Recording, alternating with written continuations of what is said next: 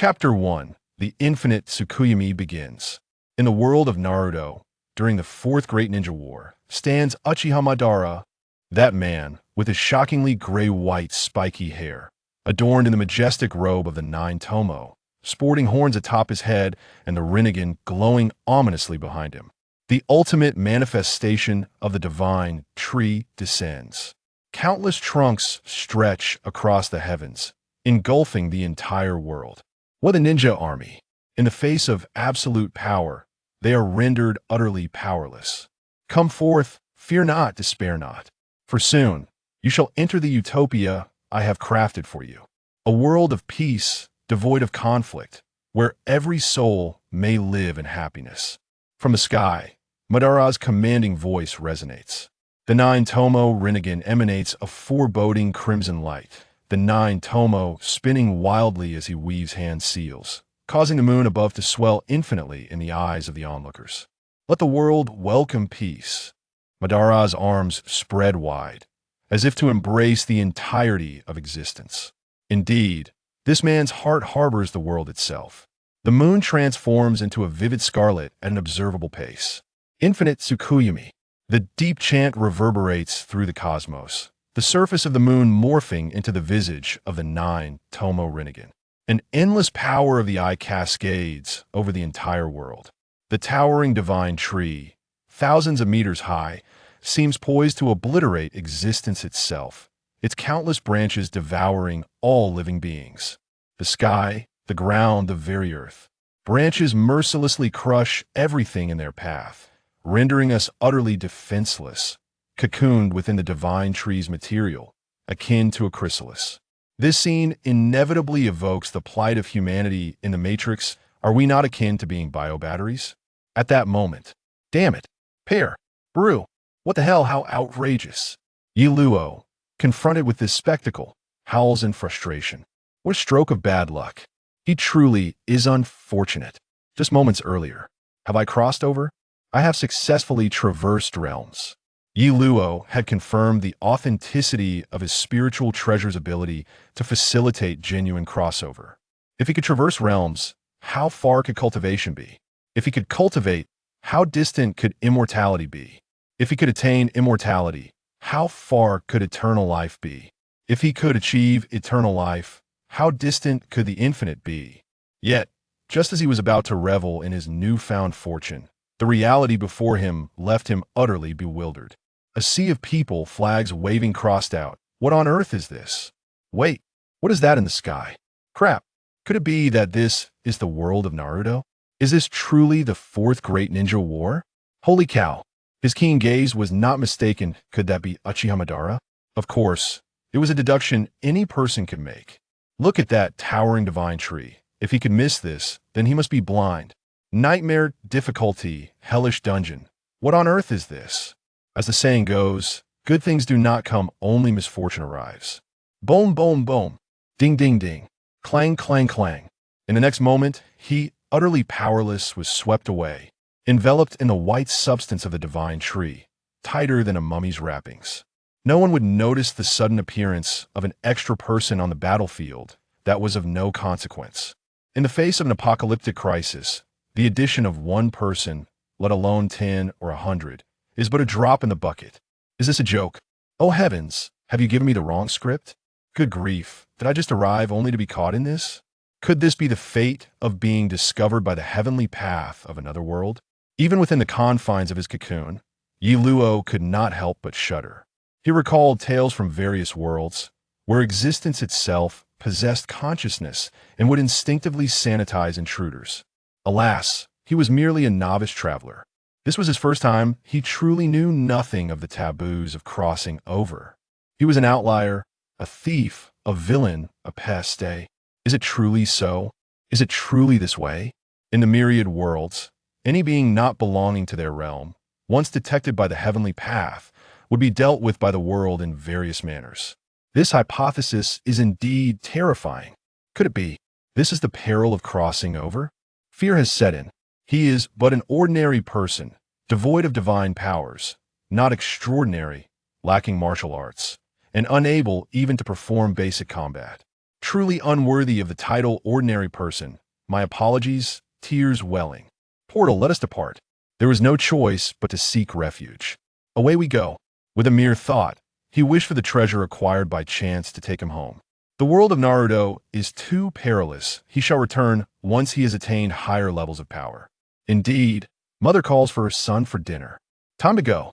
Yet, to his utter astonishment, insufficient primal power. The message echoing in his mind left his once fair visage pale, his complexion devoid of color. This. Did I think myself a king, only to realize I am but a jester? The treasure bluntly informed him that returning was out of the question.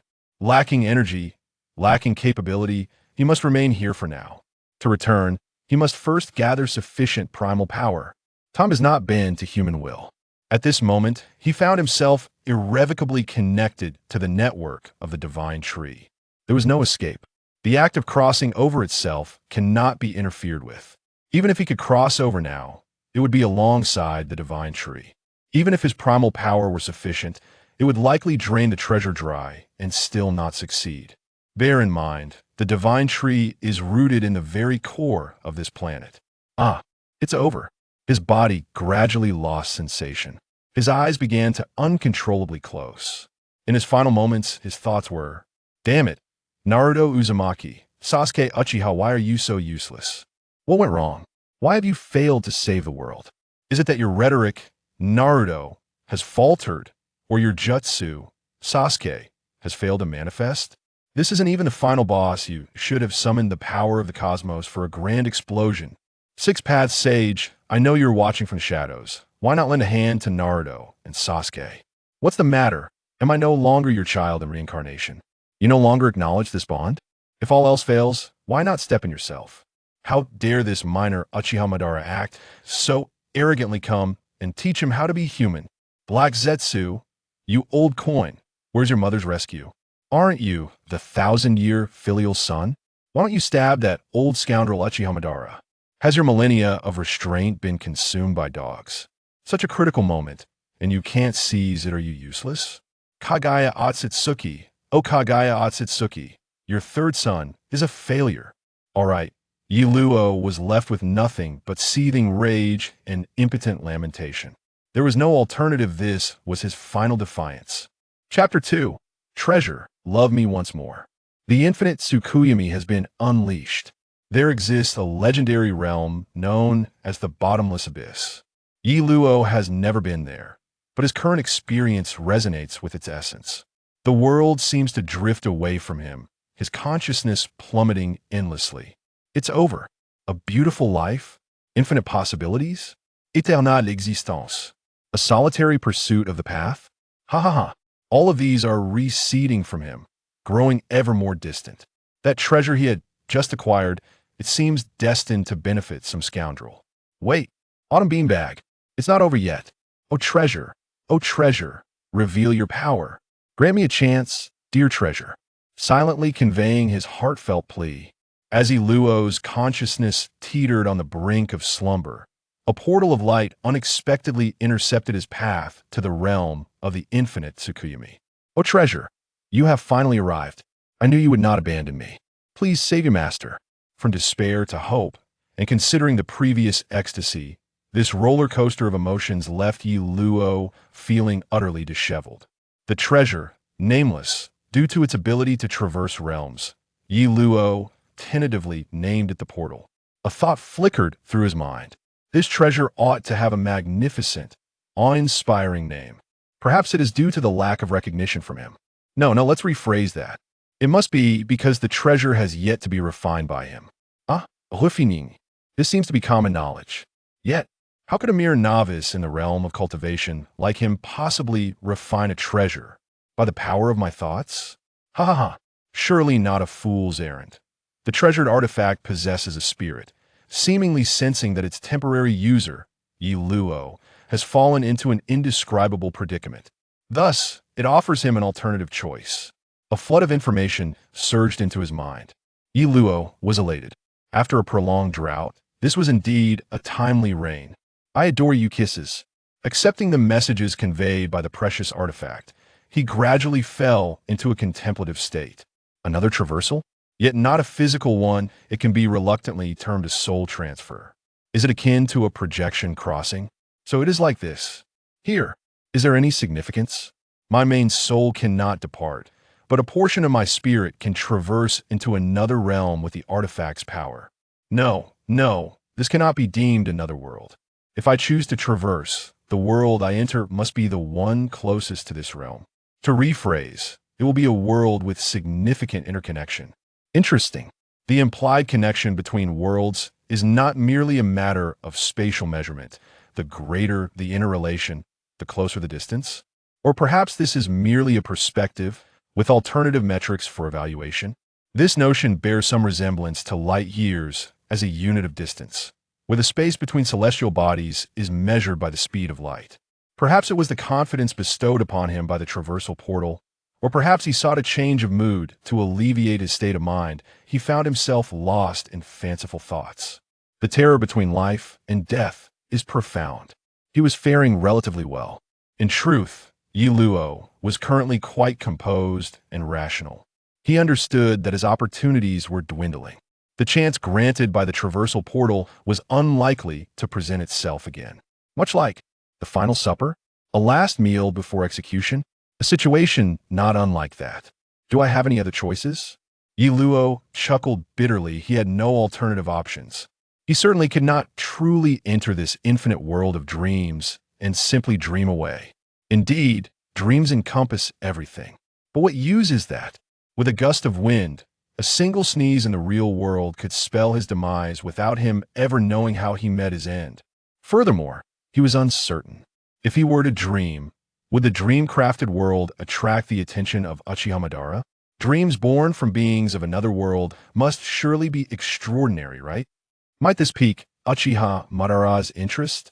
What kind of unfolding would that entail? Even if Madara had no interest in a mere pawn like him, is continuously dreaming truly beneficial? The real world would undoubtedly continue to develop. Could it give rise to a scenario reminiscent of the Matrix? In the dream, might there be an awakening and someone becoming a hero, with Madara playing the role of the malevolent dragon, perfectly staging a classic tale of hero versus dragon? In summary, the unpredictable outcomes following a dream are manifold. Could Naruto and Sasuke make an appearance?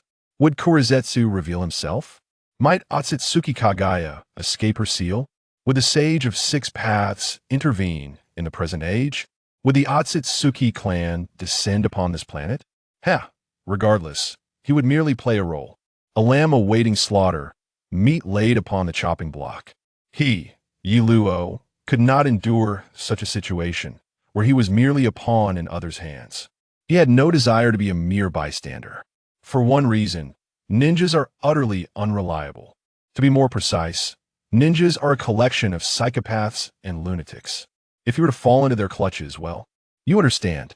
When it comes to the battlefield, to the true Fourth Shinobi War, to this authentic world of Naruto, even if he only experienced a fleeting moment, the ingrained attitude that regards human life as insignificant, that treats people as mere insects, left him profoundly shaken.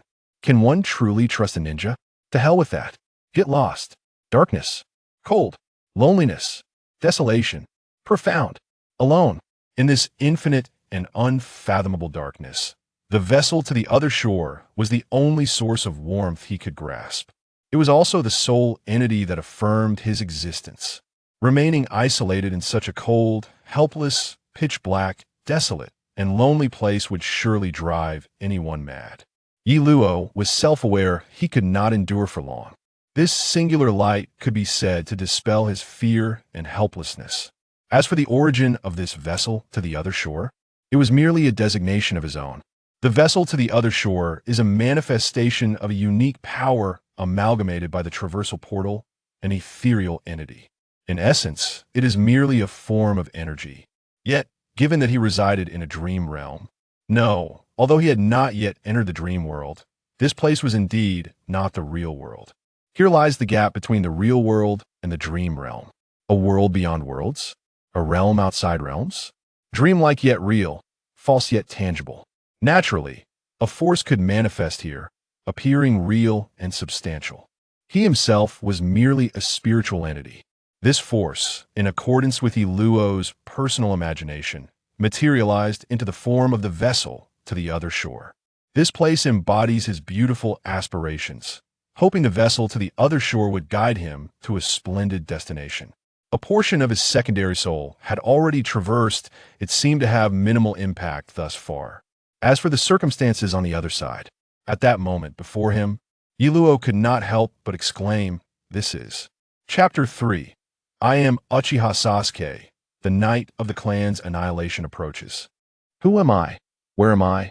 What am I meant to do? What has happened to me? What is my significance? Where does my future lie? Iluo felt a dizzying sensation, as if his mind were muddled like porridge. Suffering from temporary amnesia, unable to recall anything. The pain in my head. Even in this state of forgetfulness, or perhaps due to it, regardless, he found himself in a state of utter disarray. Sasuke, what is wrong with you? Sasuke-kun, are you feeling unwell? Sasuke-kun, do you need to see a doctor? Sasuke-kun, Sasuke-kun. A chorus of cherubic voices surrounded him, causing his head to throb. Yet this headache was unlike any he had experienced before. It was a different kind of pain. Who is Sasuke-kun?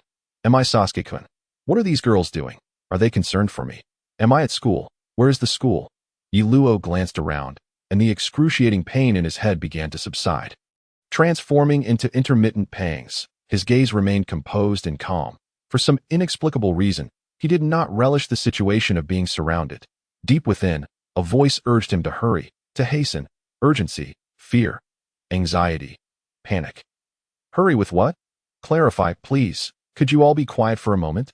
An unnamed fire of irritation surged within him, his tone laced with evident displeasure. He then rose to leave, and behind him, a commotion ensued. It's all your fault. You drove Sasuke-kun away. No, it's your fault. It's you. Foolish creatures. As he walked, a piercing pain akin to needles struck him, causing him to stumble momentarily. Cold sweat broke out over his body. Yet, the sharp pain could not dampen his joy. That he was elated. He was exhilarated, for his memories had finally returned. He was Iluo, and he had indeed succeeded in traversing once more. Uchiha Madara, just you wait. Setting aside thoughts of revenge for the moment, he was astonished to find that the world he had entered was still within the realm of Naruto. Why? In this light, could it be that there are multiple Naruto worlds? What is this? A multiverse of Naruto? He hurriedly dashed to a corner, massaging his temples in an attempt to alleviate the throbbing in his head. The memories of this body, that of Uchiha Sasuke, crashed into him like a tidal wave. Hold on. Unbeknownst to him, at that moment, hidden in the corner, a cold smile crept onto his lips. The curve of that smile widened until it revealed a set of gleaming white teeth. A series of low yet manic, restrained yet deranged laughs escaped him involuntarily. Hee hee hee. Ha ha ha. Ha ha ha. My name is Uchiha Sasuke. I hail from the prestigious Uchiha clan of Konoha. I am the young master of the Uchiha clan. The son of the clan leader. My family is harmonious, my parents happy, and my brother and I share a strong bond. My brother is a genius. And so am I. However, as Iluo absorbed the memories of young Sasuke, the more immersed he became, the quicker the memories melded, and the less intense the pain in his head grew. It seemed that the more he embraced them, the more harmonious it became, an ironically contradictory notion. Not entirely oblivious, 7-year-old Sasuke was not without awareness. From the perspective of a traveler, Iluo was acutely aware of the impending doom facing the Uchiha clan. Surprisingly, despite his tender age, young Sasuke grasped more than one might expect. The native Sasuke stood amidst the turmoil, confined by his surroundings. Although he was unaware of the undercurrents at play, his innate intelligence allowed him to sense that something was amiss. The subtle discord between his father and brother, the rising tensions within the clan, and the external perceptions of the Uchiha clan. Every detail was observed by the young Uchiha Sasuke, etched into his memory. Wait, could it be? Am I awakening only to witness the clan's annihilation? Is today the day of destruction? Iluo pondered a profound question. Had he truly traversed into Uchiha Sasuke's life at this moment? Or had he arrived even earlier? If it were earlier, why had he not awakened his memories sooner? And if so, how far back? Could this be a case of reincarnation? Was he experiencing what the ancients referred to as the mysteries of the womb? There was much to unpack. Usurpation or rebirth. These are vastly different. Yet, none of that seemed relevant now. What if today truly was the day of the Uchiha's demise? What should he do? Contemplating these matters proved futile. If today truly marked the night of the Uchiha's downfall, he had not prepared adequately. Damn it, heavens above! Curse you, sage of six paths! Could it be that today has significance allowed for my awakening? Damn, family bonding, clan life, school studies. Too many scenes flashed before Yi Luo's eyes. Like a fleeting glimpse through a moving kaleidoscope, he focused all his attention on the recent day's memories. An irregularity struck him. All members of the Uchiha clan had returned to the clan's compound today. Yi Luo felt a tightening in his chest, his pupils dilating. This was it. Was it at this very moment? He needed further validation to confirm his suspicions that it wasn't for any other reason in the Naruto world he had previously traversed. Had not Uchiha Madara successfully cast the infinite Tsukuyomi upon the entire world? What a trap! What toxicity! What if this world diverged from the historical narrative he knew? After all, life is but a play, fraught with absurdities. What if? What if? It seemed that such possibilities did not exist. The fate of the Uchiha clan's extinction, in comparison to Madara's success or failure, appeared to hold a certain inevitability, unless the Uchiha clan had no conflicts with the village. If it were a conflict-free Naruto world, then Uchiha Sasuke's experiences would unfold quite differently. That a revelation struck Yi Luo. He had been assigned remedial lessons today. How intriguing! He had never undergone such a thing in 8 lifetimes. If there was nothing amiss, that would be peculiar. He calculated the timing. If this were the case, after the remedial lessons ended, he would likely return home around 8 or 9 in the evening. Precisely when the Uchiha clan would face extinction. Chapter 4. Being Uchiha Sasuke is no easy task. I must alter the plot. Looking up, the sun had already dipped significantly. Night is approaching. The night of annihilation draws ever closer. Is there no way? Yi Luo silently deliberated. What should I do? Prevent. How to prevent it? Can my feeble self truly thwart such a battle? The answer was a resounding no. Insufficient strength. Perhaps he could rely on appearances. Charm the masses, haha. Though he was just a little boy, he was far from possessing such charisma. All of that could be disregarded as utterly unrealistic. Time to be pragmatic, as the saying goes. When strength is lacking, one must rely on wisdom, manipulation, division, and alliance. Is there any external force to leverage? The third Hokage, a sudden thought flashed through his mind. His body seemed to urge him. Why are you still dawdling? Hurry and seek out the third Hokage. He is the Hokage. He can resolve everything. How amusing. The impression that this village's leader left on Sasuke was quite favorable.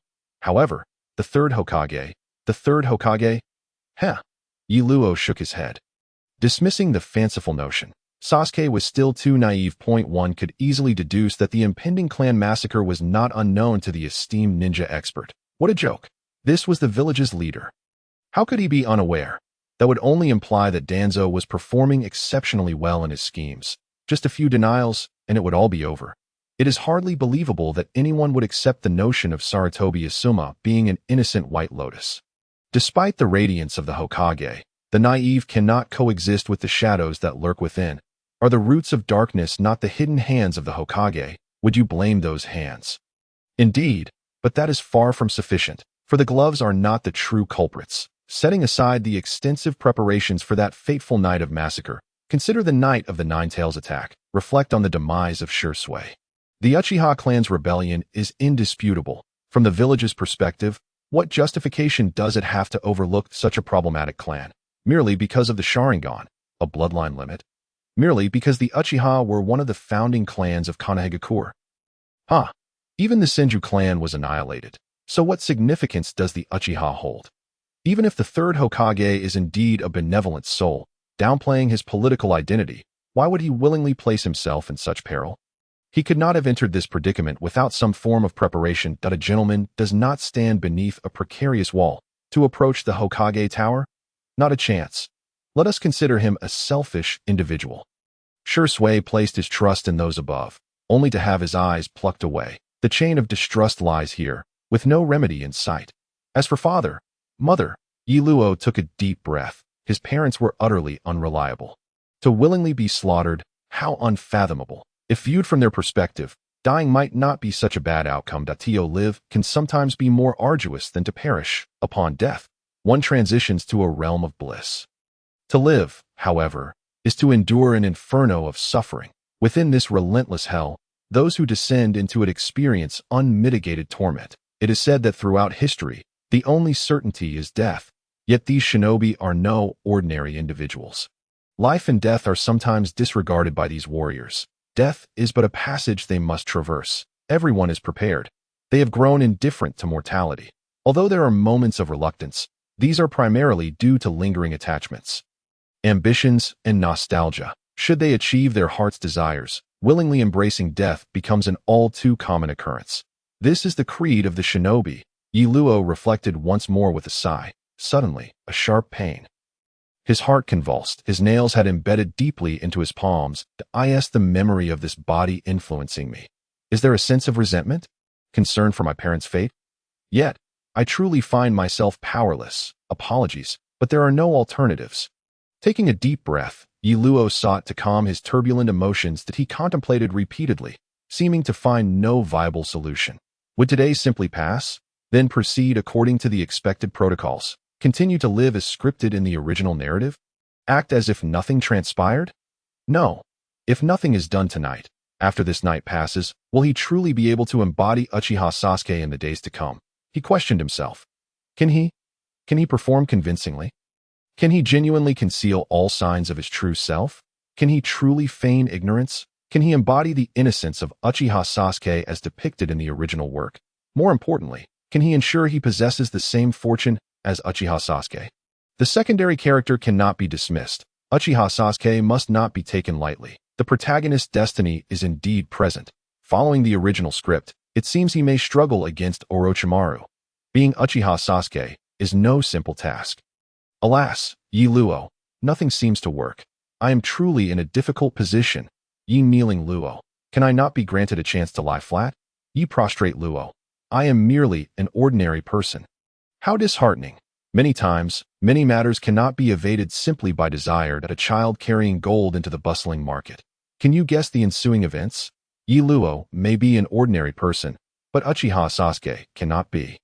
Absolutely not. Once the Uchiha clan faces annihilation, as the sole survivor in the village, the Uchiha's legacy will inevitably draw countless prying eyes upon Ye Uchiha Sasuke Luo. Those with ill intentions are as numerous as the stars in the night sky. To entrust one's life to other predators, to surrender to the whims of an elusive fate. What a fanciful thought. He resolved fiercely within himself. Either carve out a path or embrace an early demise. There are no other options to be placed in a desperate position and then rise anew. I choose to fight with my back against the wall. If I must die, so be it. It is but a single life. He must be resolute. Only through madness can one survive in the world of the Hokage. After all, he has experienced it firsthand, has he not? If he wishes to escape this impotence, if he truly desires to assist his true self, then he must forge a new destiny that he silently vowed. Today marks a special occasion, the day he bids farewell to the ordinary. Without entering the tiger's den, how can one obtain the tiger's cub? The golden scales are not mere creatures of the pond. Once they enter the storm, they transform into dragons. He must act, he must diverge from the original narrative. Change begins with the night of the massacre. Transformation commences from the night of the massacre. This is a rite of passage in his heart that he must achieve great things. He must showcase his talents. He must break free from constraints and ascend to the pinnacle of the shinobi world. In this moment, he establishes grand ambitions. To strike Uchiha Itachi with his fists, to kick Uchiha Madara, to fiercely assault the Sage of Six Paths, to batter the extraterrestrial Tsutsuki. Note, Yiluo. In this world, I shall not regard you, Uchiha Madara, as the ultimate boss. Prepare yourself in another realm and await your fate. How audacious. Chapter 5. Resolve. Activate. Pluck eyes. The gateway of passage aids me. Lacking strength, wisdom insufficient. What other legitimate means remain? The only recourse is to activate. This is the sole method Yiluo can conceive. He is enveloped by the power of the gateway of passage, his soul harboring an unparalleled force. Yiluo. No more pretense. I lay my cards on the table. I am a man with a cheat. Oh, deep within the sea of consciousness, he calls upon his treasured artifact. Rely on you. My door. Amen. He pours forth his situation and thoughts in one go. Time holds no significance here. It feels like an instant. yet it seems to stretch for an eternity, and a profound realization arises within him. Suddenly, clarity emerges. He receives a certain promise. This is a reiteration of his understanding after a second interpretation that I in the original work. Referring to the memory water, on the night of the massacre, young Sasuke is rendered unconscious by Itachi's Amaterasu, subsequently fleeing, only to be mercilessly beaten. This is the gist. The various versions differ only in whether the single Tomo Sharingan was activated or not. What is the most formidable force in this world? The power of tailed beasts? Bloodline limits? Regardless, the eyes undoubtedly play a significant role. It is known that Naruto is often dubbed the saga of the eyes, with their importance being exceedingly high. Here, the Sharingan takes precedence. The pinnacle of ordinary Sharingan, the Mangekyou Sharingan, is indeed a world-class bug. The wielder is at least of the level of a Kage it can overturn. There is no need for further preparations this evening. The more one prepares, the more vulnerabilities arise. Uchiha Itachi, Uchiha Obito, surely present, yet the number of white Zetsu lurking in the shadows remains uncertain, along with the Umbu and Root keeping a watchful eye. Yiluo wore a derisive smile. Under such all-encompassing surveillance, if he, a mere child, attempted any petty tricks, he would surely be seen through. I am merely a novice ninja. It is impossible for me to gather experimental equipment, scrolls, or weapons at this moment. Even if it concludes, I suspect I will still be whisked away to the hospital for a thorough examination, and the clan will undoubtedly be thoroughly searched. It remains unclear how deeply my examination will delve. Will they seek to probe my memories? The ninja world is rife with peculiar jutsu, and techniques for memory retrieval are hardly uncommon. The clan within Konoha excels in this regard. He has already made his plans. If all goes as anticipated, the only course of action on the night of the massacre that bears relatively minor consequences and is of utmost importance in his mind is to collect his parents' Sharingan and utterly obliterate his parents' remains. Ye Uchiha Sasuke Luo. My parents' corpses shall not be desecrated. To accomplish this, he requires power. He needs extraordinary power. At this moment, his deep black eyes subtly glimmer with crimson. As if three Tomo begin to manifest, he silently suppresses this surging impulse. Patience. Do not rush. The Sharingan serves as the mirror of the soul. The kaleidoscope Sharingan, in particular, manifests techniques most suited to its wielder's greatest strengths and deepest desires. Yiluo is presently unervingly calm, so much so that he can dissect his own being piece by piece without a flicker of emotion or a racing heartbeat. Yet, he craves further provocation, particularly the kind that stems from his parents. Give me what I excel at? Amaterasu and Kagaya's Tsukuyomi. No, I do not require them. Amaterasu represents the power most coveted by Uchiha Sasuke, embodying unparalleled strength. Kagaya's Tsukuyomi signifies a transcendence over that complex man. The adoration and yearning of his youth clash with the hatred forged from the tragedy of his clan's destruction that kill Uchiha Itachi. To surpass Uchiha Itachi, such intricate emotions cannot be articulated in mere words. The genesis of this kaleidoscopic ocular technique arose from the confluence of his desire to end Itachi and the revelation of his clan's grim fate. However, these reflections pertain solely to the original Sasuke's psyche, not mine. I desire, I demand. What does ye Uchiha Sasuke truly yearn for? To gaze upon the starry sky. Does he resemble Yiluo more, or Uchiha Sasuke? Undoubtedly, Yiluo prevails, yet the influence of Uchiha Sasuke lingers profoundly. Do not underestimate the power of a mere 7-year-old child. It is well acknowledged that Sasuke's essence is extraordinarily formidable. Indra, those in the know understand. Whether it is the compensatory guilt towards Sasuke or the quest for a better amalgamation with this body, he must seize the night without regrets. Bear your form, shoulder your consequences, whether through reincarnation or possession. It matters not that he is Yiluo, and he is also Uchiha Sasuke.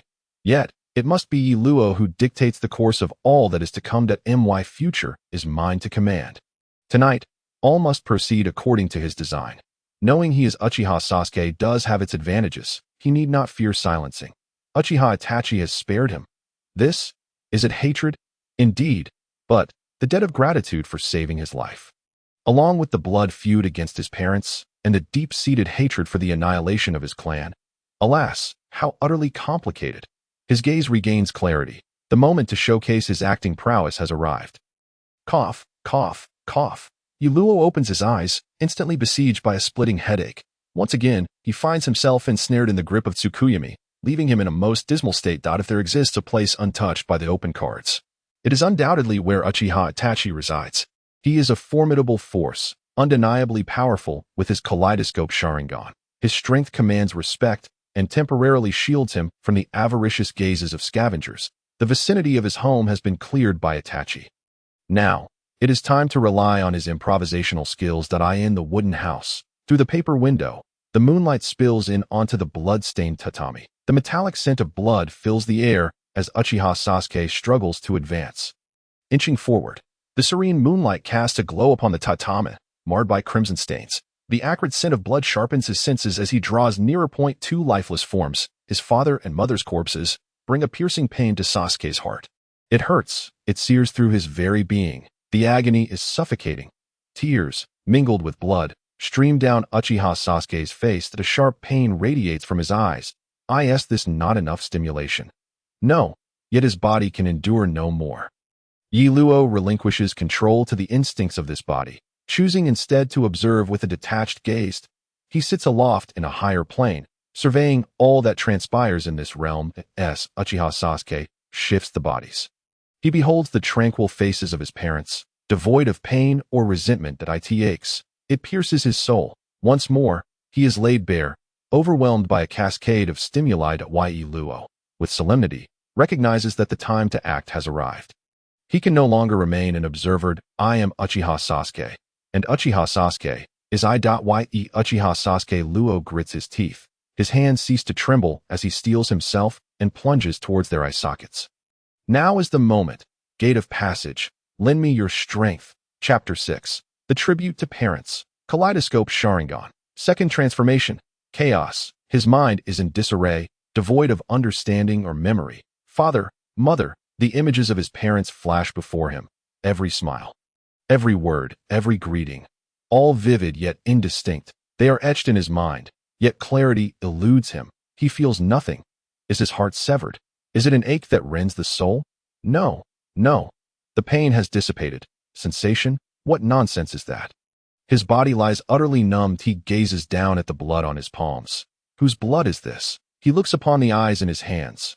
Whose eyes are these? Before him lies a man and woman, faces serene and untroubled. Who are they? Who? Who has taken their lives? Was it I? Why is there no memory in my mind? Why am I here? Who am I? His pupils have lost focus and luster. His world collapses. It crumbles. A void engulfs him. Darkness surrounds him. Standing in the present, he gazes down at 4 pairs of eyes in his hands. He is utterly exhausted, his body heavy as if laden with lead. Like a mountain pressing down upon him. Even as he loses everything, even as he forgets all, he must break free from it all, transcend it all. Nothing matters anymore. In the midst of darkness, he discerns a glimmer of light in the distance. It is a beacon in the void, a flame amidst the shadows, a star shining through the dark. Now is the time. Supreme power of the gate, assist me. Thus, his eyes begin to bleed. The blood that flows from them lands upon the corpses of Uchiha Fugaku and Uchiha Mikoto. Though merely blood tears, they seem to carry a searing warmth, akin to molten lava. The bodies of his parents begin to dissolve. Why do my eyes brim with hot tears? What compels them to burst forth? Within the blood-soaked gaze, a crimson light flickers. 3 Tomo gradually reassemble, forming an intricate and enigmatic black pattern that a faint yet formidable power envelopes him. This force emanates from his eyes, surging forth from within. Coursing through his veins, converging in his palms. His palms feel as though they are on fire. The pairs of eyes within his grasp whirl with motion. The 3 Tomo pattern vividly apparent. 2 of them appear slightly different. Their design more intricate. They gradually melt into his being. In his left palm lies Uchiha Fugaku's eye. In his right palm, Uchiha Mikoto's eye. The eyes offer no resistance, their expressions serene and unchanged from their final moments. Is it because he is also your child? As if it were a natural progression, they meld seamlessly into Yi Luo's palms. The eyes and Yi Luo become one, vanishing without a trace. Simultaneously, the 2 bodies on the ground seem to vanish as well, leaving behind only 2 vivid yet ethereal silhouettes. In that instant, it feels as though Uchiha Fugaku and Uchiha Mikoto's bodies had never been disturbed in my world. Behind Yi Uchiha Sasuke Luo, there emerges a breathtaking tableau of the 33 heavens and 18 hells. Subdued, utterly subdued, everything contained within a 3-foot radius, centered around Uchiha Sasuke Luo. To the left, a cascade of radiant light, a myriad of auspicious colors, a spectacle of brilliance. To the right, a sea of blood. Foreboding shadows, mountains of blades, seas of fire, and a deluge of blood. A fleeting vision, like a blooming night blooming Sirius, swiftly vanished without a trace. At this moment, the intricate patterns in yellow SIs resolved back into the 3-tomo sharingan. Then it shifted through the 3 tomos, the 2, the 1, until it faded gently into black orbs. In that instant, his sharingan had dissipated. It was not a mere transformation from the so-called kaleidoscopic sharingan to the 3-tomo form. He sensed that his 3-tomo sharingan was also gone, as were the 2 and 1 tomos. However, this was not a lamentable circumstance. It did not signify regression. On the contrary, he perceived it as an evolution. The 3-tomo sharingan was a divine artifact too burdensome for his youthful physique to bear. Therefore, he resolved to dismantle everything and start anew. Moreover, the black eyes possessed great power as well. The strength of his vision remained intact, and the source of that power persisted. Furthermore, I should be able to reopen the sharingan and ascend once more to the 3-tomo. The realization blossomed naturally within him. Let this be termed the second transformation. The second transformation of 1 tomo. The second transformation of 2 tomos. The second transformation of the 3-tomo sharingan. A fleeting thought crossed his mind. The night of annihilation had yet to conclude, leaving no time for reflection, nor was it necessary. His body seemed to have regained some strength due to the birth and silence of the kaleidoscope. This alleviated the weariness from the previous Tsukuyomi. Yellow dashed out without a backward glance. Foolish Onisen, if you wish to play, then I shall indulge you. Summer of the 56th year of Konoha. That day, the Uchiha clan grounds were devoid of their usual raucous liveliness, the lights dimmer than before. An abyss of darkness, a pall of death, the blackness, the eerie, the cruel. The Uchiha clan grounds had become a gaping maw that devoured life, the metallic scent of blood lingering heavily in the air. Amidst the night, Uchiha Itachi traversed the forest outside Konoha village. Suddenly, a tall, mysterious figure adorned with a spiraling patterned mask appeared beside him. Uchiha Itachi paused. His expression remained tranquil as he merely tilted his head slightly. Silent and unmoving. You were truly ruthless towards your brother, employing Tsukuyomi without fear of little Sasuke's mental collapse. The mysterious man observed Itachi with curiosity, eager to decipher whether this man would betray any unusual emotion. He sensed a hint of sorrow and concern within Itachi. Would Itachi's heart be breached by his words? Would this stoic man display anger? Would this flawless ninja feel guilt? After all, he had slain his own parents. What of a mere brother? In the face of the mysterious man's relentless verbal provocations, Uchiha Itachi remained impassive, as if none of it pertained to him. Yet, his hands, concealed within his sleeves, were tightly clenched, nails digging deeply into flesh. Itachi, seemingly unfazed, finally spoke. Take me to your organization. The mysterious man shrugged.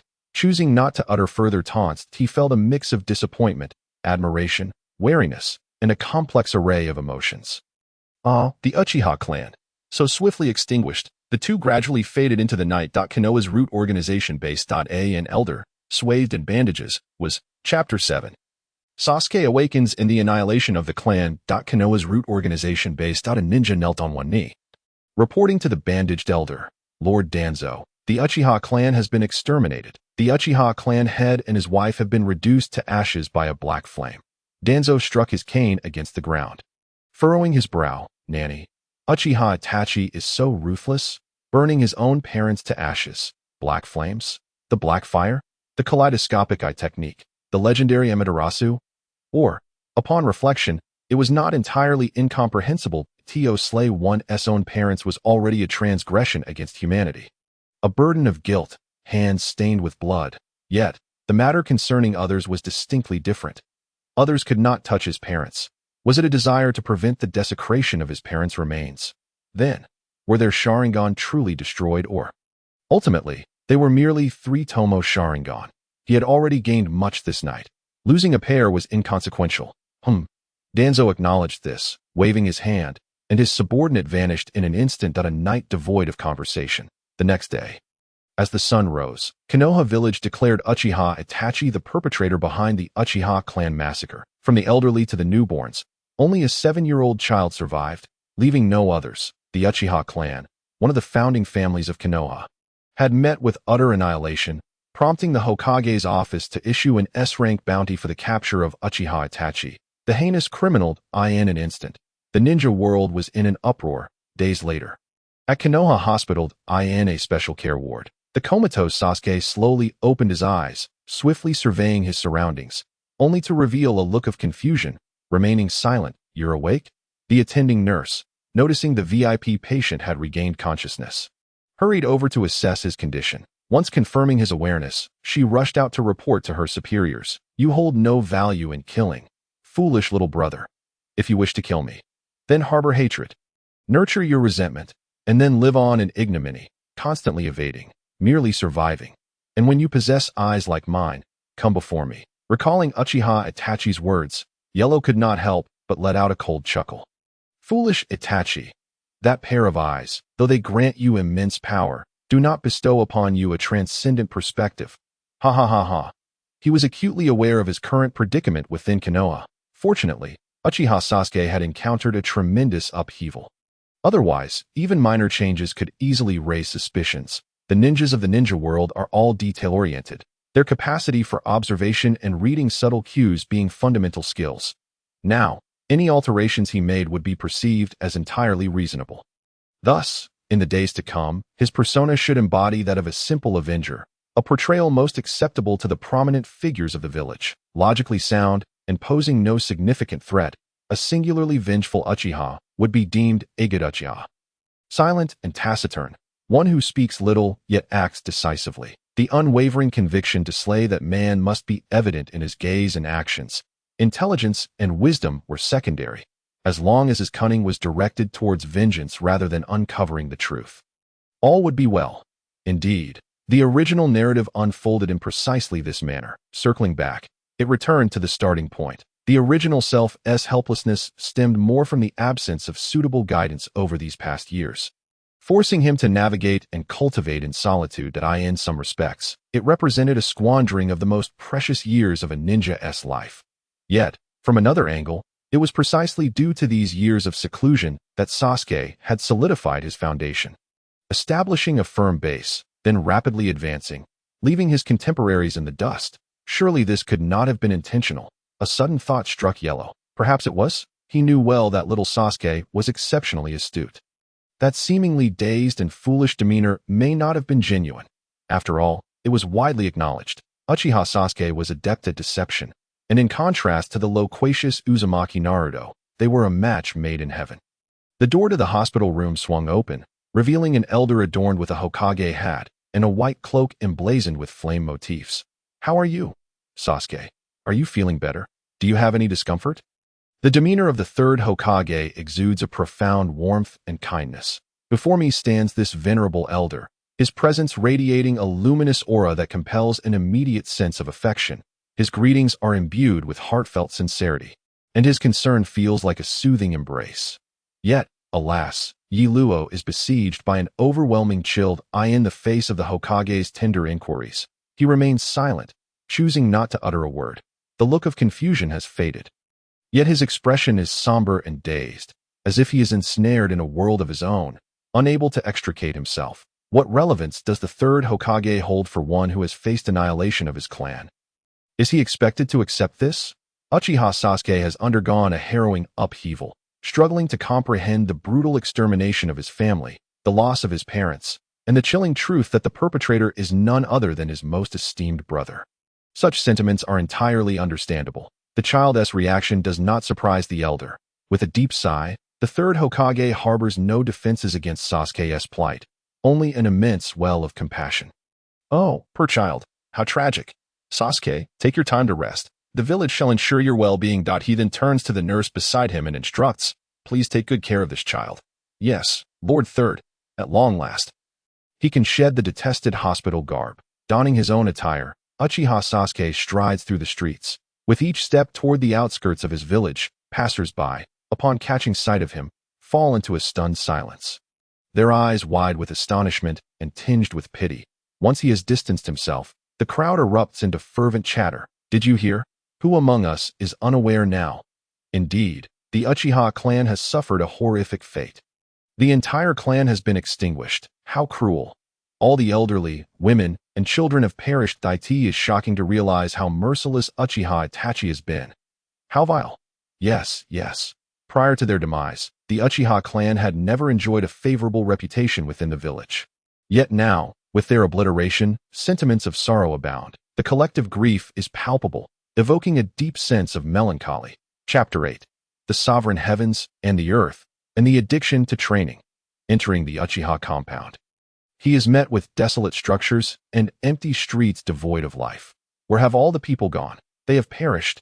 Even though someone may have tidied up before, he can still faintly detect the lingering scent of blood in the air. I have returned. His voice echoes through the vacant house, drifting far and wide. Sasuke Luo has come home. The door stands ajar, offering a view into the interior, seated on the tatami mat in the living room. He wears an expression devoid of emotion, remaining silent for an extended period. No one can discern the thoughts swirling in his mind. Perhaps one might speculate that he is overwhelmed with emotions. His feelings a tumultuous maze. However, that is not the case. One must move forward, to gaze ahead. Days have passed, and he has long since regained his composure in the youthfulness of his body. Recovery is swift. Such events, akin to a force beyond his control, imprint a sense of helplessness within him. The future. At present, Yi Luo is remarkably composed that he reflects, summarizes, and strategizes. His current state is relatively stable, at the very least. It is not overwhelmingly oppressive. The fusion of his soul and body, nay, the degree of their compatibility, grows increasingly harmonious. The kaleidoscope has already awakened, signifying the attainment of a shadow-level prowess. The path ahead seems assured. As for his kaleidoscope, it could be said to transcend the ordinary. He merely leveraged the power of the portal to give it a gentle nudge at its inception, and upon this supreme foundation, the flower known as the kaleidoscope blossomed within Sasuke's eyes, subsequently yielding a fruit of transcendence. This singular fruit represents Yi Luo's unique crystallization, intrinsically linked to the unparalleled power of the portal. Its manifestations resemble that of the kaleidoscope sharingan, with the left eye harboring the kaleidoscope techniques and the dual eyes converging into the Susanoo. Its manifestations are as follows. The left eye embodies the 33 heavens. The right eye the 18 hells, and both together form my great Luo world. Indeed, all of the above constitutes the ultimate form as it stands. He has yet to reach the ideal state envisioned in his mind. However, with the essence of Sasuke's parents' eyes and their remains, he has achieved a small fraction that a semi-finished product at the initial stage of the celestial and terrestrial realms. In this world, Yi Uchiha Sasuke Luo's kaleidoscope techniques are defined as the left eye representing the sovereign heavens, the right eye embodying the earth. When referred to externally, it may be called the left eye of Huang Tian and the right eye of Ho Tuesday. Alternate titles include Great Huang Tian and Great He Tian. Regardless of who attempts to interpret this, the aforementioned constitutes an undeniable truth. As for the capabilities of his kaleidoscope techniques, confidentiality, never forget how he arrived in this world. His ultimate objective remains to return to the original, alternative world of the Hokage, aiding his true self in evading the clutches of Uchiha Obito and escaping the realm of infinite Tsukuyomi. At least, that is the case for now. Of course, should circumstances prove dire, should his true self falter, he may assume their role. Yet, the essence of one's being is bestowed by their parents. Very well, an instinctive awareness whispers to him that it is best not to forsake the original body.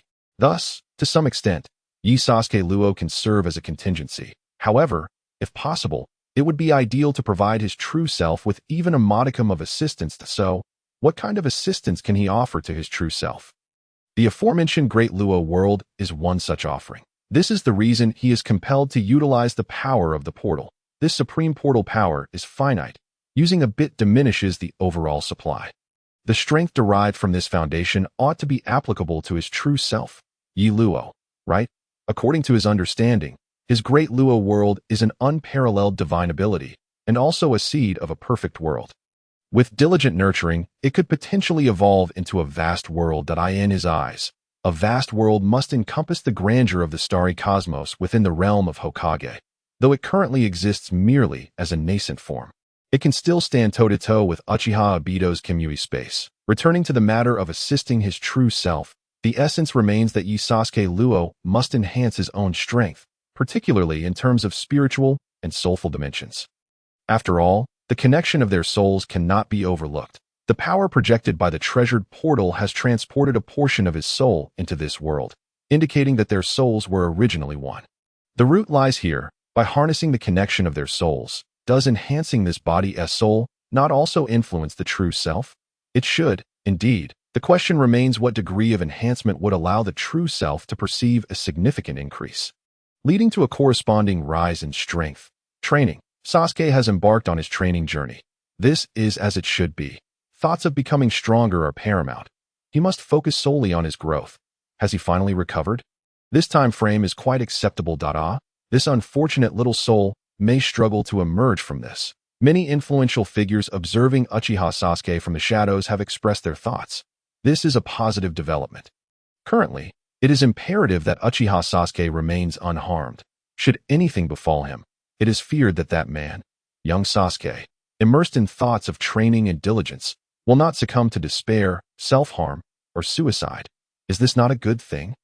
Bang, bang, bang. Sasuke Luo stands before a wooden training dummy, delivering punch after punch, relentlessly honing his physical prowess. The practice of martial arts is inherently simple and unadorned. There are no shortcuts to mastery. Regrettably, in his previous life, he lacked knowledge of Tai Chi or Bagua styles. Perhaps, if applied in this world, they might transform into superlative techniques. He feels a twinge of regret. The superficial understanding of martial arts does not concern him. Yet, the essence of martial arts.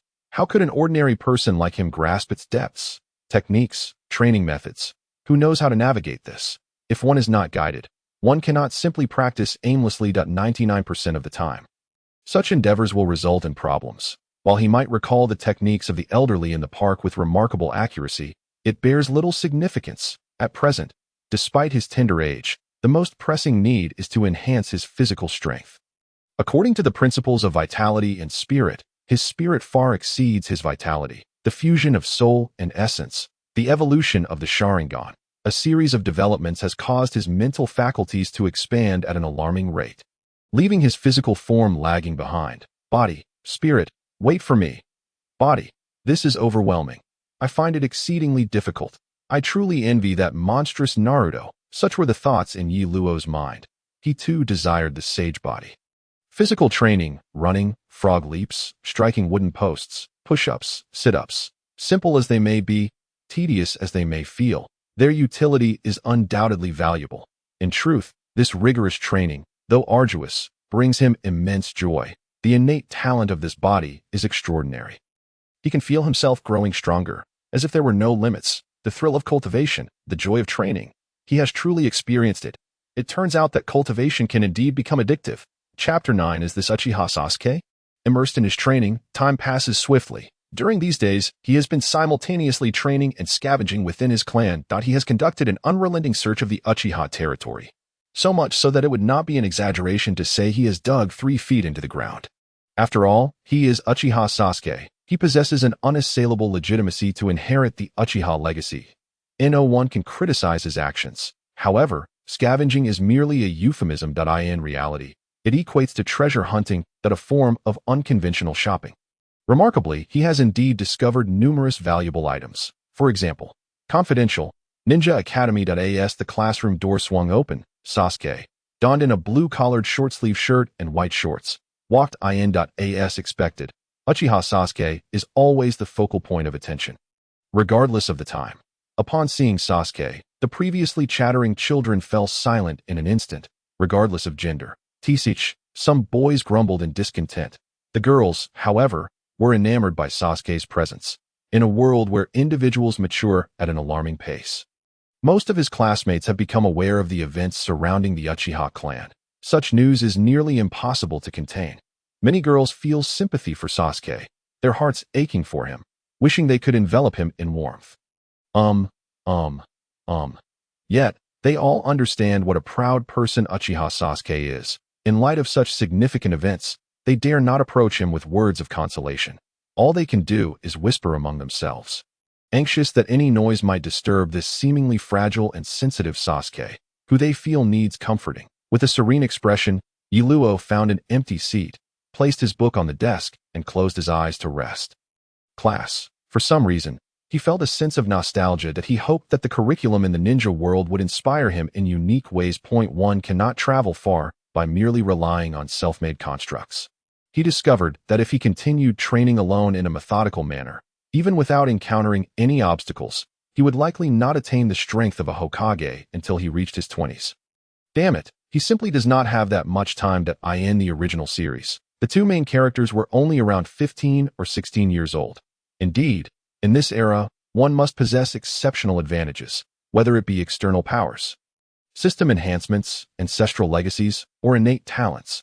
In any case, one must have a leg up. Listening to the vibrant and eloquent ninja teachers in the classroom, Yiluo realized that there was indeed much to learn at school. The sparks ignited by the collision of different viewpoints, sayings, angles, are truly captivating. Sasuke possesses some ancient texts on cultivation. Indeed, he has unearthed a few volumes from the Uchiha clan's vast repository. However, some of those texts are rather obscure at the very least. With both his and Sasuke's comprehension, there remain numerous aspects that perplex him. The knowledge from the Ninja Academy serves as the foundation. While his texts represent the advanced level, only by solidifying the basics can he succeed in his advanced studies. Although it may seem that the school teaches only basic techniques such as the body flicker technique, the substitution technique, mathematics, disguise, astronomy, geography, and other not overly profound subjects, for instance, is the shadow clone technique not an evolved form of the basic clone technique? The shadow clone technique, a remarkable ninjutsu, it stands as one of Yiluo's most valued techniques. If not the most, many of his ideas require this ninjutsu as a foundational element. Heaven and earth, indeed. He once again solidified a particular thought in his heart. Ninja Academy Playground. Target training with immovable targets. Sasuke stood several meters away from the wooden post, his hands moving with lightning speed to retrieve kunai from his waist, launching them almost simultaneously. Whoosh, whoosh, whoosh. All kunai struck true, none missing the target. Perfect score. It must be. Wow, Sasuke-kun is so cool. Wow, Sasuke-kun is so impressive. Indeed, Sasuke-kun is incredibly handsome. Sasuke-kun truly deserves to be the top of the class. A genius, truly the strongest talent. Sasuke-kun is simply the most formidable genius. The cheers of the girls erupted in an instant. Sasuke was already the top student and the second heir of the illustrious Uchiha clan. Genius is his by nature, and all of this comes effortlessly. Humph! A cold snort pierced the air. Without needing to look, Yiluo knew who it was. That fiery, displeased gaze had been fixed on him since the beginning of the training session. Fiery passion. This person wished to compete with Sasuke for supremacy. Yiluo turned to glance back, and a figure with golden short hair, azure eyes, and clad in a brownish-yellow coat came into view. The most intriguing aspect was the 6 whisker-like markings on this individual's face. Indeed, it was Uzumaki Naruto. How amusing! Such an interesting fellow. Yiluo merely chuckled softly, yet Naruto, ever sensitive, caught the sound. You dare laugh at me? Don't think you're the only one capable, Naruto bellowed in frustration. Sasuke merely achieved a perfect score with his kunai. What was there to celebrate? More importantly, his beloved Sakura was among the cheering crowd. His heart seethed with imbalance. Naruto was exceedingly displeased. Now, just watch me. Everyone witnessed the prowess of Naruto. He boldly stepped forward, cutting in line that he cast a provocative glance at Sasuke, then confidently surveyed his classmates and Irika, declaring, I can do this too.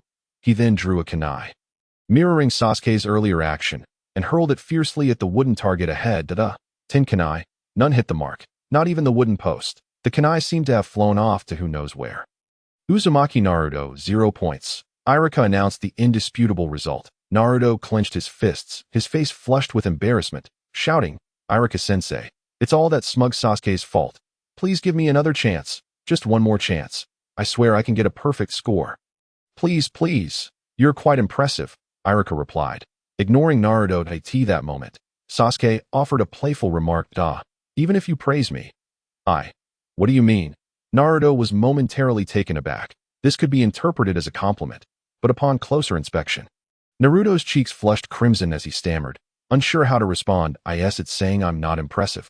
That can't be right. I, Uzumaki Naruto, am indeed impressive, so, does that mean he agrees? Damn it, that smug Sasuke must be mocking me. He realized it, he understood. For he knew that Sasuke would never speak kindly of him, which is why he could turn the tables. How infuriating. That arrogant individual. Uchiha Sasuke, is this really nothing? Do you dare to engage in a true battle with me? Naruto, Ha! Yiluo, unable to contain himself, gently placed his hand upon his forehead, the curve of his lips widening as he emitted a low, yet audacious laugh. This unexpected display left everyone in stunned silence. Is that Uchiha Sasuke? LOL. Chapter 10. The Real Battle. Uchiha Sasuke vs Uzumaki Naruto. Do you wish to challenge me to a duel? Uchiha Sasuke remarked, a slight smirk gracing his features. Irika-sensei, have you consented? It was a question posed by a student to a teacher, yet it bore an undeniable air of insistence. Yiluo beckoned with a flick of his finger, inviting. How could Uzumaki Naruto tolerate such provocation? He shouted his intent to confront Uchiha Sasuke, yet according to the usual pattern, this arrogant fellow would surely refuse him. Standing with hands in pockets, all aloofness. To his surprise, Sasuke actually agreed this time. A good thing. Or is it? Reflecting on the peculiar atmosphere in the village lately, it felt strange, not directed at him, but towards the obliviously carefree Naruto. He sensed that this odd feeling he harbored was intertwined with the exceedingly arrogant Sasuke, that it was all a matter of his instincts. Uzumaki Naruto appeared simple-minded, but how could the future savior be devoid of merits? In his childhood, while his actions seemed impulsive and his demeanor carefree, he was undeniably a remarkably sensitive child, even when the entire village ignored him. Even when they treated him with icy indifference, he persistently devised his own unique methods to draw attention, much like his choice to engage in pranks. Only in this way could he navigate life in the village. Though he was unaware of what had transpired with Uchiha Sasuke, he did harbor some concern for this individual who, in a sense, could be regarded as a friend, provocation, a call to battle. This was his singular elixir.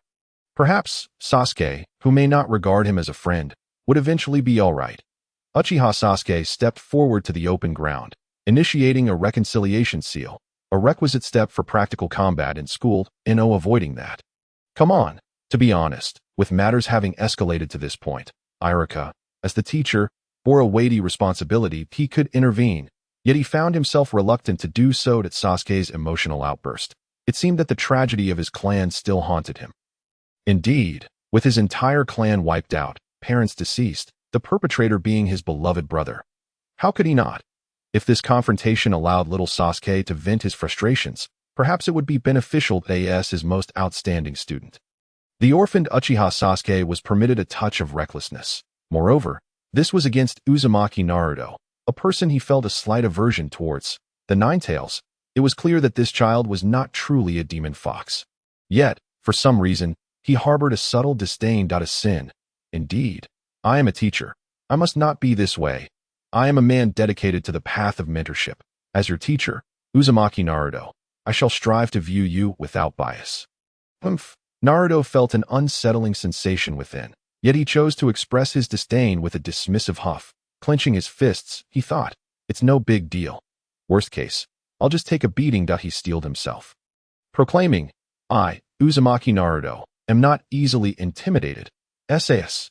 Yuk, I don't care for your reconciliation seal. Before his words could fully escape his lips, Naruto charged forward, delivering a straightforward punch. There was nothing extravagant about it, yet it was far too easy to see through. Coupled with Naruto's natural physical prowess, the force behind the punch was indeed substantial. Although the technique was overtly blunt, the slight sound of air being displaced added an edge to its intensity. Bang! What? Unbelievable. This must be a joke. Could he actually land a hit? He struck Sasuke's face. Damn. The onlookers wore expressions of disbelief, shocked at the sight of Uchiha Sasuke being hit. From the very outset, the events unfolded in a manner no one had anticipated. First, Sasuke lost his composure, and then the underdog Naruto landed a punch on Sasuke, on his face. Humph. A muffled grunt escaped Sasuke.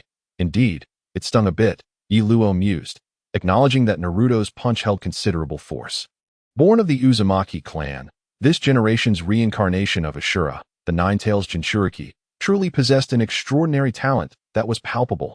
Why, then, did Uchiha Sasuke, who could easily have withstood this blow, willingly accepted. Naruto, too, found himself at a loss. His subsequent punch lacked the same potency as the first. Is this all the strength you possess? Is this where it ends? Yi Luo taunted robustly.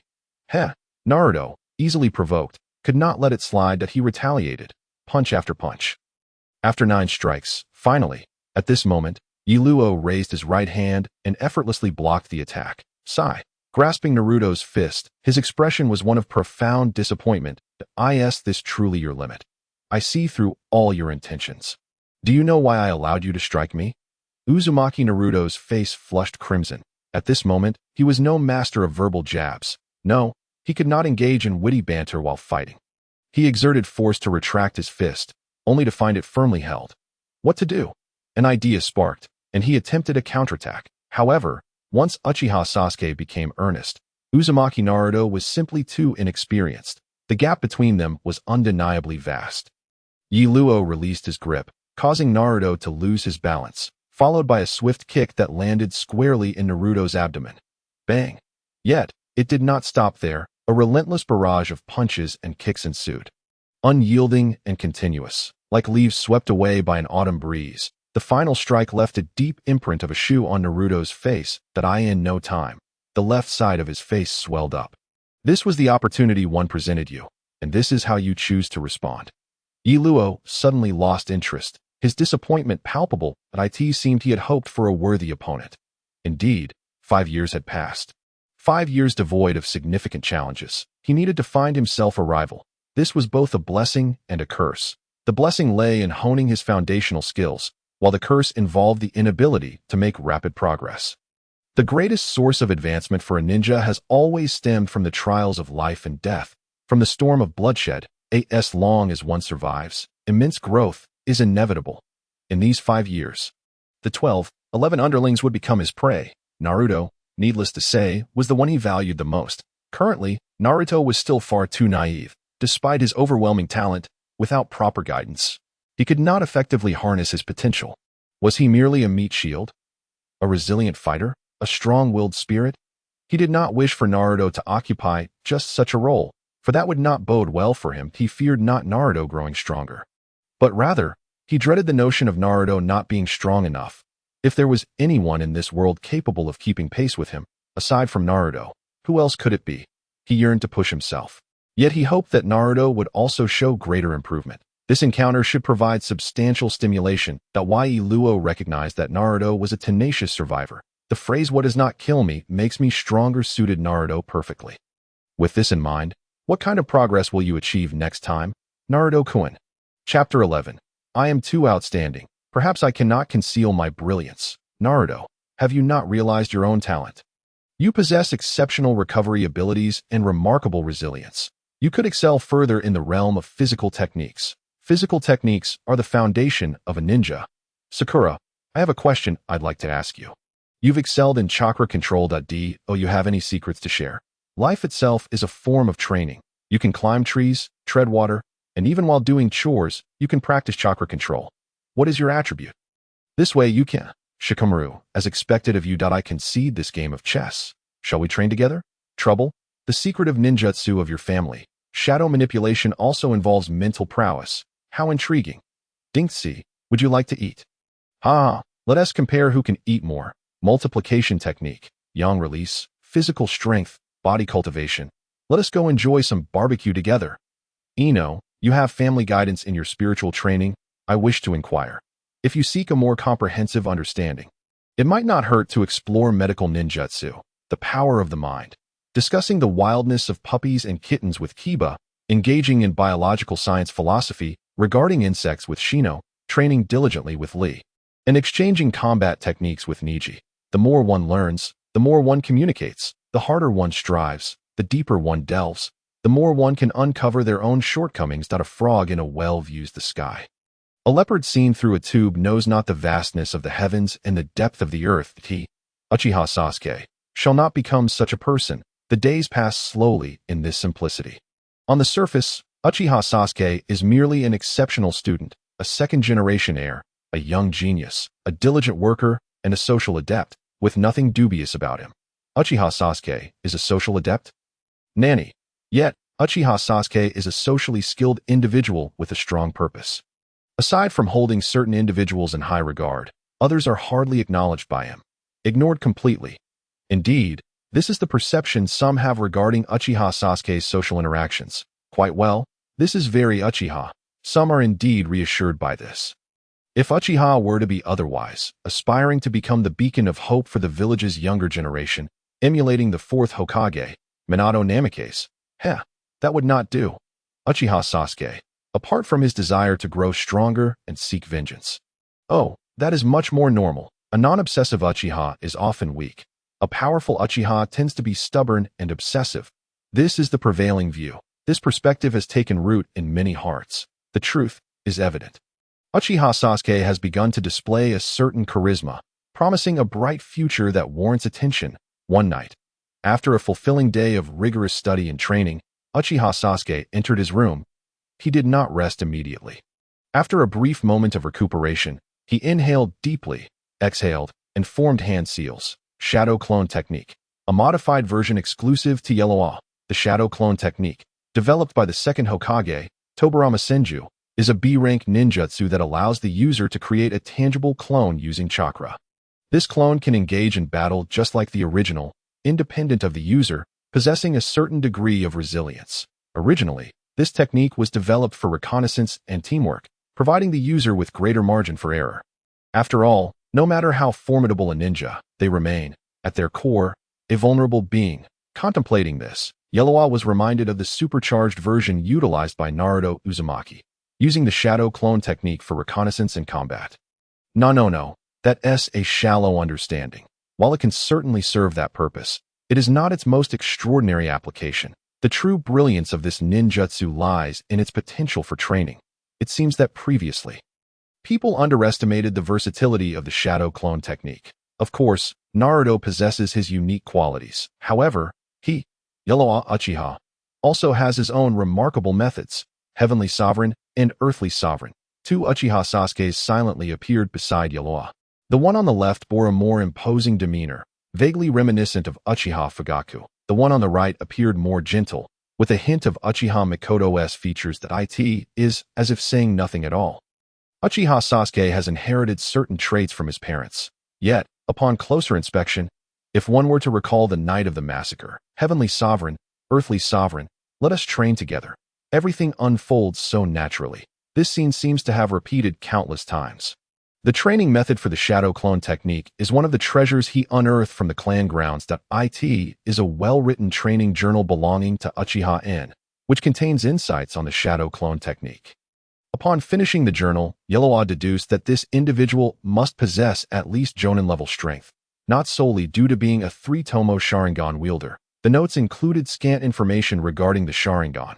Unfortunately, such a person has now vanished without a trace. Likely, no one remembers him. Except for him. Alas, Yellowlaw has long been contemplating how to better conceal himself. There is a skill to hiding. It is well known that the small hides in the wild, while the great hides in the city. His identity in Konoha village is Uchiha Sasuke. Yet he finds himself too outstanding in his second reincarnation state. He cannot help but indulge in a bit of self-admiration. Yellowlaw, I am simply too exceptional. Perhaps I cannot hide my dazzling brilliance. The original Uchiha Sasuke is characterized by fire and lightning, yet he is different. He, Yellowlaw Uchiha, possesses all 5 elemental attributes innately, with even greater prowess in fire and lightning. The original Uchiha Sasuke awakened his 3-tomo, cumulative. He, Yellowlaw Uchiha, has fully awakened his Mangekyo, and even possesses half of 2, one from Fugaku and half from Mikoto, totaling at least 18 tomo.3 versus 18. There's no way around it. I am simply this outstanding. Ahem. Chapter 12. Trinity, modified version of Heavenly Sovereign and Earthly Sovereign Shadow Clone.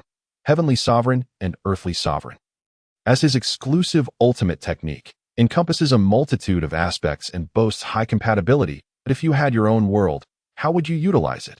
When Yellowlaw Uchiha opened his eyes, he gave birth to a unique ocular technique. Yet he found himself at a loss for how to mine its potential. Surely, he cannot emulate Obito, can he? He still wishes to live in Konoha village, unless he fears being poisoned and subjected to various underhanded tactics. There is no need to be so conspicuous. After all, if your space-time talents are so impressive, why not contribute more to the village? Could it be you wish to defect? Unlike Obito Uchiha's Kimui and intangibility, Yellowwa believes that the potential of heavenly sovereign and earthly sovereign is far greater. After all, one is a completed technique while the other is still in progress. His heavenly sovereign and earthly sovereign is merely a half-finished product. In his mind, this is clearly a late-game divine ability. With a world at his side, he cannot be easily defeated. It resembles the 24 magical pearls of the sea, which the ancient Buddha used to manifest the 24 heavens. With a mere flick, he wields the might of the 24 heavens, not to mention the 33 heavens and 18 hells. Once he perfects heavenly sovereign and earthly sovereign, it will become a small world. With a small world at his disposal, he can unleash the might of that world at will. Wouldn't you fear it? Woohoo! Let us take off. However, to claim that he has not made any use of this would be inaccurate. How about the gifted enhancements brought by heavenly sovereign and earthly sovereign? Does yin-yang and the 5 elements not facilitate smoother perception? Has he not already sensed fluctuations in space-time? Are his 5 senses and spiritual awareness not enhanced? This, with a plethora of passive buffs, one might say this is far from sufficient. Why not just perish? The reality is that he was unable to unleash the active skills of heavenly sovereign and earthly sovereign, which was his predicament at the time. Alas, he was too small, too weak. His body simply could not bear it. What to do?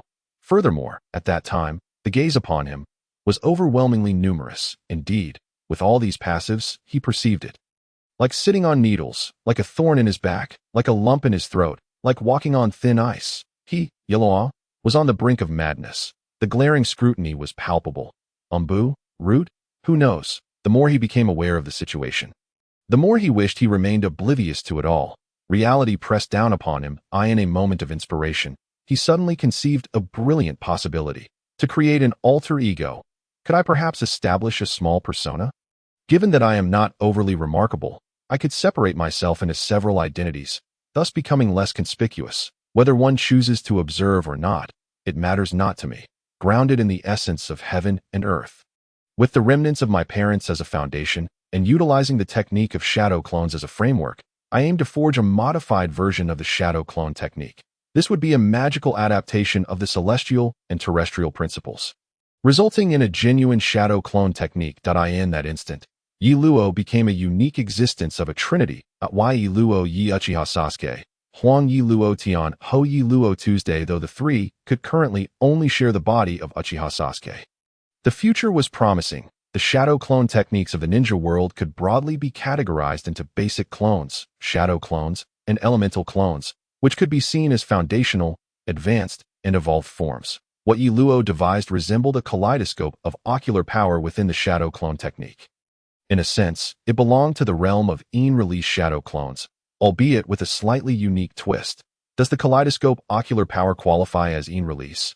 If so, it would indeed be categorized as in-release shadow clones. However, the essence of Yi Luo's kaleidoscope ocular power possessed an unparalleled strength, far superior in quality to that of an ordinary kaleidoscope. His vision reached further, akin to that of a true entity clone. This encapsulated the true meaning of reality. He desired Huang Yi Luo Tian and Ho Yi Luo Tu to exist as independent entities, able to traverse the ninja world with their own personas. The crux of the matter lay in scientific research. There was no need for astonishment. Indeed, the power of science was essential here if he could use Uchiha Sasuke's cells as a template to clone 2 bodies, and then intertwine this ninjutsu. The creation of genuine clones might just succeed. That if possible, he could even incorporate some bloodlines, such as that of the Uzumaki clan. This would yield a simplified version of the sage's ocular power and body, along with the bloodline of the sage of 6 paths. Choosing the Shikatsumiyaku and Byakugan bloodlines, he could assemble another simplified version of the Senju bloodline. Very well, all of this was merely Yi Luo's speculation. Each idea was more challenging than the last. Regardless, barring the absence of experimentation, the theoretical feasibility seemed promising that at least there was a fair chance of success. As for any potential issues, he thought, they could simply be resolved. Since he was not currently utilizing entity clones, the significance of Huang Tian, Yellow Heaven, and Ho Tu, Thick Earth, was to assist him in the foundational training of ninjutsu and mental fortitude. This way, his innate talent was somewhat diminished, and the external Uchiha Sasuke became less conspicuous. One must never underestimate the keen perception of ninjas in the ninja world. Even so, the trio's innate attributes remained predominantly fiery. It appeared that the fire affinity had seeped into the very blood and soul of the Uchiha clan. Luo arranged things to align Uchiha Sasuke's external talents with those of the original character. Of course, this was based on his understanding. He also referenced contemporaries like Naruto and Neji, noting that while Sasuke was talented, he must not be overly so. This was the principle he adhered to. Uchiha Sasuke's innate attributes included fire and lightning. Huang Tian and Ho Tu encompassed the entirety of yin and yang, yet each possessed different emphases, excluding yin and yang, focusing solely on the 5 elemental attributes of fire. Lightning, wind, earth, and water. The emphasis of Huang Tian was fire, lightning, wind, earth, water. For Ho Tu, it was fire, earth, wind, water, lightning. Thus, fire could be entrusted to Uchiha Sasuke for cultivation, with Huang Tian focusing on lightning as the primary attribute and Ho Tu on earth. This was not absolute. It was adaptable to circumstances and locations, always grounded in reality. After all, possessing such talent without honing it would be a waste of heavenly grace. One must not take for granted the gifts bestowed by fate. Those blessed with fortune should not lie idle, but rather strive to repay their debts to the heavens. Chapter 13. Jinin, Team 7. Time flew by swiftly. The passage of several years brought Uchiha Sasuke to the age of 12. Ah, what a splendid age. March, the season of renewal. As the cherry blossoms began to bloom, the Ninja Academy welcomed a new cohort of graduates. Congratulations, Sasuke. You are the top of this graduation exam. Irika gazed at Uchiha Sasuke with a complex expression, extending the headband with warmth in his words. You are officially a ninja now. Best of luck. Having witnessed Sasuke's struggles, Irika understood the weight of his past. Certain words were neither fitting nor feasible to express. Yet he sincerely wished for Sasuke's smooth journey in the ninja world. Remember to visit the school when you have the time. All right. Thank you, Irika-sensei. Luo replied gratefully upon receiving the headband. He considered Irika a good teacher. The moment of class division had arrived. For the students, this signified their genuine transition into the ranks of ninjas. Excitement buzzed within the classroom as they engaged in animated discussions. What? You passed too? Of course, if you passed, how could I not? Hey, Naruto, are you still dreaming of becoming Hokage? Shut it. Who's at the bottom? I, Naruto Uzumaki, am already a top student, Hokage. Don't think I don't see through your little schemes. He, Baka? I, Naruto Uzumaki, will definitely become Hokage. Just admit it, you're destined to marry soon. You're so annoying. The children joyfully chatted away. Wait, did something peculiar slip in? This Naruto fellow had incessantly emphasized his ambition to become Hokage, shouting it day and night. One time, Luo couldn't help but comment on the phrase Hokage's man, which left the others astounded. Apparently, that phrase could be interpreted in multiple ways. However, over the years, Naruto had long ceased to be at the bottom. Time and effort had propelled this boy to the forefront of the class, marking him as the fastest-growing student. Aside from his theoretical exam results, which lagged behind, his practical performance ranked just below Uchiha Sasuke. His shadow clone technique rendered him unparalleled in the entire grade. Who among them dared to claim invincibility? Who could assert assured victory? If not for me, Naruto Uzumaki. Let the world tremble before me. Naruto Uzumaki, due to his exceptional performance, the moniker of bottom of the class naturally faded into obscurity. Yet, everyone understood Naruto's nature. He craved attention and constantly sought ways to attract it, which often exasperated those around him. After this incident spread, Naruto acquired a new nickname, Hokage's man. The honest Irika-sensei entered the classroom, holding a list in his hand, and stood at the podium. Congratulations to everyone on successfully passing the exam. Now, the classroom was enveloped in silence. You are now the Genin of Konoha. At that moment, it felt as though a volcano had erupted. Wow. Oh yeah. Hooray. Saiku.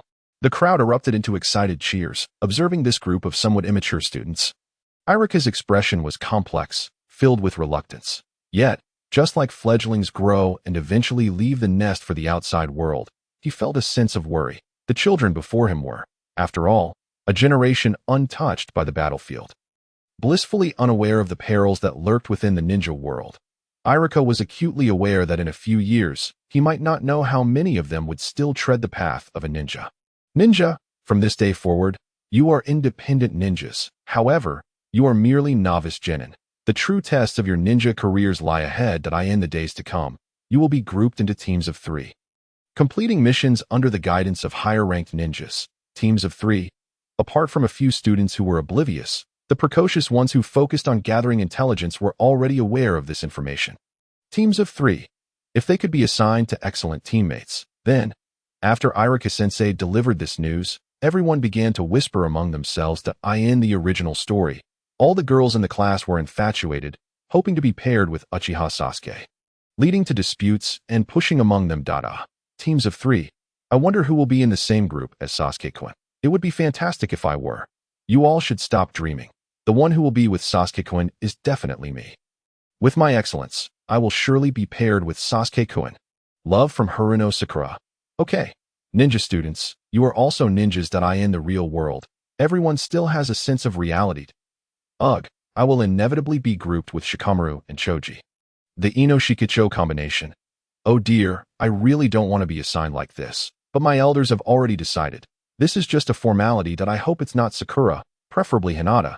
The rational moment of infatuated Ino. The only girls in the class who could be paired with Sasuke-kun, apart from me, Ino, and Hinata, have no other competitors. Sasuke, being so exceptional, will surely have equally outstanding teammates, if all goes as expected. Sasuke-kun's team will undoubtedly be an elite squad. Ino will surely team up with Shikamaru and Choji to form the renowned no Shikicho of the ninja world. Following this distribution, the probability of 2 boys and 1 girl is the highest. It seems that Hinata Hyuga is my greatest rival. The Byakugan is such an excellent bloodline limit. However, I might not be without my advantages oh dear, please, let me be in the same group as Sasuke-kun. The rational analysis of infatuated Sakura. Irika began to read the list. Class 1, Class 2, Class 3, Class 7. Uzumaki Naruto, Haruno Sakura, Uchiha Sasuke. Class 8. Hyuga Hinata, Inazuka Kiba, Aburame Shino. Class 9, Class 10. Yamanaka Ino, Nara Shikamu. Akimichi Choji. As expected, there was only this one arrangement. The Sharingan and the Tailed Beast, the Avenging Youth and the son of the Nine-Tailed Fox. The journey of being a genin has begun. Baby. Chapter 14. Hatake Kakashi. The information on Sasuneru. How terrifying. Unknowingly, I have already graduated from the Ninja Academy. The time left for me is limited. Yellow thought to himself, is the turbulent storm of the ninja world about to descend upon me? I have long anticipated this moment, yet now that it has arrived, the time spent in ninja school is truly nostalgic. Just like everyone transitions from middle school to high school, then to university, and finally into society. Nostalgia is, after all, a human trait. Not long after, the newly minted genin in the classroom were led away one by one by their future superior ninjas. In the end, only Class 7 remained in the empty classroom. Sasuke, Naruto, and Sakura were left alone. Time ticked by, yet their J-nin instructor had yet to arrive. Kakashi, how intriguing. Yellow's lips curled into a slight smile. Such a style could only belong to Hatake Kakashi. However, while tardiness was indeed this guy's trademark, it shouldn't take this long, especially considering, in a sense, Naruto and I are your tasks. Rather than testing our patience, it seems he is secretly observing us from somewhere, gathering our information. Yet, this is meaningless. I know you, and you should know us in recent years. At this level, you can't see anything. Yellow stood up, clapped his hands, and hummed softly. Humph, wasting time is wasting life, since our guiding teacher has yet to appear. It indicates he doesn't care about us at all. Let us play a prank to showcase our team's attitude. Just consider it a little punishment for this latecomer. Though he was ostensibly speaking to Naruto and Sakura, his voice was raised as if addressing others. With that, he began to set up a trap. In the blink of an eye, he pulled out a pile of shuriken and wired. He intended to create a simple trap that would unleash a storm upon anyone who entered. The dark ninja tools glimmered ominously under the sunlight. Naruto. Is he serious? This is even more outrageous than what I wanted to do. Is this really you, Sasuke? Sakura. This is pointless. But since it's Sasuke-kun's idea, it must be right, making beautiful girls wait so long. As for the instructor, he can just go to hell. Sasuke-kun, everything you do is for my sake, right? Yellow was unaware of the psychological drama between the two. Yet upon seeing their speechless expressions, did I go too far? Hatake Kakashi, if you don't come out soon. A drop of cold sweat trickled down Kakashi's forehead as he watched from the shadows. This atmosphere, these really are not ordinary subordinates. If that's the case, then there's nothing to be done. Ahem. Hello everyone. I am your J-Nin instructor, Hatake Kakashi. Yellow interjected, revealing the details. A shocked Sakura stood beside him. Naruto appeared contemplative. This name felt somewhat. Hey, what's with this Kakashi? This masked guy with an eye patch, aside from his head of white hair, has taken so long to arrive. Isn't that a bit much? Kakashi waved dismissively at Naruto's complaints. He addressed all members of Class 7. Now that you know me, things will be easier. Today, I got lost on my way to the path of life.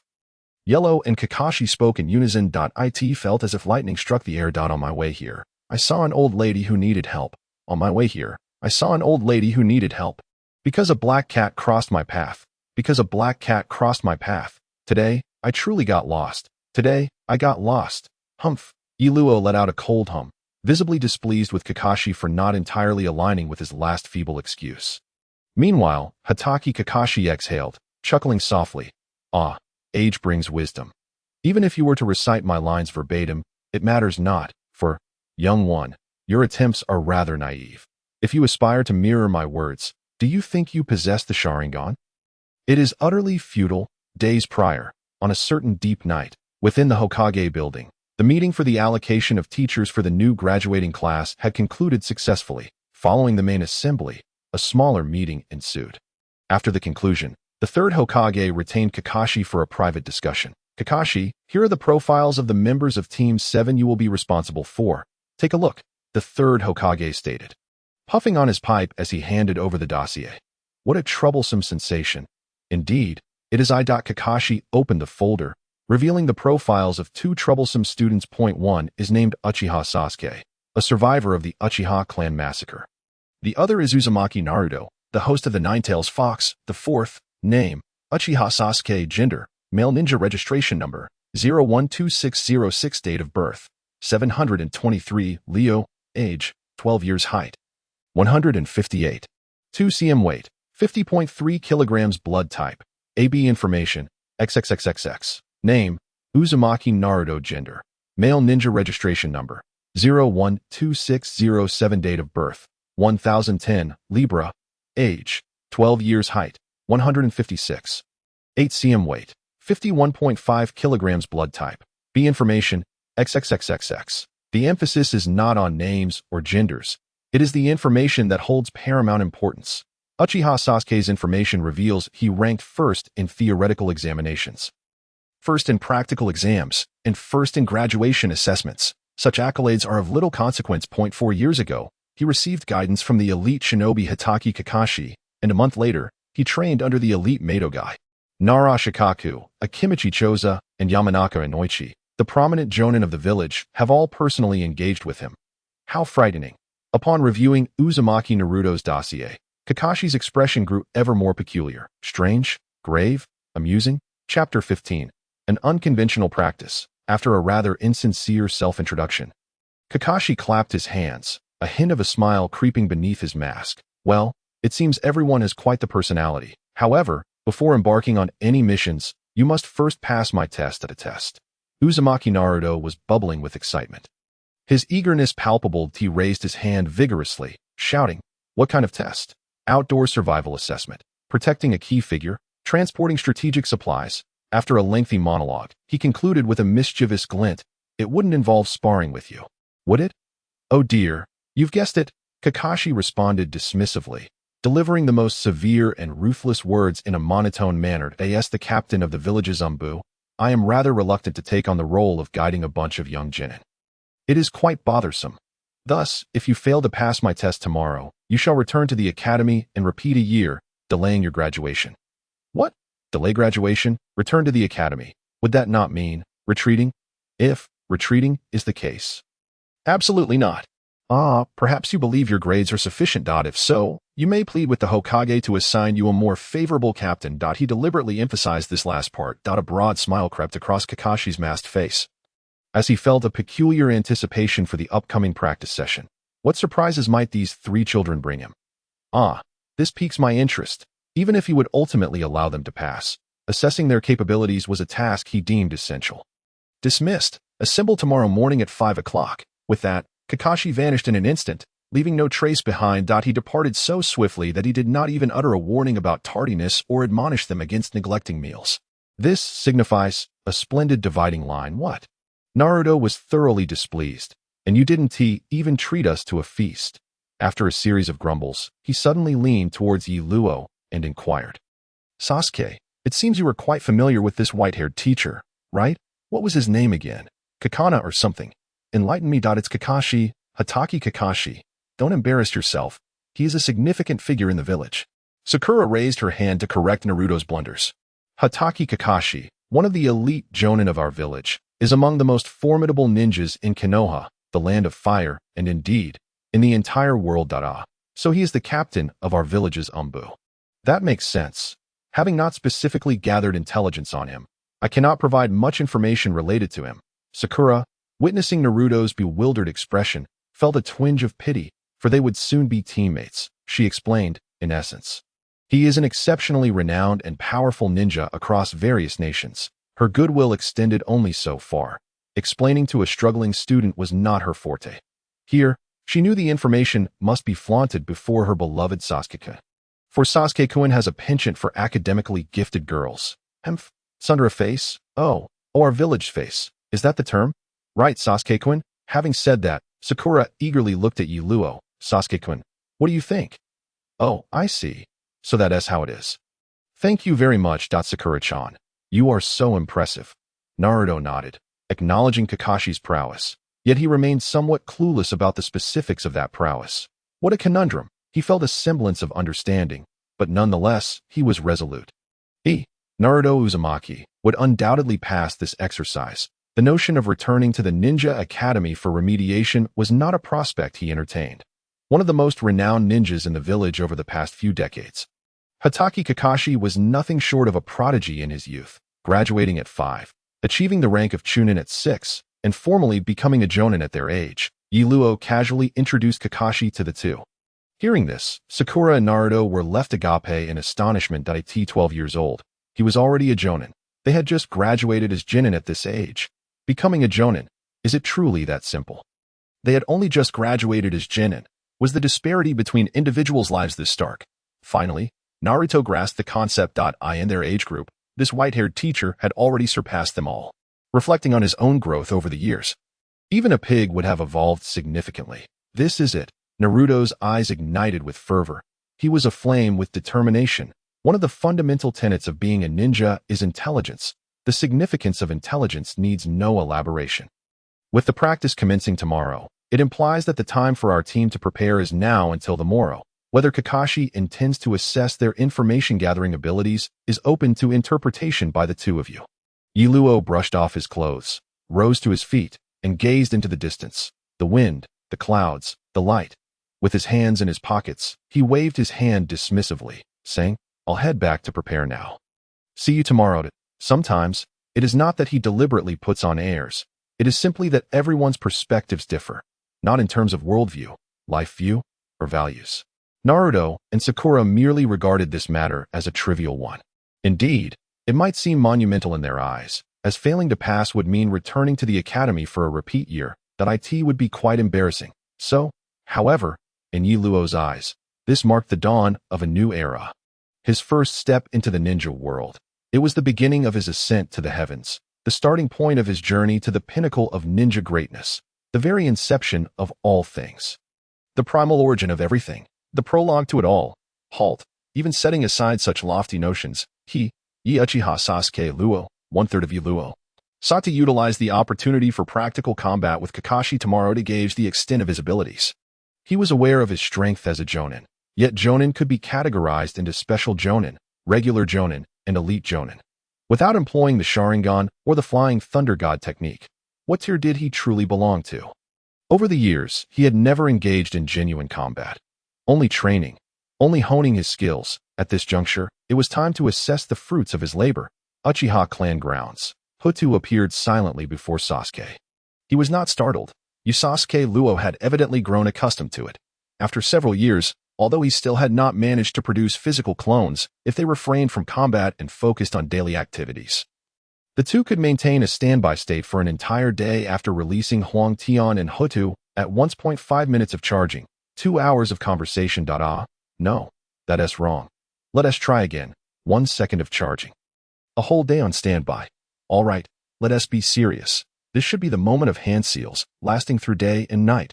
With everything prepared, Hutu tilted his head, seemingly puzzled, and asked, "Do we really need to use blades?"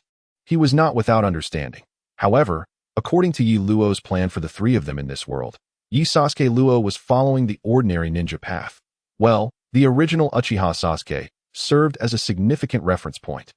As for Huang Tian and Hutu, speaking solely from the perspective of weaponry, Huang Tian used a sword named Chongqing, which was the Chongqing sword of Huang Tian. Hutu wielded a knife, known as busi, which was the busi knife of Hutu. Huang Tian and Hutu, embodying immortality, hinted at a certain ambition harbored by Yi Luo. Therefore, for the identity of Uchiha Sasuke, he would rely on kunai, shuriken, shuriken, the sharingan, and an array of flashy ninjutsu. With such a plethora of techniques, did he still need to resort to swords? Was that not sufficient, my young master Sasuke? The sword was merely one of my means. Sasuke smiled faintly. The white fang sword technique was indeed a fine collectible. Unfortunately, he only had a general understanding of it and lacked the insight into its intricacies. If he relied solely on his deductions, it would be utterly meaningless. His time was not so abundant. Tomorrow, he would showcase the Uchiha sword technique. But who knew if he could manage to receive Kakashi's teachings on the Hatake swordsmanship and the white fang techniques? Probably not. However, for now, leaving behind the impression of an Uchiha youth proficient in swordsmanship would pave the way for him to later be taught the white fang techniques. Moreover, was not my pursuit of this also for the two of you? Do not treat me as an uninvolved bystander. Huang Tian, Hutu, you two fellows wish to pursue the path of cultivation? Let us set that aside for now. This path of the cultivator and path of the warrior, you are gradually lowering your standards. You cannot even master a proper sword technique or knife technique. Now, isn't that rather disappointing? Sasuke indeed possessed the ability to feign, and for some reason, even his words, when heard by Huang Tian and Hutu, carried a hint of subtle mockery. Damn it. I shall draw a circle and curse you. Oh wait, it's myself. Then I shall refrain from drawing. Sasuke inspected the tools Hutu had prepared, the flying thunder god kunai, which he would temporarily set aside. He took the prepared kunai from his ninja tool pouch, ready to switch it for other ninja tools. You were quite amusing. What's the matter? Ever since that foolish boy Naruto Uzumaki was encouraged by Mizuki to steal the sealing scroll 2 years ago, did you not steal the flying thunder god technique during that time? Wouldn't it be splendid to showcase it now? After all, your talent in space-time ninjutsu is. Huang Tian's austere and imposing visage revealed a trace of an enigmatic smile. Sasuke waved his hand. Everything was understood without words. The three were ultimately one, naturally aware of each other's thoughts. There was no need for him to showcase his superior space-time talent. He was already strong enough. And retaining the flying thunder god technique could serve as a trump card. Simultaneously, this served as a form of camouflage. You think I specialize solely in the intricacies of the flying thunder god technique? I shall not divulge that I also. In any case, Uchiha Sasuke, intended to keep a card up his sleeve. What was currently exposed were merely repeated failures in training with the flying thunder god. Chapter 16. The convergence of time, place, and people. I shall have it. The sealing scroll is indeed fascinating. He recalled that fateful night, the bloody wind, the swirling leaves, the murderous night. Once all the dust had settled, Sasuke boldly approached to view the sealing scroll that Naruto had successfully stolen. As he expected, everything before him was likely being broadcast live by the third Hokage's crystal ball. False. No, perhaps it was some sort of supplementary volume? I thought so. Given your level, which was not even that of a genin, how could you possibly have managed to steal the village's treasure, the sealing scroll? He said this to Naruto Uzumaki. Yet at the same time, he was also addressing the distant but ever-present third Hokage. Yi Luo perused the scroll. Its content was extensive and varied. When it came to advanced ninjutsu and forbidden techniques, this special edition of the sealing scroll contained only a handful of jutsu, such as the shadow clone technique, flying thunder god technique, and Resigned. Was it the fourth Hokage's intention? Did he believe Naruto Uzumaki could inherit his father's legacy and had a great chance of mastering these techniques? There were no ceiling techniques. Was it perhaps out of fear for Naruto? Naruto Uzumaki's mind was rather simplistic. He probably could not grasp the complexities of ceiling techniques. His aptitude in this regard was far inferior to that of his mother. Kushina. The scroll contained none of the reanimation jutsu, exploding tag techniques, 8 gates, for symbol seal, or the corpse sealing technique, among others. None of it was present. What a misconception. None. Goodness. This was entirely a special gift prepared for Naruto.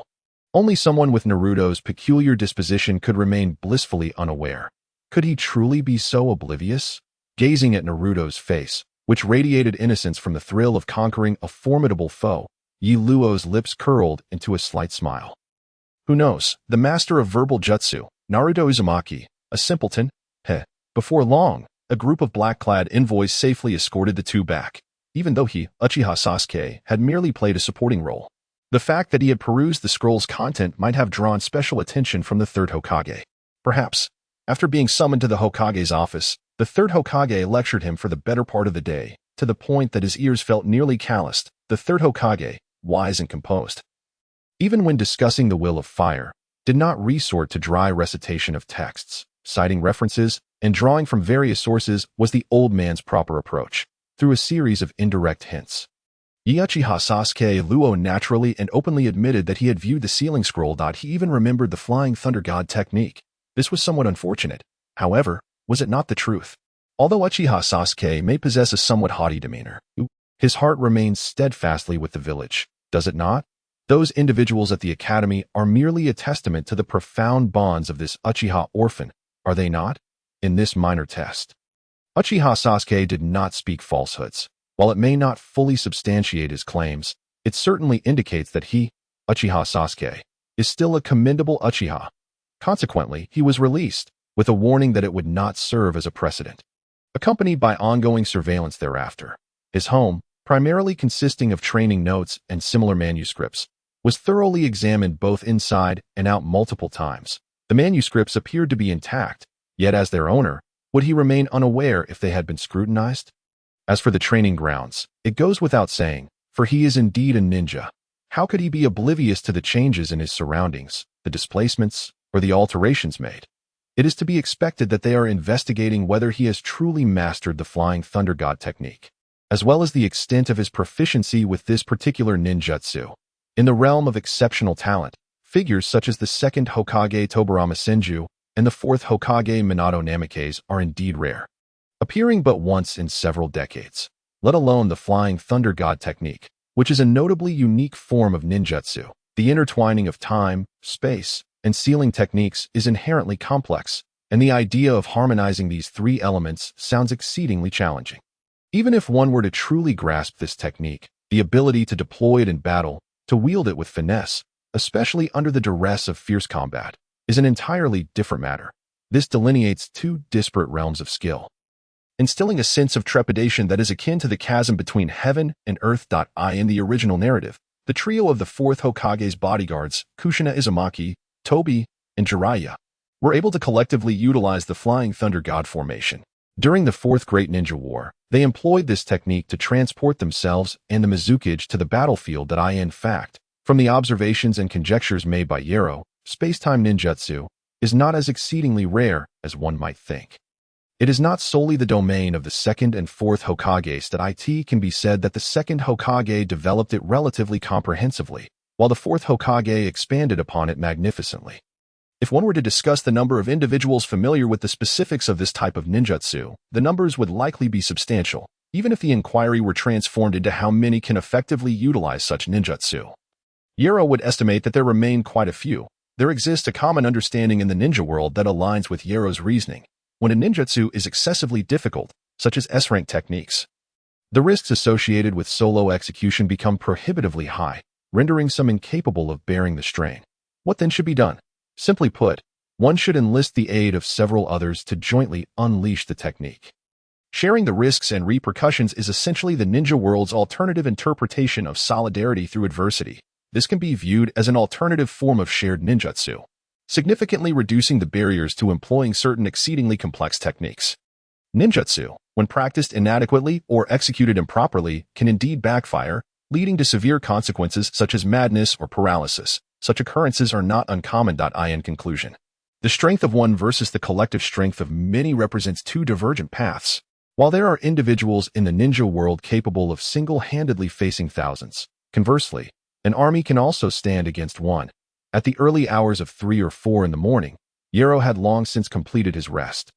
After organizing his gear and shouldering a replica of the Kusanagi sword, he set off towards the third training ground. He was the first to arrive. Summoning technique. Bang! A plump, orange cat materialized before Sasuke. Ah, Sasuke, what brings you to seek me out? The cat, known as Daimao, agilely leaped about, extending its paws to groom itself, displaying a demeanor akin to hyperactivity. Yero produced a stick of wood from the catnip plant, a legendary treasure for felines, and without hesitation, handed it to Daimao. The wild catnip. It grows in the valleys, resembling a vine, with leaves akin to that of the jujube, flowers that are white, and seeds resembling small dates. Lacking a definitive shape, and the central part resembling an eggplant, Daimao rejoiced, exclaiming its fondness for catnip. Secure it well. Treasures must be hidden. Daimao, discerning the gravity of the situation, merely sniffed and inhaled the aroma. And then, as if performing a magic trick, concealed the wooden stick in an unknown location. Could this be the fabled fourth-dimensional pocket? At this moment, Daimao was brimming with excitement, its eyes sparkling with joy. What shall we do? You dictate, and I shall comply as long as the price is right. Daimao is at your service. Help me inspect this area. I require detailed information on where to set traps, where to launch fire release techniques, and more. Yero elucidated to Daimao. Being a ninja necessitates a keen awareness of one's surroundings. An ancient saying holds true. Timing, location, and human sentiment are paramount. Timing, the natural climatic conditions during battle.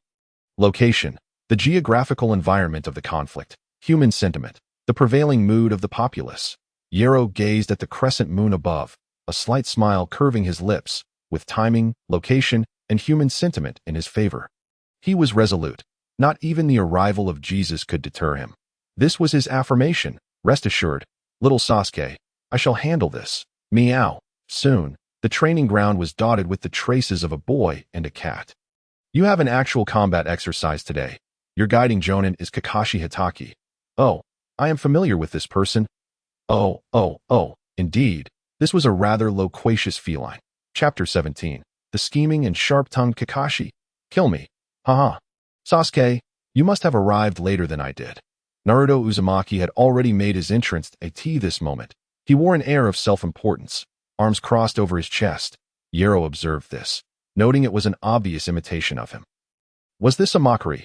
It seems he has forgotten the lessons learned from his previous beatings. Perhaps, in Naruto's eyes, arriving even slightly before Uchiha Sasuke represented a victory over him. This sense of self-importance was a trait he never lacked. Regardless, it was a matter that brought immense satisfaction to Naruto. Listen up, Naruto proclaimed with an air of arrogance. Yet Yero, being well acquainted with him, recognized that Naruto's seriousness often manifested in peculiar and lowbrow circumstances. A unique form of pride, in Yero's view. Naruto, a foolhardy optimist who deeply conceals his sorrow within, resolutely declared, I will not return to the Ninja Academy. You'd best take this seriously, lest you be eliminated. It was the first time Yero witnessed such heartfelt words from Naruto. Have you truly regarded me as your closest friend? Yero dismissed these melancholic thoughts. You seem anxious. Yero halted, stating coolly. Naruto wished to articulate something further, but the words caught in his throat. How vexing. What is wrong with Sasuke? Can he not allow me to speak? You're afraid. Yero cast a sidelong glance, and their eyes locked for a fleeting moment. Ignoring the moment. Currently, the art of pretense triumphs over verbal sparring. What am I anxious about? What is there to fear? Can such matters even be considered as anxiety? Can anything of such significance truly incite fear? Soon after, Sakura has arrived. Good morning. Naruto was brimming with energy. After exchanging greetings among the three, are you prepared? Yero inquired, his tone indifferent. What is this? Arriving later than me, yet so brazen. I'll have you know. I'm Naruto Uzumaki. Ouch. That hurt. Sakura, what are you doing? Naruto complained, clutching his head, looking quite aggrieved. Listen to Sasuke-kun, Sakura exclaimed, her eyes wide, glaring fiercely at Naruto. Be obedient. it is anticipated that Kakashi will arrive somewhat later than expected. However, even when he does make his appearance, I suspect he will merely linger in the shadows, discreetly observing our every move. Impatience. This is precisely the scene he longs to witness. Only when we become restless. After having endured a lengthy wait, will he leisurely present himself before us? How infuriating! How detestable! That white-haired teacher. It seems he truly is that kind of person. Naruto widened his eyes, belatedly realizing just how formidable his teacher could be. I have thoroughly scouted the vicinity of the training ground. Here is the map I have drawn. Several locations have been set as traps, so do be vigilant that a moment's inattention could prove fatal. This is A.J. Neen, and I am determined to gauge the disparity between us. Clang. The long sword at my back emitted a sharp sound, and Yi Luo's lips curled into a cold, sinister smile, its arc widening. Ha ha ha. In my heart, that audacious and exuberant laughter echoes, startling a flock of gulls. Oh, no birds. Ah, my future subordinates do not disappoint.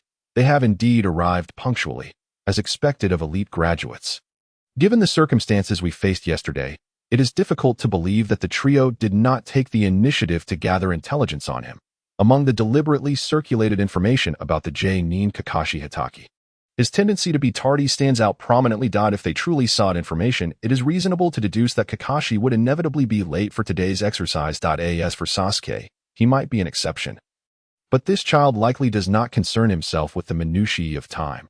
He will manage just fine on his own. From a tactical standpoint, arriving precisely on time in the morning might serve to irritate his guiding instructor. Yet, unexpectedly, all three have shown up. The probability of this occurring was merely 15% in my estimation. Well, they have arrived. But what is this? How diligent. Not a moment of leisure wasted. My, such unappealing subordinates. It is quite disheartening for me. Kakashi silently scoffed internally. Though his eyes and mouth betrayed a slight upward curve, he found this situation satisfactory. For a ninja, punctuality is hardly regarded as a virtue. To underestimate the essence of being a ninja is a grave miscalculation. This is a rule that must be adhered to, an instinct etched into our very being. A ninja who disregards the tenets of time is surely a failure. He observed for a considerable time. Naruto was training his body. There is little to critique here. Kakashi was already aware of Naruto's significant efforts in taijutsu, with Naruto's physical condition, the Uzumaki lineage, and being the host of the Nine Tails. Even if his intellect is not particularly sharp, his physique suffices. Of course, in Kakashi's eyes, Naruto's physical aptitude does not align with the same caliber of taijutsu talent as Guy's. Sakura was engrossed in a book. A thick tome, likely of a medical nature. Is she aspiring to become a medical ninja? Is she positioning herself within the team as the medic? Is she employing chakra control while flipping through the pages? That is commendable. After all, even the most gifted girls pale in comparison to her two eccentric companions.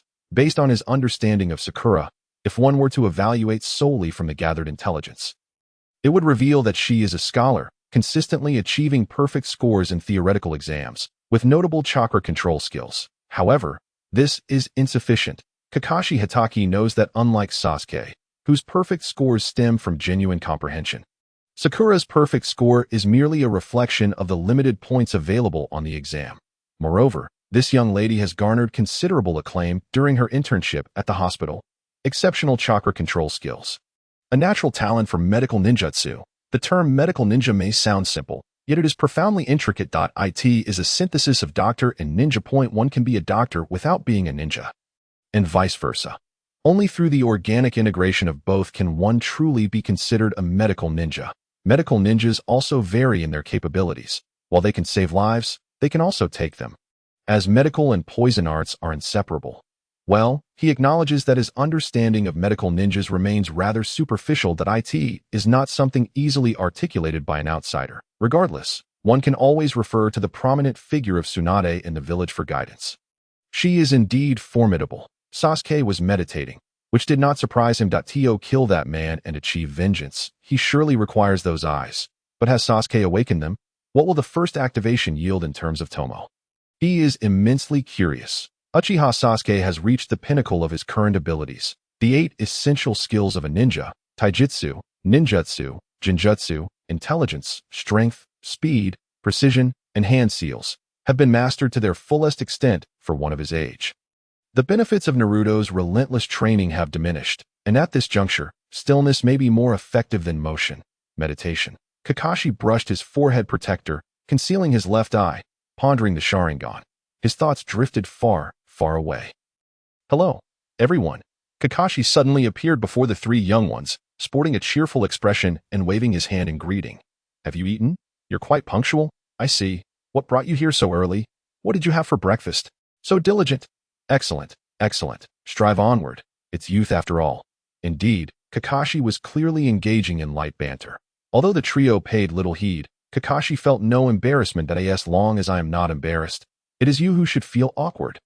Before long, Naruto could no longer contain himself. Kakashi-sensei. Let's get this exercise started. He flailed his arms, exclaiming, What are you prattling on about? Hurry up. Ah, it seems our star pupil is growing impatient. Kakashi's exposed eye narrowed into a slit, obscuring his pupils. The eyes are the windows to the soul, yet when even the eyes are concealed, how can one discern the thoughts of another? In fact, it has already begun. Nani? Nani? Naruto and Sakura exclaimed in unison. It has started? How? When did it begin? We had no idea. Kakashi remained composed as he retrieved a clock and 2 bells from his waist pouch, placing the clock upon a nearby stone. All right, it is 10:15. And the alarm for 11 has been set. Your task for today's practical exercise is, Kakashi smirked, and despite the mask obscuring his face, the three could still sense his mocking intent. After half an hour of idle chatter. Ha ha ha. Now that you've stopped talking, the mission begins. Mad. Just over half an hour remains. Kakashi tossed the bells back and forth, declaring, Your goal is to seize these 2 bells from me. The bells chimed melodiously, ringing clear and bright. Simple, isn't it? Kakashi appeared utterly nonchalant. Oh dear, judging by your expressions, I can tell what you wish to ask. Indeed, the one who claims a bell passes. Those who do not will fail. The unsuccessful will not only be eliminated and sent back to the Ninja Academy for a retake, but will also be suspended from a tree for an entire day as punishment. Haha. Once the assessment is complete, lunch will be upon us, and I will treat the successful candidates to some barbecue. How does that sound? Quite splendid, I dare say, a gathering for our little team. Kakashi was well aware of the trio's unspoken questions. The simple strategy of 2 peaches to kill 3 warriors was at play. 2 bells for 3 individuals. How will you divide them? Of course. I intend to sow discord among the 3 of you. This exercise is essentially an elimination round, and one of you is destined to fail. Oh dear, should I accidentally let it slip? There exists a possibility that all 3 may fail. I wonder if I shall ever get to enjoy my barbecue. Kakashi's expression bore a playful intrigue. Moments later, he added with a sinister chuckle, You are not mistaken in your assumptions. I am indeed that dastardly. Naruto and Sakura. How despicable. Kakashi-sensei has even stolen the spotlight. How profoundly nauseating. Everyone seems unable to express themselves without feeling compelled to hold back, only to be interrupted mid-sentence, leaving them utterly speechless. Caught in a limbo of discomfort, is this what it means to be a high-ranking ninja? Not only cunningly deceptive, but also particularly sharp-tongued, that I truly wish to pierce through the heart of the silver-haired Kakashi to ascertain whether it is indeed blackened. But there is no need for excessive anxiety. Does time appear to be somewhat insufficient? Then let us shift our gaze to Naruto and Sakura, who are filled with eager anticipation. There is no other choice.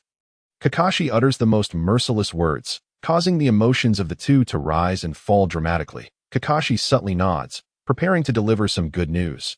Perhaps a tale of the boy who cried wolf. Relax, relax. I just realized that expecting everyone to complete this task in such a short time frame is indeed quite challenging. Therefore, to brighten your spirits, I have made a decision. Kakashi seems to be making a difficult choice. In this exercise, you may utilize ninjutsu and sharpened weapons. You may harbor the resolve to eliminate me, and even if you truly do kill me, the village will not pursue you.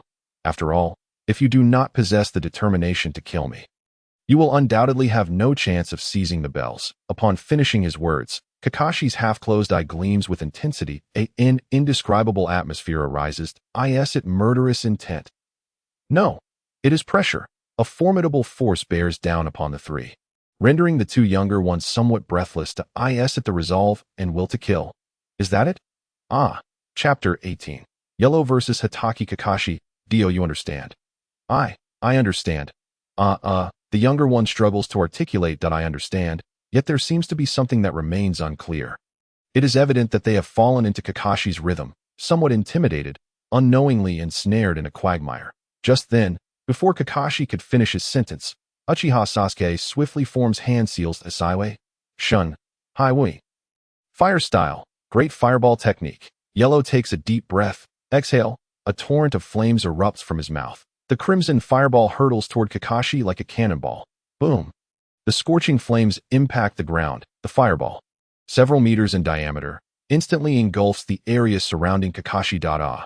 This, Sakura and Naruto momentarily find themselves bewildered. Their mindset has not been corrected, he demonstrates through action. If you can act, do not merely chatter. At that moment, Yellow's expression remains unchanged. He will not relax his vigilance. The law of fire ninjutsu, not killing, does not apply here. Cough. Kakashi can never be so easily dispatched. So hasty. And I haven't even called for the start yet. Truly a troublesome student. Kakashi's languid voice resonates from behind the trio. However, both Naruto and Sakura pause, completely oblivious to Kakashi's presence behind them. Just a greeting. Yellow turns around, a smile in his eyes. Kakashi, your wicked sense of humor is far too apparent. Naruto and Sakura will not be so easily broken down by you. Their own teammate must adjust their mindset and strive diligently. For Yellow, the main event is yet to come. For now, it is merely a warm-up. A warm-up, not just for himself, but also to get Kakashi warmed up. This man, who is evenly matched, must take things seriously, or else it would be utterly meaningless. Being comparable does not imply that one's strength truly reaches that level. After all, he does not intend to merely match Kakashi in appearance, nor to genuinely defeat this elite jonin. Rather, he wishes to assess the results of his training over the years. A battle. Differing goals necessitate differing methods. Although you say this, I still wanna. Naruto hears Kakashi's voice behind him. Konoha's secret technique. Taijutsu ultimate. 1,000 years of pain. Naruto's super invincible big whirlwind. Bang, bang, bang. Naruto Uzumaki reacts with remarkable speed. His robust physique matching that of his opponent's strength, equally agile. The two exchange blows, evenly matched in physical prowess. For a moment, they truly stand shoulder to shoulder, both sides at a stalemate. Indeed, as expected of Hatake Kakashi. Master of the 50-50, after dozens of exchanges, Naruto does not falter. This exhilarates him immensely. So, I am this impressive. To engage in battle with a jonin without losing ground. No, rounding it off. I'm on par with the silver-haired jonin. Ha ha. The sound of Naruto Uzumaki's boisterous laughter fills the air. Kakashi-sensei, are you trying to test my taijutsu level? You must not realize, but my taijutsu is unrivaled. In that moment, the atmosphere seems to freeze. Although Kakashi refrains from striking Naruto in a particularly sensitive area, the notion of being unrivaled is hardly comparable to the man who aspires to become Hokage. Clang. Yellow unsheaths the replica Kusanagi sword. Measuring 3 feet in length, the blade is entirely black. This sword has been custom-made for Uchiha Sasuke. Yellow has expended a considerable sum of money on this weapon. From ordering to delivery, it has taken over a year. Only 2 months ago did Yellow finally grasp the sword in his hands. The blade, so sharp, Yellow's Kusanagi sword glints with a blinding light. Kakashi takes a step back, 1,000 thoughts swirling in his mind. Truly deserving of the label of prodigal son, Uchiha Sasuke, in these past years, he has likely sold off a significant portion of his ancestral heritage. Observing the chilling sharpness of the sword sends a slight shiver down Kakashi's spine. That little rascal, Uchiha Sasuke, is far too extravagant. To describe it succinctly, excessively lavish. Indeed, in recent years, Uchiha Sasuke has stirred quite a commotion in the mundane world by selling off various clan artifacts, paintings, and collectibles. Numerous merchants have seized the opportunity presented by the orphan of the Uchiha clan in Konoha. You don't care about selling your family's legacy, do you? Let us assist young Master Sasuke. What a sight it was, bustling with crowds, banners fluttering, all bustling about. Although the acquisition prices left bystanders lamenting with pain in their hearts. Oh, how I wish to slap him a few times, to sell at a ridiculously low price.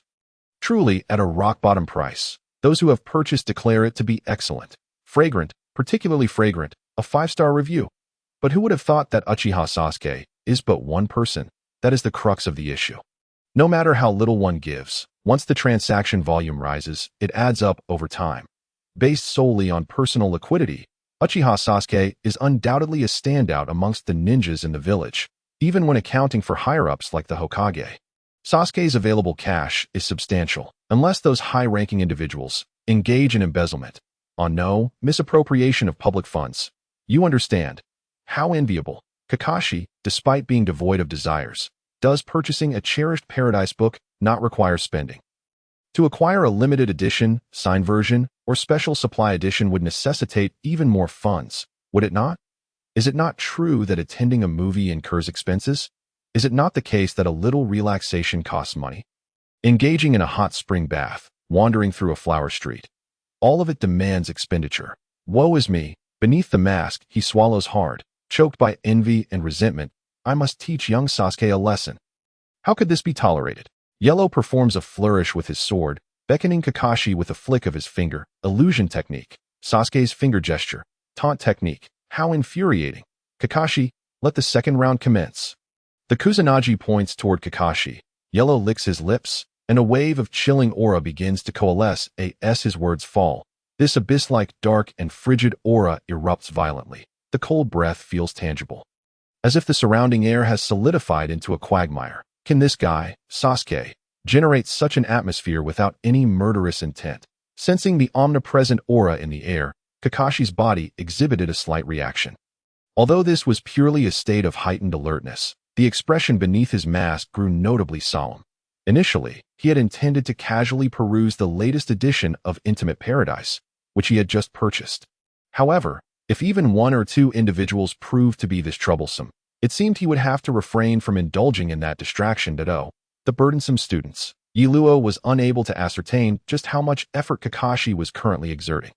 This was inconsequential, as he had never believed that a mere aura could truly perturb someone of Kakashi's caliber. Speaking of which, that mask was indeed a marvelous tool for concealing one's visage. Who could possibly discern what expression Kakashi wore at present? It appeared utterly expressionless. With a swift movement, Yiluo launched forward. Armed with a blade, he commanded, "Follow me." Clang. His sword clashed against Kakashi's kunai, and the two engaged in a fierce contest of strength.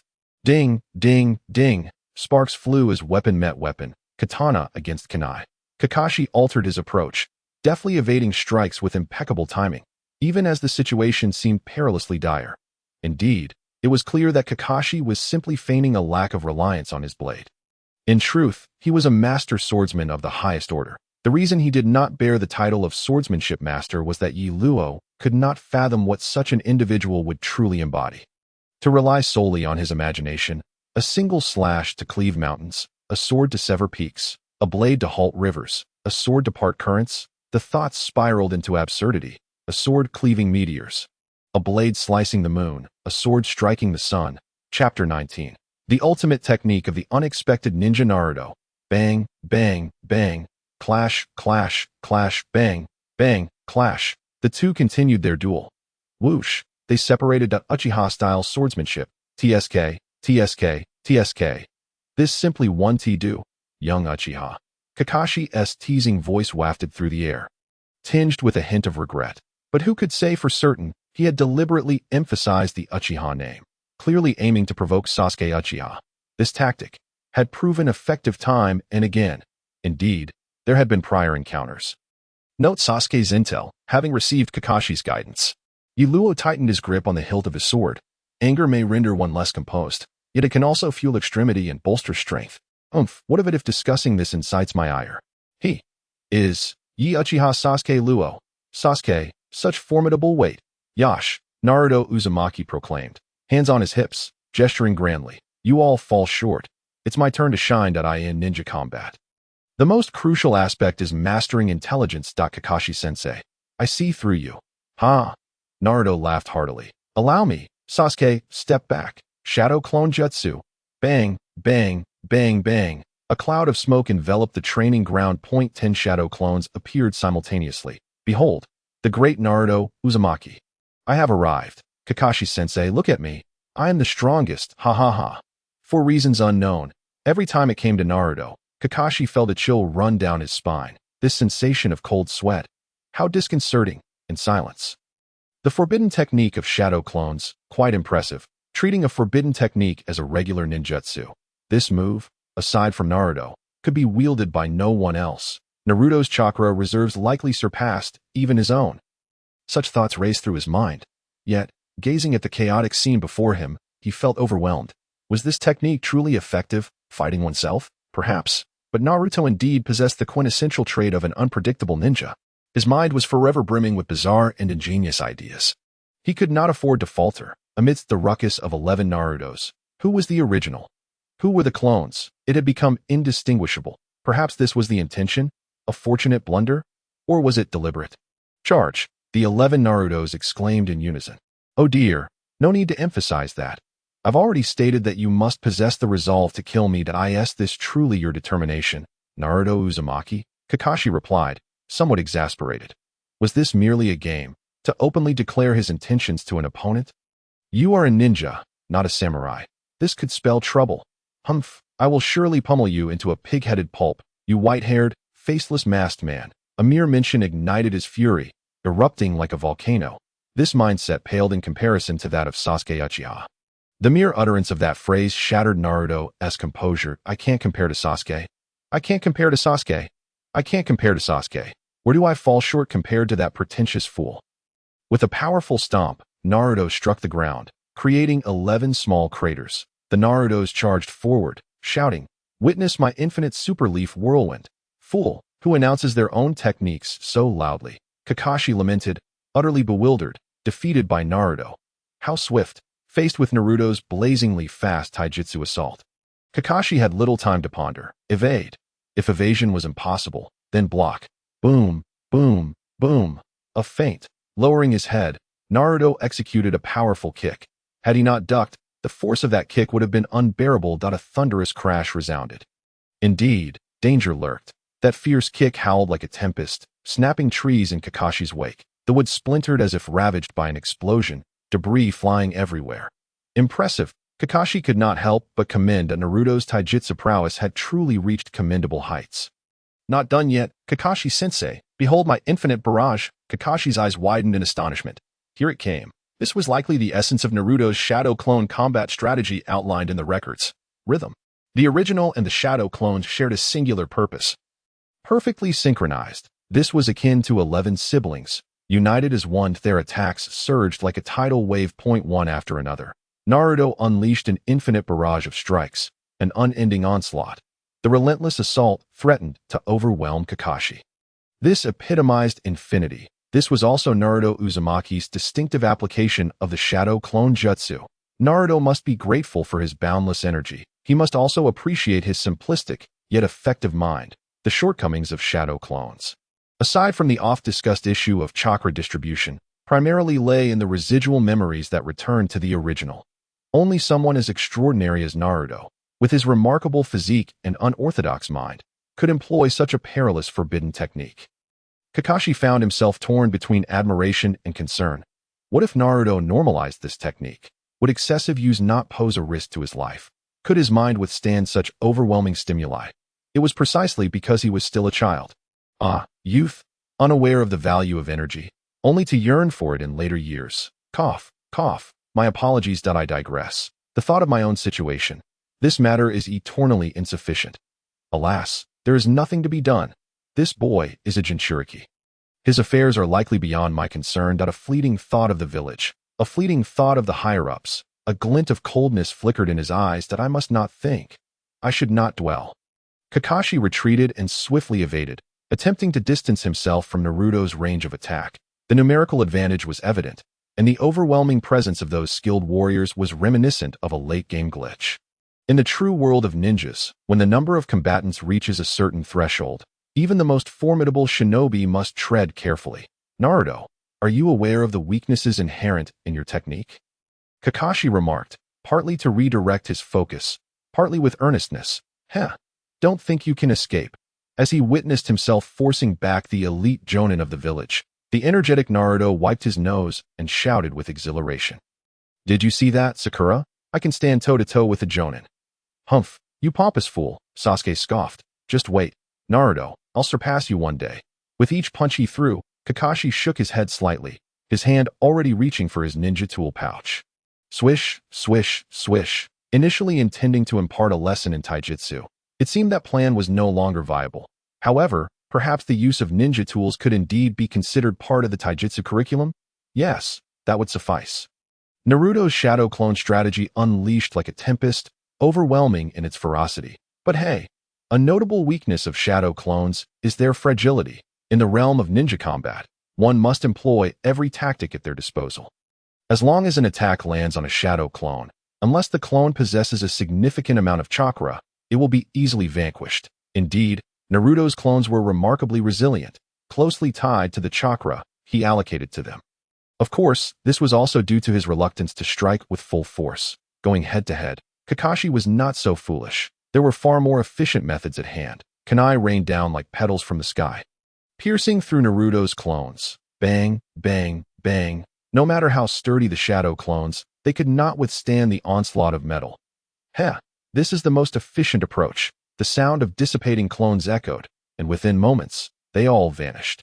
Whether it was the original or the clones, in the end, only the original would remain. Kakashi felt a twinge of regret at the chakra wasted. Like Sasuke, he too harbored envy towards Naruto Dada. Indeed, only those in the same field can harbor such blatant animosity. Oh dear, I told you, Naruto. This technique has its shortcomings. Kakashi stood and scathed upon the earth, one hand running through his silky white hair, launching into a lecture. That expression, that demeanor. See, I warned you, yet you refused to listen. You realize your mistake now, don't you, young man? Naruto's face contorted with indignation. Right now, if I were alone, he clenched his teeth fiercely and declared, Kakashi-sensei, if you continue to be so unreasonable, I shall unleash my ultimate technique. Oh, Kakashi's interest peaked at Naruto's declaration de an ultimate technique. I must keep my eyes wide open to witness this. However, to Naruto, the jonin across from him wore a perpetual expression of indifference, as if to say, your ultimate technique is nothing special. The level of mockery was palpable, rivaling even that of the arrogant Sasuke. Naruto despised such condescending attitudes. Damn it. How infuriating. How dare you? Naruto seethed internally. Feeling utterly vexed, he had almost defeated the white-haired jonin. Yet a mere barrage of kunai had obliterated the shadow clones he had painstakingly created. Unfair. Unreasonable. Kakashi-sensei, behold my ultimate technique. I shall unleash it now. Kakashi felt a cold sweat trickle down his brow. Not again. Do you realize how dangerous this is? Yet, he had no choice. After all, it was merely a training exercise. His true aim was to gauge the extent of these three children's abilities. No amount of documentation could compare to witnessing the live demonstration. Naruto bellowed, Shadow Clone Jutsu. With a hand sign, he summoned 50 shadow clones. Shadow Clone Jutsu? Kakashi remained unfazed, lazily remarking, is your ultimate technique merely more shadow clones? Well, if that's all it amounts to, I should have fought Sasuke instead. Battling you is rather dull. With a kunai poised, he added, have you forgotten how your shadow clones disappeared just moments ago? Have you no memory? Naruto fell silent, his resolve unwavering. Serious now? 50 shadow clones surged forward. Naruto, your taijutsu is mediocre, though your shadow clones are somewhat commendable. But in the end, you're just a jonin. You cannot hope to defeat me, a jonin. The gap between you and Sasuke is already vast. And the chasm between Sasuke and me is even greater. You couldn't hope to touch even a hair on my head. Kakashi felt a wave of boredom wash over him. He had expected to witness an ultimate technique. Yet this was it, just this? He was displeased. Fortunately, in the realm of ninja banter, no one surpasses me, Kakashi Hitaki of Konoha. Just as Kakashi prepared to resolve the matter, unable to resist the urge to act. Suddenly, self-created ninja technique, Naruto's ultimate technique, enhanced seduction technique, harem jutsu. 50 Naruto shadow clones transformed into voluptuous, scantily clad women. Nanny. Kakashi's pupils dilated, his mind momentarily blank. This was too. Those legs, that chest, those eyes, that nose. No, Nanny. Sakura gasped, covering her eyes with her hands, though a few gaps remained. Indeed, she had seen it. While her lips protested, her body betrayed her honesty. However, within her heart, she cursed Naruto. Naruto, die. I never imagined you were this kind of Naruto. Scary. One can know a person's face but not their heart. Yaluo stood speechless, palm to forehead, as if recalling something. This technique. Naruto has used it before, Dada. This usage, no. Those who have seen it all praised it. No, no, no. Clean your eyes. Too spicy, too spicy. Cannot admit it. Form is emptiness. Emptiness is form. Everything is mere flesh, a hollow shell. Though Kakashi did not experience the comedic nosebleed typical of anime, as an adult, he felt his blood rush. His nostrils warm, his lower abdomen heated, you know what I mean, and his rear tightening. He was utterly stunned. Divine technique. Super divine technique. He adored this jutsu. Cough, cough. Would not admit it. Absolutely would not admit it. In any case, Naruto Uzumaki, I have high hopes for you. At that moment, Yaluo stood poised with his sword, his brow furrowing slightly. So this was the level of consideration you had. Truly impressive. A slight smile graced his lips. He sheathed his sword and returned it to his back. His hand then reached towards. Since the age of 7, Naruto had sparred with Sasuke. The youthful Naruto, unwilling to succumb to defeat, never lost heart. Time and again he battled and lost. Yet, he fought on. His resilience was so remarkable that Sasuke deemed him the strongest. After one particularly fierce encounter, the dissatisfied Naruto conceived a brilliant idea. I can use shadow clones.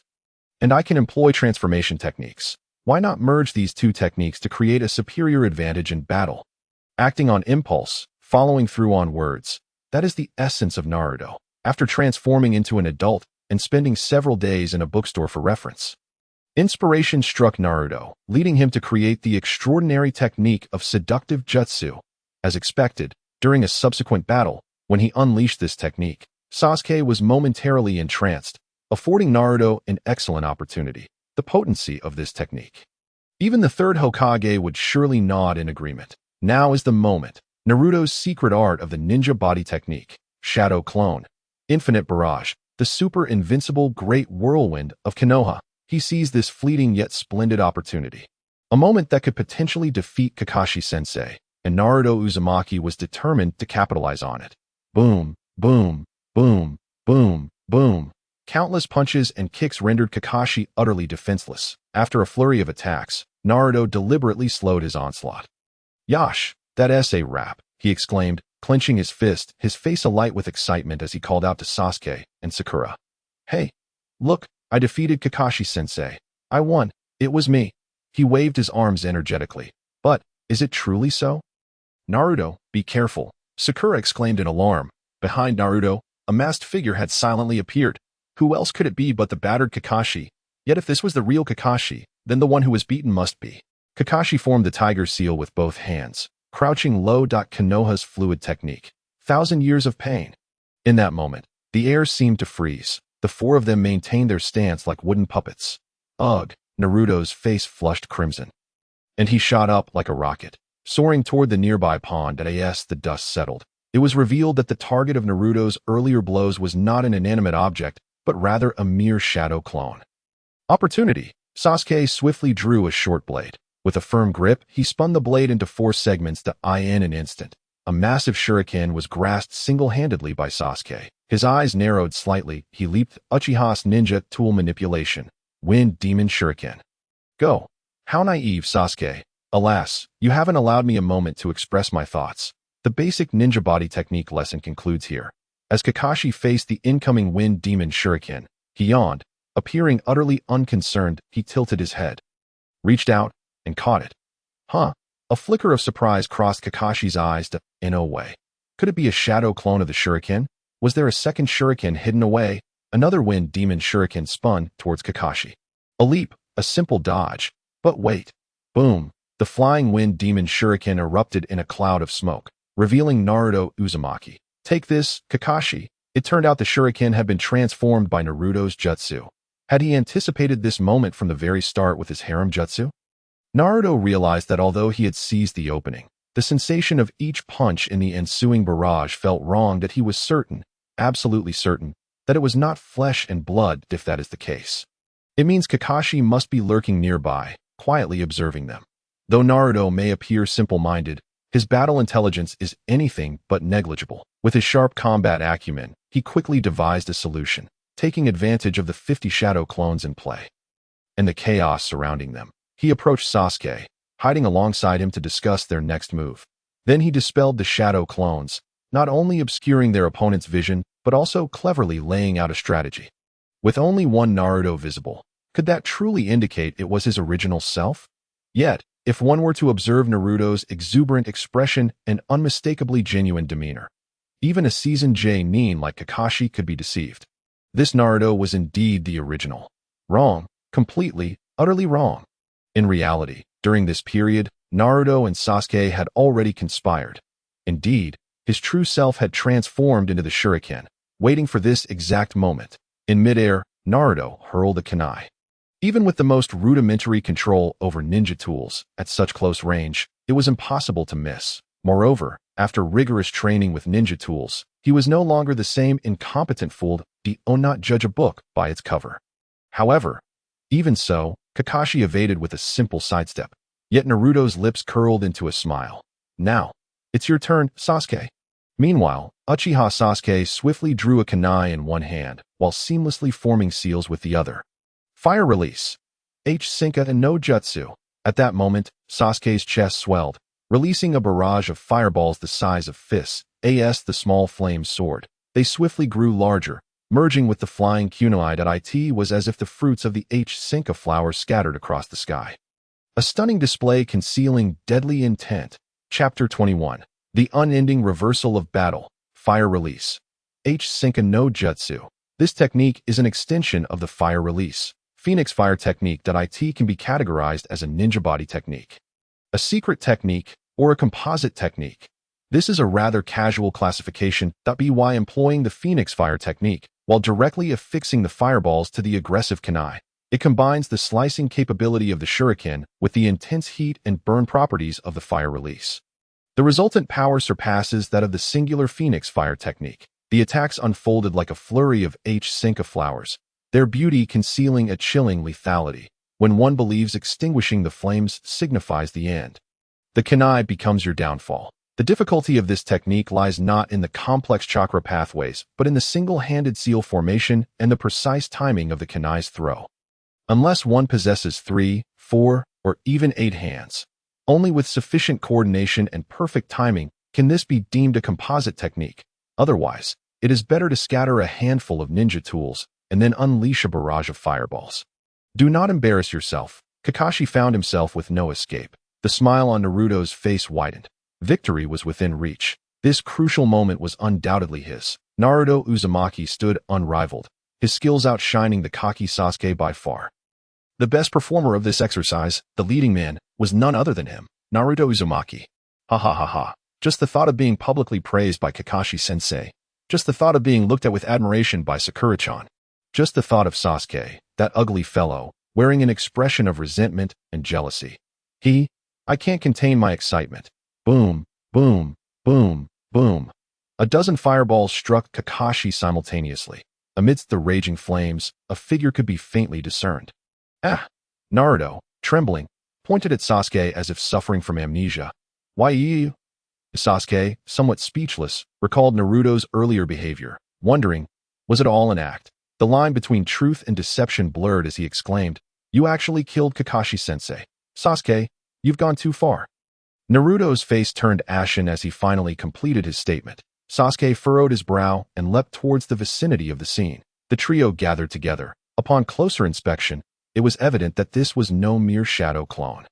There was no smoke. Naruto was well aware of the nature of shadow clones, and if it were one, it would have dissipated into smoke the moment it was struck by the fireball. Sasuke's expression grew grave, his brow knitted tightly, lost in silent contemplation. Something was amiss. But what exactly was out of place? Don't move. A kunai was gently pressed against Sasuke's carotid artery. The cold steel sent a chilling sensation coursing through him. Don't you dare move, or your teammate Sasuke will. Kakashi, holding the kunai in his right hand, suddenly appeared behind Uchiha Sasuke. A smile spreading across his lone black eye directed at everyone. He began to praise. Oh dear, what a formidable fire release technique. Such terrifying one-handed hand seals and impressive coordination. You all are quite remarkable. Kakashi turned to Naruto with a broad grin. I must commend you, Naruto. Your synergy with Sasuke is nothing short of perfect. Come on. Naruto scratched his head, his face slightly flushed, swaying awkwardly like seaweed, feeling quite embarrassed. You flatter me. But right now, we're still in the midst of battle. His expression abruptly shifted to seriousness as he raised both hands in exclamation. How despicable, Kakashi-sensei. I was genuinely worried about you, and yet you resorted to trickery. Ah, I see now. It must be the Earth release, clone technique. Sasuke, still held at knife point, displayed no change in his demeanor, maintaining an air of tranquility. It seemed he had grasped the crux of the situation, as the corners of his mouth even curled upward, and he spoke more freely. It appears we have failed rather spectacularly. Kakashi, you bested Naruto with the substitution technique, and used the clone technique to outwit me. How perfect your instruction has been. What? I didn't defeat you. It was merely you, the arrogant one, who was outsmarted. Naruto interjected, refusing to concede defeat. Let us get this straight. You, Uchiha Sasuke, are the one being held hostage. Oh, are you aware of your current predicament? Though this is merely a drill, your attitude hardly resembles that of a defeated individual. Hey, your demeanor is rather vexing for a kidnapper like me, Kakashi's voice rang out. Calm yet laced with irritation. Naruto nodded in agreement. Exactly. You've been defeated, yet you still carry yourself with such arrogance. It's infuriating. What gives you the impression that I am the real body? Sasuke flashed a wicked smile, revealing his gleaming white teeth. Kakashi's eyes widened, and with a slight exertion of force, he pressed the kunai down. Bang! Sasuke instantly transformed into smoke. Seizing the opportunity, kunai shot forth from a nearby tree, sending leaves spiraling higher into the air. Uchiha-style ninja tool manipulation. Explosive kunai. I can use the shadow clone technique too. Nanny? This is Sasuke's shadow clone, not the real Uchiha Sasuke. Kunai pierced through the smoke, leaving deep marks on the ground. Bang! Numerous small craters appeared, as if a mischievous child had been digging in the earth. In an instant, the ground was pockmarked with the traces of kunai. However, Sasuke hastily leaped down from the tree, seemingly trying to escape as if fleeing from a great flood. Why? Why? Bang! Kakashi suddenly appeared beside Sasuke. With swift movements, he seized and pinned him down. What does it mean to capture someone effortlessly? To take them alive? To strike decisively? Here it was. Sasuke found himself subdued on the ground. Eat dirt, little Sasuke. The captured Uchiha struggled, but found himself unable to escape. Kakashi had deduced Sasuke's location from the trajectory of the kunai and had directly utilized the earth release technique to infiltrate the area. The shadow clone struck by the kunai naturally vanished. Ouch, that hurts. Uchiha Sasuke thought of escaping, but where did that leave him? A Jainin. Oh dear. Gotcha, little Sasuke, you're still too green. Kakashi felt a swell of pride, as the surprises from the children had been plentiful, but the final outcome was bound to be somewhat harsh. There was no way around it. After all, he was an elite Jainin. He had to maintain his dignity. Forgive me, but besides the earth clone, I also possess the shadow clone technique. Just then, Kakashi halted, realizing he had indeed created a shadow clone to return the favor. But beneath him, Sasuke, this feeling was bad news. Bang! It was as if countless shurikens scattered like petals in the wind, shooting out in all directions. Retreat! A sharp whistling sound echoed from afar. Following the shuriken were more kunai, and surely more waves of attacks awaited. Kakashi felt a sense of helplessness. Who could have imagined they were all playing the clone game? Naruto was one thing. He only knew shadow clones. But to think Sasuke had learned from Naruto. Are you not Uchiha Sasuke? Aren't you the one who relishes in facing challenges head-on? When did you resort to such underhanded tactics? This is something only a seasoned trickster would employ. Young man. How could you be so mature? I let my guard down. Kakashi mused internally, yet he had to admit it was rather impressive. Earth release. Earth flow wall. There was no choice. He could block the shuriken with his arm. But kunai were another matter altogether. The ground before Kakashi trembled violently, and a massive earthen wall erupted. He was panicking. Otherwise, why would this wall be adorned with a dog's head? He had intended to conserve chakra. But in this urgent situation, his body acted instinctively, adding a dog's head. Perhaps having that dog's head would somehow bring him comfort. Of course, it wasn't just that. An earthen wall with a dog's head was far sturdier than a regular one. This was a technique Kakashi had mastered thoroughly. It may not be a secret art, but in the ninja world, it was unique to him, without rival. This only illustrated the profound transformation of his earth-style chakra, cultivated to an extraordinary level. Truly, he was the copy ninja, Kakashi Hatake, proficient in thousands of jutsu. Just as Kakashi felt a swell of self-satisfaction, The one-eyed ninja found himself lost in thought. Naruto and Sasuke are indeed performing admirably. However, their teammate Sakura seems to be lagging behind. She hasn't even reacted. Her participation is woefully low, creating too large a gap between her and the others. She should be given a chance to shine. A little lag is acceptable if she's not in the front line, but it shouldn't be too much of a disparity, should it? At this rate, I hope she won't be so discouraged by her teammates that her confidence diminishes. Whoosh, what is happening now?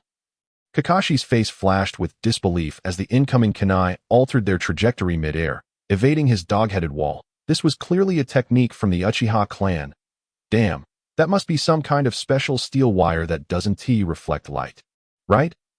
Swish. Kakashi had no time to evade as his body was ensnared by several transparent wires. The man was bound like a zongzi, rendered nearly immobile against the earth wall. Following the wires, he caught sight of the coldly composed Sasuke within his line of vision. Damn, I was truly careless, Yi Luo sighed inwardly.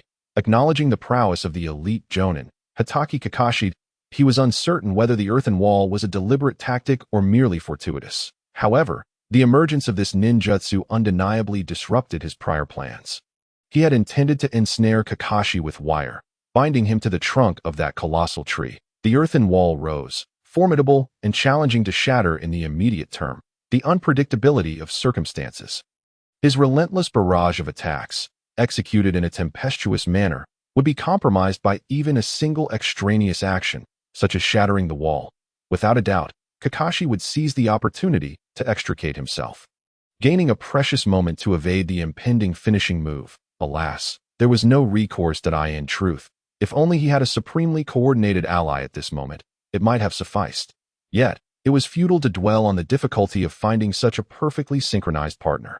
Having come this far, there was no turning back. So let it be.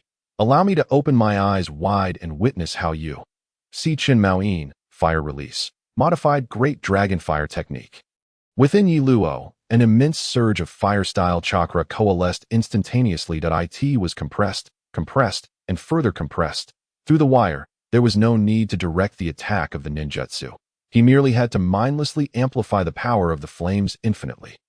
Swift, potent, rapid, grand, a dragon-shaped inferno surged forth in an instant, engulfing the bound Kakashi. Yi Luo's expression remained unchanged, for he understood Kakashi would not be so easily vanquished. Moreover, in this scenario, his brow furrowed. Indeed, he had struck true. Yet, this sensation, Chapter 22, Unknown Earth Release Ninjutsu, were the others defeated? This time, Naruto was utterly bewildered. The twists and turns were overwhelming, a spectacle to behold. Oh, Naruto was unfamiliar with such intricacies. At this moment, he could only feel his head buzzing. Just as he was preparing to celebrate, it turned out that Kakashi was an Earth clone. That was inconsequential. He had thought Sasuke was doomed, only to discover that Sasuke was a shadow clone. Oh, that was also inconsequential. Now he believed Kakashi was about to. Observing Sasuke's earnest expression, where he glanced left and right, up and down, scrutinizing every angle. This could not possibly be the real person. Kakashi-sensei, come out. He called out as per usual. So this is what it feels like when the opponent employs shadow clones, clapping his left hand against his right palm. Indeed, I am a genius. Shadow clones are notoriously difficult to discern. Kakashi, engulfed in flames, wriggled free of the wires, his body. Come, follow my lead. Left hand in slow motion, right hand in slow motion. BGM, please self-check the TF Boys debut mega hit. Youth Training Manual, this is where you follow my left hand. Right hand in slow motion, moving stiffly. Haha, Kakashi-sensei, your clone is somewhat lacking, isn't it? You won't be pulling a puppet clone this time, will you? Naruto believed he had unraveled everything. If there were Earth clones, then surely other clones must exist as well. Indeed, the Kakashi before him, moving awkwardly, must be the legendary puppet. Ere he only knew the name puppet, the first image that sprang to mind was that of the puppets used by performers at gala celebrations. No need for Naruto to explain. He couldn't articulate it either. After all, reading made his head ache. He simply couldn't focus. Chakra, he couldn't even distinguish it clearly. Yi Luo's eyes narrowed slightly. His expression graved at no. The figure before him was not a puppet. It must be the real body. Kakashi, you. Very well then. Kakashi moved casually, oblivious to any potential stiffness in his skeletal structure. A grin stretched across his face, still managing to smile, though it appeared somewhat menacing. Quite perilous. You almost caused me injury. Nanny. Kakashi-sensei, was Sasuke's recent maneuver merely a near miss? Naruto exclaimed. Utterly astonished, he felt an overwhelming sense of awe. Whether others believed it or not, he certainly did. You dare speak. And he dares to believe. All right, then, let us proceed to the next round. Seeing Sasuke take the spotlight, and given that Kakashi-sensei was unscathed, he too desired to shine. Yes, just like that. Naruto chuckled to himself. Why have the three of you gathered here? Now, do not forget the purpose of your exercise. You have yet to claim the bells from me. The assessment is not over. Come now, with the resolve to defeat me, continue to demonstrate your ninja prowess.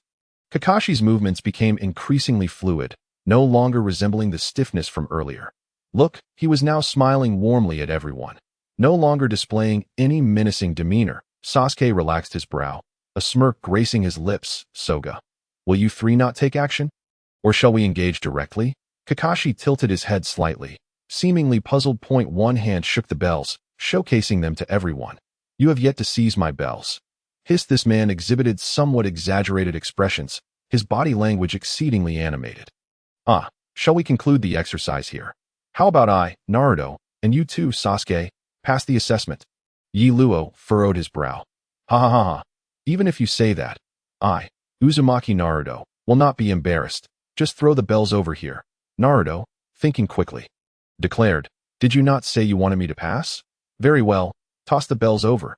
All right, Kakashi pretended to throw them. No, you can't be serious. Naruto's mouth gaped in astonishment, somewhat dazed. Sakura also froze. Was this really the end? Yi Luo, however, understood Kakashi's intent. Kakashi wished to. He stomped one foot down, coldly shifting the topic, though this was indeed what he truly wanted to convey. Kakashi, you did not entirely evade my fire-release ninjutsu. Did you? In this moment, Yi Luo transformed into a detective. There is but one truth. Although my wires ensnared you, you also made contact with the earthen wall crafted from your Doton Dori Heki technique. This B-rank ninjutsu has been executed with remarkable finesse. When the dragon fire technique struck you, you swiftly converted it into a defensive ninjutsu of earth release, didn't you? Was it Doton Kei Sakuzai no Jutsu? Yi Luo was uncertain of the exact method Kakashi employed, but he surmised it was something along those lines to end the original narrative. Without utilizing Doton Kei Sakuzai, he had stood firm against Yamado's Doton Rigon. The immortal duo, who claimed to have once faced off against the first Hokage, had even upgraded the B-rank Doton ninjutsu, Doton, into a super ninjutsu that combined both defense and offense, hardening their skin with the earth-style chakra flowing throughout their body, maximizing defensive capabilities, allowing their flesh to repel all matter as if it were diamond. While defending, they could also convert their defensive power into offensive strength, inflicting damage upon their opponents, truly befitting of the Bounty King. Experience speaks volumes. You are indeed worthy of your reputation, Kaku. Incredulous, the Doton technique, aside from being vulnerable to lightning-based ninjutsu, rendered any other ninjutsu attempting to breach Doton practically non-existent. More crucially, this was merely a B-rank ninjutsu. Such a technique undoubtedly represents a form of absolute, strongest, defense. Allow me a moment of levity. The so-called absolute defense is often shattered, as those in the know would understand, winky face. Anything branded as the strongest or absolute often falls short of expectations. So what earth release ninjutsu did Kakashi employ? You have discerned this. My. What kind of technique am I employing? TSK. As Kakashi observed the eager expressions on his adorable subordinates, he unabashedly declared, Secret.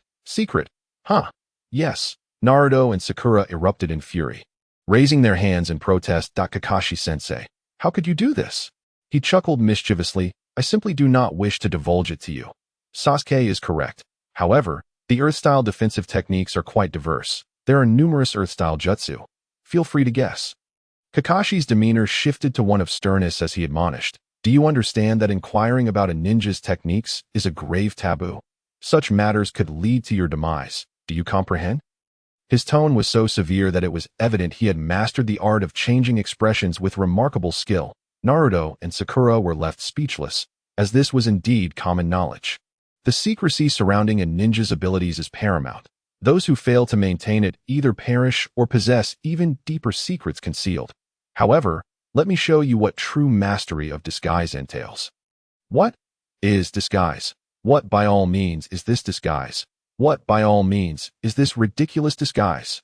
The previously authoritative expression vanished in an instant, as Kakashi Hatake broke into a grin, unblemished by impurities, rising from the mud untainted. Secrets only enhance a man's allure. Everyone was petrified, a total defeat. Kakashi-sensei has triumphed over everyone. Hello, everyone. Give it a try. Chapter 23. This Sakura is unusual, truly a genius of the Uchiha clan, but, sensing Kakashi's intent to continue his sardonic remarks and psychologically attack, Yero had no choice but to employ his own diversionary tactics. Alright, save your little tricks. 2 bells, 3 individuals, 2 peaches, 3 individuals, 2 buckets of fresh water, 3 individuals. He chuckled mockingly. Ha! Yero laughed heartily. His expression turned icy as he adopted a demeanor reminiscent of Kakashi, coldly stating, "How dull, Kakashi. You are implying that Sakura is a hindrance, aren't you?"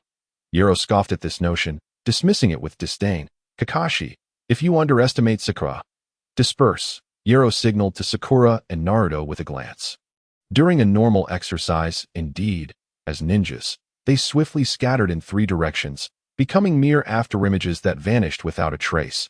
They all concealed themselves within the surrounding dense forest.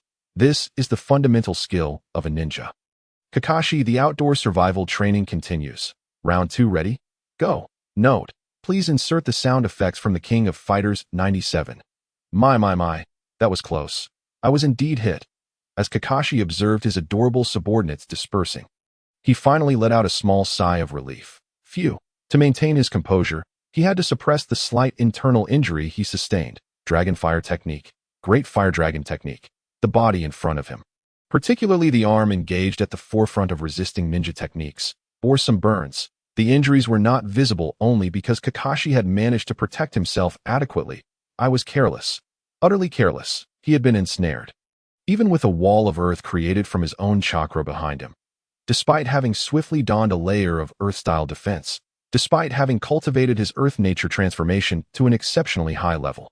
Yet, he could not endure. He could not withstand. He could not help but succumb to the rapid and powerful fire techniques unleashed by Uchiha Sasuke. Kakashi's gaze became unfocused as he replayed the earlier events in his mind.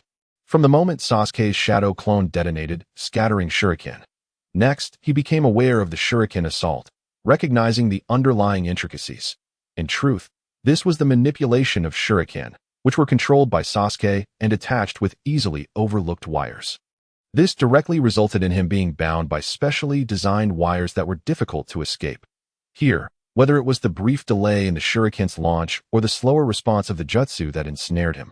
If he had been granted just a little more time, he could have broken free. Once freed, the vastness of the world would open up before him, presenting great opportunities no matter how powerful your jutsu.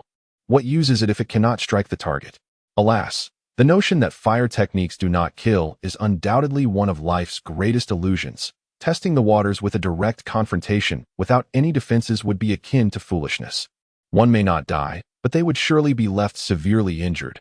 This is a fire attribute, known for its aggressiveness and immense power, a true ninja technique. Being struck a few times or kicked could leave one incapacitated, let alone an attack jutsu designed to inflict harm. The corners of Kakashi's mouth inexplicably curled upward, his eyes gleaming with amusement, indeed, overflowing with joy. Each technique flowed seamlessly into the next, leaving no room for his opponent to catch their breath. The key was swiftness. He could not help but applaud Sasuke's execution of the 3rd ring of fire techniques. The timing of its release was simply impeccable. He truly could not resist giving Sasuke a round of applause. A textbook example of offensive rhythm, perfection. While he was restrained, his opponent had already unleashed their fire techniques, leaving him no time to react. Fortunately, he was relieved that a wall of earth stood behind him. Otherwise, TSK, how perilous. Although he appeared unscathed, It was merely an illusion. Sigh, I must apply some ointment upon returning. Should I employ the sharingan against Sasuke? Kakashi hesitated, brushing the forehead protector covering his left eye. His thoughts swirling to AT that moment. His future subordinates had already scattered, indicating their eagerness to continue that he lowered his hand. Never mind, let me check on Sakura first. How intriguing. They have deliberately spread out, leaving me space. Is this a test for Sakura? They did not even provide her with a choice, though, dear. Uchiha Sasuke certainly has some skilled, no wonder he is a member of his clan. For a moment, someone came to mind. Is Sasuke grasping the rhythm of this exercise? From this perspective, it indeed seems that way. The unfolding of events is becoming increasingly fascinating. My attempts at provocation have failed. My attempts at division have failed. The mockery had some effect, yet overall it was still a failure. A failure is precisely what I expected. The children of Team 7 are remarkably impressive. So, will Sakura provide me with some surprises? I am truly looking forward to it. Sakura, time hones all. Hidden alone in the dense forest, her gaze was resolute, without a hint of hesitation. Unless unforeseen circumstances arise, Kakashi-sensei's next target will undoubtedly be her. How could she not comprehend Sasuke-kun's intentions? Sasuke, oh, what do I mean? Just then, a tremendous sound erupted from afar. Boom, boom, boom, boom, rumble, rumble, rumble. Has the battle already commenced? Suddenly, it felt as though the world spun around her, and the scenery before her seemed to blur. Everything returned to normal. In days. It appeared as if countless shuriken flew past her. The battlefield just ahead? That is, Sasuke-kun. She rose, intending to take a look. Has she moved? Or, not moved? Not far ahead. One could see Sasuke, drenched in blood, his face an embodiment of anguish as he lay on the ground, weakly calling out, Sakura, save me, Sakura, I do not wish to die. Do not wish to die. The corners of Sakura's mouth twitched slightly, her expression shrouded in frost. In that moment, a chilling voice emerged from her lips, drifting into the surroundings, resonating far and wide. Listen. The path of a ninja encompasses three principal directions: ninjutsu, taijutsu, and jinjutsu. Kakashi-sensei, your plan? A cold smirk graced Sakura's lips, the glacial intensity in her eyes undiminished. You assessed Sasuke with ninjutsu, evaluated Naruto through taijutsu. Logically, you would employ jinjutsu to assess me, wouldn't you? Indeed, it is only natural. Although Sasuke excels comprehensively in the ninja academy, his prowess in ninjutsu is indisputable. Naruto, on the other hand, demonstrates remarkable capability in taijutsu, often matching Sasuke in their sparring sessions, leaving their peers utterly outclassed. As for me, there are whispers in the academy regarding my exceptional talent in jinjutsu. Are there not? As a Nin, acquiring our information should pose no challenge for you. She paused briefly. Perhaps I have misspoken. Hey, Kakashi-sensei, when you became our guiding Nin, surely our records were laid bare before you. Sakura's expression was a blend of mockery and truth, her words flowing like a river. In that instant, a beautiful flower blossomed forth. It is all too evident. Could it be? You think I have failed to analyze the situation? Or do you believe my impressive performance is merely a fade? To see is to believe. And I comprehend your rationale. However, even if you deem my strength lacking, such a level of jinjutsu. Humph. Do you truly think you can easily dispose of me? You underestimate me greatly, Kakashi-sensei. The girl lowered her head, a shadow veiling her face. Forget it. Her voice resounded in a somber tone. Is she trembling? Is it a sign of grievance? Or, Sakura truly trembled, her limbs quaking. Is it fear? No. That is excitement. No matter what Kakashi-sensei thinks. Are you not here to evaluate me? Here I am. I have emerged, and I stand alone. Sakura shouted toward the horizon, her eyes seemingly unfocused yet wholly unaffected. This sensation, Kakashi observed Sakura closely, paying keen attention to her demeanor. Boom, boom, boom, boom. Setting aside this matter for now, does the jinjutsu still remain unbroken? This girl, indeed, possesses a delicate exterior yet a resilient core. Does she wish to prove herself to me? Maintaining composure and rationality amidst the jinjutsu without needing to dispel it, while retaining a keen awareness of her surroundings.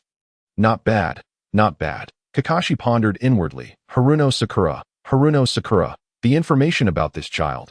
The reports do not lie. Sakura's talent in jinjutsu is undoubtedly on par with Sasuke's. Such talent, nurtured towards the path of a Jinjutsu-type ninja, is hardly misplaced. He thought of the similarly appointed J-nin, Yuhi Kurenai, and reflected on the formidable nature of Jinjutsu, which he, Hitaki Kakashi, understood all too well, excluding those eyes of his, purely in terms of Jinjutsu talent. Sakura might surpass Sasuke.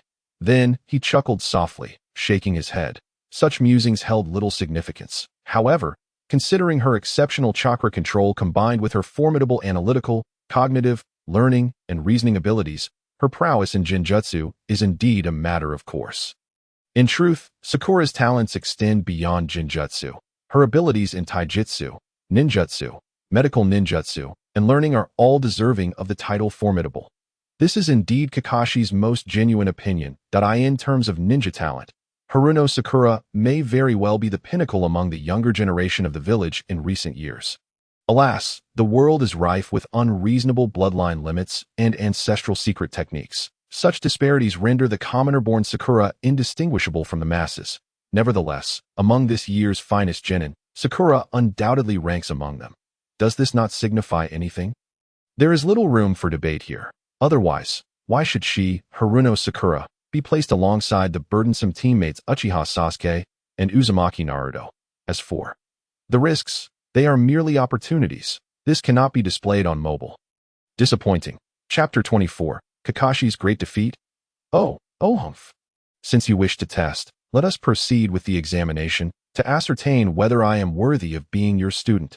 As soon as Sakura's resolute declaration echoed, Kakashi's Jinjutsu dispelled itself. This was neither an acknowledgement of the Jinjutsu followed by the hand seals to dispel it, nor a deliberate use of pain to resist the Jinjutsu, nor the assistance of teammates to break free from it.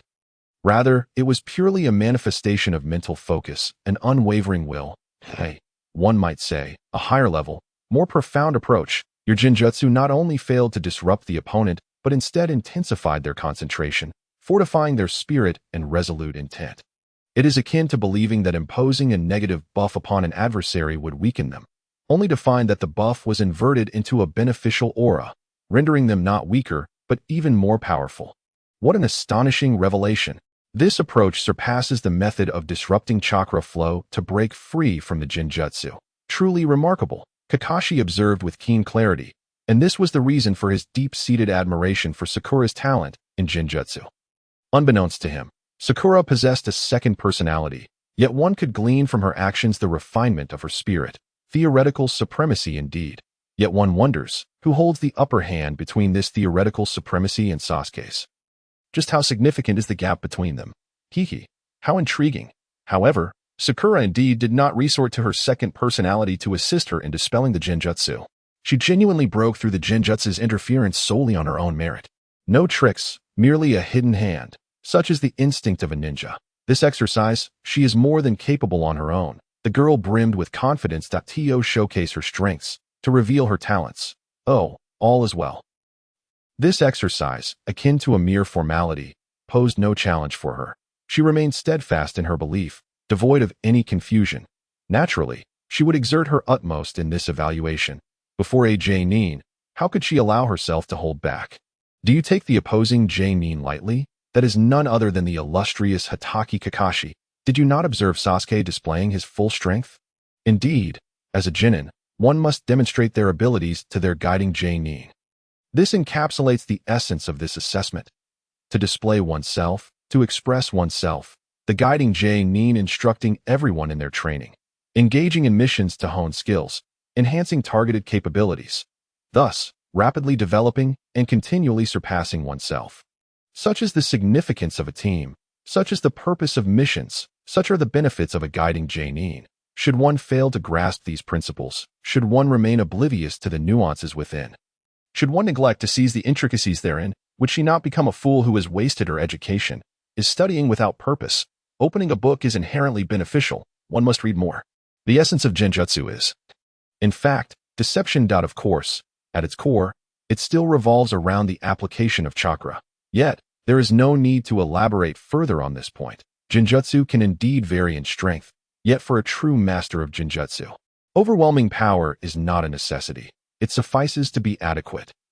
Thus it is, illusionists, wielding their craft, engage in battle with a subtlety that goes unnoticed, dispatching their foes before they even have the chance to comprehend their demise. The very essence of illusion lies in deception, hence, in the throes of true combat. A mere moment of trickery at a critical juncture can lead to a swift conclusion, concealed yet lethal, fraught with peril. The atmosphere is thick with danger and enigma. Returning to the present, Kakashi harbored no intention of dispatching Sakura with a single illusion. This was merely the first step. The affair was far from over. My, in light of this predicament, what course of action shall you take? A fleeting, sinister smile crossed Kakashi's lips. In the arena, Kakashi, why have you involved Sakura? You even resorted to dangerous illusions against her. Are you belittling me by targeting others while we duel? Sasuke scoffed. Having warned you not to underestimate Sakura, did you not heed my words? Kakashi stood in confrontation with Sasuke. Shuriken and kunai littered the ground. The recent commotion was undoubtedly a result of their skirmish. Sasuke cast a glance at Sakura and coldly stated, "You are unnecessary here. Depart at once, for I intend to continue my battle with Kakashi." Sakura was taken aback. Suddenly, she revealed a broad smile. Calmly advancing towards Sasuke, she declared, "I will confront Kakashi alongside you." Boom! A fist was thrust forth without a hint of hesitation. What? How could Sakura strike at Sasuke? He is her most cherished Sasuke-kun. Uchiha Sasuke hastily defended himself, yet the kunai, glinting with a dangerous sheen, pierced towards Sakura without his awareness. After a brief exchange, Sasuke retreated from the fray. Bang! Sasuke reverted to Kakashi's form. The other Kakashi had vanished without a trace. "Oh dear, I never asked for your assistance." This surely aligns with Sasuke's style. "Do you really believe I am not Uchiha Sasuke?" Kakashi pondered, slightly perplexed, in this latest transformation technique. He believed he had left no flaws. In fact, due to Sakura's earlier insight into the illusion, he had deliberately altered the script, rectifying any previous incongruities he had left behind. This Sasuke should resemble the real one quite closely. Right? Having interacted with Sasuke, he considered himself fairly well acquainted with him. Why then could Sakura? Sakura sighed, unflinchingly critiquing Kakashi. "Kakashi-sensei, why did you choose to transform into Sasuke of all people? Are you unaware of how intimately I know Sasuke?" "You don't know how." Her face flushed, her expression bashful. A radiant smile graced her lips. In that moment, the girl blossomed like a flower. "Look, I've finally become a beautiful blossom." Kakashi recognized Sakura's affection for Sasuke. Her observations of him were astoundingly meticulous. Was it not? Had it penetrated to the very core? Oh dear, one cannot underestimate a love-struck maiden. Yet, he had other suspicions. Surely, it could not be solely that. One must commend Kakashi-sensei for being a true elite shinobi. Mastering the 3 pillars of ninjutsu, taijutsu, and jinjutsu, he even deliberately held back, guiding us in this unconventional manner through our preferred methods. Truly, you have worked hard. Sakura graciously bowed to Kakashi. This left Kakashi utterly bewildered. Ahem, faced with the girl's gesture of gratitude, he was rendered momentarily speechless. Let us hear what Sakura has to say.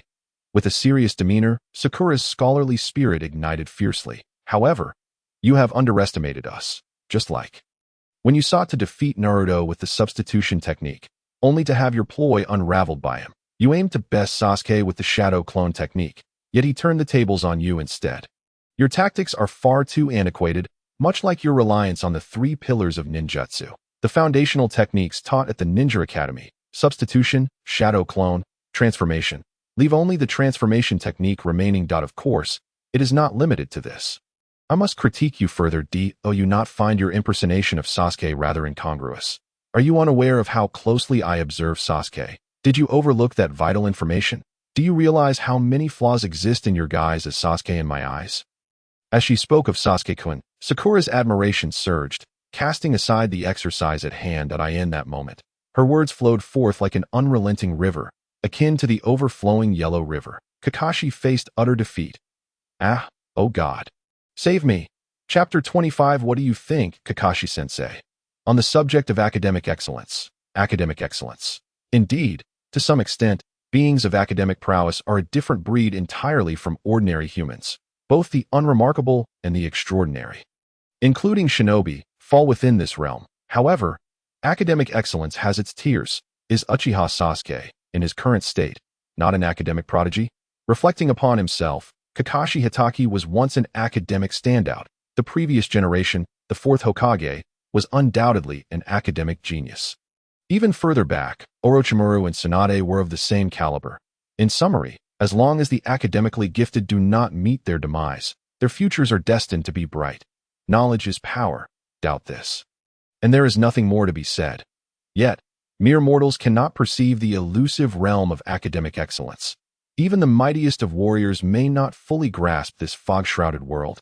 As for Kakashi, despite being an academic standout, could he comprehend the higher echelons of scholarly prowess? He currently harbored a sense of foreboding.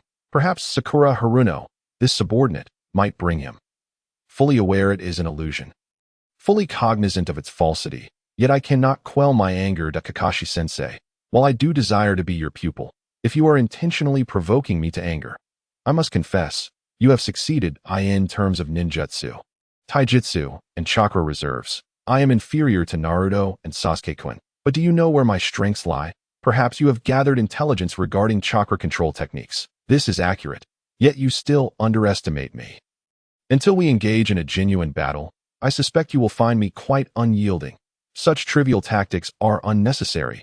Wouldn't you agree? Therefore, let us be straightforward and engage in combat. Kakashi-sensei. Cherry blossoms dance through the air. In this moment, Sakura transformed into a resolute warrior, eager to challenge Kakashi-Sasuke. I have understood your intentions from the very beginning. You wish for me to harness the strength of the traps. The advantage of terrain lies with me. Your pre-prepared traps are tailored specifically for my benefit. I shall never betray your affection. I absolutely will not. The heart of a maiden, you failed to comprehend. Kakashi-sensei, the girl had already begun to strategize her advantages. If Kakashi wishes to witness her abilities, then let him see. Combat is not solely about the brute force exemplified by Naruto or Sasuke. The world of shinobi is not confined to that notion. Such a perspective is overly simplistic. Various traps, disparities in information, the power of intellect, the accumulation of experiences, knowledge, and insight. All of these are immense forces that can be wielded in the arena of shinobi combat. They may be intangible, yet their existence is undeniably real. This is the ultimate essence of being a shinobi. On the sidelines, Leaf Uchiha Sasuke roared. Has it begun? I must also prepare myself accordingly. Cultivating tranquility, restoring chakra, and maintaining my optimal state. The traps he devised indeed possess the intention for Sakura to exploit. Sakura's presence is that of an individual in the realm of learning who even he must concede to. He has truly learned a great deal from her. Haruno Sakura embodies a girl of profound inner beauty. The deeper one delves, the more one senses. Cough, cough. Once Kakashi completes his assessment of Sakura, and the teammates have exhibited their skills, he shall engage Kakashi in earnest competition. How exhilarating. It's time to ignite the flames. From the outset, fire release techniques, shadow clone technique, and others have significantly depleted his chakra. In this regard, he is still not comparable to Kakashi. The quantity of chakra reflects, to some extent, the individual's condition. Naruto, on the other hand, possesses chakra in abundance, overflowing, and his recovery rate is extraordinarily rapid, allowing him to squander it freely. Sasuke is merely an ordinary individual. Even if he is slightly more exceptional, the disparity in age becomes overwhelmingly apparent when compared to a freak of nature. I, Uchiha Sasuke, am ultimately just a normal person.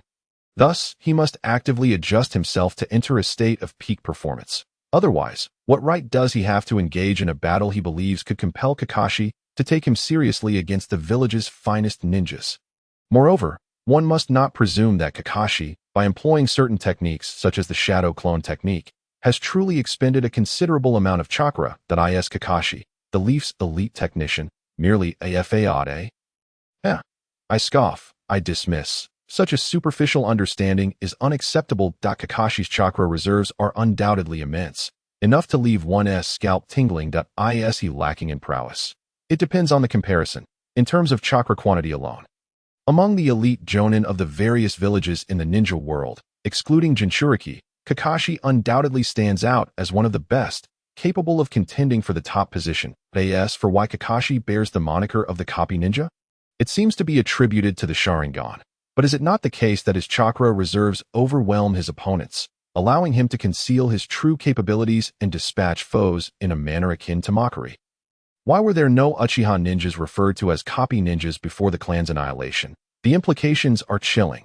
If the copy ninja did not copy, perhaps Kakashi Hitaki would be even more formidable. Kakashi, an exceptionally gifted ninja, has yet to be truly understood by anyone. He is a man as profound and mysterious as the ocean. Much like his masked visage, no one has ever truly witnessed his true face. A mystery, an enigma, a secret. It is well known that Kakashi Hitaki is not of the Uchiha clan, while the Sharingan enhances his abilities and increases his threat level to a certain extent. It also presents both advantages and disadvantages. This issue merits discussion. Chakra drain. Once the Sharingan is activated, the chakra is perpetually in a state of high consumption. The single 3-tomo Sharingan, in its non-native state, is indeed a significant drain on chakra, which is indisputable. This is the foremost reason Kakashi is regarded as possessing a meager amount of chakra. In reality, the readers are aware that this is actually a more advanced Manjikyu Sharingan. Naturally, this entails an even greater chakra drain. Even in the 3-tomo state, it consumes more chakra than an ordinary 3-tomo Sharingan. The stronger one is, the greater the consumption. This is a matter of common sense. Unfortunately, Kakashi and others are unaware of this. Just as he will never uncover the secrets here, this possesses tremendous power, wielded with unparalleled finesse, rivaling that of the Uchiha ninjas of the village who once bore the 3-tomo Sharingan. This is not solely due to his being a super genius, nor merely because this aligns perfectly with him, but more importantly, it is simply a more advanced Kimi, Manjikyu, Silence, 3-tomo Sharingan. Once again, it is within reach. Yi Luo's heart cried out that I yearn to personally experience the power of a top-tier ninja. I wish to see clearly the path ahead on the road to reaching the level of Hokage. I refuse to be shrouded in mist. Though the strength of Hokage-level ninjas seems attainable, I ultimately lack a reference point, or rather, this benchmark appears somewhat blurred to me. That I cannot allow this. I must stride forth with greater speed and resolve towards the next level. Time is not to be squandered. Who else but me? I, Uchiha Sasuke, am not inferior to anyone. This time, I shall take flight. Previously, Kakashi had always utilized words to critique the trio, but this time. Kakashi-sensei, as we know, you are one of the most renowned genius ninjas in the village, graduating from the Ninja Academy at 5, becoming a Chunin at 6, and officially attaining the rank of Jonin at 12.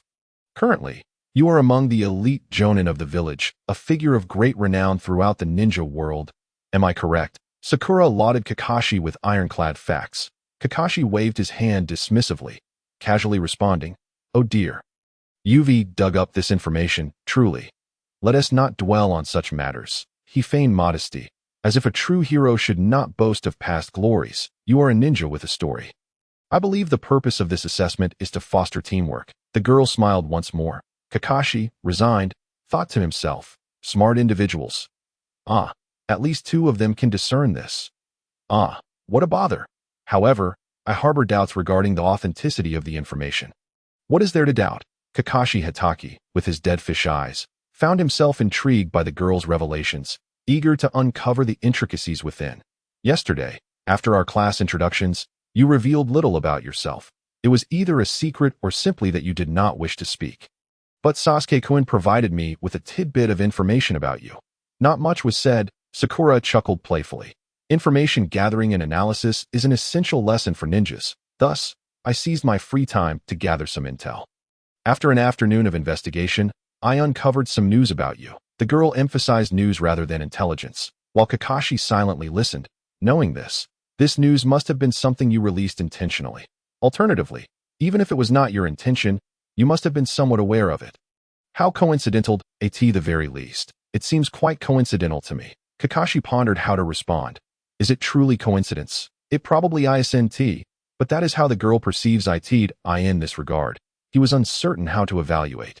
I wish to know your public information, as I overheard passers-by discussing you. The once great genius ninja, saying, Kakashi's lips curled beneath his mask, realizing he had become pass. Am I truly past my prime?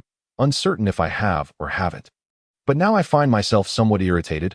I wish to know your daily habits. A young lady at a ramen shop informed me that you enjoy being late, often concocting absurd excuses such as getting lost, helping an elderly lady across the street, or encountering a black cat blocking your path. Kakashi felt a tickle of amusement. Not many are privy to this detail. Young lady. Ramen shop? Could it be? Damn. I wish to know your recent information. A senior who claims to have been eliminated under your tutelage told me that your assessments are so grueling that no one has passed your test. Sakura shrugged, feigning helplessness. But why do I sense a certain dissonance among the gathered information? What do you think, Kakashi-sensei? Chapter 26. The Terrifying Sakura.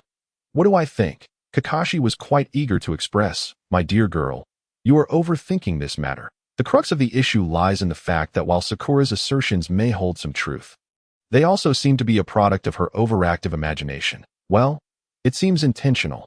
In such circumstances, verbal assaults can indeed serve to significantly diminish an opponent's aggressive intent. Look, isn't Kakashi merely standing by, awaiting the girl's attack? How troublesome it is to engage in combat with such a kunoichi. However, it must be acknowledged that, in the realm of battle, women generally do not excel as much as men. Dear girl, do you yearn for a real combat experience? Then please, commence your performance. Kakashi narrowed his eyes slightly, offering a silent smile. This is all part of your design, isn't it? Sakura concluded, but what does she truly desire? Or rather, what manner of recognition from Kakashi is she seeking? In truth, the evaluation has never merely begun at this moment. It has likely been in motion for quite some time now, even before our graduation from the Ninja Academy. Kakashi furrowed his brow. The expression of his typically lifeless eyes showed the slightest shift. Sakura's observations were indeed keen. From his discreet observations, it seemed the third Hokage had long been strategizing the formation of this team. It was highly probable. Sakura Haruno was likely the last confirmed member of the squad, or perhaps it was Kakashi himself, the guiding jonin. It was hard to say. The thoughts of the third Hokage were indeed elusive. After all, this individual had occupied the position of Hokage for an exceedingly long time. Our team is evidently structured in accordance with the elite squad model. From the current arrangement, my role within the team appears to be that of a preparatory medical ninja, an intelligence analyst, and the glue that binds the team together. I must have been endowed with such expectations, right? Sakura flashed a smile. There was nothing to complain about, for others could hardly join this esteemed group. Moreover, her significance within the team should not be underestimated. In many respects, aside from her, there were no other viable candidates. Was there? Unless, a hidden figure. Surely there must be candidates within the Umbu organization. Overthinking it. Banish those distracting thoughts. Inequities within the village have always existed. And when viewed on a broader scale, the survival of the fittest is a fundamental truth of the world. What good does it do to bemoan fate? In reality, it does not truly resolve any issues. The path of a ninja is fraught with bloodshed, forbidden techniques, secret arts, and advanced ninjutsu. These are all highly protected treasures of immense significance and value. A B-rank ninjutsu is, for her, an unattainable aspiration. To attain it? It has never been so simple.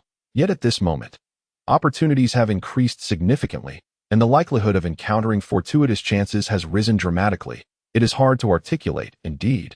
To a certain extent, I am the brain and eyes of the team.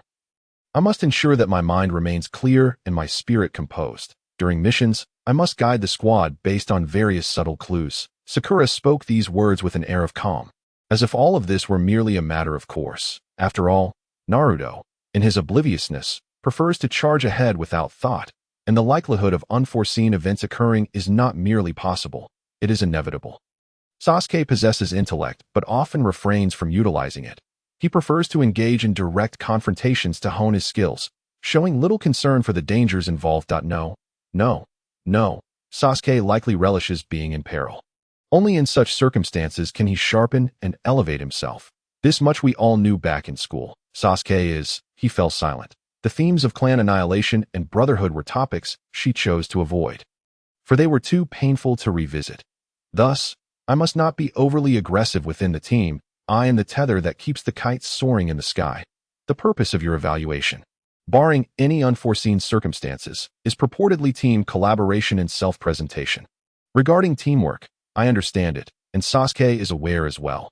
Naruto may not fully grasp it, but his subconscious likely does. The three of us possess sufficient synergy. Based on this, we should pass the teamwork assessment, shouldn't we? Kakashi maintained a stoic expression, and no matter how you articulate it, I will neither affirm nor deny. Seeing that Kakashi was unfazed, Sakura continued at AS for showcasing individual talents. This practical exercise serves more as a baseline assessment for the three of us in the squad rather than a mere evaluation. After all, you are the guiding jonin. You must care for and look after your subordinates. If the team were to embark on an actual mission, it would be imprudent to only then seek to understand the capabilities of your comrades as a guiding jonin. You must be intimately familiar with each member's circumstances, what skills they possess, and what tasks they can undertake. You must have a clear understanding that I wonder if my assertions hold any merit. Kakashi remained silent, resolute in his vow of silence. Speaking would mean conceding. Ahem. That being said, I find this rather meaningless. We are all in a phase of rapid advancement as ninjas, and our growth is exceedingly swift. Changing from day to day is entirely normal. Sakura waved her hand dismissively, seemingly distressed, as if the problem before her were insurmountable. What could be so vexing? I am traversing the path of a medical ninja, yet the troublesome aspect is that it is inherently challenging to enter a phase of drastic transformation in this field. It is a process requiring continuous learning and accumulation. This represents an endless journey on the road of the ninja. Kakashi concurred with this sentiment. Medical ninjas, he truly could not offer much guidance. In this regard, he fell short of Sakura. This was no exaggeration. Even considering Sakura's tender age of merely 12, there exists a vast chasm between professionals and amateurs. The disparity is simply incomparable. Even if Sakura were not considered a medical ninja, she would still be quite adept at IT. Merely hinges on the matter of certification and the profundity of skill that, oh dear, what a dissonant sound. This is troubling. Kakashi sensed impending doom. I must allocate more energy to mastering and delving into medical knowledge. Analyzing various pharmacological properties, treating diverse ailments, conducting thorough research, executing various experiments. Kakashi furrowed his brow, deeply engrossed in these thoughts. Recently, I have been focusing on the study of military rations. This is a topic on which I find it relatively easy to conduct experiments. The mechanisms by which military rations affect humans, their impact on the body, the principles involved, and methods of improvement. Kakashi's lips twitched in trepidation. Researchers can indeed be terrifying. Does Sakura possess the potential to become a specialist in this field? He recalled that chilling figure, Orochimaru. Ah, Kakashi-sensei, you are aware, aren't you? Medical ninjutsu, the standard healing techniques, and more advanced ones like the healing palm technique, all fundamentally rely on yang release. Therefore, the application of yang release in medical ninjutsu, the refinement of healing techniques, how to expedite patient recovery, Kakashi felt the urge to facepalm. This was utterly incomprehensible. The portion concerning chakra was somewhat manageable, as all ninjutsu ultimately converge upon similar principles. However, when it came to the medical aspects, he was utterly lost and bewildered. Medical ninjas, sans the ninja component, still inherently possess the qualities of a doctor. Sakura, I must concede, your breadth of knowledge is indeed impressive. Ahem. Kakashi coughed twice, interrupting Sakura's seemingly endless exposition and musings. Intentional. Absolutely intentional. This girl is becoming somewhat unlikable. What is it, Kakashi-sensei? Are you feeling unwell? Do you need me to examine you? Cough, cough, cough. Kakashi hastily waved his hand, indicating it was entirely unnecessary. Well, it turns out the pink-haired girl has a dark side too. What do I mean? Surely you are aware of your own thoughts. Do you think an assessment is still necessary? Look, am I not the most indispensable presence in our team? Sakura blinked at Kakashi, seemingly innocently inquiring. Chapter 27. A ninja is a ninja. Regarding this seemingly flawless reasoning, Kakashi clapped his hands, gazing at the cherry-haired girl before him with a complex expression. Your analysis is commendable, but no matter how well you analyze, you must realize that ultimately, a ninja's strength is paramount. You were about to say something. Just then, a tranquil lake nearby erupted into chaos. Water style, water dragon jutsu, what? No hand seals? That's impossible. Can such advanced water techniques be executed without seals? The lake suddenly became tumultuous, transforming from serene to furious in mere moments. Water was rapidly drawn away, mingling with Sakura's water chakra, forming a lifelike water dragon. Roar! The dragon emitted a fierce roar and charged towards Kakashi, its might astonishing enough to echo for miles. Kakashi was momentarily taken aback, but upon reflection, he understood. As expected, it must be. The corner of the elite Jonin's mouth twitched beneath his mask as the girl inadvertently shifted his focus with her unprecedented verbal tactics. Looking back on it now, those little hands were quite busy, weren't they? Was it during those moments? I was thoroughly deceived. Such exceptional chakra control. Just now, you suppressed the fluctuations of your chakra so effectively that even while you diverted my attention with your words, this Jonin, remained completely oblivious. Truly impressive, Sakura. Kakashi's praise resonated from all around. The water dragon jutsu appeared formidable, indeed. However, given the prior warning, the lake's upheaval, evading it was not particularly challenging for a ninja of Kakashi's caliber. Yet, in the now vacant area, Sakura's figure had evidently vanished. Has she hidden away? The guiding Jonin felt somewhat helpless. Against the likes of Sasuke and Naruto, Kakashi could easily counter their advances. Those two lads were always eager to rush forward. But when it came to Sakura, it was he who sought to evaluate her, to outmaneuver. It seemed he must take the initiative instead. Otherwise, Sakura might very well continue to hide indefinitely. This girl, she is far too composed. So then, where could she be? Sakura, having assessed your Jinjutsu and Ninjutsu, let us now see how you fare in Taijutsu. Kakashi's voice appeared unexpectedly behind the seemingly well-concealed Sakura. Sakura froze. A sound of slicing air reached her ears. Oh no. Kakashi-sensei is coming. A fierce roundhouse kick surged towards her waist. Bang! It struck true. Sakura felt as if she were about to be sent flying far away by the force of the kick. Oh no! This sensation, it feels too light. Kakashi's vigilance heightened in an instant, and indeed, boom! Water splashed everywhere. Water style. Water clone jutsu. Just then, a commotion erupted from behind Kakashi. That sound. Not good. Kakashi's hands moved in a flurry, forming seals in an instant. Almost simultaneously, he executed water style. Water gun jutsu. Earth style. Earth wall jutsu. On one side was the rapid sound of rushing water, a stream of water slicing through the air. On the other, the rumbling of the earth as walls of soil began to rise. The walls, as if made of paper, were punctured by the water stream. However, the water gun also deviated from its course, and our evenly matched Jonin emerged unscathed. How treacherous, Sakura! Kakashi's expression turned grave. The water gun jutsu is indeed a perilous technique that he genuinely believed sewed. Water style. Water gun jutsu. Chakra condenses in the mouth, shooting out a high-pressure stream of water, aptly named. The water gun formed by this technique possesses formidable cutting power. If it strikes an enemy, it undoubtedly inflicts harm. Of course, even for the same jutsu, the potency may vary drastically depending on the ninja wielding it. Just as there is a world of difference between Madara's fireball jutsu and that of an ordinary ninja, they are not of the same caliber at all. However, this disparity in strength is due to varying levels. In the ninja world, certain jutsus are particularly unique. Like this water gun jutsu, a weaker user might merely dampen the ground, while a stronger one could cleave the earth. Theoretically, splitting the moon in half is not beyond the realm of possibility. Here, strength and weakness do not refer to sheer power, but rather to the application, understanding, and execution of the technique. The essence of this jutsu lies in chakra compression.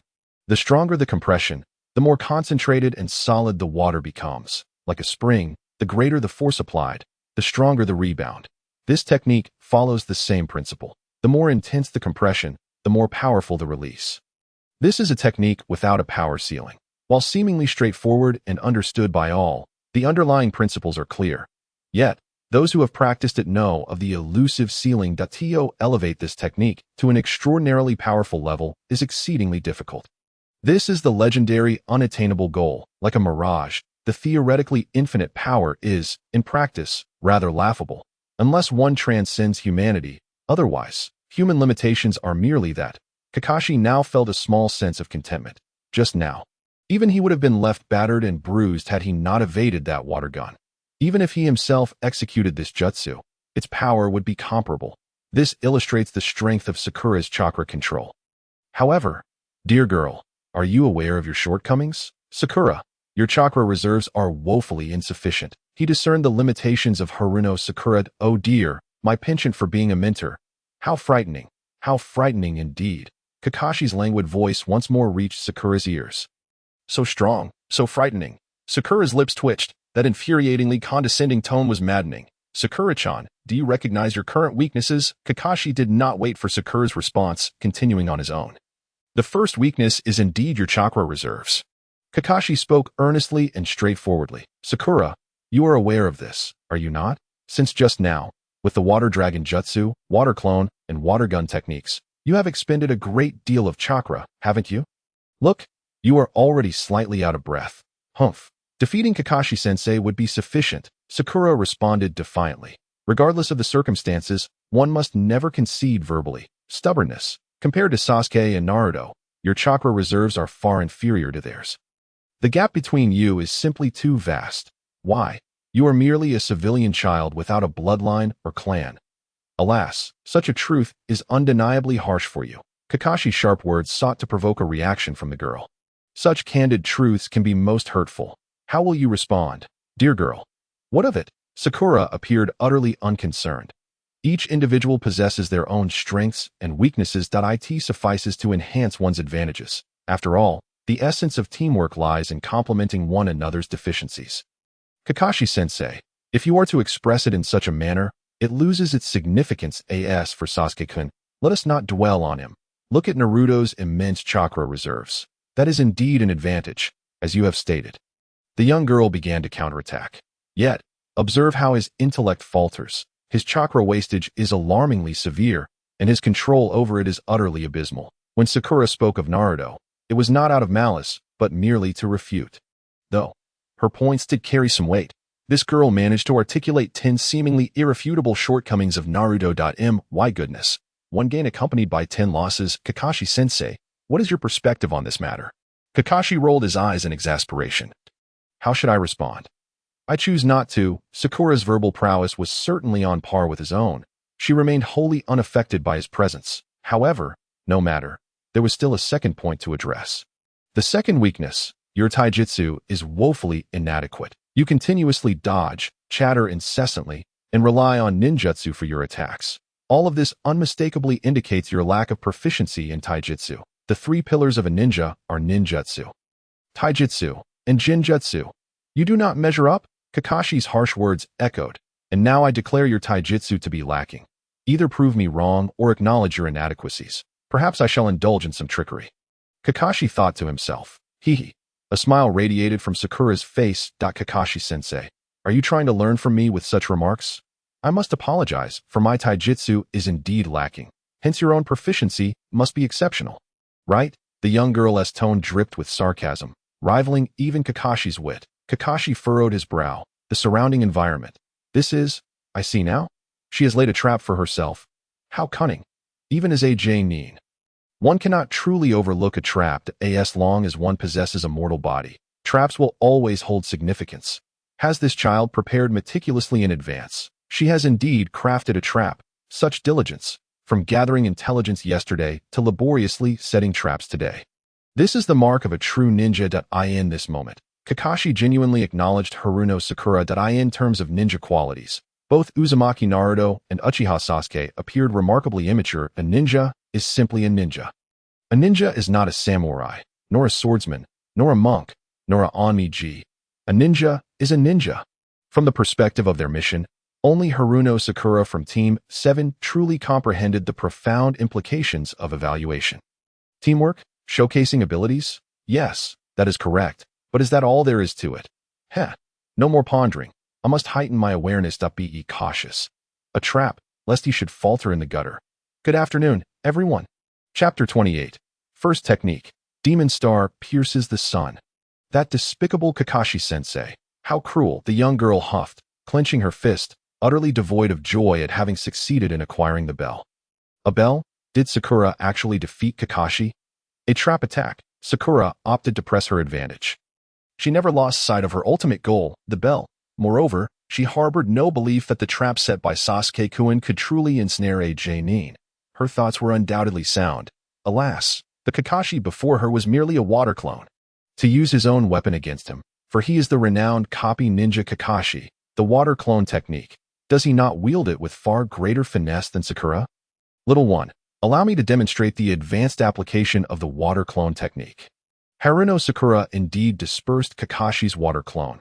However, the subsequent outcome, It is well known that when a shadow clone is destroyed, it reverts to the essence of its nature. For instance, a lightning clone explodes into electricity. A earth clone turns to mud, and naturally, a water clone transforms into splashes of water. Observe how Kakashi orchestrates this into a spectacle. The water produced by the shattered clone enveloped Sakura, encasing her within a water prison technique. Water release. Water prison technique. Indeed, Kakashi's utilization of the water clone was nothing short of masterful. The dissipated water from the clone directly formed a water prison, ensnaring Sakura. His resourcefulness in manipulating water was impeccable. This left Sakura utterly bewildered. Is this truly the prowess of AJ Nin? How remarkable! Despite her rationality and awareness that she and her companions were not true adversaries to Kakashi, she couldn't help but wonder. Did Kakashi-sensei actually exert his full strength? Surely not. After all, in the intelligence she gathered, that eye of his was. Although Kakashi-sensei was as unfathomable as the depths of the ocean, faced with the current predicament. Sakura chose not to concede. This was the stubbornness of youth. It was also the unwavering resolve of a ninja. The water prison technique is notoriously difficult to escape. Do not be deceived by its apparent simplicity as a mere C-rank water release ninjutsu. Once ensnared by the water prison, as long as the user remains unharmed and maintains their hand atop the prison, the ninja world has never heard of a case where a captive could escape under such circumstances. This technique is, in essence, the culmination of water release. It is a particularly cruel and malicious ninjutsu. Yes. What is the purpose of this technique? It is to induce a slow suffocation leading to death. The most agonizing punishment imaginable. Some rather twisted ninjas refer to this as a tragic beauty, a breathtaking scene, as beautiful as a painting, too exquisite, steeped in desolation with 3 parts pain, 3 parts anticipation, and 4 parts yearning. If there were no external assistance and one were to speak of a means of escape, it would be violence. Only through violence can one counter violence, trapped within the water prison. Sakura steeled her resolve, channeling chakra into her arm. Explode, taste my fist. This was a last resort she wished to avoid. After all, she was merely a gentle girl, not someone prone to violence. Yet, there was no choice. She could no longer hold back. However, once she unleashed her strength to shatter the water prison, the ensuing developments would be. Before her, Kakashi made no further movements. He neither launched an attack nor continued the test. The Kakashi standing before her, after a barrage of words, poof, he exploded into smoke, leaving behind a single bell. Shadow clone technique. Sakura picked up the bell. Had she passed? Yet, this form of passing was one she did not desire. After striving so hard, it turned out to be merely Kakashi-sensei's shadow clone. Furthermore, even this clone, she had not truly defeated. It had simply chosen to let her go. What does this mean? What does this mean? To deliver a punch. Or rather, a violent punch. Essentially, it was merely Sakura utilizing her extraordinary chakra control to instantaneously detonate a portion of her chakra within her body, thereby endowing her strikes with immense power. Indeed, this bore the essence of Tsunade's monstrous strength. Note, at this moment, Sakura remains unaware of how to cultivate Tsunade's monstrous strength. She has gleaned information regarding Tsunade's existence and her signature techniques, such as medical ninjutsu, monstrous strength, and summoning techniques, through her own contemplation. She has inadvertently directed her taijutsu towards the realm of monstrous strength, albeit limited by her taijutsu level, which can only be compensated for by chakra. Thus, her approach is to integrate chakra with taijutsu.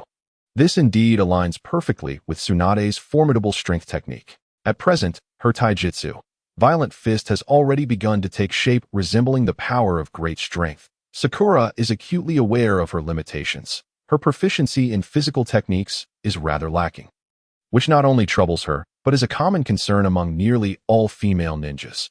Alas, it is simply the case that women are inherently at a disadvantage in terms of speed and strength compared to men's size. Is there truly no way around this? But wait, perhaps there is a solution. After all, Sakura possesses her own unique advantages. The principles of medical ninjutsu combined with chakra control techniques, bold hypotheses, meticulous experimentation, and her exceptional talent, Sakura inherently possesses a gift for violence. As demonstrated in the anime where she can defeat Naruto with a single punch, along with an established model, Lady Tsunade, whose popularity in the village remains unwavering. she remarkably succeeded in developing this nascent form of taijutsu. Yet, this is where her progress halts. The path ahead remains uncertain. Creating and innovating on her own is entirely different from learning through inheritance. Nevertheless, even so, Kakashi's shadow clone greatly praised her, asserting that Sakura has the potential akin to that of Lady Tsunade. I wonder if this is another significant reason for her success. You have arrived. I have come. You should not be here, yet I am here very well. Who could blame me when Yero has been waiting for quite some time, though in reality, it hasn't been long. It is merely the author's slow writing. Engage me in battle, Kakashi. Io Uchiha Sasuke coldly declared. His blood was boiling with intensity. How troublesome, little Sasuke. You are being rather unruly. Kakashi placed one hand over his left eye, preparing to unveil that eye of Kimui, but then he paused. This man, with a smile, said to Yero, Sakura has passed her assessment. Yero remained silent, his expression unchanged. This statement had no effect on him. The desire for battle in his eyes showed no signs of waning. Whether she passed or not, what does it matter? What I truly desire is to engage you in combat, Hatake Kakashi.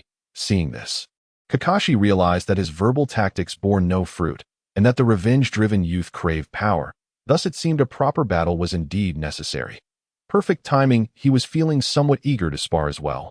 Yero assumed a bow stance, holding the sword sheath in his left hand while gripping the hilt with his right. At this moment, he had designated the Kusanagi sword as his primary weapon. He was thoroughly prepared. This was going to be quite the challenge, as it completely disregarded the rules of engagement. What was meant to be a practical exercise for capturing a bell had turned into something else entirely. Could it be that he had advanced recently, leading to this inflated confidence? Kakashi was internally lamenting, just as he was about to speak again. That feeling of calm. Steady your breath. I see it. Yero's eyes flashed like lightning, his entire body frozen in a poised state, ready to spring into action. In that instant, his gaze, hidden beneath the dark pupils, was a single tomo sharingan, rapidly spinning, as if there were an inclination to split into a second tomo. Note: over the past 5 years, Io Uchiha Sasuke has displayed only a single tomo when opening his sharingan, with some deeming his aptitude as average. As previously mentioned, this is indeed a second-stage tomo sharingan. Chakra surged into the blade he held, for sword and blade are one. As those in the know understand, streams of subtle chakra, imperceptibly fine, were colliding again and again at an extraordinarily high frequency. A high-frequency blade. It certainly has that essence, a high-frequency vibrating particle blade. How intriguing. Nevertheless, Yero had devised an excellent name for this technique. Uchiha style. Revised, sword leap flame. High-frequency vibrating flame blade. First form. Demon star piercing the sun. Good evening. Chapter 29. Dance. The Uchiha youth. In an instant, Yero unsheathed his sword. A brilliant red glow erupted forth. At that moment, a crescent-shaped blade of flame sliced through the air, as if tearing apart the very fabric of space, radiating unparalleled heat and intensity, racing towards Kakashi with the speed of lightning. Sizzle. In an instant, Kakashi was cleaved in two. Where the blade passed, the ground was scorched. Boom! A massive tree was shattered into splinters by Yero's advance. The tree toppled heavily, igniting into a raging inferno, sending dust swirling into the air. Body replacement technique? Yero exhaled slowly, twisting his wrist to cleanly and swiftly sheath his sword. The flame blade returned to its scabbard. During his explorations within the Uchiha clan's archives, aside from the training notes of Uchiha-in, Yero naturally discovered other documents as well. There were several tomes that could be compared to On's training notes. Do not misinterpret. They pertain to cultivation, including the notes of Uchiha Shursui. Unfortunately, the contents of Shursui's notes were rather sparse, lacking advanced techniques for the sharingan, containing only a few sword techniques, a handful of taijutsu insights, and a smattering of notes on body flicker techniques. In Yero's view, it certainly wasn't much. Uchiha Shursui was once hailed as the strongest within the Uchiha clan. Whether this is true or not is debatable, but he was undoubtedly a formidable figure. Within the notes of water training, several sword techniques could be considered as part of taijutsu dodo, good as follows: body flicker / sword leap flame, gale sword wind flame dual dance solar halo dance, moonlight sword, radiance, yada no kagami. Very impressive, and thus it concludes. The above are Yero's own organized transcriptions, with the difficulty and power of cultivation roughly ranked in order. Aside from the last entry, which is purely Yero's speculative guess, The others are elaborated within the water training notes. The body flicker slash is a foundational technique within Uchiha Shursue's sword arts, essential for mastering these ninjutsu techniques. If this technique is not mastered well, then all others are mere castles in the air, illusions of grandeur what sets it apart from others wielding chakra nature transformations. As the saying goes, there are no wrongly earned nicknames, only misnamed titles. Uchiha Shursue, known as the man of body flicker stopping water. He mastered the body flicker technique to such an extent, combining it with the illusions of the sharingan to elevate it to the phantom body flicker technique. Traversing the world with unparalleled prowess, instilling fear within the ninja realm, Shursue utilized his sharingan to create multiple phantoms that would attack alongside his true self, and these phantoms remained intact even when struck. How troublesome it is indeed.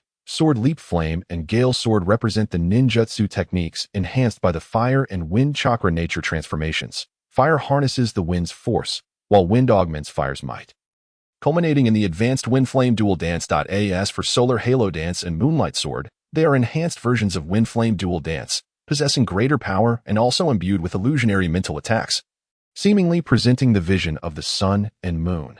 Under the radiance of the sun, go forth with ease under the glow of the moon. Sleep peacefully. The intent to kill lies deep within.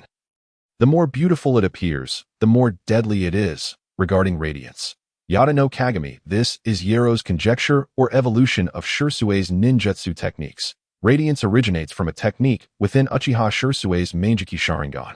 The right eye of Shursue's Manjiki contains the technique Kodoamet Tsukumi, radiance, which releases a vast area of golden light, drawing the enemy's spirit into an illusionary realm, instantly reducing their essence to ashes. Within this illusionary space, I can control everything. No power can withstand this illusion. Note, in the game, it's like this. In reality, who knows? Logically speaking, the kaleidoscope indeed nurtures two ocular techniques. The 8-footed Yada mirror originates from the neighboring world of One Piece. One of the 3 admirals of the Navy headquarters, the light fruit user, Kizaru, also known as Borsalino, possesses a wide-range attack technique. After photonizing and soaring into the sky, he launches countless dazzling light projectiles at his target. This is the Yada mirror.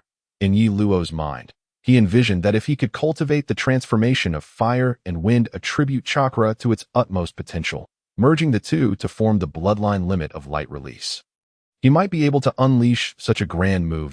In his imagination, this was not even the limit. By combining Yin release or Yang release, he could create a super bloodline limit, bloodline elimination, that rivals the wood release of the legendary Hashirama Senju. Just thinking about it makes him a little excited.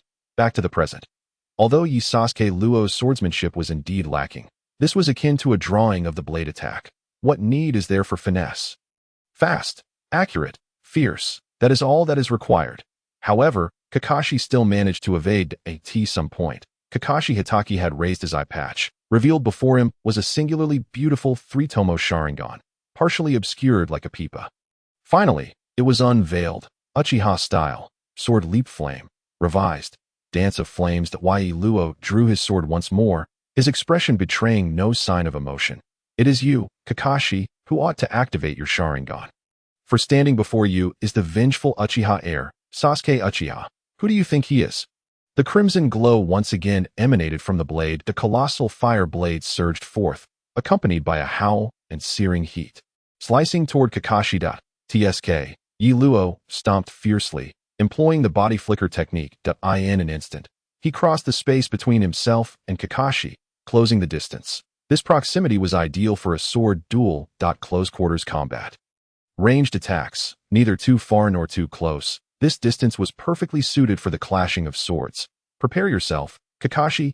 Take this strike. Accept my blade. Fire, flames, burn, explode, roar, rage. Amidst the raging inferno, Kakashi's eyes flickered slightly as he retreated again and again. From the current scene, he appeared rather beleaguered. However, the 3-tomo Sharingan was fixated intently on Yi Luo. Observing, analyzing, perceiving, everything about Yi Luo was laid bare before Kakashi's eyes, leaving him feeling utterly exposed. Sasuke, is this the culmination of your recent training? The Uchiha clan's fire release is as fervent as their hearts. Kakashi, what is the matter? Is this all you can muster after activating your Sharingan? Far from sufficient. You are inadequate. You are inadequate. The relentless onslaught stirred Yi Luo's blood, a ghastly grin stretching across his face as he unleashed a torrent of mockery. If this is all you have, then concede. Kakashi, I shall grant you a semblance of dignity. Such a feeble opponent is unworthy of standing against me. Yi Luo brandished his sword, slowly advancing towards Kakashi, each word flowing forth as if this long-lost sense of exhilaration. Uchiha Sasuke is indeed the perfect match for deception. Kakashi, you've been hiding like a large rat. You are an elite jonin, and this is all you can do? Kakashi, cease your cowardice. Rats cannot escape the cat's pounce. Do you understand how cats catch mice? Kakashi, just then. Earth release. Earth spike technique. Kakashi's sharingan widened, and now was the moment, an opportunity. With swift hand seals, he seamlessly executed this earth release ninjutsu in an instant. Countless earthen spikes erupted from the ground around Yi Luo, viciously thrusting toward him as if to skewer him through. Ha! Yi Luo scoffed derisively. Is this all? Dance of raging flames. The sword he had specially forged contained a portion of chakra metal. If a ninja's blade cannot effectively channel chakra, to be frank, it is not much better than using shurikens or kunai. The imitation Kusanagi sword moved gracefully, cutting through the surrounding earth spikes with a flourish. However, earth release, hell swamp technique, before Yi Luo could completely sever the earth spikes. The ground beneath him began to morph into a liquid state that a small swamp appeared, seemingly intent on engulfing him in its muddy depths. For a moment, Yi Luo found it quite challenging to extricate himself. Despite Yi Luo's bravado, he was inwardly wary of Kakashi that he was a ninja whose depths were forever elusive. Did you think this was his limit? Who knows? Confronted with his current predicament, Yi Luo couldn't help but marvel. Impressive, if composite ninjutsu is akin to 1-1 being greater than 2, Kakashi's sequential and interlinked ninjutsu, while perhaps lacking the might of composite ninjutsu, possessed a unique charm in terms of attrition. By employing ninjutsu in this manner, might he not conserve a notable amount of chakra? Indeed, that seems likely. He speculated thusly in his mind. The two earth ninjutsu, one offensive and one controlling, would typically require 2 units of B-rank chakra. However, if executed in this manner, perhaps only 1.5, or even less. Note, the earth spike technique and the hell swamp technique, in Kakashi's hands due to his proficiency and chakra control skills. And other factors. Overall, the chakra expenditure is not substantial. As previously mentioned, this is a small swamp. The hell swamp is genuinely an A-rank earth release ninjutsu. Here, it has been simplified by Kakashi. TSK. What will you do next, Kakashi?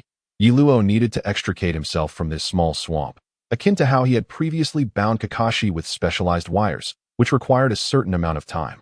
However, it is precisely this brief moment of time. Earlier, Kakashi had endured Yi Luo's Grand Dragonfire technique. What would happen now? Haha. Yes, this is what makes it interesting. Kakashi, unleash your full power and let me experience that peak level of jonin prowess. Yi Uchiha Sasuke Luo laughed unabashedly, dancing with abandon.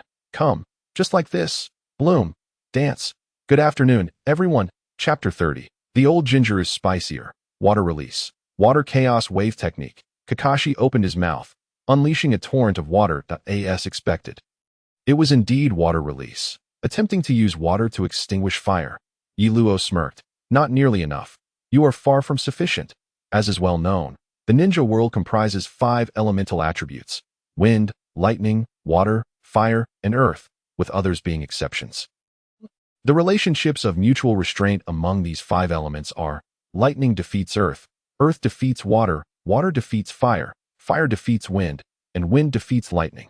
However, water extinguishes fire. That only occurs when both are of similar levels and negligible differences. He felt as if a small person within him was laughing maniacally. My fire release burns hotter, is more potent. How can your ordinary water release hope to extinguish me? What can you do to me? Fire release. Great fireball. The chakra within him surged vigorously. The flames upon his blade blazed even brighter. The fireball the size of a head materialized atop the sword. Yi Luo shouted, his sword arms swiftly sweeping towards the sky. The fireball elongated with the wind, spiraling upward, growing larger and larger. You conjure a water pool. Then I shall manifest a sea of flames. larger than yours, a fireball as vast as an ocean of flames. Not quite that exaggerated. Go! Great fireball? Boom! The fiery sphere collided with the water pool, producing a deafening roar to the point of impact. Mist enveloped the air. The fireball consumed itself while evaporating the water pool, leading to mutual annihilation. A draw? Yiluo understood that it could not be so simple. There was surely more to come. Acting passively was not his style, but the technique of the underworld swamp, what a troublesome jutsu. How vexing. Once again, he found himself admiring Kakashi. The timing of this ninjutsu's release was impeccable. Even amidst the conflict, his admiration for his opponent remained undiminished. An innate reverence arose from within. Truly remarkable. Water style. Water thousand blades. Kakashi unleashed another burst of water chakra from his mouth, which transformed mid-air. In an instant, countless water blades materialized, dense yet sharp, resembling a true thousand blades. They fell like rain, relentlessly striking towards Yiluo. Fire style, great fireball technique. In response, Yiluo opened his mouth to summon a curtain of flames. Once more, surrender was not an option. The corner of Kakashi's eye curved. The battle's trajectory was largely as he had anticipated. He couldn't help but predict that Sasuke would behave this way. A clash of strength without any innovation. They had fought before, after all. This time, with Sasuke's fervor, Kakashi found himself pondering just a tad more. Had Sasuke recently overcome a significant hurdle? Had he significantly improved of late? Overthinking was not necessarily a detriment. Hence, he took the situation a bit more seriously. Nonetheless, Sasuke had indeed surprised him on numerous occasions. The sword technique, a fusion of fire style with swordsmanship. In other words, nostalgia, reminiscing. In those days, that man, the one he held in the highest regard, his eyes glistened slightly. Excellent. Truly excellent. Returning to the present, relying solely on fire style was not a wise strategy. To think one could conquer the world with merely fire techniques. Tsk, what can one say? Truly, this is you, Sasuke. This is Uchiha. Kakashi glanced at the sky with his peripheral vision, fully aware that water extinguishes fire. He nonetheless insisted on showcasing his prowess with fire style. Just admit that your fire technique is commendable. Fortunately, this was merely within the village. Outside, Sasuke, behaving this way, would be taught a harsh lesson, perhaps even face dire consequences. You rascal, water style counters fire style. Your fire technique is formidable. But so what? How much chakra do you possess? Sasuke, you are not Naruto. Kakashi sighed. Yet regarding the ongoing battle, he was exerting nearly all his strength. Under reasonable circumstances, a swift resolution was his objective. After all, his sharingan was activated. If he did not resolve the conflict quickly, he would find himself in a troublesome predicament. That eye consumes an enormous amount of chakra. Today, now, was indeed a day fit for rain. Kakashi employed these two water-style jutsu for multiple purposes. Firstly, the power of these techniques was neither too great nor too small, and their chakra consumption was just right for this exercise, which was not a life-or-death struggle. Thus, it was undoubtedly the most appropriate choice. After all, he was an elite jounin, and such a level of ninjutsu was within his control to seize at will. Based on the situation in the arena, it was ultimately just an assessment. Setting aside those thoughts, battle is sacred. In this confrontation with Uchiha Sasuke, on one hand, these two techniques could sap Sasuke's relatively abundant chakra. Knowing Sasuke's character gave him great confidence that Sasuke would engage him head-on. Moreover, he had used earth-style jutsu to restrict him. On the other hand, his water-style, water disturbance wave was not merely haphazardly employed. This jutsu could increase the viscosity of the underworld swamp, thereby extending the duration of Sasuke's confinement. The water disturbance wave might seem like mere flowing water, but harbored a viscous liquid akin to water-style, water candy. This liquid possessed formidable stickiness, particularly complementing the underworld swamp. Naturally, the control skill continued to be in effect. On another front, water style is particularly reliant on the environment, whether there is water, how much water there is. A single water style ninja's strength can vary significantly depending on the surroundings. This is no exaggeration. His two jutsu also aimed to enhance his geographical advantage. He was indeed looking ahead. If the battle continued, under such favorable conditions, he would resort to his signature lightning style. Oh dear, I might have said too much. As it stands, it is not yet at that level. On yet another front, he was also buying time. currently communicating with the water flow in the lake. Indeed, his killing move awaited in the wings. Water style. Water dragon bullet technique. Although he could unleash the water dragon bullet with just his mouth, utilizing the environment while conserving chakra was, of course, the preferable choice. The saga was far from over. Yi Luo, in exasperation, sensed the lake's movements but found himself unable to break free. Thus, he had no choice but to employ fire style, fire dragon technique. He steeled himself, resolved.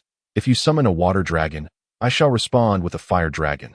Drawing a deep breath, he unleashed blazing flames, conjuring a vivid fire dragon soaring towards the sky. Upon the encounter of the two dragons, mutual disdain was evident. Indeed, it was a confrontation destined to end in destruction. As the water and fire dragons clashed, they ultimately perished together. Water style. Waterfall technique. Here it comes again. Kakashi had already begun forming seals. This was not the A-rank water style, great waterfall technique, but rather a standard waterfall technique. If executed correctly, it could instantaneously produce a massive waterfall. Kakashi was not yet extreme. He took his time. No rush, conserving chakra. With so much water around, it was all available for utilization. He granted Sasuke time to react.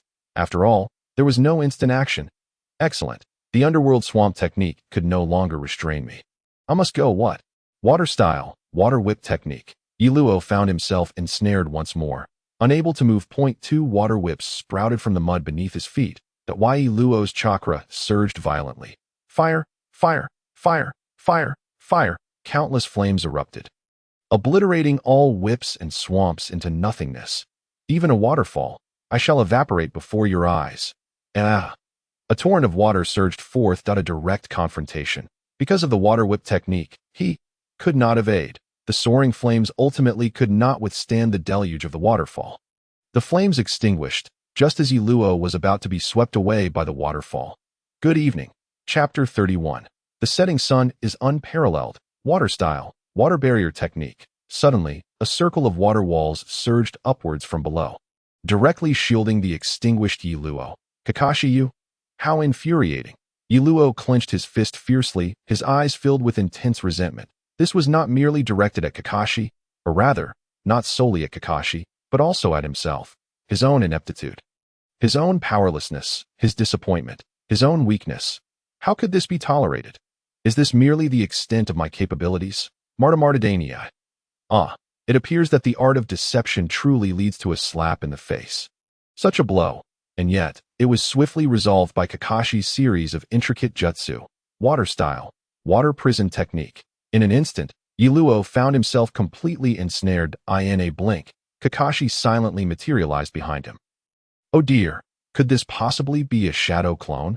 With his sharingan activated, Kakashi's breathing remained tranquil.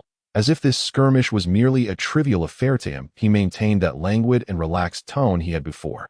Quite likely, indeed, the masked man chuckled with a mischievous glint in his eyes, wielding a lethal technique in hand. With a swift motion, he unleashed a non-hand-sealed jutsu. Lightning style. Lightning fist. Kakashi, adept in the manipulation of lightning nature, could summon electric currents with but a single hand. Truly, it was as simple as that. Is this what they call telekinesis? In that moment, the hand that made contact with the water prison discharged a fierce torrent of lightning. As is well known, water conducts electricity. At that instant, Yi Luo within the water prison was thoroughly electrocuted, a devastating blow indeed. Humph! Reluctantly, Yi Luo emitted a muffled groan. The body's reflexes were inescapable. It seems we have found the true body. My apologies, Sasuke. I hope you weren't harmed too gravely. Kakashi, with a grin, expressed his concern for his future subordinate. Sincere and heartfelt, full of genuine intent, Sasuke merely fixated on Kakashi's sharingan, his expression brimming with defiance. A childish mindset, as those who understand would agree that it seemed to convey. Your current prowess is entirely reliant on that sharingan. My defeat is not at your hands, but rather at the hands of our clan's sharingan. Kakashi sighed wistfully. This sharingan was a gift from a dear friend. I have told you before, this I was transplanted into me long ago, with your clan's consent. Oh dear, you didn't even utilize your sharingan this time. Wow, how terrifying, how terrifying. If you were to activate your sharingan, Sasuke-kun, I would surely stand no chance. Such a patronizing tone, how absurd. Uchiha Sasuke turned his face aside. Sasuke's mindset ought to be thus. He was neither truly performing nor merely pretending. His art of deception transcended mere pretense. It possessed a deeper essence, a flavor of performance. At this moment, this childlike awkwardness, when appropriately displayed, was rather splendid. Moreover, in front of him stood the exceedingly perilous Kakashi Hatake. What was his perspective on this man? Beyond his strength and mystery, what sentiments did he harbor toward the village? What perceptions did he hold regarding the third Hokage, the relationships within the village? The third Hokage and the higher echelons of Konoha were intricately woven, far too complex to elucidate in mere words that in summary. It was quite delicate. One must never simplistically regard Kakashi, this elite jonin stance. It is not so straightforward. Who could truly penetrate the depths of this man's heart? What you perceive may not be the truth you seek. What you believe may not be the reality you envision. Yiluo harbored no doubts that this ongoing examination was, without a doubt, being scrutinized by unseen observers. Therefore, how would Kakashi portray his performance to those above after the assessment? He refrained from using his sharingan. Merely a single tomo, its efficacy paled in comparison to the 3 tomo. Such a rationale should be impeccable, no. Aware that the probability of such practical assessments being mere formalities was substantial, he remained indifferent. Ultimately, as long as he did not truly engage with Yiluo, any trivial speculation, conjecture, or assumptions were inconsequential. He could not be bothered. The purpose of this exercise, he had barely managed to meet the standard. Perhaps, deep within, Yiluo held a profound respect for Kakashi's sharingan. Kakashi's mastery of ninjutsu, his timing, his understanding of nature transformations, and his chakra control, all warranted emulation, replication, learning, and surpassing. This was a form of all-encompassing strength. Uchiha Sasuke's initial objective. Had he attained it? Had he discerned the path ahead? Was this the outcome he desired? Observing the same event from differing perspectives can yield completely contrasting conclusions. As it stands, this was Yiluo's suppressed yet audacious laughter that erupted after returning home from the assessment. He held his forehead, trembling, delirious, through the gaps of his fingers resting on his brow. One could clearly see the youth's dark, lustrous eyes had, unbeknownst to him, transformed into the chilling and ominous, bloody yet enigmatic sharingan. 2 black tomo adorning it, the second evolution, the 2 tomo sharingan. Well then, it seems you 3 have successfully passed the assessment. Alas, my chakra is nearly depleted. That must be a jest. Naruto immediately expressed his skepticism. Truly, if I were to deceive you, you would be but a little puppy.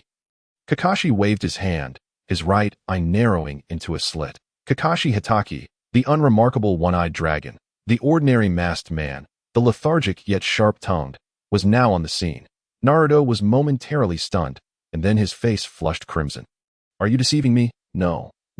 Does that mean I have become the little puppy, Kakashi-sensei? How cruel you are. I see a remarkable spirit of teamwork within you all. In the individual assessments, you performed admirably, showcasing commendable ninja prowess. You truly are the cream of the crop from this year's Ninja Academy. Even if I were to withhold my approval, the Hokage would surely be displeased with me. What a bother. In conclusion, Uchiha Sasuke, Uzumaki Naruto, Haruno Sakura, you all have passed. Kakashi flashed a large peace sign, smiling at everyone. Having said that, he made his exit, as though he had accomplished something truly humble. How infuriating. Kakashi-sensei, what about the team dinner you promised? A frantic shout erupted from Naruto in the training ground. No wonder he departed so swiftly. It turns out he was trying to evade the bill. In that moment, the collective sense of disappointment among the group was somewhat alleviated. Such a guiding jonin, impressive, truly formidable. No wonder he is the elite jonin, Kakashi Hatake. They had passed out if that is the case. Was the journey of being a jonin finally upon them? Hokage Tower. Hokage's office. Sarutobi Hiruzen gazed at the portraits of the first, second, fourth Hokage, and his own, while leisurely puffing on his pipe. With his back to Kakashi, he spoke in a gentle tone. Have the 3 little ones passed your assessment? How did they fare? Although Kakashi maintained his characteristic deadpan demeanor before the third Hokage, he was still aware of the setting, and this was merely a facet of his persona. It was how he was. And everyone had grown accustomed to it that moment. He was notably serious and earnest, Responding to the third Hokage with utmost gravity, MY3 subordinates are exceptionally talented. They possess the strength and qualities befitting genin. Kakashi stated firmly, his words devoid of any fluctuation. Quite good, quite good. Then let us prepare for missions. Your team can tackle some of the accumulated lower-ranking tasks. For the three little ones, this too is a form of growth. Sarutobi Hiruzen nodded, feeling no surprise at the trio passing the test. It would have been more astonishing had they failed. His eyes drifted toward the window. What a beautiful day. Behold, such a charming village. Look at the splendid scenery. Oh, what picturesque landscapes. Truly, the sunset, how infinitely delightful. Chapter 32. I shall become Hokage. The daily tasks of Team 7 have commenced. Catching cats, dogs, babysitting, cleaning up litter, tidying the riverbanks, running errands, delivering messages, playing games with children, chatting with the elderly, searching for people, seeking pets. There are tasks here that they have yet to undertake. However, judging by the current situation, these will undoubtedly be on their agenda in the foreseeable future. Indeed, winky face, just like this, is being a genin this dull? Uzumaki Naruto wore an expression of utter disillusionment. Had he known it would be like this, had he known? Well, he still had to become a genin. This past week could best be described in one word: exasperatingly frustrating. Before becoming a genin, he had envisioned a bright future, a wonderful destiny awaiting them. After becoming a genin, the disparity between reality and ideals. The coldness and warmth was indeed this way. Haha, let it be. It has only been a week. Just thinking about the coming month, several months, or even a year, 2 years. OMG. My heavens, such dark days ahead. Yellow too felt a tinge of dissatisfaction with the current circumstances. Perhaps it was time, since Naruto could not contain himself. Yellow's lips curled upward. Maybe they could. In the task hall, the Hokage is present, personally monitoring the recent tasks of the new genin and their psychological challenges. The seedlings of the village, the leaves of the village, are under the guardianship of the third Hokage. Kakashi, as the guiding jounin, was about to assign tasks to Team 7, holding the task list with a warm demeanor. In that moment, Uzumaki Naruto dashed forward, snatching the task list from Kakashi's grasp, and then loudly addressed Sarutobi Hiruzen. Grandpa Third, look at these tasks: finding cats and dogs, babysitting, cleaning garbage, running errands. These are not the tasks I desire. Naruto's eyes blazed with a fervent fire as he stared at the third Hokage. At that moment, he resembled an erupting volcano. As the saying goes, one either perishes in silence or explodes in it. And he chose to explode. He fervently expressed, "Can you grant us some higher-level tasks? Please, give us a high-level task, will you?" Yes, MHM. In that instant, Yellow and Sakura also nodded in agreement, aligning with Naruto's fervor. This was not merely Naruto's wish. It was the collective aspiration of Team 7. Wearing the Hokage hat, the third Hokage halted the staff member who was about to lecture Team 7, a ninja of sorts, perhaps a logistical ninja? A retired ninja, a civilian ninja, fearing that if Naruto unleashed his jutsu, cough, those young fellows might not withstand it. He smiled kindly. He exuded warmth and kindness, embodying the essence of a venerable elder. Naruto, and you all. Do not underestimate these tasks. Every ninja begins with simple tasks to build a foundation and accumulate experience. His voice rose, step by step, from simple to difficult, from easy to complex. While these tasks may indeed lack danger, the Hokage continued, addressing the trio. If you can apply what you have learned in school to these seemingly trivial tasks, would you not agree that this constitutes a profound form of training? Exclamation point. However, Uzumaki Naruto found himself momentarily at a loss for words. Unable to counter the old fox's straightforward explanation, the Hokage did not invoke the will of fire here. Sarutobi Hiruzen nodded subtly. This matter cannot be dictated solely by whim. Promising you, Naruto, and Team 7 is one thing, but how would others perceive it? If he were to grant similar requests from others, would he comply as readily? That would not align with the rules. No, Sarutobi Hiruzen knew Naruto's nature well. He realized that merely this was insufficient. Naruto, being the spirited child he was, would not back down easily, especially in the current context. Yet, even if he wished to agree, it could not be so direct. There must be a process a reason that the others could understand. 3 refusals. Oh dear, what have I inadvertently said? As the third Hokage, he must conduct himself in a manner befitting his esteemed position. He, Sarutobi Hiruzen, the third Hokage, is well regarded by all. In that moment, he transformed into a life mentor, earnestly addressing both the present and absent individuals. Naruto, as a ninja of Konoha, merely enhancing your combat strength. Sharpening your skills and honing your techniques is far from sufficient. We are a part of this village. You are still young, so very young. You are the rising sun of this village, its leaves, its treasures, and its future. You must come from the people and engage with the people. Though we are ninjas, we must remain grounded. Indeed, we must foster good relations with the villagers. At that moment, the third Hokage's gaze sharpened. You all understand, the gap between ninjas and ordinary people is immense. But in such circumstances, can we afford to view ourselves as anything but human? Are we truly above others? Without the populace, where would we be? Therefore, do not adopt a lofty mindset. We must engage more with the villagers. Look, this is the essence of these foundational tasks. Sarutobi Hiruzen shook his head. Without his pipe, he felt somewhat unsatisfied. He couldn't even indulge in a puff. Children, you are still too young to grasp the profound significance behind these trivial tasks we set for you. You still have much to refine. For now, the third Hokage slightly bowed his head. Adjusting his hat, striking a pose to leave the assembly with a majestic impression. However, Uzumaki Naruto hesitated.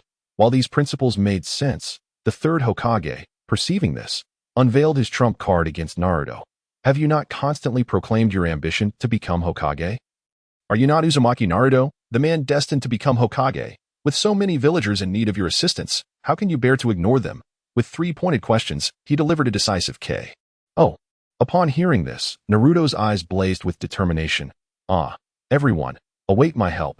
Uzumaki Naruto is here for you. The third Hokage's classic line made its entrance. Or rather, he intended to use this phrase as the climax of their discussion. Only those recognized by the people can become Hokage.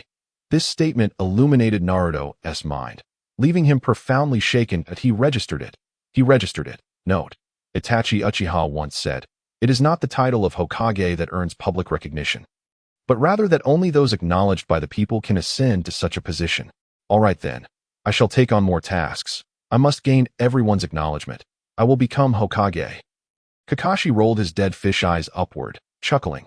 Yellow, however, remained expressionless, yet deep within, he gave Naruto a resounding thumbs up at this moment. Well said. Just like that. As the situation unfolds, it becomes evident that Yi Luo's true desire lies in this very moment. Engaging in numerous missions, to the extent that he is almost devoid of D-rank tasks, raises the question of whether they will be assigned higher-level responsibilities. This is merely a makeshift solution he has devised. Only by adhering to this course of action can Team 7 naturally ascend to taking on advanced missions without leaving room for criticism. Otherwise, the time spent on C-rank tasks will undoubtedly be prolonged indefinitely. In the original narrative, prior to the Chunin exams, their record comprises 7 D-rank missions and 1 C-rank mission. Apart from a singular C-rank task in the Land of Waves, they have solely undertaken D-rank missions. Lacking even a single C-rank endeavor. Alas, how disheartening. What if they don't undertake a few C-rank missions, such as dealing with bandits or exterminating mountain thieves? This is the most straightforward thought that occupies Yi Luo's mind. It must be acknowledged that he, Yi Trinity Luo, yearns to explore a broader world. After several years of quietude, the foundational work has been laid, and what is now required is something of a different nature. The assistance available from the village has diminished increasingly. He feels an ever-encroaching sense of constraint. This could very well be one of the primary reasons in the original story for Sasuke's departure from Konoha. In this regard, one can only leave the village. Only by stepping outside can one truly. It must be said, there exists a certain order within the village. This fact cannot be denied. Many aspects are bound by so-called rules. Certain unspoken rules do indeed exist, and they are laid bare before all. Why Sasuke Luo has also benefited from the village's hidden regulations. Otherwise, how could he possibly amass such wealth? The riches left behind by the Uchiha clan have mostly been appropriated by the village, Umbu, Root, others, yet the remnants still remain untouched. This cannot simply be the alternative deterrence posed by the rogue Uchiha Itachi against the village. In this aspect, it is a fundamental unspoken rule of the village. These possessions belong to the Uchiha clan, and thus they must be inherited by their descendants. Uchiha Sasuke, the young heir of the Uchiha clan, a scion of Konoha's Uchiha lineage. Inheriting that which rightfully belongs to the Uchiha clan is both reasonable and just. A matter of course, an inalienable right, beyond reproach. Otherwise, should a clan face annihilation one day, will the village not eradicate their lineage? If such were the case, would it not render everyone in the village living in fear? Clans, families, and such. When the great ninja war arrives, will everyone not turn into selfish beings? What of the will of fire? A mere ruse. Good evening, everyone. Chapter 33. Stuck in tape, adorable big one. Speaking of, does Yi Luo truly possess an understanding of the village? This question elicits a chuckle. Quite the awkward predicament. Winky face. Even though he shares the memories of Uchiha Sasuke, even though he and Sasuke are essentially fused, indistinguishable from one another, the truth is he cannot genuinely claim to have a deep understanding of this village. His comprehension is merely superficial. Even at that, he is unable to accomplish it. He, Yi Uchiha Sasuke Luo, is simply a resident of Konoha village. But then what? In the years leading up to this point, his daily routes of activity can be described as alarmingly simplistic. School, clan grounds, training fields, of which there are many, not to mention the three-point line, it is hardly different. Aside from this, he occasionally ventures to commercial districts and similar locales. That is all. Konoha village is indeed unfamiliar to him. Unfamiliar. Yi Luo still harbors some reservations that an individual who is occasionally under covert surveillance. Let me pose a question.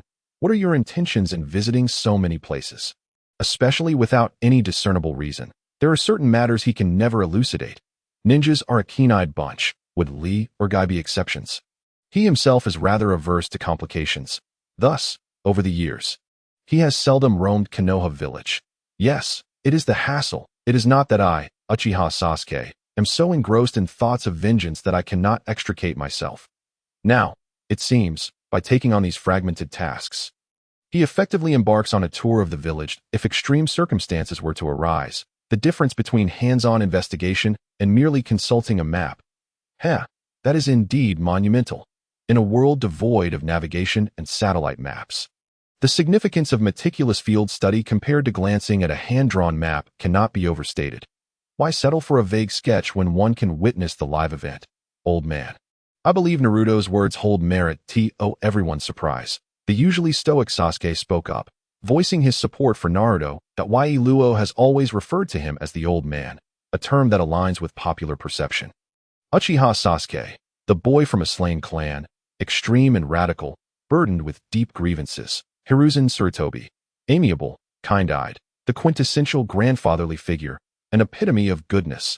Observe how the third Hokage graciously accommodates this boy from a destroyed clan. Not even a hint of anger surfaces in response to such blasphemous words, his demeanor remaining gentle. Everyone desires such a grandfather. Hiruzen Sarutobi's mind raced, pondering what little Sasuke might be thinking. Soon enough. Now I see. In the eyes of the village, particularly those in higher echelons, Uchiha Sasuke remains a relatively comprehensible youth. Though he cannot quite be classified as a child, he is still rather young. Having become a genin, Uchiha Sasuke is now brimming with restless energy. How could such a revenge-driven youth endure the tedious, meaningless, and trifling tasks, right? Isn't that so? What is Uchiha Sasuke's most fervent desire at present? A simple logical deduction. He is desperate, exceedingly desperate, intensely desperate. For battle, he craves genuine, blood-spilling combat. For a top student of the Ninja Academy, the notion of applying what they have learned to real life is something this prodigious youth is more than capable of achieving. As for loftier reasons, perhaps not. It should be noted that the current goal of this young man is solely revenge. Beyond that, the significance of other matters pales in comparison within his hierarchy of priorities. Nevertheless, while he comprehends this, he also understands Naruto. As an astute politician, the third Hokage seamlessly integrates political maneuvering into every aspect of his daily life. Thus, he would not reveal his cards so readily. Regardless, look, Kakashi has arrived to lend support. My apologies, Hokage-sama, for putting you in such an awkward position. Kakashi then addressed Naruto and Sasuke. Truly a troublesome duo you are. Pray, share your reasoning. Earning the approval of others requires more than merely undertaking missions. Wouldn't you agree, Hokage-sama? Hiruzen Sarutobi smiled, adjusting his hat. remaining silent. Just consider this. If you wish to undertake a multitude of missions at once, how do you intend to fulfill them? At this juncture, Kakashi had taken on a serious demeanor. His deadpan gaze, when serious, is indeed quite fearsome. How will you guarantee the completion of your assigned tasks within the stipulated time frame? This is not a mere child's play, nor a casual ninja game, nor an ordinary drill. This is a mission. This is a ninja's mission. When one closes their eyes and opens them again, do you truly grasp the consequences of a failed mission? If you cannot even succeed at ordinary tasks, how can you expect to manage higher-level missions?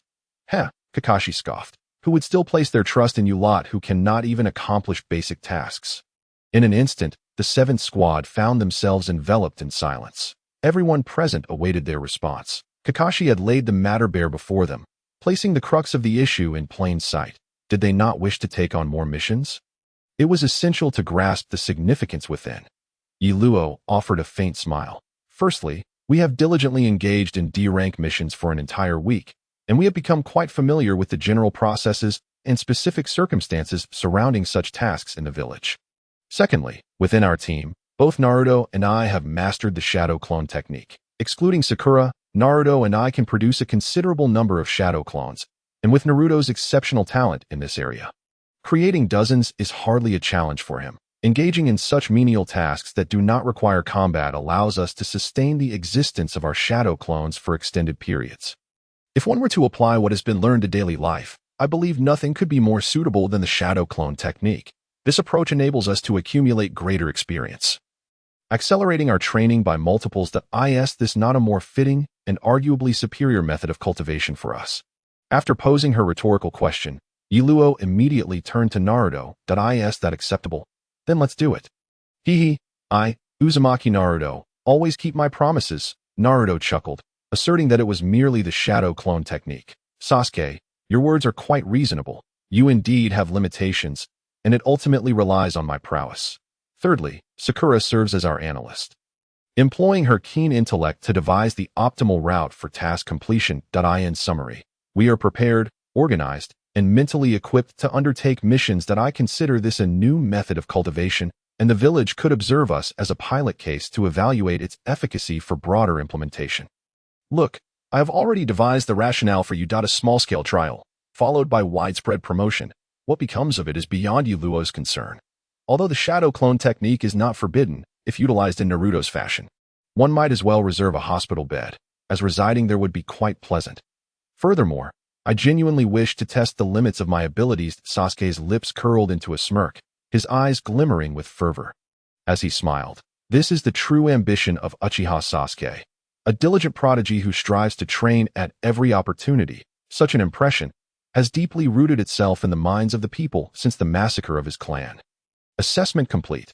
This is quintessentially Uchiha Sasuke, Kakashi-sensei, third Hokage. Might I inquire if our modest request from the 7th squad can be granted? Uchiha Sasuke exuded a commanding presence, his smile unwavering, articulating his thoughts with clarity and poise. As long as we fulfill our missions, taking on additional tasks should pose no issue. In that moment, the others were taken aback by Yiluo's words. It was the first time they had encountered such an eager rookie ninja desiring to undertake more missions. This defies logic. No, this defies the very nature of a ninja. How should they respond to this unprecedented request? They were anxiously awaiting guidance. Hence, these individuals could only be relegated to ordinary clerical roles. A ninja must not adhere to conventional reasoning. Kakashi's lips quirked subtly beneath his mask. The corners of the third Hokage's eyes also seemed to crinkle, though, to be fair, the elder's face was already lined with wrinkles. Indeed, it is hard to discern. Daijibu Emode AI. I wonder if this old reference can still be made. The word for milk seems harmless on its own, but paired with big, who knows if it might cause issues. It's so easy to misinterpret. Speaking of which, isn't this precisely the reason Naruto chose Hinata over Sakura? I've digressed. Let's leave the grand cosmic matters aside. Darn it, random water release technique. Daijubu Emoda. This too can be thrown in. Ahem, in any case, Naruto and Sakura wholeheartedly agreed. After Yiluo's suggestion to take on more missions, wow, they were instantly invigorated. This is even more exciting than a competition. 3, 4, 5, 10 in a day. I wonder if we could manage 20 tasks in a single day, hee hee.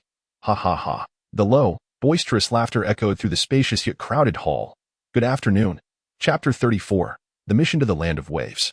Tazuna, he has arrived. Finally, a C-rank mission is upon us. Here it comes. Just as Iluo anticipated, it involves exterminating bandits and eliminating thieves. So, a cautionary measure. Recently, a certain event has stirred considerable excitement within the village. Becoming a topic of casual conversation, the newly graduated 7th Squad nearly wiped out the village's D-rank missions due to their unintentional overachievement, an unprecedented occurrence. Enthusiastic individuals compiled records of the highest number of tasks completed in a single day. The most D-rank missions completed in a single day, the fastest completion time for D-rank missions, the swiftest time to accomplish 7 D-rank tasks, the quickest to finish 50 tasks, and the record for completing 100 D-rank missions. Indeed, this entire series of records has been established and maintained by the current 7th Squad that IT left many in awe. These onlookers were witnessing history unfold. Wow, indeed, the genius ninja of the Uchiha clan. The memory of the Uchiha clan's massacre evokes mixed feelings of gratitude and nostalgia among the villagers. As for Uzumaki Naruto, the son of the nine-tailed fox, and Haruno Sakura, the ordinary girl, they were overlooked. What is this? Merely the sidekick of the Uchiha heir. All of this is quite normal. D-rank missions. Generally speaking, they tend to be rather troublesome, complicated, chaotic, trivial, and mindless, characterized by several features, numerous in quantity. Burdensome, or rather annoying, diverse in types, scattered in distribution, and low in compensation. No matter how eloquently the third Hokage may speak, the reality remains unchanged. Higher-ranked ninjas cannot afford to engage in such menial tasks. Doing so would squander the lives of ninjas. It mocks the very essence of a ninja's career. Are you kidding me? Such irresponsibility. Truth be told, excessive involvement in these tasks can indeed ruin a ninja's career. What about early danger detection, neural reaction speed, physical agility, and chakra manipulation speed? Farewell. As the saying goes, learning is like rowing upstream. Not to advance is to drop back. Here, learning equates to skill, and this skill does not refer to any specific martial arts but rather denotes the ninja's proficiency. 3 days without practice, and one becomes unskilled. 3 days without recitation, and one becomes tongue-tied. Is this not true for ninjas? Engaging in too many trivial tasks can naturally lead to the deterioration of one's abilities. Unless one is an ordinary, unremarkable, perennial genin like Might Guy.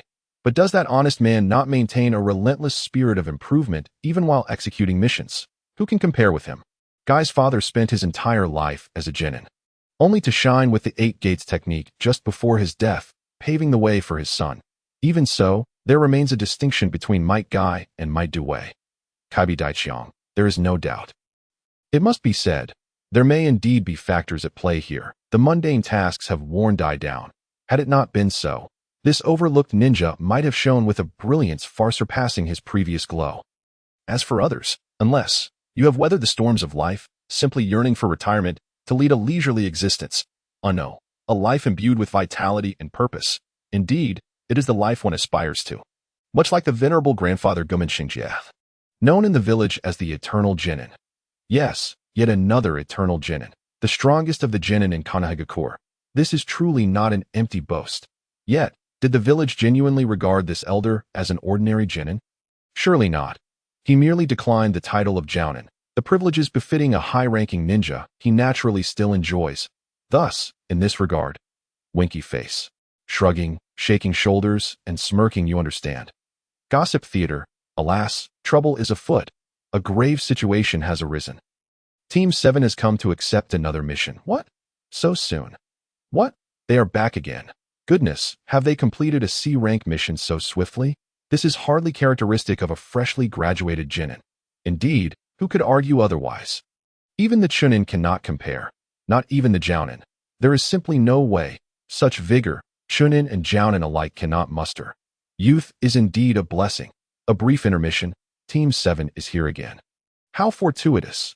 The third Hokage has also arrived. Naturally, he does not visit without reason. Oh, it has been quite some time. Grandpa Third. Uzumaki Naruto, brimming with energy, intends to exert himself even more today. He has discovered the meaning of his life.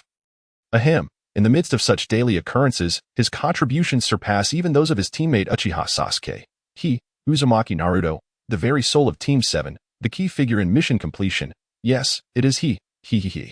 This is a fact acknowledged by his teammates, including the guiding Jounin Hatake Kakashi. Look, is this not a form of significance? Recently, Naruto has been prone to silly laughter, often chuckling, and the reason is cleared. Gentlemen, please present today's mission list. Team 7 is ready to embark on our tasks. Generally speaking, Naruto enjoys engaging in such diplomatic endeavors. Indeed, Uzumaki Naruto is afflicted with social exuberance. Naruto is bursting with enthusiasm. The third Hokage observes this golden-haired youth, increasingly resembling the fourth Hokage, and nods with a smile. Although his intellect does not quite match that of his father, the fourth Hokage, and his daily demeanor is more akin to his boisterous mother, Kushina, Naruto, inheriting the talents of both and also serving as a Jinchuriki, has recently begun to reveal his extraordinary potential. His heart is indeed expansive. Sarutobi Hiruzen can afford to feel a modicum of relief. How comforting! This radiant smile bears a hint of the fourth's essence. How nostalgic it is for the fourth Hokage, Minato Namikaze. Age has indeed caught up. With age comes the tendency to reminisce about the past. You Team 7 are truly remarkable. Sarutobi Hiruzen praised Team 7. Following this, you don't wish to undertake D-rank missions, do you? Surely, C-rank missions are far more intriguing, am I right? As it happens, I recently perused your mission records and discovered a certain type of C-rank mission that you have yet to tackle. What do you say? Naruto, Sasuke, Sakura, are you Team 7 ready to take on this challenge? What kind of C-rank mission have we not done? Uzumaki Naruto, ever boisterous, exclaimed, as the third Hokage suggested this. It could only. Leave it to us. With a hearty thump on his chest, Uzumaki Naruto proclaimed with resounding enthusiasm, we are absolutely up to the task. Sakura, too, felt a twinge of curiosity. He pondered, what C-rank mission have we not attempted? At this time, surely not. The third Hokage nodded towards his aide at his side. The secretary, aide, personal assistant, all seem appropriate, bowed and departed. Shortly thereafter, an elderly man, reeking of alcohol, disheveled, with dark skin and an average stature, entered. Yellow's eyes brightened, a glimmer of excitement flashing within. Indeed, it was precisely this mission that it was indeed this individual, the master bridge builder, has arrived. He is here, Tazuna from the land of waves. It is he. Time gently rewinds. One day, Hokage Tower. Knock, knock, knock. Come in. Upon seeing this man enter, the third Hokage nodded amicably, smiled, and teased. Ah, Nara Shikaku. With you as the Jounin captain, there is bound to be no good news. You jest, Hokage-sama. What significant matter could you possibly wish to discuss with this old man who yearns for retirement? Nara Shikaku scratched his head, finding it quite troublesome. Not engaging the Hokage's banter, he shifted to serious matters. His expression turned grave as he presented a scroll to Sarutobi Hiruzen. The renowned bridge builder Tazuna from the land of waves has successfully entered the village under its protection. Oh, the third Hokage responded nonchalantly, half in inquiry, half in comprehension. Sarutobi Hiruzen, amidst his smoking, clearly noted that this gentleman was not particularly wealthy. Even after economizing throughout his journey, he had little left in his pockets. He was currently in the village, gathering intelligence. No money. Sarutobi Hiruzen sighed deeply, uncertain of what to say. Alas. Good evening. Is anyone watching? Chapter 35 Nara Shikaku and the third Hokage no money. The third Hokage inhaled deeply once more. This is indeed a significant issue. Ahem. While this may seem like a small matter, merely a financial one, money is trivial. Yet, this predicament is undeniably vexing. The classification of mission ranks among various ninja villages is governed by strict standards and assessments. Without funds, how can one transition to a higher-ranked mission? Surely they cannot expect us at Konoha to foot the bill. Once this door is opened, the implications are unimaginable. The village of Konoha would be doomed. Shall we lower the mission rank, Shikaku? The third Hokage inquired blandly to this exceptionally astute Jounin captain. Nara Shikaku fell into silence for a moment before responding. Mr. Tazuna is an immensely influential figure in the land of waves, and nearly all of his assets have been expended on the construction of this bridge. He did not directly express his opinion, but subtly conveyed this small detail, the significance of this bridge. Shikaku paused. To achieve wealth, one must first build roads. The bridge is indeed a road, and therein lies the rationale. Yet, the significance of this bridge extends far beyond that. Without this bridge, certain matters become impediments. Moreover, it will undoubtedly affect the land of fire and our village of Konoha. And this is the crux of the matter. This bridge serves to connect the land of waves and the land of fire. To the point, wise individuals communicate in this manner. The significance of the bridge requires no elaboration. Both individuals present comprehend its profound implications. The man, averse to complications, swiftly shifted the topic to an ordinary individual seemingly unrelated to the matter at hand. In the current grand scheme of the land of waves, Kato, the president of a maritime transport company, wields complete control over the nation through his enterprise. In less than a year, at this juncture, Shikaku emphasized his words. Then, his discourse abruptly ceased and he merely shook his head, enveloped in silence, seemingly granting the third Hokage time to ponder and digest this information. In that moment, the atmosphere grew heavy with silence. The third Hokage slowly processed all of this. No, that is inaccurate. He was indeed aware of this intelligence. However, as a politician, his considerations were far more complex. Was he merely focused on the land of waves? A trifling nation, hardly worthy of mention. What lay beyond? To the east, further east, the land of water, the village hidden in the mist. Perhaps it would be prudent to redirect his attention to this remarkably capable magnate. This affluent individual. Truly remarkable. Indeed, in under a year, Kato has seized control of maritime affairs in the land of waves, silencing any dissent from the entire nation. No, there were voices of resistance, but they have vanished. They are no longer heard. What does all this signify? This man, Kato, possesses formidable backing. Lord Third, the land of water exists beyond the continent, often referred to as an island nation. In terms of land area, it could rival the Wind Country as one of the largest nations in the world. Of course, national strength is not solely determined by land area. The vast ocean is merely water. Even if it were entirely claimed by the land of water, it would only serve as a superficial accolade, as few take it seriously. Ultimately, people do not reside in the water. The village hidden in the mist, isolated overseas, remains nearly completely cut off from other nations. The land of water has also been influenced by this, consistently enforcing a policy of isolation in recent years. Our infiltration efforts, the oppressive rule of the village hidden in the mist, seems to have concluded. Yet it also appears to persist. Sighing, Shikaku raised his hands in exasperation, acknowledging that providing an explanation to the third Hokage could be seen as a form of deflection. It is not due to the ineptitude of the vassal, but rather that the vassal lacks clarity on the specific circumstances. The shortcomings of the land of water and the village hidden in the mist are evident. Their isolationist policies mean that even if one possesses some intelligence, without in-depth investigation, it is impossible to derive compelling and reliable information. There is little to be done. Their understanding of the village hidden in the mist is woefully inadequate. A glimpse through a narrow window reveals only a fragment. Internal strife.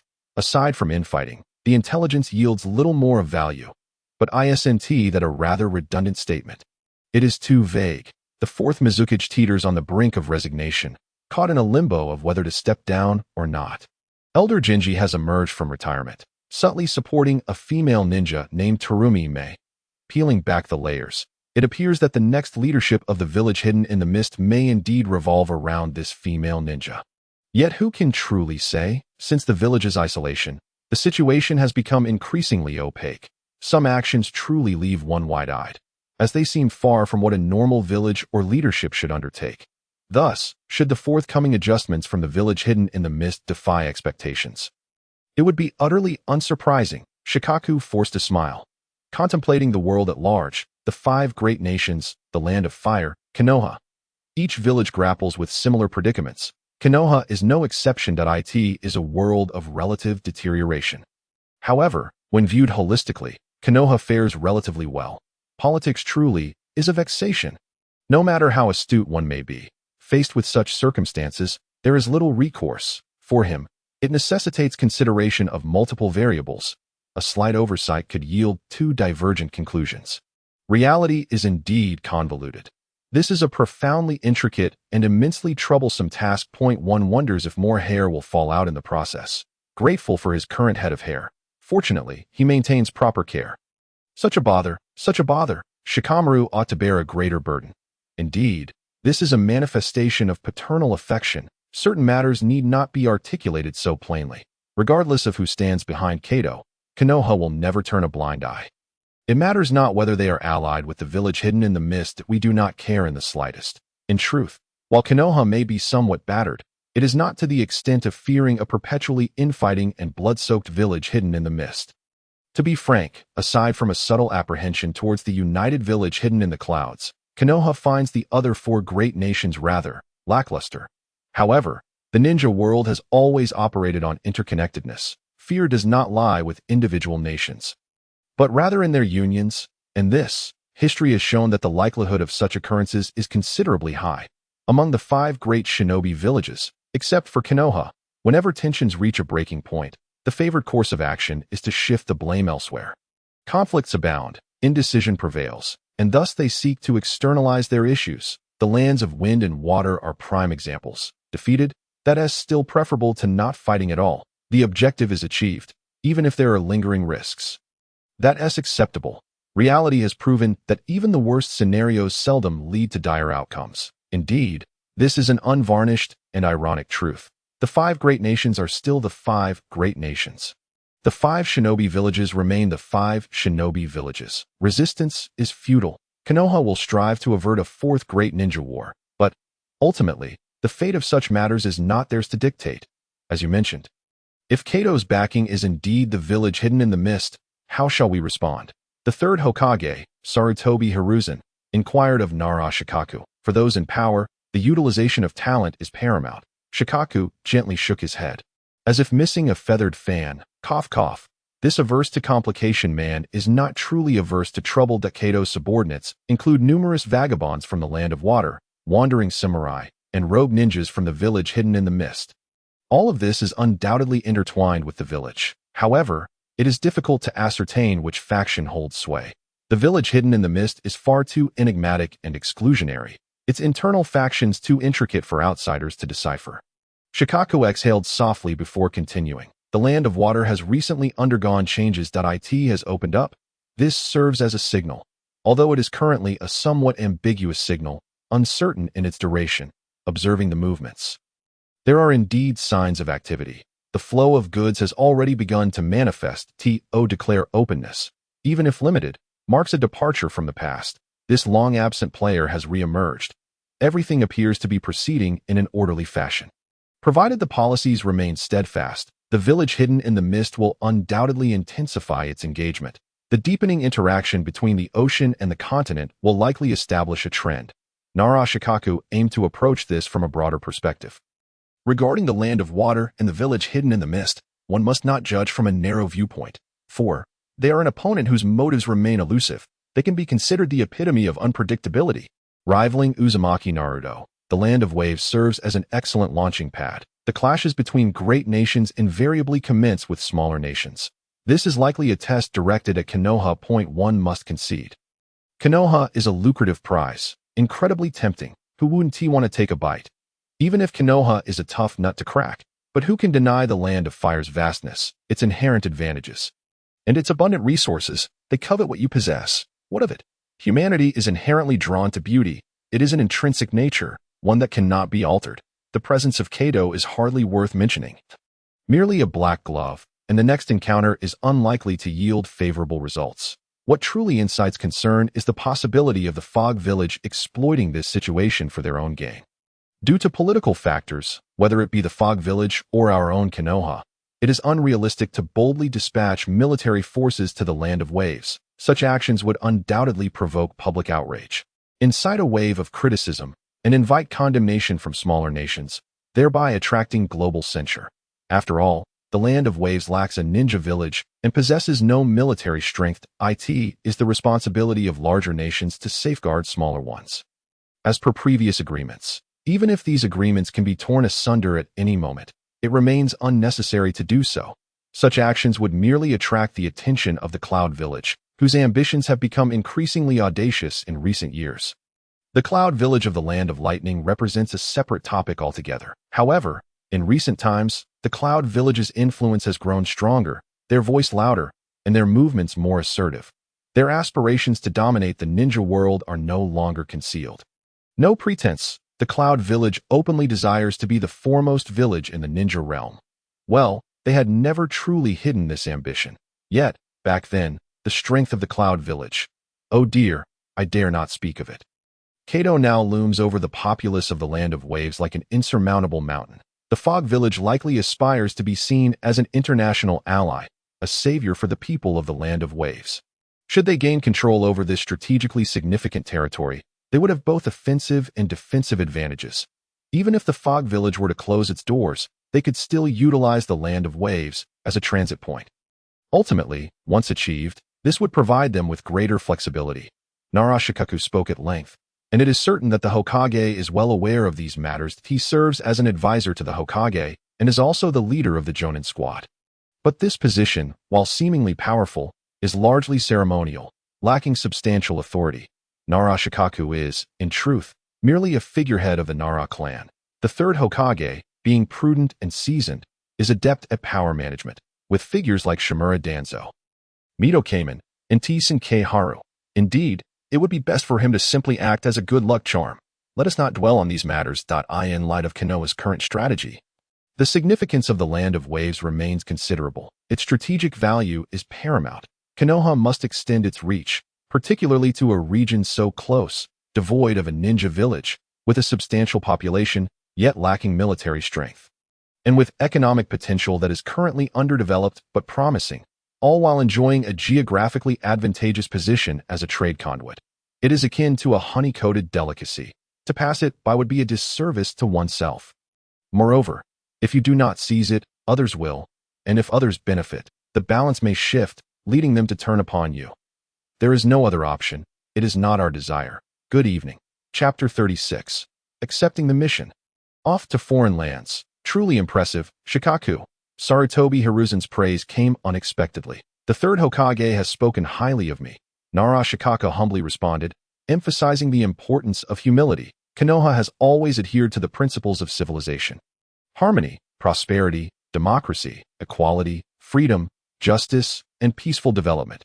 We shall never allow the Land of Waves to be oppressed and exploited by malevolent individuals like Kato, nor shall we turn a blind eye to the greedy hands of other factions.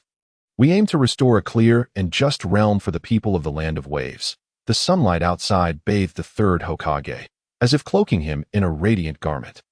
Shikaku, you may take your leave. This matter will be handled by Konoha. I will make the necessary arrangements. Yes. Narashikaku straightened his posture, offered a slight bow to the third Hokage, and then departed. Sarutobi Hiruzen, inhaling smoke, picked up the documents left by Shikaku, gazing out the window, and thus, after a considerable pause, it seemed, only the third Hokage occupied the office. Notify the Jonin Hatake Kakashi to come to my office this afternoon. Sarutobi Hiruzen's voice rang out, somewhat hoarse and subdued. In an instant, a figure clad in a long vest, donning a cat mask and dressed in dark attire typical of the Umbu, appeared in the room. Perhaps he had been there all along. Hey. With that, the figure vanished without a trace. Time shifted back. You have never undertaken a protective mission, have you? Why not consider this C-rank task? The third Hokage chuckled. Protect this old man? Why not a feudal lord or a princess? Naruto expressed a hint of disappointment. The disheveled elder before them. The thought of Team 7 being tasked with guarding such a person felt rather daunting. Tazuna, outwardly boisterous and unkempt, reeking of alcohol, possessed a clarity in his gaze that revealed his sobriety. Rather than engage in a debate with the brash words of Uzumaki Naruto, he opted to report directly to the Hokage. However, Hokage? Is he very busy? Hokage-sen, is this how you treat your clients in Konoha? A few kids, appearing rather imposing, yet they seem to be mere novices. Can they handle it? Tazuna belched, feigning dissatisfaction that he had paid for this. And thus he ought to be treated as the client. Tazuna was, in fact, somewhat apprehensive. Perhaps it is better to be inebriated. Indeed, there is wisdom in ignorance. Sometimes, a little haze is beneficial, if not intoxicated. Just the mere gaze of these ninja before him was overwhelming. Do not dwell on such thoughts. It is imperative to refrain from such contemplations, for the sake of the Land of Waves. Mr. Tazuna, do not underestimate our lower-ranked ninjas from Konoha. Not to mention that this team is led by a Jonin instructor. Among these three youngsters, each is one of the finest lower-ranked ninjas in the village. Despite appearances, in an instant, The third Hokage became a fervent supporter of Team 7. Furutobi Hiruzen extolled the virtues of Team 7 to the heavens. Naruto stood by, chuckling foolishly. Any discontent he harbored dissipated entirely. Protecting the old man is just a task. Kakashi, at this moment, seized the opportunity to inform Team 7 that, despite the elder's disheveled appearance, he is indeed a notable figure. Indeed, Mr. Tazuna is a renowned master bridge builder in the Land of Waves. A true expert not to be underestimated. Wow, Naruto's eyes sparkled that he has always held a deep respect for capable individuals, so long as they are not ninjas, of course. Kakashi was also pleased to see Naruto's change in attitude. In protective missions, it is best for ninjas to harbor no aversion towards their charge, otherwise, unexpected incidents may arise. Protective missions can indeed be rather troublesome. The difficulty lies with the person being protected. They are human, and humanity is replete with unpredictability. Protection, no matter how thorough, remains fraught with challenges. There will always be vulnerabilities. Furthermore, Kakashi was aware of the hidden significance of this mission. As Hitaki Kakashi recalled the scene where the third Hokage solemnly entrusted this mission to him. It was vividly etched in his memory. How troublesome. Oh dear, such a hassle. All right, we accept this mission. Kakashi took the mission scroll, representing Team 7's consensus to undertake it. He then nodded to the Hokage and the target of protection, Tazuna. Immediately, his lethargic gaze shifted to the trio, issuing a command. You three, go prepare. We will gather at the village entrance in an hour. Having spoken, he vanished in an instant. Indeed, Kakashi too had preparations to make. It was time to leave the village for a while, and it would be prudent to bring along a few volumes of Paradise of Affection. Ahem. This was not the first time Team 7 had ventured out of the village on a mission. However, an overseas assignment was certainly a first. If the Land of Fire is considered the center of the world, then the Land of Waves lies to the east, a relatively small island nation. This relationship is akin to that of neighboring countries, bordering on a subordinate connection. Although they are separated by the sea, the distance is not truly vast. That it bears some resemblance to the geographical situation between my rabbit and my curved counterpart. Never mind, let us consider that a fleeting introduction. In fact, the map of the Land of Waves is a mystery. It's surprising to find a version situated south of the Land of Fire. Let us leave it at that for now. Roar, roar, roar, roar, roar, roar, roar, roar. Howl, howl, howl, howl, howl, howl, howl, howl, howl. The moment Naruto Uzumaki exited the village, he exuberantly shouted with glee. This abruptly caused Sakura, who had intended to express her feelings, to swallow her words back down. That annoying Naruto, it was just sitting there in her throat, neither up nor down. How utterly frustrating. Nevertheless, the overall atmosphere was light-hearted and cheerful. For a moment, it felt as though they were not embarking on a mission abroad, but rather that Team 7 was collectively setting off on a holiday trip. Thus, without taking too long, although with the presence of the elderly Tazuna, the ninjas were mindful of his status as an ordinary person, and their pace was not particularly brisk. Yet the old man was quite robust. His heart was set on returning home. Unbeknownst to them, they reached the coastal border of the Land of Fire, adjacent to the Land of Waves. Chapter 37. Who reaches the pinnacle at the end of Ninja Way? The ghostly man misleads for a lifetime. On a forest path, under clear skies, with a central puddle. Peculiar attire, poison ninja tools, low-level water techniques, and inferior transformations. Just kidding. Surprised? Unexpected? Shocked? Are you happy? The Land of Waves is a small nation, seemingly sparse in population, yet when considering population density, the number of people per unit area is certainly not low. This place is indeed suitable for retirement. Look at this beautiful environment. The moon rises over the sea. Oh no, thick fog rises over the sea. In any case, Naruto, seeing the ocean for the first time, was once again left astounded. Everyone, excluding Tazuna, Kakashi, and Yero, had their eyes opened wide, their horizons broadened, and their hearts filled with a sense of wonder. This nation indeed possesses considerable potential. At that moment, Yero appeared to be ordinary, yet internally he was filled with a sense of vigilance, the absence of the ghost brothers on the journey. Could this be the butterfly effect? He pondered. Could it be that Zabuza discovered us ahead of time? Or perhaps there are deeper changes here that I am unaware of? Is it the power struggle of great nations that breeds mutual wariness? Surely, the infamous Zabuza Momochi would not fail to make an appearance. Would he? Surely not, surely not. After all, he is the early antagonist of the Hokage series, a classic character. How could he possibly remain offstage? Yero was also subtly adjusting his mindset. Remaining tense is not beneficial. That taut string can only endure so much. Whether Zabuza appears or not, he is not someone to be trifled with, so why be afraid? Moreover, Yero has never relied on any prophetic foresight, if such a thing were useful. He would not have been caught off guard by Madara's infinite Tsukuyomi upon his arrival in this world. He is still uncertain of which Hokage world this is, and to rely on some so-called plot. That would be utterly ridiculous. No, quickly, get lost. An illustration should be inserted here. A classic expression pack from Jackie Chan's Get Lost scene in the movie Montauk Carmen. There is a killing intent. Yero's gaze darkened as he whispered. Upon hearing this, Sakura and Naruto were both taken aback, immediately heightening their vigilance. He turned his gaze towards Kakashi, curious about what the man's reaction would be. Unbeknownst to them, that golden left hand, so often associated with paradise of affection, had quietly lowered. Oh no, it should be called the divine left hand. After all, he is a single man.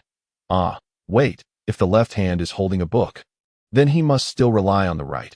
Indeed, it is still the divine right hand. Ahem, let us be serious. Fear not. Do not panic. You have all completed several C-rank missions, and you are seasoned ninjas who have seen blood. It's just a small matter. Though he spoke thus, Kakashi's expression remained wary. His eyes fixed on the distance. It seemed he had noticed something more intricate than Yero had. Otherwise, he would not be so serious and earnest. Yero had never seen Kakashi this tense. Even in his usual laid-back demeanor, this felt distinctly different from their combat drills. The approaching presence was indeed a formidable foe, wasn't it? Could it be the ghostly Zabuza Momochi? Get down, Kakashi shouted loudly. Whoosh, a blade of seemingly infinite weight, akin to a mountain, yet possessing an aura capable of cleaving through anything, whirled through the thick fog with a ferocious whistle that it seemed. No, it truly could slice a person in half. Unable to resist, Yero screamed internally. Is this the decapitating sword? The sword of decapitation, the decapitating blade, the foremost among the 7 ninja swords. One of the renowned weapons of the hidden mist village, the 7 elite jonin.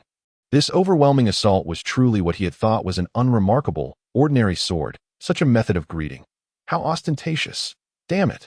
No wonder so many people prefer to charge in with weapons and unleash a flurry of blows, even seizing the opportunity to split this ordinary great sword in half. After all, the decapitating sword is merely a piece of junk that can only absorb blood and regenerate. What is there to command? Utterly mistaken. We are all wrong. Deliberately, this is not a mere error.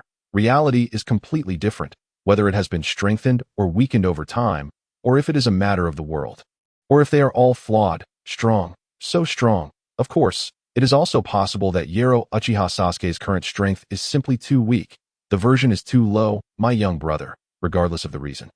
It must be said, could it be that the elite jonin, the one who dared to assassinate the Mizukage of his own village and could retreat unscathed after a failed attempt, earning a fearsome reputation in the ninja world, is the ghostly Zabuza Momochi?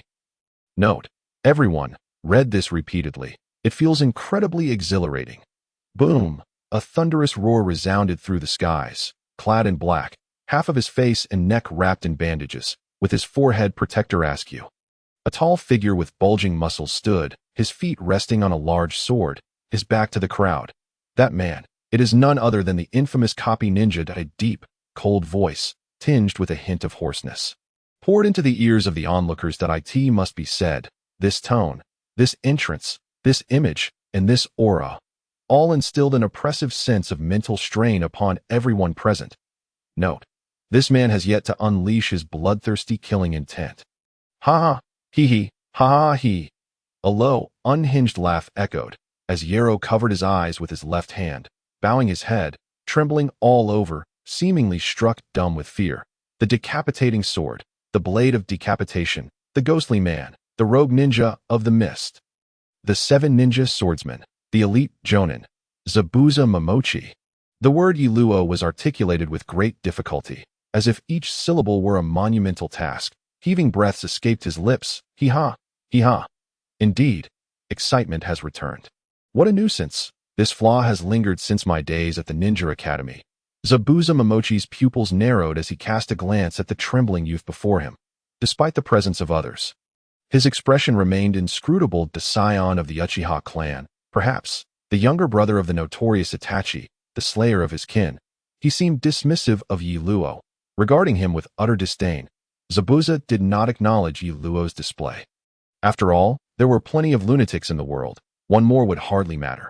His objective was solely to confront the copy ninja, Kakashi Hitaki. This man was a formidable foe worthy of his utmost efforts. Assassinating the Mizukage would be child's play in comparison. Naturally, the circumstances were different. The feelings of life and death, however, bore an uncanny resemblance. Zabuza's gaze swept over the crowd, dismissing them as inconsequential, mere ants. He turned his attention to Kakashi. His demeanor impassive and calmly stated, "I apologize, but might I request the elderly gentleman behind you?" The battle had, in a sense, already commenced. Dialogue, atmosphere, environment, aura, psychology, all these seemingly trivial details masked an invisible clash between two elite shinobi. 3 against 3. Assistance? A burden? Or perhaps, how absurd. Who are you, the browless uncle? Do you realize that your recent actions were perilously reckless? You cannot possibly be a ninja from the village, can you? You must be the so-called demon of the hidden mist that Sasuke spoke of. Quite renowned, I must say. You certainly are an enemy, without a doubt. Let me tell you, if you seek to harm Grandpa Dezuna, you are sorely mistaken. This is our protector, our mission, Naruto Uzumaki declared boldly, showing no signs of fear before such a powerful adversary. Before the aura of intimidation could overwhelm him, he remained as fearless as ever. In a certain sense, this was a form of innocence, a stubborn, almost foolish simplicity. It mattered not who Zabuza was. If he wished to harm the old man, Naruto would resolutely oppose him. Kakashi offered a slight smile, casually brushing off the confrontation. My dear subordinate has already spoken, so I must apologize, but I must decline, with a gentle wave of his hand. He adjusted his forehead protector. The crimson tomo of his sharingan glimmered ominously. Kakashi Hitaki was now serious. Zabuza Momochi was no ordinary opponent. The sharingan must be revealed, for this adversary would not be easily defeated. Moreover, was this man's true purpose in appearing here truly to target Tezuna, the land of waves? Such impeccable timing. A rogue ninja from the mist, an identity that suits him well. Are there others lurking in the shadows? Kakashi's mind raced with possibilities. In response to Kakashi's refusal, Zabuza remained silent. Having anticipated this outcome, it was improbable that mere words would persuade Kakashi to surrender his charge. Even if he did, Zabuza might not desire it. The timing of Kakashi's mission to the land of waves was too coincidental. Tezuna, the old man, placed his trust in Konoha, yet held skepticism towards the mist. No, it was not about trust or distrust. His prolonged delay in seeking Konoha was merely due to a lack of better options. The mist had been too insular for far too long. Their oppressive regime was excessive. Their bloody policies were cruel. Damn them, they must be vanquished. Zabuza stood in silence. The wind rustled through the bandages draped around him. He balanced upon his sword, poised in the air, with his back turned to the onlookers, exuding an extraordinary presence.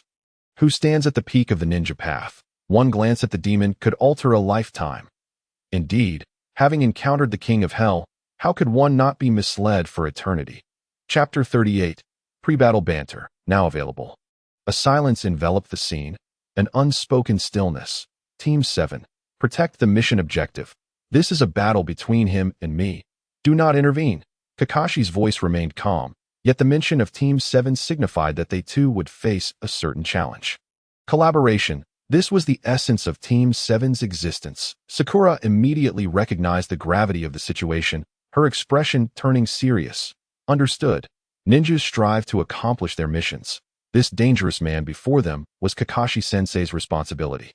However, just as Kakashi-sensei had his 3 genin, one must assume that such a powerful individual would not be without his own subordinates. Shinobi against shinobi, warriors against warriors. Such is the way of the world. Intriguing. Yi Luo pondered, his head bowed, reminding them, it's 3 against 3. His eyes held a profound significance. Yi Luo was not concerned with anything else. The challenges before them had never truly been challenges. Whether or not they completed the task at hand was of little consequence to him. Out of professional duty, The safety of Grandpa Tazuna was indeed on his mind, but alas, we are not the true protagonists. Here, they were merely the superficial front lines of a battle. Unseen, there were also intangible dark confrontations at play. Important, yet not overwhelmingly so. Even on this primary battlefield, he, Uchiha Sasuke, was but a minor player. The true protagonists were Kakashi Hitaki and Zabuza Momochi. Indeed, this was no ordinary C-rank mission, although he had anticipated such a development. He had not expected this level of transformation. It seemed that only Uchiha Sasuke could step up to the plate. Flying Thunder God technique, forbidden, the sharingan, would indeed be unveiled. Deep within, he had always yearned for. Not to intervene in the battlefield of these two formidable men, not to engage in combat with the demon Zabuza for personal growth, but rather, his interest lay with the Manjiki Sharingan that was not bound to its master. An opportunity had arisen. An opportunity? Would an opportunity truly present itself? Is that truly the first ninja of Konoha, the super genius, the copy ninja, the foremost technician, the unparalleled warrior, Kakashi Hitaki? A pleasure to meet you. I have long heard of your esteemed reputation. Indeed, it is an honor to meet the legendary demon of the mist, Zabuza Momochi, and my apologies. Kakashi responded, continuing, I have heard tales of your assassination attempt on the village's 4th Mizukichi, resulting in a failed coup. What brings you to such a small nation at this time? Surely, you must possess some leisure to undertake such a task. Is it the struggle of life? The two exchanged seemingly mundane pleasantries, their words devoid of any fluctuation. The onlookers strained their ears, not daring to breathe too heavily. Point 2 Elite Shinobi, extraordinary warriors. The invisible clash had commenced. At that moment, it seemed to be both a commercial exchange and a subtle probe.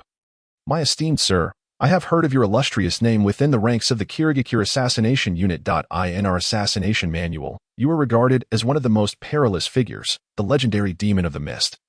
You eliminated all your comrades during the Chunin exams, leaving yourself as the sole survivor, compelling Kirigakure at the time to alter its policies. Considering your actions in recent years, it appears you have harbored grand ambitions and aspirations from a young age.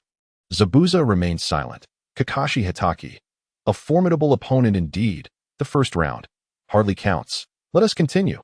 You seem to be the guiding jonin for the young genin, and the newly graduated ones may prove to be a burden for you. The members of Team 7 are somewhat discontent. However, even Naruto does not dare to join the fray in this moment. Could it be that this is the aura of a true powerhouse? Is there truly no room for negotiation? Even when posing a question, Zabuza spoke with the utmost calmness, gripping his executioner's blade with resolve. He was prepared for what was to come. The exchange of words, coupled with an instinctual awareness, informed him of the formidable nature of the man before him. Undoubtedly, he was a mysterious, unfathomable ninja, renowned throughout Konoha, a reputation that is not without merit.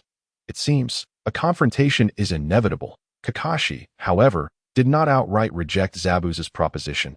Negotiation. If we can delay, we shall. I am not overly concerned about my subordinates.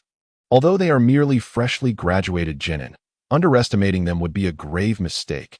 Zabuza, upon hearing this, found himself less worried. He countered from this angle. You believe my subordinates to be inadequate, yet I have faith in them. Heh. Zabuza seemed to grasp Kakashi's intent. The orphan scion of the Uchiha clan, indeed a figure of considerable repute. Zabuza, typically aloof, finally revealed a hint of unusual demeanor. Was that a low chuckle, a derisive smile, an indifferent grin? An acknowledgement. From the very first glance, I sensed the power within this young man. At his age, he bears the weight of the Uchiha clan's glory. Ha ha! Zabuza chuckled again, his words not lacking in praise for Uchiha Sasuke, yet laden with deeper implications. That unwavering confidence of his, was it a trust in someone? A person who, compared to the mighty Uchiha Sasuke, would not be overshadowed. Who could it be? Who? I am aware that the boy opposite is the orphan of the Uchiha clan, a prodigy of Konoha. I also recognize that his strength is formidable. However, I possess individuals here who can rival him, if not surpass him. Zabuza's tone remained calm, yet his pride was unmistakable, though Haku may not be well known. His prowess is not far behind mine. When his expression sharpened, it radiated an overwhelming sense of intimidation. Oh, is that so? Your subordinates and mine. Ah, then let us have a proper comparison. The 3 Tomo Sharingan glared defiantly. Not willing to be outdone, he now harbored some concern for Team 7. Sasuke, Naruto, Sakura. I must concede that, in terms of ninja experience, they are somewhat lacking. The clash of their auras was profoundly intricate. Kakashi, facing this exceptionally dangerous man, did not possess absolute certainty. No, it was a 50-50 chance. Not just any 50-50, but a life or death 50-50. To live or to die. A mere 50% against 50%. In the narrative of Naruto, the initial high-stakes confrontation designed by the esteemed Kishimoto between Kakashi and Zabuza has faced considerable criticism. The issue lies not in the combat itself, but rather in the insufficient groundwork laid for the characters, compounded by the fact that Zabuza seems to serve merely as a minor antagonist. A facilitator for the protagonist's growth, or rather, an experience package. While this battle appears rich in detail, as the story progresses, grand techniques abound. Earthquakes and tsunamis ensue, continents tremble, and the moon itself shatters. Cough, cough, cough. It ultimately becomes trivial. Is this it? Yet, in reality, is Zabuza merely a figure of inflated reputation? Is the man who assassinated the Mizukage a mere illusion? Is the respect held by the future 5th Mizukage, Meitarumi, and the 6th Mizukage, Chojuro, towards Zabuza also a mere facade? The one who subdued the 6th Hokage, the 7th Hokage, and the esteemed Uchiha Yonagwa. Are these all fabrications? The latter part is merely a jest to be overlooked. Is Zabuza indeed powerful? Indeed, exceptionally so, astoundingly powerful, ignoring the narrative inconsistencies and the deliberate suppression of combat prowess in the early stages, only for it to soar later, in this current age of ninjas. These two stand as elite ninja at the pinnacle of their craft. If one must assess strength, Jinin, Chunin, Jonin, Kage, Super Kage, half six paths. Alright, if we adhere to this classification of strength, Zabuza's prowess lies somewhere between Kage and Super Kage. Kakashi's strength level correlates directly to his own. Yes, initially downplaying his power, Kakashi's level aligns well with that of a Kage. Cough, cough, cough. All this rambling is unnecessary. Now, let us observe the present circumstances. Point 1 must ponder. Why does genuine combat between ninjas often devolve into verbal sparring? The reason is simple. They do not genuinely wish to engage in battle. After meticulously assessing the enemy, utilizing personal experience and combat intuition to deduce their identity and capabilities, calculating the odds of victory, this constitutes the elite ninja's combat protocol, preparation, groundwork. The decision to engage in battle is typically made beforehand. Neither Zabuza nor Kakashi desires conflict. Hence, the verbal sparring serves as a form of negotiation. Indeed, their recent exchange was a bona fide negotiation. Alas, the negotiations have faltered. Kakashi refuses to surrender Tizuna. Zabuza seeks to acquire Tizuna. Note, to acquire, including but not limited to capturing, yet requiring him to be alive. Not to eliminate the elderly man. Otherwise, with his abilities, it would be exceedingly simple to discreetly dispose of an ordinary individual. However, Zabuza employed a clever ruse. I understand your mission is to protect this old man. I present you with the impression that you may kill him or spare him. So, what will you choose? Will you continue with your task? This diverts Kakashi's focus, leaving him distracted. This is not a tournament battle. It is a genuine field encounter, demanding consideration of myriad factors. Good evening. How about a subscription? Chapter 39. Haku, the brother of the demon. Now, one might wonder, does Zabuza truly kill often? Perhaps. But the reality is far from what one might assume. He, Momochi Zabuza, is certainly not the type of merciless executioner who slaughters without a second thought. He does not engage in senseless bloodshed. Even if he has taken countless lives, there is invariably a deeper purpose behind it. While ninjas do not shy away from killing, true ninjas understand that it is preferable to avoid unnecessary bloodshed. A ninja is a ninja. How can one claim to be a ninja if they do not endure? As for the rationale and intricacies present here, upon meticulous examination and deep inquiry, it ultimately boils down to the matter of chakra. Contemplate this, truly contemplate. What is chakra? This enigmatic substance is a fusion of physical and spiritual energy, intrinsically linked to the human psyche. In a broader sense, the spiritual realm encompasses thoughts, willpower, principles, determination, beliefs, hopes, ideals, and so much more, not to mention the negative aspects. The aforementioned elements are, in fact, the crucial keys for a standard ninja to ascend to the rank of a Kage. Indeed, While the elevation to Kage may appear esoteric when articulated, what remains essential once one possesses a sufficient quantity of chakra and has honed their physical form to an exceptional level, is it not the spirit? Thus, the distinction between a Kage and a high-ranking ninja does not merely lie in the quantity of chakra. No. There are individuals whose chakra is abundant to the point of being nearly overwhelming. Yet they can still be subdued effortlessly with a mere hand.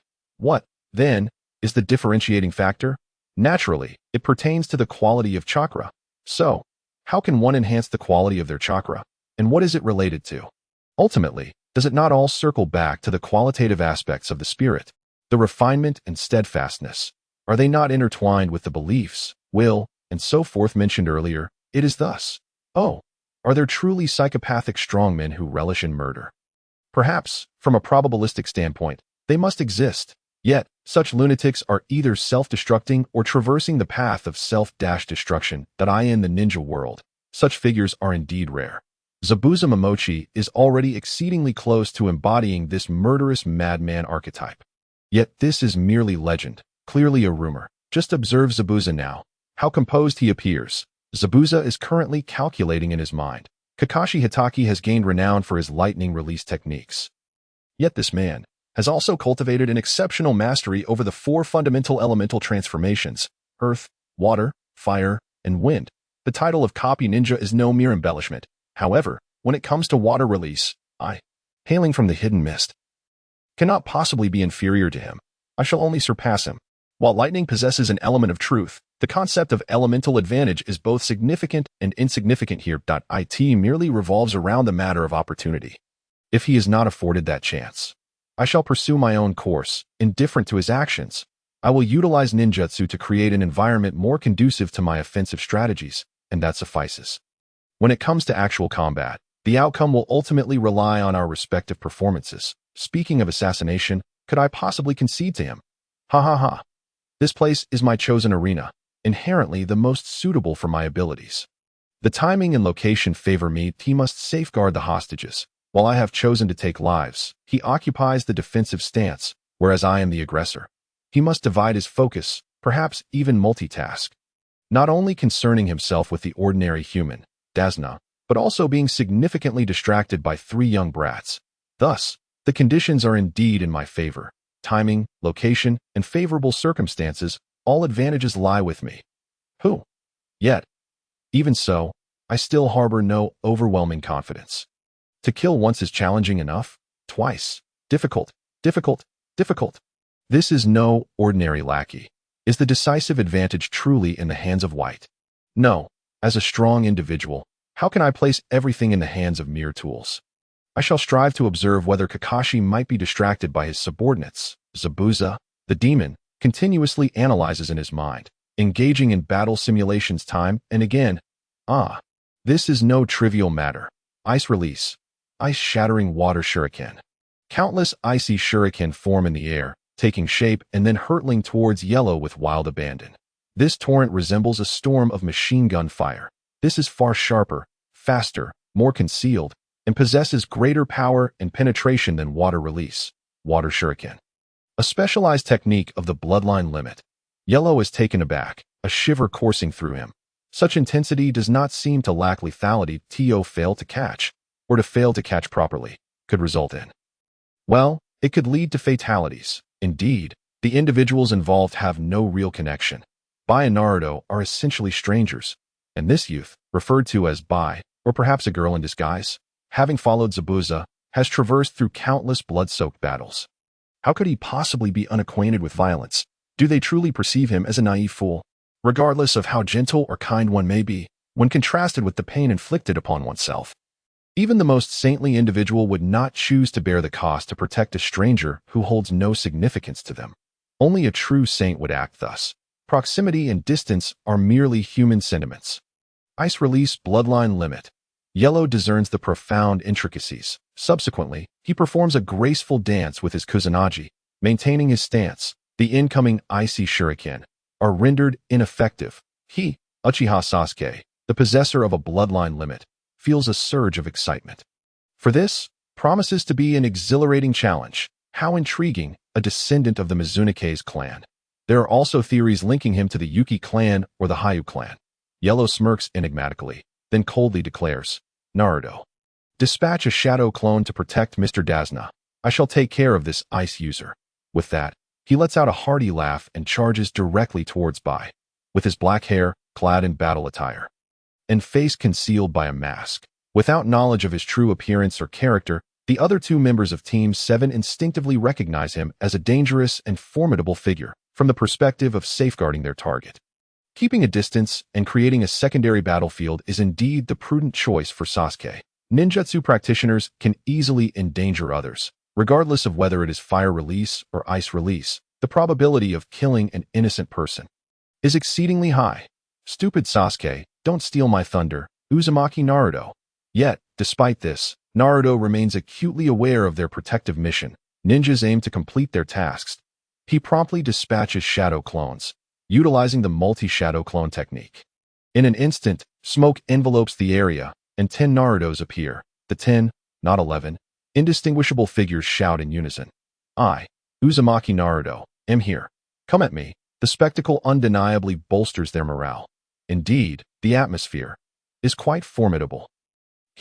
Naruto feels exhilarated. He thrives in such battles. Deep down, Naruto possesses a profoundly violent nature. Being a Jinchuriki, such brutality is inevitable. Moreover, having endured both cold and overt violence from his village, his darker side, is it any wonder Yellow perceives Naruto as a formidable rival in deception? He himself is uncertain if Naruto is merely acting.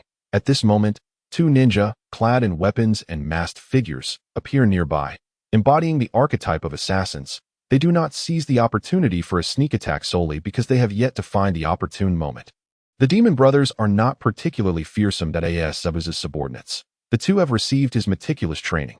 Otherwise, how could they be dubbed the Demon Brothers? It is indeed a misconception that the moniker Ghost Man is devoid of copyright fees. Ahem. The two individuals willingly follow Zabuza, displaying unwavering loyalty towards him. However, that is not the crux of the matter. The focal point is that, to this day, both of them remain alive.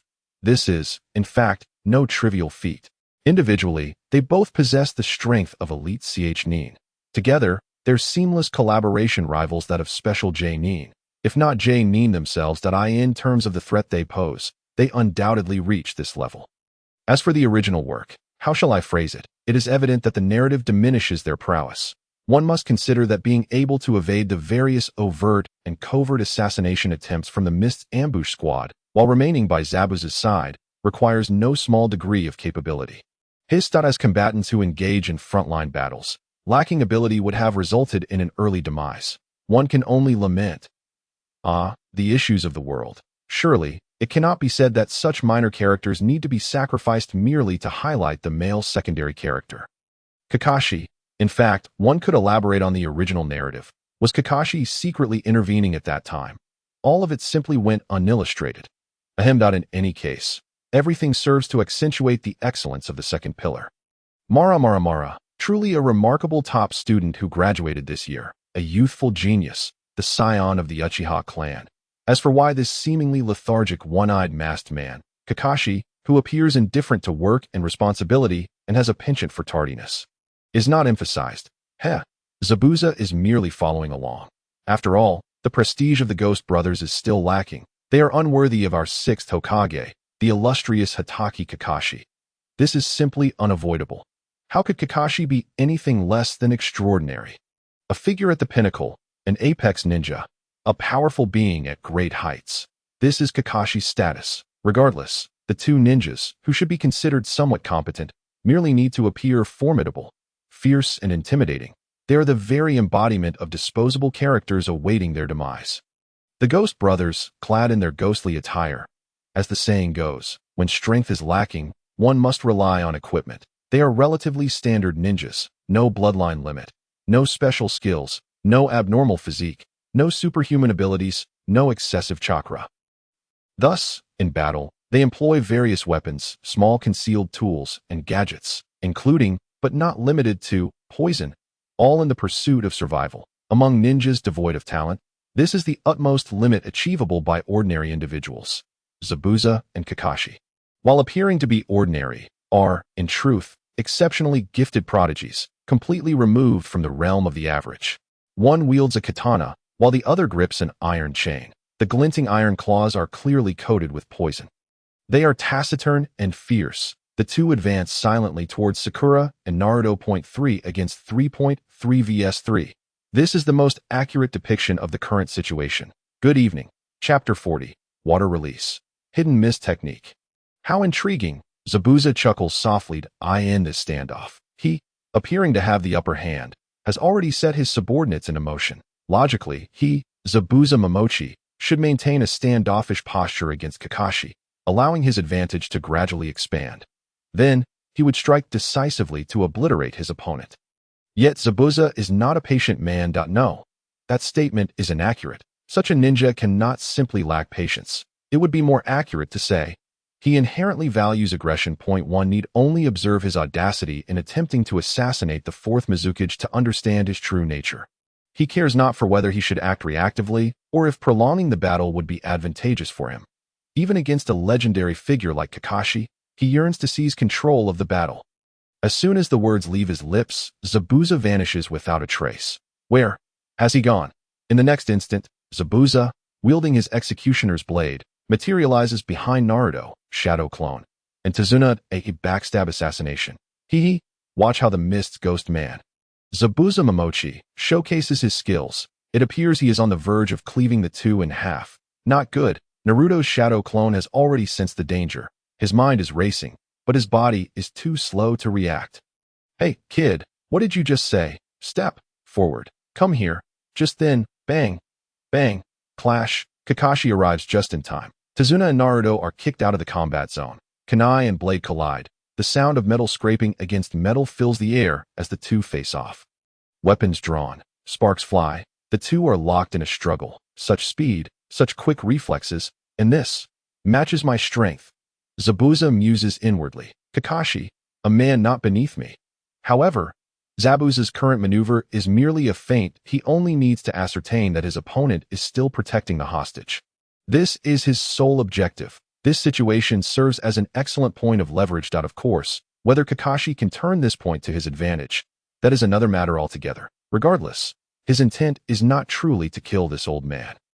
This old man possesses value, a coveted asset in the village. Indeed, a figure of renown and capability, a masterful individual. Zabuza has no desire to truly harm him. Yet, as always, his words bear a different tone. It appears that if I do not defeat you, I shall be unable to resolve this old man's fate. Precisely, I must eliminate this old man, but you must remain vigilant and not lose focus. A surge of powerful chakra envelopes him. Swish. The two retreat simultaneously, separating. Speaking of the timing, what truly constitutes perfect timing? Zabuza has extensively studied this aspect. Today is indeed a fine day, with fog enveloping the skies. Excellent, but still not sufficient. At present, it could be even better. Therefore, the moisture begins to rise, and amidst the already foggy weather, in an instant. You say the previous fog? Is it truly substantial? Wasn't it just glaring daylight? Water release. Hidden mist technique. What does it mean to have fog so dense it cannot disperse? You shall witness it firsthand. This is a gradual process, a transformation visible to the naked eye. Tell me, what does it mean to have fog so thick it cannot dissipate? Tell me, what does it mean to have fog so dense it cannot disperse? The weather, already considered foggy, grows thicker and more oppressive. Visibility. Naruto, where are you? Tazuna cries out in a panic, his voice reaching a fever pitched. He is a touch frightened. In truth, his mental fortitude is commendable. Yet, in this situation, fear overwhelms him, his trembling legs and immobilized body. I am merely an old man. Must it be so ruthless? I am just an ordinary person who knows how to repair bridges. Nothing more, really? To have such a ninja come to kill me? Is there some sort of mistake? Kato, the ninja opposite, with all his talk of slashing and ghosts, does not appear to be a benevolent figure. Yet, typically, those who are not good people are the most lethal. Alas, I fear I may perish. Surely, I, Dasna, cannot meet my end in such a manner. Naruto, my dear boy, do come forth and safeguard your grandfather. Throughout this journey, Dasna and Naruto have grown quite familiar with one another. This old man possesses a cunning intellect akin to that of a sharp-witted individual. In his heart, Dasna is well aware of who among the seventh squad is the most innocent and reliable. This is merely a matter of common human ingenuity, nothing more. Although the spiky-haired youth, Naruto Uzumaki, may appear the least dependable in a moment of crisis, forgive me, Dasna would choose Naruto without hesitation. He feels that should that formidable blade fly towards him once more, it is only Naruto who would dare to stand in front and bear the cost of his own blood. The young girl and the boastful lad are not to be counted on. When faced with dire straits, a wise individual will instinctively protect themselves first. Here, dear sir, please do not wander off. I shall stand guard over you. Fear not, our 7th squad shall undoubtedly accomplish the mission. Sensing Dasna's unease, the shadow clone of Naruto promptly reassured him, prioritizing the old man's emotional state. As you're engaged in battle with Bai, they chose to distance themselves from Dasna. Similarly, Sakura and Naruto took on the brothers of the ghostly clan, also opting to maintain a safe distance from Dasna. After all, being too close would exponentially increase the difficulty of protection. Generally speaking, a formation resembling the swastika is employed to safeguard the target. As for the rationale behind their separation, asks Sasuke. Although they have their own considerations, it is evident that the 7th squad still lacks experience in the art of protecting hostages. This is solely a matter of experience and exposure. Safeguarding hostages, protecting the target. Sometimes, sheer strength is insufficient to execute the task effectively. It is not that simple. There are countless intricacies involved. The very act of dispatching shadow clones to protect Dasna truly represents the best option available to the 7th squad. For others, this approach may be deemed impossible or unwise. But for the peculiar Naruto Uzumaki, for the 7th squad blessed with a resilience akin to that of a cockroach, I apologize. It's so easy. On the battlefield of the ghostly brothers, observing the thickening fog, Naruto Uzumaki felt a surge of irritation, and thus invoked the wind release. Great breakthrough technique. With a hint of defiance, 5 Narutos simultaneously unleashed the great breakthrough technique.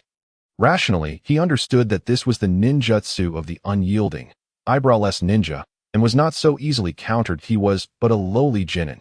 Did not Kakashi-sensei remain unperturbed? Yet reality does not adhere to logic. Naruto was simply impetuous, with a united gust of wind, and then, there was no further development that a powerful wind swept through, yet the fog persisted unchanged, still dense. It seemed even thicker. The encroaching fog, imbued with the opponent's chakra, proved impervious to easy dispersal by the wind technique. Fortunately, Naruto Uzumaki possesses an abundance of chakra. Such expenditure is hardly a waste. Unexpected, isn't it? Hello everyone. Come out to play. Chapter 41. The enemy's admiration for Naruto. Terrifying indeed, since this fog refuses to dissipate. So be it. Naruto Uzumaki, Where are the ghostly brothers? Where are their opponents? Where are they? Yet this sensation akin to a dagger poised at his back incessantly reminded him. Are they planning a covert ambush on us? Oh dear, visibility is poor. The thick fog conceals everything. Naruto Uzumaki felt a looming sense of unease. What should he do now? Sakura, be cautious. Idiot, stop talking. Focus on sensing the enemy. Sakura was somewhat exasperated. Were this not a life-or-death struggle, she might have been tempted to deliver a swift punch to Naruto's face. How vexing. Fool. Everything was proceeding smoothly with a 2-on-2 confrontation. They merely needed to stall the enemies and await Sasuke-kun and Kakashi-sensei. Naruto, you foolish simpleton, why waste chakra by suddenly unleashing a wind technique, allowing the adversaries to escape? What manner of baffling operation is this? If the enemy directly attacks Dasna, with your flimsy shadow clones, how will you defend him? Wouldn't that lead to the utter failure of this C-rank mission? Curse it. Had I known, I would not have ventured out. I should have remained by Mr. Dasna's side. Sakura felt a twinge of impatience. Inner Sakura did not provide her with much reprieve. Was she afraid? Not in the slightest. If fear truly dominated her emotions, inner Sakura's persona would emerge to dispel the negativity. Moreover, having experienced a bloody mission, the C-rank task of eliminating bandits. As previously mentioned, she was not merely a fragile girl prone to tears. So, was she feeling a bit lost? To be honest, she indeed felt a hint of that as a ninja, although she had prepared herself to engage in battle against hostile ninjas. This enemy was unexpectedly formidable. She sensed it. In this situation, she felt her own insignificance. Lacking in means, she, who had always aimed to be a medical ninja, suddenly realized In such circumstances, she seemed like a burden. Or rather, felt utterly useless. How frustrating. Sasuke-kun, Kakashi-sensei, please resolve your opponents swiftly. I feel rather uneasy over here. Naruto Uzumaki is a genius, and the unpredictability of this ninja is no exaggeration. You can never anticipate his next move. If you lack a stout heart, it is best not to ally yourself with him. Heaven and hell are but a thought away for Naruto. Your side at a disadvantage. Naruto might surprise you, swiftly resolving the issue and transforming the disadvantage into an advantage. Without fail, is your side at an advantage. Do not rejoice too soon. He might just as easily falter, turning that advantage into a disadvantage. As effortlessly as that. So, what to do when the enemy has fled? Whether Naruto's mind is somewhat singular is debatable, but he is indeed contemplating earnestly. He must locate the enemy. He must act. The result of his earnest contemplation is as follows. All right, let's find them. If you are a man, step forth and face Naruto Uzumaki. Do not play the coward. Naruto Uzumaki has stumbled upon a grave issue. A monumental problem. In this thick fog, he and Sakura find themselves rather ill-equipped. Ahem, is this not akin to being blind while awake? He has never specifically trained himself to rely solely on his ears. Speaking of which, Naruto has always been one to engage all his senses. Ahem, indeed. But here, that is merely to be taken literally. This is how he fights, as he has often said. Yet if his vision is compromised, how can he proceed with anything else? Oh dear, this is quite urgent. To be frank, Naruto has begun to sense that the opposing ninjas are not to be trifled with. They differ from the ninjas of his village and are not akin to the bandits he has previously encountered. It dawns on him. Unlike the villagers, there is no disdain, hatred, or revulsion reflected in their eyes, demeanor, or movements. Winky face. Oh, they are indeed the enemy. They do not resemble the bandits either, who, while outwardly fierce, are, in truth, cowardly and easily dealt with, all bark and no bite. However, these two adversaries are not like that. Their patience seems commendable, giving Naruto an ominous feeling, an uncomfortable one. If his eyes cannot see, it seems his ears are insufficient. He dislikes this. He prefers foes who are raucous in battle. This type of enemy is truly unsatisfying to contend with. Numerous thoughts swirled in Naruto's mind, ultimately crystallizing into two words. Enemies. Defeat them. What if it's not just two words? Hehehe. Suddenly, Naruto recalled the mission he was undertaking as a matter of utmost importance. Given the circumstances, should he head over to Old Man Dazna's place? Have the enemies already arrived? For the first time, his clever mind contemplated the complexities of a protective mission. Sweat poured down. Truly, sweat poured down. Have the enemies gone or not? Should he go or stay? What a hassle. He thought of inquiring Sakura, but the moment he considered speaking such a question, wouldn't he that risk being overheard by the enemies? What if they heard and came over? Then he too must rush over. What about Sakura? If both Sakura and Dazna were to encounter danger simultaneously, whom should he save first? Should he save Sakura first? But Old Man Dazna cannot be disregarded, yet he is just an ordinary man. While Sakura is a ninja, the tension mounted. Shioer, is that you? Perhaps it's best to ignore all this. If Naruto's thoughts were so easily decipherable, he wouldn't be the unpredictable ninja he is. Even this is merely a fraction of his thoughts. At that moment, Naruto resolutely made up his mind. This is his C-rank protective mission. After all, his first C-rank protective task, and Old Man Dazna is such an impressive and kind person. Failure is not an option. Shadow Clone Jutsu. Naruto, disperse. Protect Old Man Dazna. Yoshi, bang bang bang, crash crash crash. One by one, Naruto's shadow clones were dispatched by the Demon Brothers. The Demon Brothers noticed the two little brats. Or rather, the yellow-haired genin had unwittingly created an opening, causing his clones to scatter mindlessly, disorganized, no formation, without a mental link among the clones. In this dense fog, if you can't see, then you still can't see. Right? The Demon Brothers were a bit baffled, to be honest. They didn't quite grasp the deeper significance of Naruto's actions, but no need to overthink. They simply needed to approach the battle from a favorable perspective. Although they could not distinguish between the original and the clones, wasn't the solution to eliminate them all? Shadow clones do not operate like water clones. They evenly distribute the user's chakra. In summary, these indistinguishable shadow clones consume a great deal of chakra. Furthermore, shadow clones also have drawbacks. However, The demon brothers did not immediately eliminate Naruto's clones. Their reasoning was as follows. Once a shadow clone is created, as long as it does not dissipate, there is a delay in memory transfer. That is, what the clone sees will not be immediately conveyed to the original. Only upon dispersal will all experiences, including damage, fatigue, etc., return to the original body. Based on this characteristic, the demon brothers instantly concluded to swiftly and ruthlessly eliminate the shadow clones en masse. Hence, bang bang bang, crash crash crash. Naruto Uzumaki had already received the signal of his clone's disappearance. Not good. Naruto shouted in his heart. In his haste, he had wandered aimlessly, to the point where he could no longer see where Sakura was. Did this action mean he had inadvertently separated them?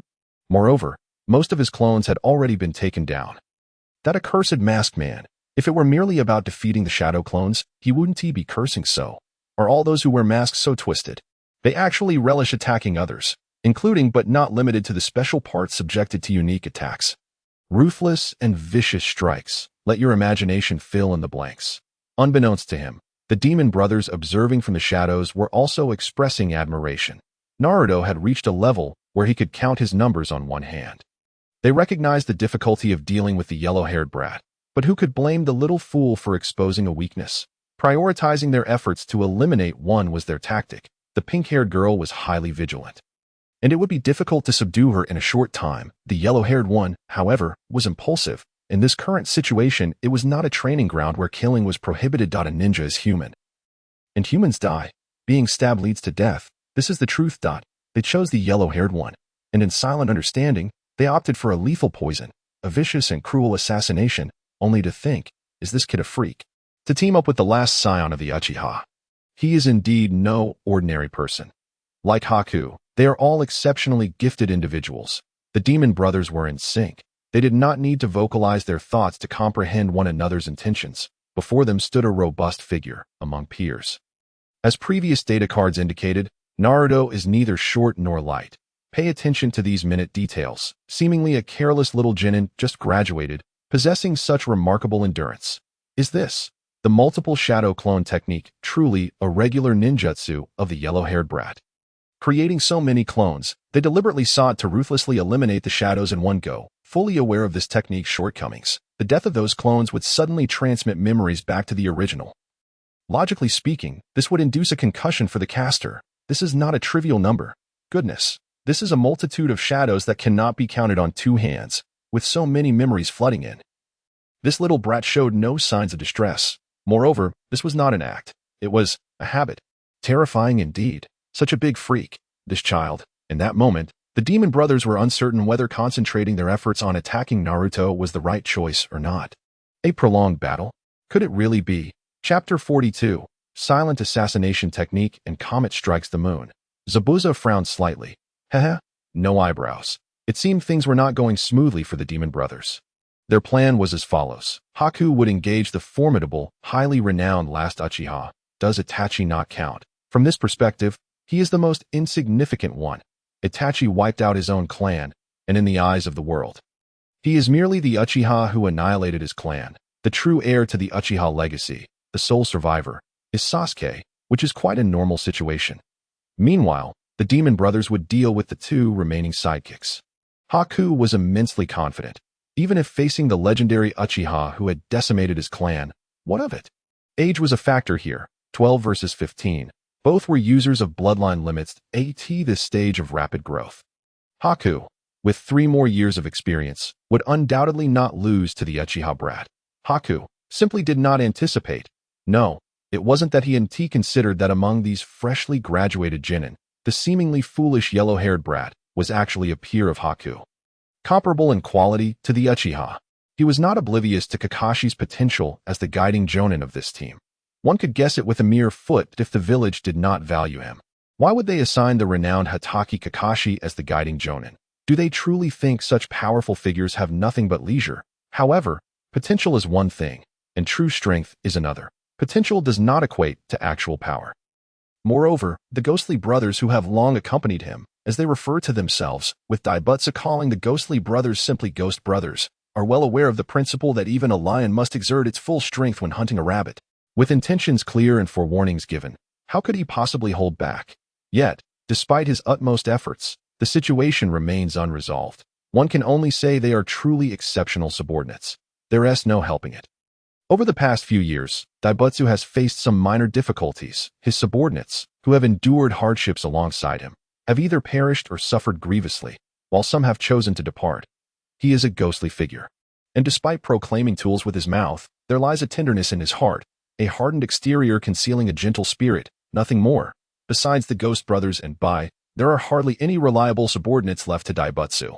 These individuals still hold some significance in his heart, even if he never vocalizes it. Now, the circumstances in the village seem to have shifted dramatically.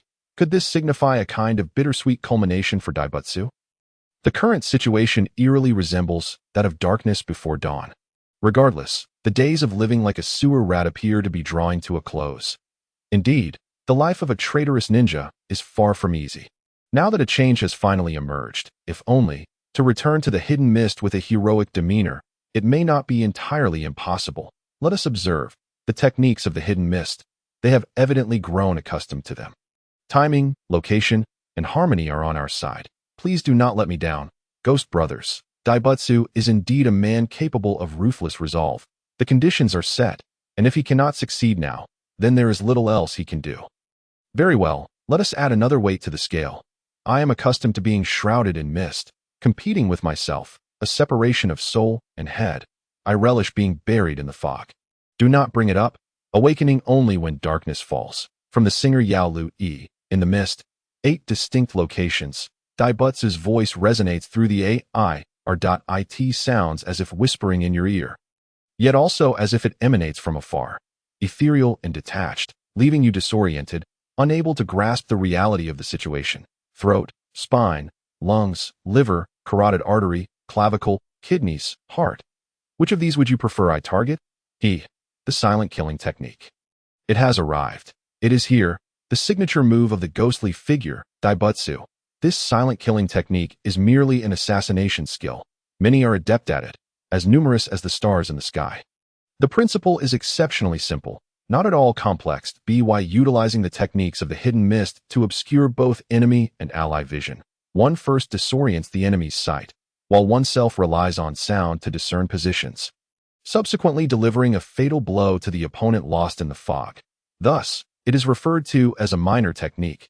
If you cannot discern sound and position and cannot maintain a dominant advantage over your enemy, then this technique is utterly meaningless. Oftentimes, it is merely a trivial trick that in high-level duels. Such tricks hold little value. Everyone possesses keen senses, so what gives you the audacity to believe you hold significant advantage? Yet, this seemingly ordinary skill, in the hands of Daibutsu, transforms the mundane into the miraculous, becoming a veritable art. The silent assassination technique has ascended to become the most radiant star. When the ghostly figure employs this technique, his attacks are silent, and his opponents fall without awareness. Whether you are an ordinary person or a ninja, whether you are a genin or jonin, the sensation remains the same that I proclaim that all humanity is equal. Do you believe it or not? Killing does not necessitate a second strike. A single blow suffices to claim your life. In the mist, Daibutsu is as elusive as a specter, truly deserving of the title of the super ninja. He is indeed extraordinarily formidable. Do you hear that laughter? It resembles the cackle of hell's demons. It is a ghost. It is a malevolent spirit. It is a demon from the depths of hell, the aura of murder. A potent aura of death, or perhaps a murderous intent. An overwhelmingly fierce malevolence.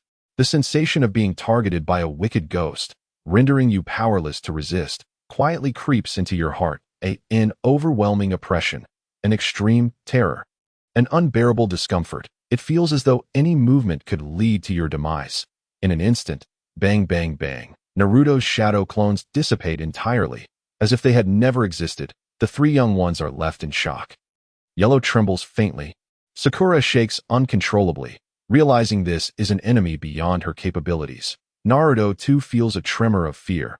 This murderous intent, this sensation, this eyebrowless adversary, has he taken the lives of countless individuals? Terrifying. In a heartbeat, his limbs grow cold, his entire body sluggish, truly sluggish, without exaggeration. An opportunity created by Lord Daibutsu. The ghostly brothers' eyes gleam as they seize the moment of battle, their ability to grasp the opportunity indeed on par with middle or even upper-ranking ninjas. The yellow-haired imp, his true form revealed, attack. In this moment, Naruto remains in a state of shock, watching as boom, a flash of brilliance surges forth. With searing heat and intensity, it rushes toward the two brothers. Uchiha-style revised sword leap flame high-frequency, vibrating flame blades. Second form comet strikes the moon. Yellow unsheathes his sword. The instantaneous body technique manifests as a flame blade akin to a comet hurtles toward the ghostly brothers. Choose. Tell me, will you choose your own life or Naruto's? The brothers widen their eyes in alarm. What has Bai done? In this situation, they naturally choose their own survival. Yellow's sword leap flame, the first form. Demonic star illuminating the sun, and the second form, comet strikes the moon. If one were to note the difference, it is that comet strikes the moon is swifter and more concealed. In truth, this is a technique suited for assassination. Otherwise, how could it be named comet strikes the moon? Just as the famous assassin, Zhuangzhu, dispatched King Liao, comet strikes the moon. Do you understand now? Yellow has cleverly employed it to save someone. How wondrous are the affairs of the world. Yet, the effect is rather impressive. Tailgating, did you not wet your pants? Thanks to bookfriend 603888589 for the subscription. Finally, someone subscribed. Thank you. Heartfelt appreciation. Chapter 43, Tianji's Horse Racing, Considerations of Inferior Horses. In the midst of the recent scene, Kakashi, facing Daibutsu, has taken notice. His entire being is taut, nearly succumbing to the urge to rescue Naruto. There is no choice. Naruto's significance is well understood. He is the strategic weapon of the village, the Nine-Tails Jinchuriki. Kakashi can afford to face danger, but Naruto must be preserved. Thank goodness. Thank goodness. Sasuke is still somewhat reliable. Kakashi exhales deeply, his focus primarily on the ghostly figure. Yes, he admits, the opponent is overwhelmingly powerful. In this situation, he truly cannot spare more mental energy for the three somewhat immature young ninjas of Team 7. Sasuke, Naruto, Sakura, do your best. Ultimately, one must rely on oneself. Meanwhile, with a disdainful smile gracing his lips, Yellow's gaze is fixed on the ghostly brothers, while casually addressing Naruto. Tailgating, did you not wet your pants? In an instant, Naruto's eyes widen in disbelief. How could this be tolerated? You're the one who wet your pants. You stinky Sasuke, huh? Revived and brimming with energy, the spirited Naruto returns. Sakura, brace yourself. Yes, Sasuke-kun. The pink-haired girl's eyes grew resolute, her body ceasing to tremble. Inside, Sakura fervently declared, see, I told you Sasuke has feelings for you. It's undeniable. With a fierce glare, Sakura unleashed punches, one after another. Though this entire scene unfolded solely within her mind, this seemingly nonsensical flurry of strikes seemed to dispel the fear that had gripped her heart. Has Sasuke-kun freed his hands? No, he hasn't. But did he sense our peril and riskily rush over from his own battlefield? Haruno Sakura, you must gather your strength. You must trust your comrades. And more importantly, you must believe in yourself. Bai was indeed a formidable opponent, as Iluo perceived. The sharingan, particularly the double tomo variant, not only granted him enhanced vision and superior judgment, but did not provide an immediate solution to vanquishing his adversary. While the ocular bloodline limit was undoubtedly exceptional, it required no special emphasis. However, without revealing his trump card, for Iluo, this was merely a battle that at best, it was a riskier engagement. Its significance ended there. Regardless of how one framed it, this was not a life-or-death struggle in his heart. In the blink of an eye, when he closed and opened his eyes, his opponent could be dead, life and death separated by a mere instant. Crossing the realms of yin and yang, that was what a true life-and-death decision entailed. Under constraints, aware of the presence of others, how could Iluo possibly unleash more than 300% of his strength? Thus, this was troublesome. A change in strategy was imperative. In truth, Bai was well versed in the transformation of water and wind, as well as the synthesis of both into the advanced bloodline limit known as ice release. Sasuke's fire release could not suppress her ice release. In fact, his fire release was evidently countered by Bai's ice release. This was rather awkward, was it not? An ice wall, a fireball, under identical chakra conditions. The flames he unleashed could not even melt. Indeed, in the physical sense of melting, that he found that by ice walls, ice crystals, and ice pillars were far more difficult to destroy than the solid materials found in nature. GG, quite a predicament. While the elemental weakness of water against fire played a role, it was primarily due to the complexity of the ice release bloodline limit. Bloodline limits were truly remarkable, this dual suppression. Even though his fire release had been cultivated to an exceedingly advanced level, it still fell short. The strategy of Tianji racing horses, matching 1s inferior horses against the opponent's superior ones, 1s superior horses against the opponent's average ones, and 1s average horses against the opponent's inferior ones. After 3 rounds, one could achieve victory through cunning. The current situation bore a resemblance to Tianji's racing strategy. However, in this case, the high-quality horses faced each other, while the low-quality horses engaged in only 3 rounds. Yet, even within these 3 rounds of low-quality horse races, the disparity was evident. Yi Luo had already made a decision. He intended to first deal with that pair. There exists a notion of mutual restraint among individuals. Concerning Bai, he felt that victory would be exceedingly difficult. He had observed and understood her methods well enough. And the significance of continuing the battle was, in reality, minimal. Yi Luo thought. I have already engaged with a wielder of ice release. My experience points, artificially increased by 10,000. Yes, that's just how it is. Regardless of any hidden trump cards, at the end of the day, it was because he was not strong enough. He still required the protection of Konoha and sought greater gains from it. Thus, it was best to play the role of a talented ninja for now. Moreover, he harbored some concerns regarding Kakashi. Kakashi was competent, but Zabuza was formidable, was he not?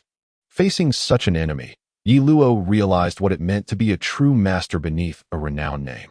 Zabuza stood atop the pinnacle of ninjas. As an outsider, he could not fully guarantee that Kakashi would not encounter misfortune. Even a slight discrepancy, or a minor difference, could lead to drastically different outcomes.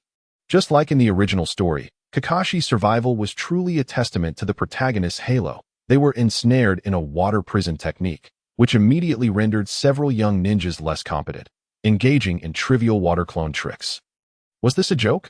Okay, even if this does not count, further back, during their back-and-forth clone battle, did Kakashi not lose? Yi Luo had never understood why Zabuza had to kick Kakashi into the air. Was it merely to facilitate the subsequent water prison technique? He was Zabuza, after all. Why did he not simply strike him down directly then? Was Zabuza losing his touch? Ahem. Having vented his frustrations, he returned to the matter at hand. Yi Luo felt a twinge of anxiety. He had leveled up. If Kakashi truly fell, would Yi Luo be left with no choice but to reveal his trump cards and flee? Was this the rhythm of becoming a rogue ninja? The village's Umbu, or perhaps the hidden factions lurking behind the battlefield, did not seem very reliable to him. Perhaps, if Zabuza truly defeated them, it was likely he would not kill them, but rather use them for negotiation purposes, engaging in sordid, unspoken dealings. This was highly probable. However, a gentleman does not place himself beneath a precarious wall. Yi Luo, at his core, did not trust others. There was no alternative. Thus, he needed to resolve matters on his end first, ensuring Kakashi remained focused. Yes, that would suffice. Ultimately, who urged him to consistently believe in that deadpan-eyed masked man? Just a mere slight change would be sufficient for Kakashi to maintain a balanced contest. To be undefeated is to be victorious. Moreover, Yi Luo had ulterior motives. The Earth release was still awaiting him. He must operate in secrecy. Once revealed, it would lose its efficacy. Yi Luo thought without hesitation, laughing maniacally. Ha ha ha ha ha. Oh no, I've been infected. Chapter 44. Jinjutsu Mocking Transformation Technique. Yi Luo may lack in many areas, but he excelled at clearing out the rabble. Transformation technique, I declare you are mere fodder. Against this truly ordinary Zabuza, he felt he was once again capable. As for Bai, using Naruto and Sakura to buy some time should pose no problem. Naruto was the invincible little cockroach, in terms of endurance. None could compare. Tough-skinned and resilient. He resembled a rubber man. Oh dear, inadvertently wandered into the realm of Luffy next door. By the way, do these great figures never reference each other's art? What appeared to be severe injuries on Naruto were merely minor issues that could be resolved with a good night's sleep. Naru, Sakura, I leave the ice to you. I shall handle matters here. Yi Luo's expression turned serious. transitioning from disdain to calm composure. Sheathing his blade, arms crossed, eyes closed, then opened, his gaze brimmed with an air of superiority from Yi Luo's perspective. Treating others as mere insects from Zabuza's perspective, a blend of 3 parts disdain, 4 parts contempt, and 3 parts indifference, the 2 small ninjas under Zabuza, mere trifles. A faint voice emerged from Yi Luo. Resonating through the battlefield, seeking death. Zabuza's subordinate was enraged. Such arrogance was intolerable, but a fire ignited within his heart. Even if they hail from the Uchiha clan, didn't you annihilate your own kin? What remains to boast about? With a thunderous roar, the elder of the Ghost Brothers, wielding a great blade, commanded an intricate dance of fingers. Do not inquire how he formed seals with iron claws, swiftly concluding his hand signs. Water release, water bullet technique. A colossal orb of water surged towards Yi Luo. Simultaneously, the second of the Ghost Brothers also sprang into action. The 2 exhibited a remarkable synergy, while one unleashed ninjutsu. The other instinctively advanced to support. Their attacks were a seamless chain reaction. You could either withstand the ninjutsu head-on or suffer the sting of my whip, with iron chains serving as a controlling weapon. Die. The second ghost lamented with a wail. As the last scion of the Uchiha, let the Uchiha clan be utterly extinguished. The mask he wore bore a striking resemblance to a gas mask, likely serving its intended purpose. That it appeared to incorporate some form of voice modulation device, rendering his voice exceedingly grating. Indeed, the Ghost Brothers were armed to the teeth. Their expressions were grotesquely fierce. No, both bore countenances of terror. Indeed, the dark flames of rage consumed them, every action unfolding with an eerie inevitability. After all, it was the gaze of Uchiha Sasuke, bearer of the sharingan, that had met them. The duo seemed to have undergone a slight transformation compared to their previous skirmish with Naruto and Sakura. No. It was not merely a semblance. It was indeed true. Jinjutsu, in-release concealment, and mockery technique. This was a peculiar technique developed by Yi Luo, tailored to the body of Uchiha Sasuke, akin to a distinctive little trick he himself struggled to articulate. It bore a resemblance to Naruto's seduction technique. How to put it? It was akin to a technique with genuine special effects that straddled the line of transformation and allure, including the harem technique. Note: Naruto's seduction technique is somewhat peculiar. While it appears as a mere transformation technique in the current reality, its efficacy is explosively remarkable. It could be deemed exceedingly bizarre. Uchiha Sasuke, the Uchiha who survived the clan's massacre, seemed to emanate a certain aura. In addition to possessing a chakra affinity that leaned towards the fierce and malevolent. Regardless, there were no traces of such traits to be found on the 2 separated manifestations, even though the 2 avatars currently bore no semblance of hair. A reminiscence. One day, little Sasuke engaged in a practical spar with little Naruto. Sasuke versus Naruto. The nth battle commenced. As they exchanged blows, little Naruto suddenly unleashed this seduction technique. In that instant, little Sasuke found himself utterly captivated by the newly developed seduction technique of Naruto. He was rendered immobile. The sensation was an enigma. Naturally, he immediately endured a beating from Naruto. Although in the end, Sasuke emerged victorious once more. Fool! Are you an idiot? Are you even putting in any effort? Do not employ such lewd techniques. Subsequently, Yi Luo solemnly admonished Naruto. His words dripped with a certain didactic undertone. Yet, upon returning home, the trio of Yi Luo, Sasuke, and the 2 avatars engaged in a debriefing, a commendable practice indeed. Upon reflecting, they discovered Naruto's seduction technique was far from simple. Was it a transformation technique? Yes, it must be a transformation technique. But could others' transformation techniques achieve such results? No, absolutely not. If another were to employ such a seemingly frivolous basic ninjutsu during a battle, it would expose a perilous vulnerability that could endanger oneself. Seizing upon this opening would enable Yi Luo to obliterate his foes in a single strike. Of course, there had been no reports of any foolhardy ninja transforming into something, as they might imagine, in the heat of genuine combat. A stone of absurdity, reflecting on Naruto's layered identity, akin to peeling an onion. One might ponder whether Sasuke possessed something similar. If Naruto was this, then what would Sasuke be? Recalling the myriad experiences since arriving in this world, he discerned an intriguing point. He seemed to easily captivate others. If articulated in gaming terminology, it would be that Sasuke possessed an innate aura of provocation, especially with a sinister smile or a disdainful sneer. It would evoke tremendous uproar. Furthermore, he discerned, the weaker the opponent, the more susceptible they were to this sort of aura or presence. Fascinating. Yi Luo mused. A low, arrogant laughter echoed once more. Ah. To be continued. What gives you the illusion that you can kill me? What has instilled in you the courage to attack me? Yi Luo's haughty words resonated, his tone disturbingly nonchalant. How I longed to strike him. The enemies, incensed, found that the most effective form of taunt was utter indifference. To maintain a calm demeanor was the ultimate provocation. In the next moment, the expressions of the two shifted drastically. Fire release, chakra mode, Lord of Flames. Instantly, innumerable flames erupted around Yi Luo. A torrent of frenzied fire surged from his body, as if he were a living embodiment of flame itself. A fireman, a great fireman, a grand flame man, a mighty fire being. Is that acceptable? The water bullet evaporated. The iron chains were repelled. Ignorant fools. Yi Luo assessed the ghost brothers. In that moment, he resembled a colossal flame giant. No. In the eyes of his adversaries, that fearsome and imposing visage, engulfed in flames, could only be likened to the deity of fire, the god of flames. Crimson, a vibrant crimson. It shimmered like a radiant flow of light. Boom! Yi Luo unsheathed his sword. Blade of flame. Third form. Falling stars. Has the sky collapsed? Indeed, the sky has fallen. The Ghost Brothers did not possess the advantage of ice release, and their water release was utterly futile against his fire release. In the face of such searing flames, under the weight of overwhelming power, struggling was a futile endeavor. Struggling was in vain.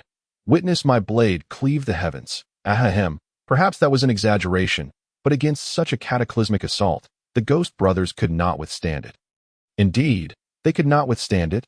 So beautiful. Sakura marveled at the might of her Sasuke-kun's fire release. The more exquisite, the more deadly.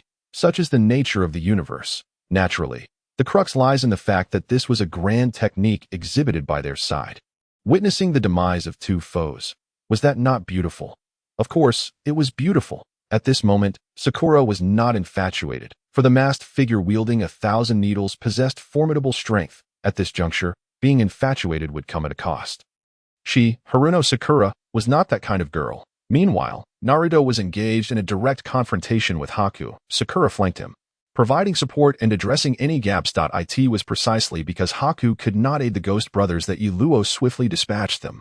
Before my eyes, to be able to compel me to unleash such full force, you may take pride in that. Descend into hell, and upon reaching paradise, remember to speak the name of Uchiha Sasuke. Who? Yi Luo exhaled deeply. Sharingan, Lord of Flames, Falling Stars. This breath spent, he felt somewhat fatigued. Did they truly consider him a mere fish in the sea? It is merely a matter of words. If they are insignificant, how could Naruto find himself in such a predicament? Unfortunately, their explosive power is lacking, their talent insufficient. In short, they are all too ordinary, I must admit, while the art of deception carries the risk of backlash. Once successful, it becomes increasingly addictive. The rain has ceased, and the sun shines once more, leading Shujing to feel invigorated. In an instant, he performed a body flicker technique. Whoosh! Yi Luo calmly positioned himself at the periphery of the battlefield involving 3 combatants. Did you see that, the boy wielding ice? This is the true power of the Uchiha. At a moment of teenage bravado, bolstering the morale of his side, he closed his eyes, regulated his breathing, and refined his chakra. Alas, the chakra remains inadequate. When will Sasuke ascend to the level of chakra mastery? Gosh, I will become stronger, ever stronger. Yi Luo seemed to revel in this thought, murmuring to himself with closed eyes. Appearing utterly absorbed in his own world. Is this the Uchiha? Indeed, this is the Uchiha. The Uchiha must operate this way. But wait, outsiders have arrived. Is this battle destined to end without resolution? If I have sensed the signs, then surely Kakashi and Zabuza have as well. It cannot continue. It ought to reach a conclusion soon. 1, 2. I cannot discern the precise number, but there are 2 factions, the Root and the Umbu. No, this subtle tension is indicative of Konoha and Mist Village. Indeed, this small land of the Land of Waves has become a battleground for 2 great nations. Mist Village seeks to expand, to use the Land of Waves as a stronghold. Konoha, on the other hand, will not acquiesce. The Land of Waves is my territory. You, Mist Village, desire more. With closed eyes, Yiluo contemplated the current situation. Today is rather late. Woe is me. Chapter 45. Fire Release Chakra Mode. Zabuza. Shrouded in mist. Seethed with anger. Having been locked in a standoff with Kakashi, he never anticipated that the Uchiha brat would dispatch his brother so swiftly. Ha ha ha ha ha. It is not merely surprising. It is astonishing. A multitude of emotions swirl within him, including shame, disbelief, frustration. All these feelings coalesce into a singular fury, Kakashi and Zabuza. Their energies intertwine, each infused with the other. They're a touch, a test, like prey and predator in a forest. But who is the hunter and who is the hunted? The reversal knows no bounds. Each could easily become the other's prey, or transform into a hunter at any moment. A wolf in sheep's clothing? A sheep in wolf's clothing? There is a hint of that flavored. At this moment, Zabuza's mood was far from pleasant. In his past, he would have dismissed such incompetent subordinates with a mere murmur. Indeed, they are worthless. Let them perish. I can always find others. Are two-legged subordinates so difficult to procure?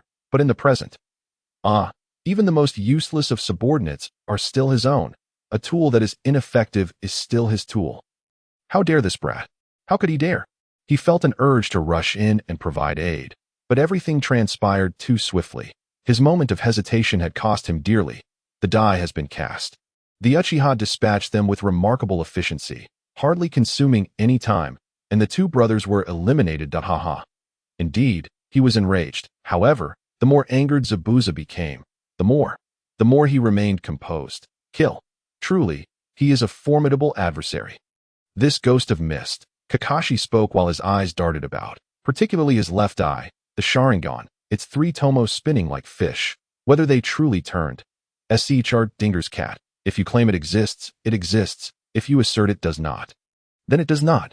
Given the current situation, perhaps it is best to withdraw. Sir, let us retreat. Shall we not cease this conflict? Relinquish the fight. Kakashi, resembling a nagging mother, prattled on tirelessly. If mere words could persuade the opponent to withdraw, he would not hesitate to adopt the role of a grandmother if necessary.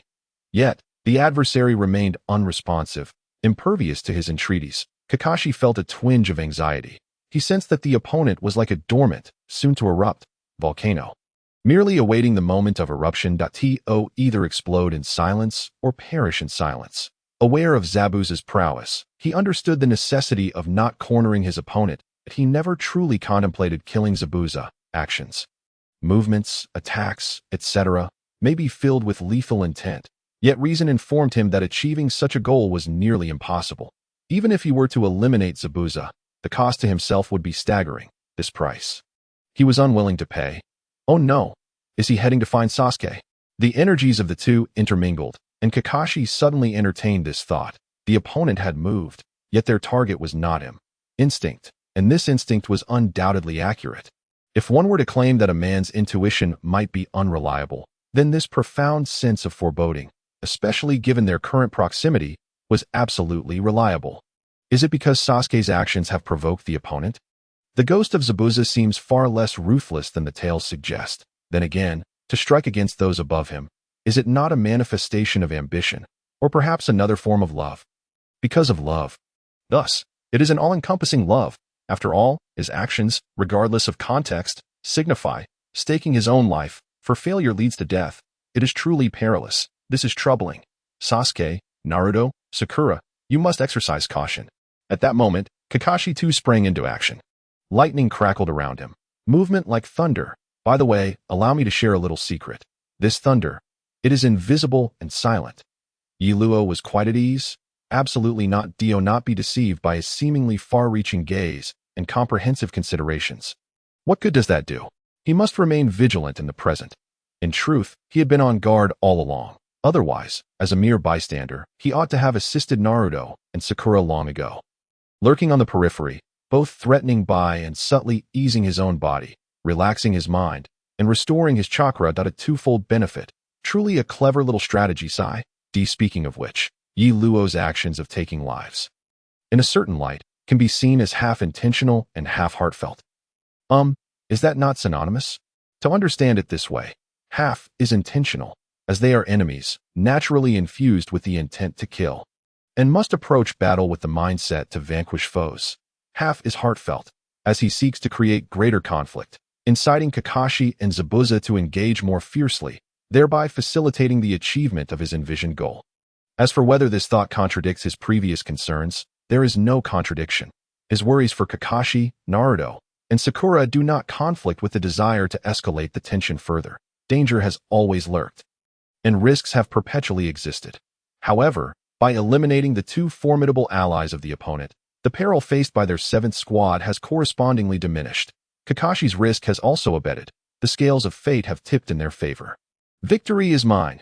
As for whether Yiluo's risk might increase, or if Zabuza would come. Hihei. With a sudden awakening, Yiluo's eyes transformed into the double Tomo Sharingan, yet again activating the Sharingan. Truly, as a member of the Uchiha clan, the ability to exchange eyes at will is commendable. Ahem, this is rather intriguing.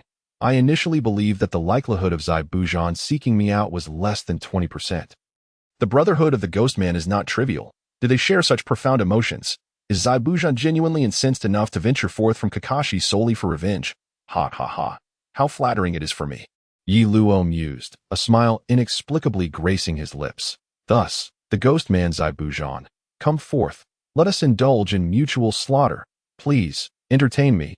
Uchiha Sasuke, I yearn to witness the disparity between your monstrous form and my own hellish authority. Note: Future Emperor. Yes, the 18 layers of hell. You understand? Let us not forget. He was exhilarated. The fire release chakra mode was activated once more. Fire release chakra mode. Lord of Flames. Whoosh. Flames surged anew. Indeed, this is certainly not the secret technique of the Reikage. Although widely disseminated, the version known to the masses diverges significantly from that of the Reikage. The lightning release chakra mode is, in fact, not the exclusive domain of any particular ninja. When one truly delves into it, any ninja can unleash their chakra, thus entering what could be termed chakra mode. Does this not sound incredulous? Does it not seem to diminish the prestige of chakra mode? Oh, and another fact is, even the famed lightning release chakra mode is merely of B-rank ninjutsu, and B-rank ninjutsu signifies a technique of the J-nin level. Well then, the classifications of S, A, B, C, D, and E have not gained widespread acceptance within the ninja world. S. Secret techniques, forbidden techniques. A. Forbidden techniques. B. J-nin level. C. CH-nin level. D. Genin level. E. Ninja Academy level. I apologize. But can a J-nin not master several A-rank techniques? Can a Genin not grasp a few B or even S-rank techniques? Ahem. At times, individuals categorize the difficulty of learning as sabt. At times, they classify the potency of ninjutsu as sabt. In any case, this classification holds little practical value. The debate surrounding it is too vast. In truth, how does one classify bloodline limits? Is it S-rank? What about certain secret techniques? The ninja world is replete with myriad techniques, some suited for you, others for him. Those that are suitable for you may yield greater power with fewer side effects, a perfect match. Indeed, conversely, those ill-suited may result in slow mastery, diminished potency, poor effects, and even a plethora of side effects. Such is reality, such is the current state of affairs. Chapter 46. Yiluo's thoughts in Yiluo's vision. His fire release chakra mode, with 2 flames. Currently a mere prototype, hence called fire release chakra mode, evolves from Flame Lord to Flame King, then to Flame Emperor, and finally to Great Flame Emperor. Indeed, Flame Lord, Flame King, Flame Emperor, Great Flame Emperor. This is Yiluo's grand design.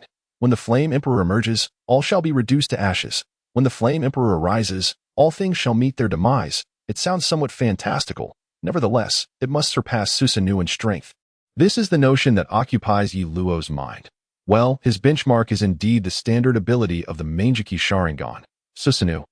Although Susanoo possesses a staggering 6 forms: skeletal form, flesh form, armored form, human form, complete form, and ultimate form. Sage arts, armor, Kirin, and beyond the ultimate, can one whimsically combine elements? Haha. Is it not entirely normal for there to be 7, 8, or even 9 forms? Such an outcry is unwarranted. I have 5 admirals in the pirate world. What? How does that compute? In any case, everyone must remain calm and collected. Ahem. Susanoo embodies the pinnacle of destruction. With a single slash, moving mountains and filling seas is but child's play. I can sever all existence. Wow. What Susanoo can achieve, why can't I, the Flame Emperor, replicate? Not to mention the Great Flame Emperor. His thoughts are quite straightforward. Yi Luo, having explored the clan's training notes he unearthed, has now successfully developed the Fire Release Chakra mode, Flame Lord. Although it consumes a fair amount of chakra and lacks significant power, resembling a mere fade, it remains an auxiliary state at present. Well, patience is key. The chakra within his body transforms into high-temperature, combustion-altering fire attribute chakra. Further advancement leads to fire release, but let us not delve into that just yet. I believe you can surmise that. Indeed, at first glance, it appears to be a mere imitation of Susanoo, reminiscent of the lightning release chakra mode. Interestingly, for a period, Yi Luo genuinely drew inspiration from the lightning release chakra mode. Otherwise, how could the name have turned out this way? Humans invariably progress from imitation to transcendence. As for whether the lightning release chakra mode was influenced by Susanoo, that question could be directed to the Reikage. However, the Reikage would surely deny it. In any case, regarding Susanoo, who truly knows? Even if disclosed, few would be aware, would they not? For now, let us use the lightning release chakra mode as a reference. In truth, he also envisions the tailed beast cloak as a reference template. But alas, he has yet to witness it. In the ninja world, the only information available pertains to the lightning release chakra mode. Other techniques, whether tailed beast cloak or Susanoo, are scarcely known. May I inquire how Sasuke acquires his information?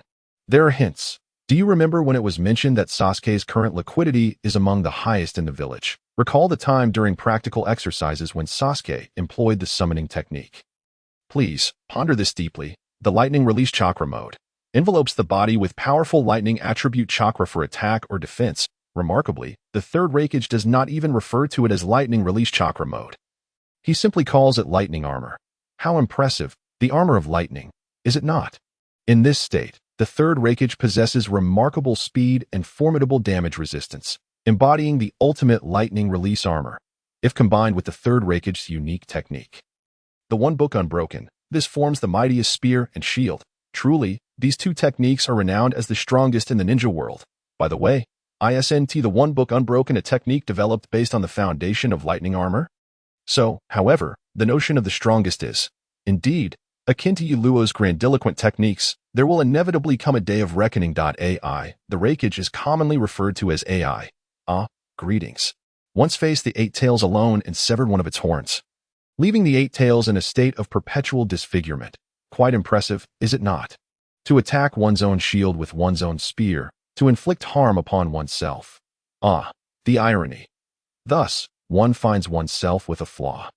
Alas, having battled against tens of thousands of ninjas for 3 days and nights, ultimately succumbing due to the need to cover one's retreat, to exhaustion, and to pride. And then, it was game over in both theory and practice. At the outset, upon sensing danger and isolation, AI could undoubtedly have escaped. Yet, within the ninja world, the strong are often resolute to a fault and apologies, but not everyone treads the path of survival to become powerful. If we speak of true strength in survival, could it be that only Otsutsuki Kinshiki stands alone? In any case, for various reasons, AI remained, continuing the battle, and ultimately, it can be said that he exhausted himself to death. Thus, behold the pinnacle of manhood in the ninja realm. This is the epitome of strength in the ninja world. Sasuke can glean precious information from these overt displays, but relying solely on imagination proves somewhat challenging. A reference point is essential. Yellow surrounds himself with a blazing aura of fire chakra. It is both simple and complex. Simple, for one merely needs to master nature transformation to achieve it. Releasing chakra is hardly a daunting task. Yet, it is complex because his fire release chakra mode possesses a unique efficacy that sets it apart.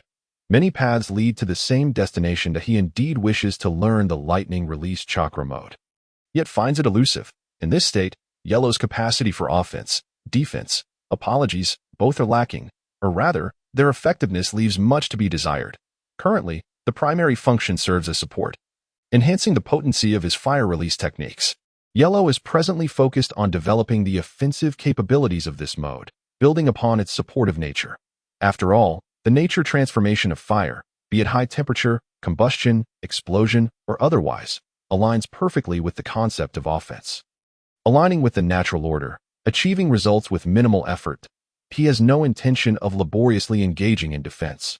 Ultimately, this is merely one facet of his training regimen. His time is precious and cannot be squandered. He is not an inexhaustible resource. This is no easy endeavor. Consider the fourth Hokage, Minato Namikaze, who dedicated 3 full years to developing the Resigned. Yet, Naruto Uzumaki learned it in a mere week. Does that imply Naruto is hundreds of times stronger than his father? Similarly, Kakashi Hatake, in his youth, developed the Chidori, comparable to the Resigned, in just 1 year. Does that mean Kakashi is 3 times stronger than Minato? What is this? The fourth Hokage has become a standard unit of measurement, akin to the legendary chakra measurement unit, with 1 Ka equating to 1 Kakashi. Here, the measure of genius seems to suggest that 1 wave equals 1 Minato. Hilarious. How absurd. If one were to claim that the grown Minato is inferior to the youthful Kakashi and Naruto, few would believe it. Such folly. Yellow's chakra mode has currently passed the defense aspect. Until he discovers the key, the issue of defense remains too formidable. It demands a greater mastery of chakra and a deeper exploration of the properties of fire chakra. A hassle. To Yellow, this seems excessively troublesome. Once he grows stronger, these challenges will be mere trifles. Indeed, once he can unlock the Susanoo, he will derive inspiration and insight from that technique, seamlessly completing his chakra mode. This is far more efficient than squandering time on research now. Therefore, there is no urgency on his part. As for offense, while Yellow is also conducting research, not a mere repetition, he prefers to conceptualize this mode as a state of enhancement. Akin to a buff or aura. He possesses offensive techniques, after all. His flame blade attack is not inferior in strength. His dragon fire technique and great fireball technique are equally formidable. A combination. 1 exceeds 1. A powerful alliance. Although his ordinary fire release may not reach the pinnacle, it can undoubtedly be considered a formidable technique. Thus, his ongoing focus is on how to reduce chakra consumption, how to better synergize with his techniques, how to enhance his offensive capabilities, and how. Bingo. That is the essence. Suddenly, Zabuza Momochi appears beside Yellow. The demon Zabuza prepares for a direct assault. Demon. Decapitation. A surge of purple chakra erupts from Zabuza, taking on a tangible form. This chakra seems to coalesce in the air, resembling a malevolent spirit. A malevolent spirit? Greetings, everyone. Chapter 47. Zabuza, your future is death. A malevolent spirit. Apologies, this is not the kind of specter with a defined form from folklore. It is merely a sensation. This embodies the malevolent spirit within your heart, devoid of a fixed appearance, seemingly representing your most profound fears. Is this the aura of the demon Zabuza? Hiss. If such a thing as demonic aura exists in this world. But, tsk. Fortunately, Yellow is not truly intimidated. He senses the malevolent nature of Zabuza's chakra. It is a different kind of malice than that of Uchiha Sasuke. It is akin to, we are all malevolent. Yet your malice cannot overshadow mine. He perceives no malevolent specter, only the tangible essence of Zabuza's chakra, almost forming a demonic battle attired in this world, but with tailed beast cloaks, lightning release chakra modes, and 8 gates chakra attire. They are all quite similar. No. Winky face. If one were to ascend further, it would undoubtedly lead to the Uchiha clan's Susanoo. Alas, even as formidable as Zabuza is, his chakra, abundant to the point of tangibility, amounts to little more than an unformed humanoid shadow. Just a smidgen lacking. Yet this is sufficient. That palpable malice, pressure, killing intent, and aura do slow Yellow's movements slightly. Fortunately, he had prepared in advance. Gratefully, he sensed the impending assault. Thankfully, he activated his perceptive sharingan, and with gratitude, Kakashi, bearer of the sharingan, is on his way. The decapitating blade swings toward Yellow. Yellow leaps, executing a flying kick in retaliation. Uchiha Chintian, am no mere name without substance. The clash of fists and feet resounds. Bang! The collision of flesh reverberates. With such a large blade, you must be somewhat unwieldy. No? Yellow firmly believes this, delivering a punch aimed squarely at Zabuza's face. Unyielding. In battle, one must not show fear. Fear leads to defeat, and defeat leads to death. Boom. A block. Yellow is not the least surprised. Even if you are as agile as before, so what? I could fight you all day long. Zabuza, wielding the decapitating blade, remains unfazed by the length of his weapon. That he is accustomed to it. In fact, This is a form of psychological trap he lays for his opponents. Little brat, if you think my weapon hinders my movements, you are sorely mistaken. You may believe I am limited, yet in truth, I surpass your expectations. However, the Uchiha brat chooses to engage me in close combat, revealing no openings whatsoever. Such remarkable skill. Zabuza found himself unexpectedly caught off guard. This was not his script. Given the intensity of his opponent's onslaught, he had anticipated that the young Uchiha would be more ferocious in his attack, but he had assumed it would solely be through ninjutsu. With genjutsu as his forte, little did he realize that the boy was also quite adept in taijutsu, an Uchiha without any weaknesses. Aside from his age, truly a genius. Bang bang bang. Thud thud thud. How careless of me. The two exchanged blows in rapid succession within the confined space, each attempting to outmaneuver the other. Zabuza felt a twinge of regret. As he charged, he noticed that the young Uchiha remained unaffected by his frontal assault, which foreshadowed a certain fate. This little brat had managed to hold his ground against him. Alas, the moment had passed. He had made the wrong choice. The consequences of this miscalculation, swish, Kakashi had arrived at his fellow masked men. Neither would show any mercy. With a powerful kick, he sent Zabuza, along with his blade, flying several meters away. Well done, Sasuke. Kakashi flashed a smile at Yellowwa, encouraging his beloved subordinate, a small indulgence. Surely, these incidents were mere preambles. He was quite pleased with Uchiha Sasuke's performance. The boy had not been intimidated by the overwhelming killing intent, or Oniki as Zabuza's aura of menace could aptly be termed, emanating from him. Not bad at all, it must be noted. A tender sapling, unaccustomed to the trials of nature, will wither at the slightest hint of adversity. Thankfully, Uchiha Sasuke was one who had experienced the annihilation of his clan. Was it because he had once traversed the depths of hell that he now stood unafraid before the demons within it? Zabuza, do you see? This is my exceptional subordinate. Your choice was erroneous. However, consumed with concern for Team 7, Kakashi failed to capitalize on that perfect opportunity. Looking back, it seemed he would not regain such a fortuitous moment, the act of kicking Zabuza away. And being kicked away by Kakashi was, in essence, a mutual decision. Kakashi aimed to extricate Sasuke from danger, while Zabuza sought to evade being cornered by two opponents. Otherwise, following the tactics of these elite genin, Kakashi should have continued the combo after that flying kick. It was quite a significant opening. So, Zabuza's choice to allow himself to be kicked away was a strategic maneuver, a natural consequence of the circumstances. Warfare lacks a constant form, and water lacks a fixed shape. With a shift in thought, he half-heartedly embraced this course of action. Indeed, Kakashi would not truly exploit that opening. Too hasty. Thus, everyone returned to the starting line. He had to admit his mistake. He had underestimated the Uchiha brat. Despite having recognized the weight of Uchiha's legacy, the last scion of the clan, Itachi's brother, certainly not to be taken lightly. He still underestimated him. Spitting out a mouthful of congealed blood, he coldly regarded his opponents. Soon, Team 7 regrouped, and Haku returned to Zabuza's side. If this were a match, it would be akin to halftime. Wouldn't it? Mr. Zabuza, the masked Haku inquired with concern. Zabuza gently shook his head, signaling that he was fine. His gaze remained fixed on Yellowwa and the others. This little brat is rather formidable. Has he already attained the strength of a genin? Exclamation point. The demon contemplated, making such a judgment in a sense. By not eliminating the Uchiha child at the first opportunity, Zabuza had effectively squandered his chance for a preemptive strike, being kicked and spitting blood. He could accept this outcome. In fact, even the blood he expelled, notably described as congealed, mind you, served primarily to dissipate forced IT that moment. His combat effectiveness remained largely unscathed. This was, indeed, the best possible outcome. The Uchiha were no ordinary foes. They were not mere fledglings fresh from the Konoha Ninja Academy. Zabuza openly praised Yellowwa. Uchiha Sasuke, I shall remember you. You are worthy of being included in my ledger.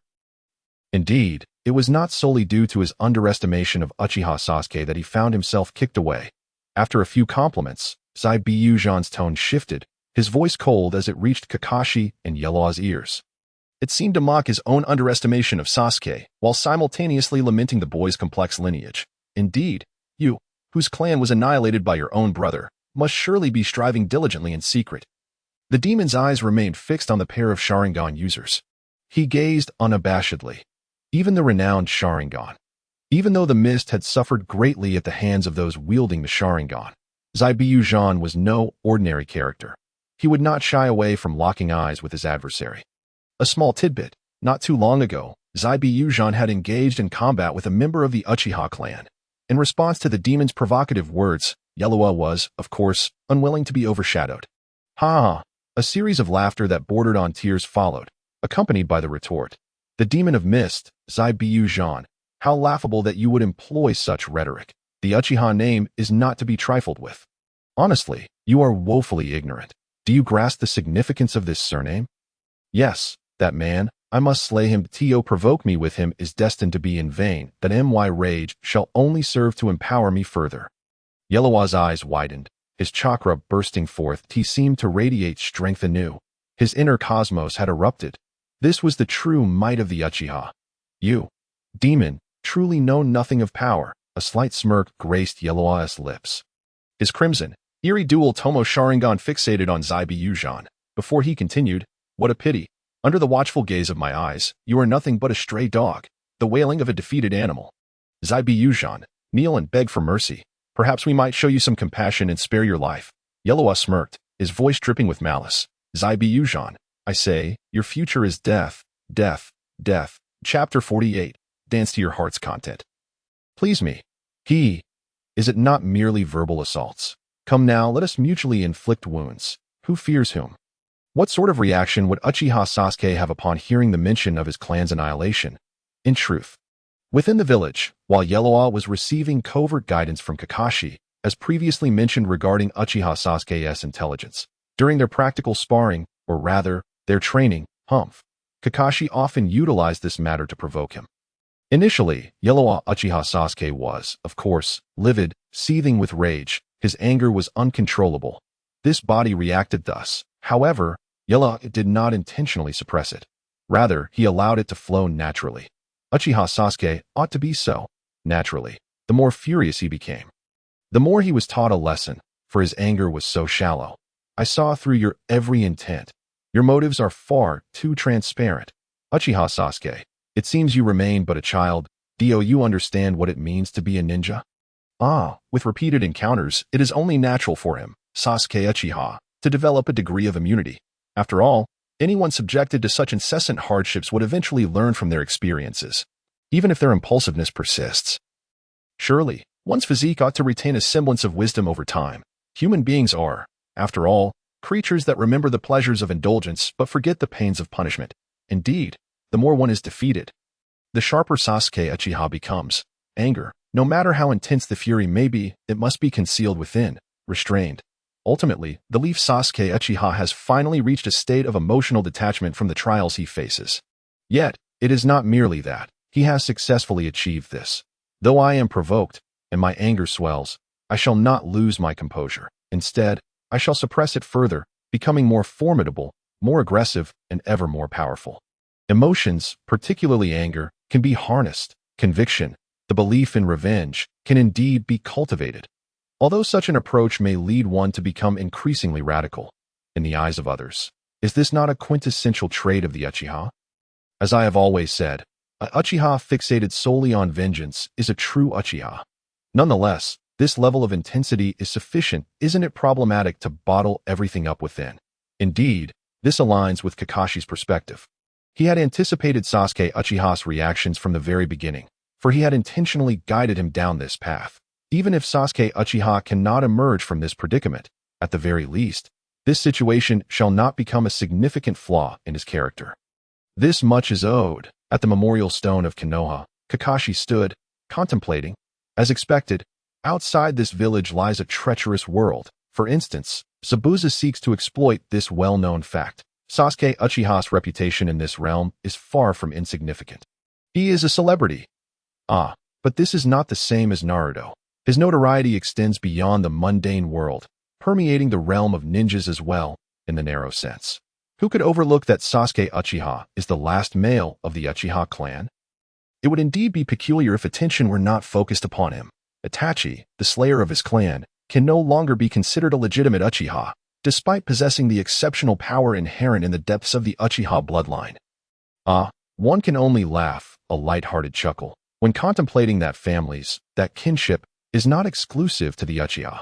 In any case, whether among common folk or the powerful, there remains a palpable sense of trepidation towards someone like Itachi Uchiha, who dared to eradicate his own family entirely, a madman, a lunatic. Even though this matter is shrouded in enigma, how did Itachi manage to annihilate his clan single-handedly? Why does the Uchiha clan consist of but one remaining member? So many questions abound. Yet, all of this has been buried beneath a veil of mist. Anyone seeking to uncover the truth must confront Itachi Uchiha. In Konoha, at first glance, Itachi appears to be a keeper of secrets. Who would dare? Who would dare? In any case, the fear is palpable. The ice-style ninja shall be entrusted to the three of you. Sasuke, Naruto, and Sakura. Protect Mr. Tazuna well, Kakashi stated calmly, his gaze still locked on his opponent. The demon ninja is mine to handle. He possesses a keen awareness of the current situation. Sasuke is still too inexperienced. Far from being a match for Zabuza, this dangerous man must be left to him.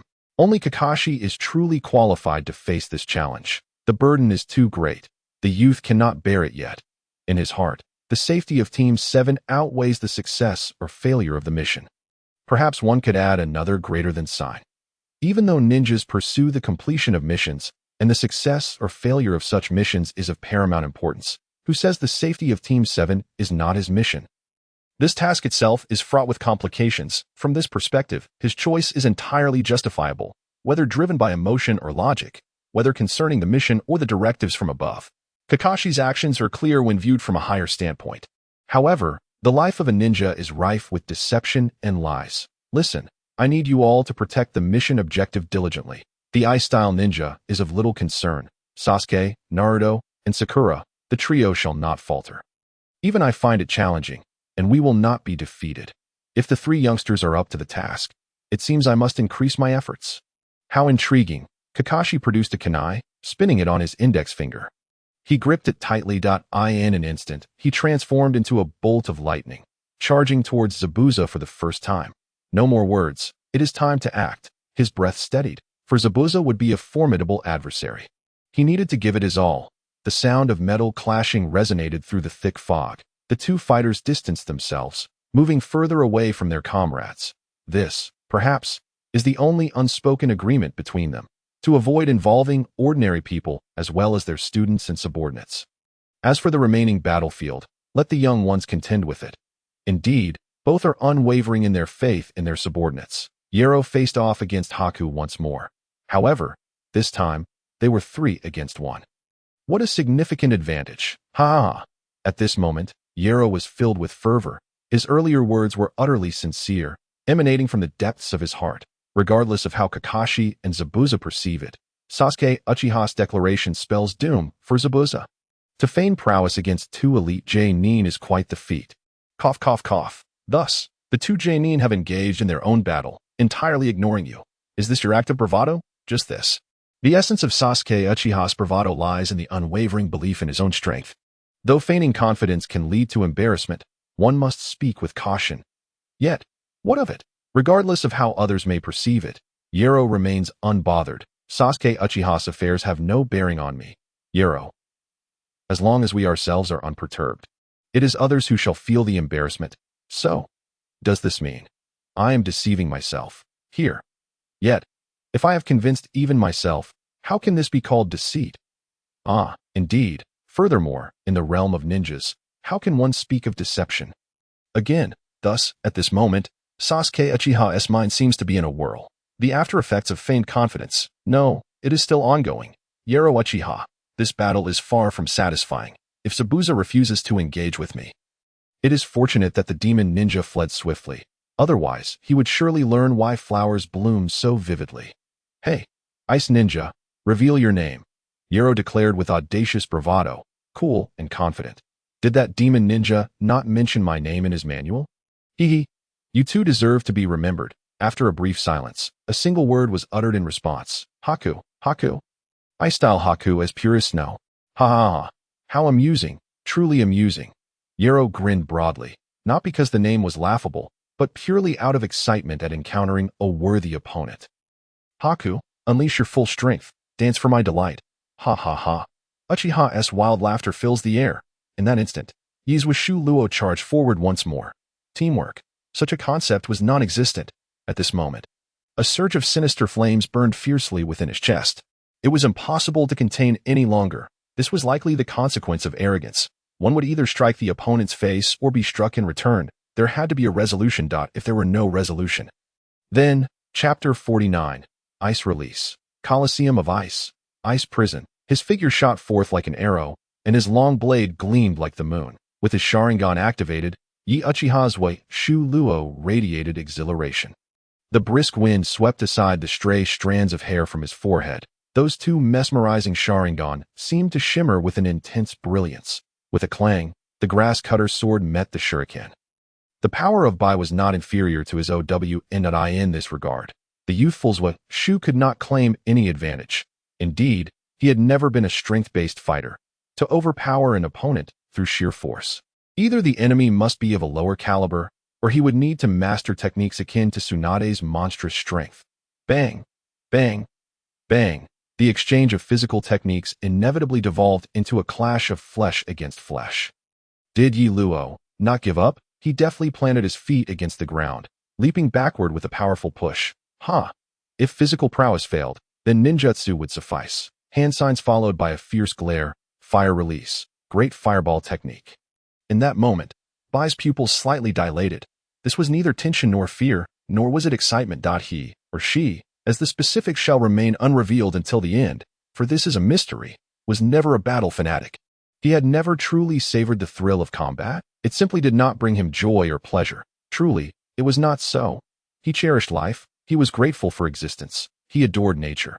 Had he not followed Zabuza, this boy would likely have hesitated to harm even an ant, reluctant to crush it underfoot. He would sweep the ground with care to avoid harming the tiny creatures, and he would cherish the moths drawn to the light. Such was the extent of his sentiment. These feelings were entirely sincere and untainted. Everything was simply as such. Even in following Zabuza, in a sense, had he not maintained his purity, untouched by the world, a heart of innocence. A spirit of ice and snow, the name Bai suited him perfectly. As his pupils expanded, a ripple of astonishment surged within him. Was the Uchiha youth's chakra recovery truly so rapid? Was it due to excitement?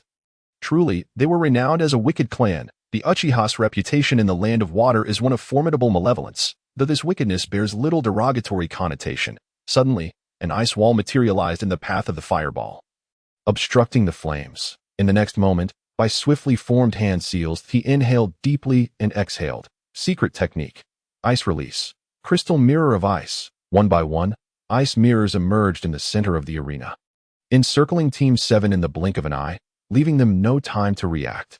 There's no choice now. I must resort to this ninjutsu. I hope my chakra is sufficient. The boy named Bai thought. I treat the world with kindness, and the world returns that kindness to me. Yet, next, he would unleash a technique he considered exceedingly cruel. He had never wished to employ it, but could the whims of fate be so easily controlled?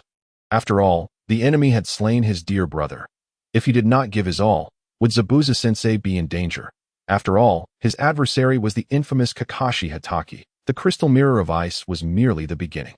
The power of ice release would grow stronger within this area, increasing in intensity, swelling in might, and coalescing in cold. The gaps between the mirrors would inadvertently shrink, naturally reducing the enemy's range of movement. The ultimate form would be ice release, Colosseum of Ice, Ice Prison. Indeed, the area enclosed by the crystal mirror of ice would transform into a constricting cage, a prison of ice that would control, torment, and bind the opponent, morphing into a colosseum that incessantly consumed the flesh and blood of its foes. Indeed, a colosseum is a place where blood is constantly shed. Every struggle here, in the eyes of the spectators, is merely a source of amusement, akin to a theatrical performance. The life and death of the gladiators lie, in truth, within the whims of the audience, the divine. Bai was the master of this colosseum, and he could determine your fate. Generally speaking, he did not relish such an elevated stance. To grant life or death at his whim, regardless of the outcome, seemed too arrogant in his eyes. The essence of the colosseum reeked of mockery. Thus, he typically bypassed this stage swiftly, until the final phase. Ice Prison, Crystal Mirror of Ice Colosseum, Ice Prison. Each layer intertwined, tightly bound. If Zabuza-sensei needs me, I apologize, young ones, but I can only promise to act swiftly. He felt remorse towards the three youths in his heart. Ice release, a combination of water chakra and wind chakra, is not uncommon in the ninja world, especially techniques that utilize cold weather to manifest ice release. However, in ordinary conditions, it truly relies on those with the bloodline of ice release. Yi Luo's sharingan spun furiously. They were surrounded, which was quite dire. Is this the crystal mirror of ice from the original work? Even if I remember, this overwhelming force, this ever-escalating sense of threat, he struggled to find a fitting description. And if he had to, he thought of the term domain from various fantasy novels. What of the crystal mirror of ice, and what of the caster who could navigate within the ice and strike at the opponent? These were not the crux of the matter. Wasn't the key that they were trapped inside?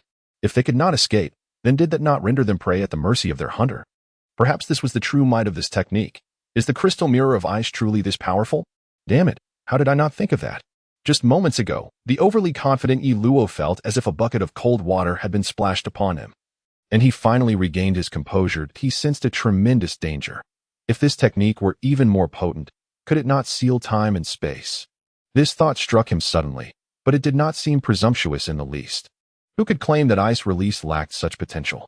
Furthermore, even if it were to seal time and space, it did not necessitate pure ice release. Could one not learn sealing techniques and integrate them into ice release ninjutsu? Time to engage the mind. Chapter 50. With no path to heaven, no door to earth.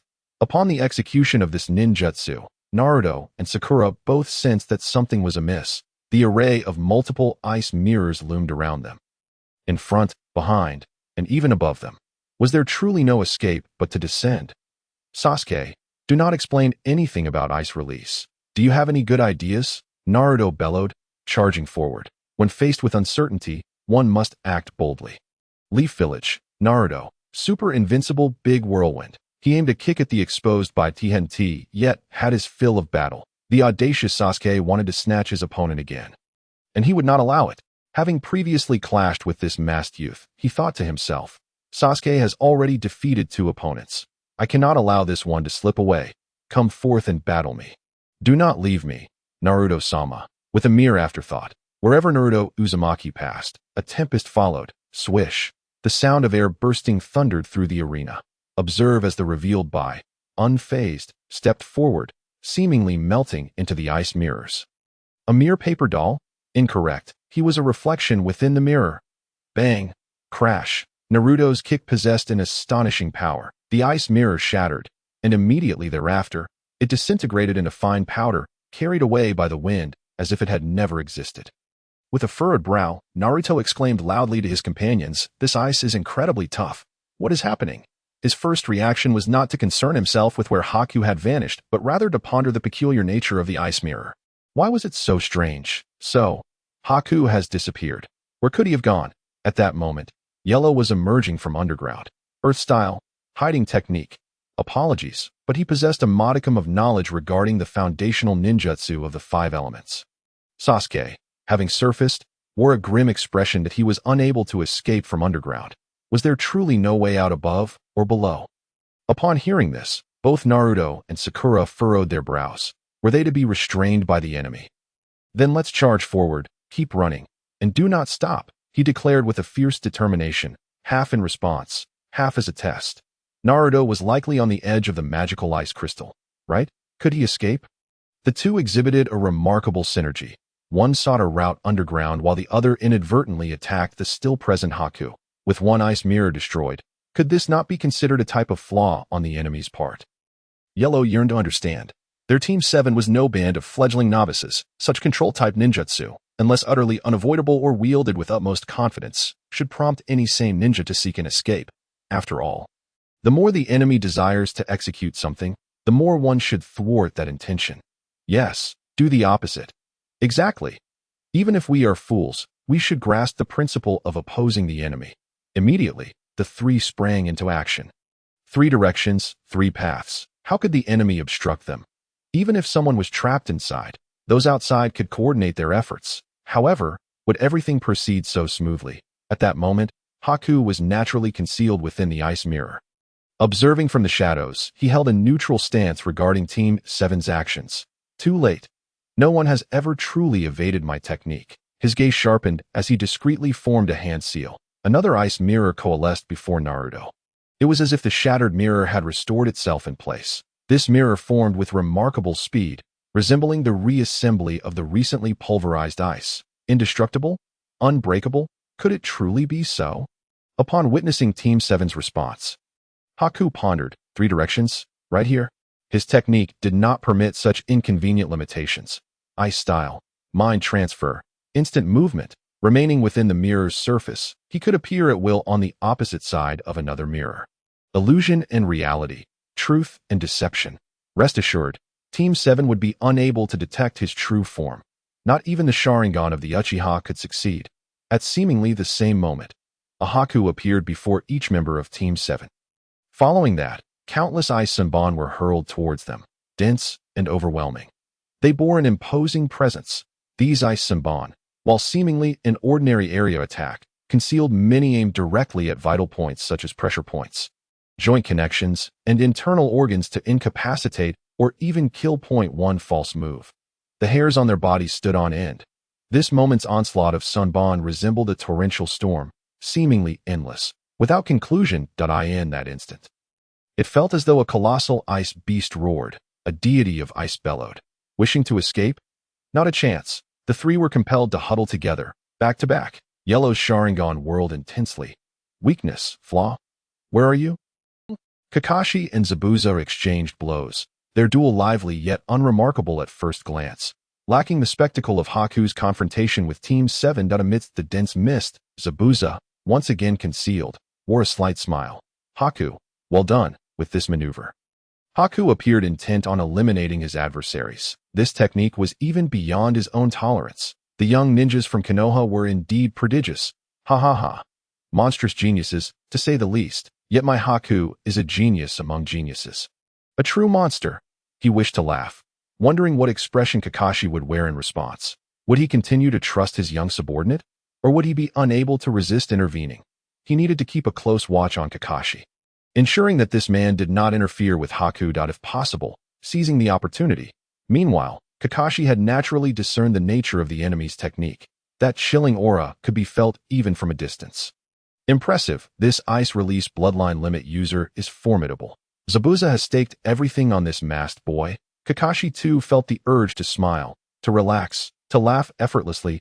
He was fully aware of the potency of such secret techniques. Control-type ninjutsu. Having merely glanced at it, he could easily infer its overall effectiveness. After all, he was the copy ninja. In terms of experience and knowledge, few could rival him. In a final showdown, chakra will inevitably be at stake. Ha ha ha, he probably has no idea just how terrifying Naruto's chakra reserves are. Chapter 51, The Shadow Clone Strategy.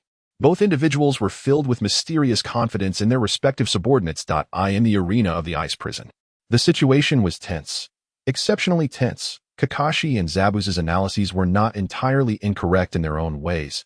If they were both monsters, then it would come down to a contest of their respective advantages. Sensing danger, Yellow devised a cunning strategy. Team 7's combination, Shadow Clone Strategy. Naruto's Shadow Clone technique was indeed a versatile tool, effective in numerous aspects. It was an essential skill. At that moment, probing, more probing. Naruto unleashed the multiple Shadow Clone technique. Naruto unleashed the multiple Shadow Clone technique again. Naruto repeatedly executed the multiple Shadow Clone technique. Naruto continued to unleash the multiple Shadow Clone technique. Not only that, Sasuke and Sakura transformed into Naruto, becoming weapons. Regardless, the trio seamlessly intertwined their techniques. Transformation, shadow clones, and substitution techniques were executed with remarkable finesse, interspersed with fire style, earth style, and water style ninjutsu. Up until now, although Team 7 was panting heavily, their combat effectiveness remained intact. They bore minor injuries, yet nothing of consequence.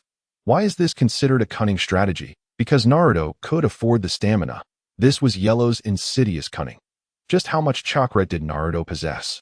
It remained a mystery. It was a confirmed fact that he had more than Kakashi, but precisely how much, that was difficult to ascertain.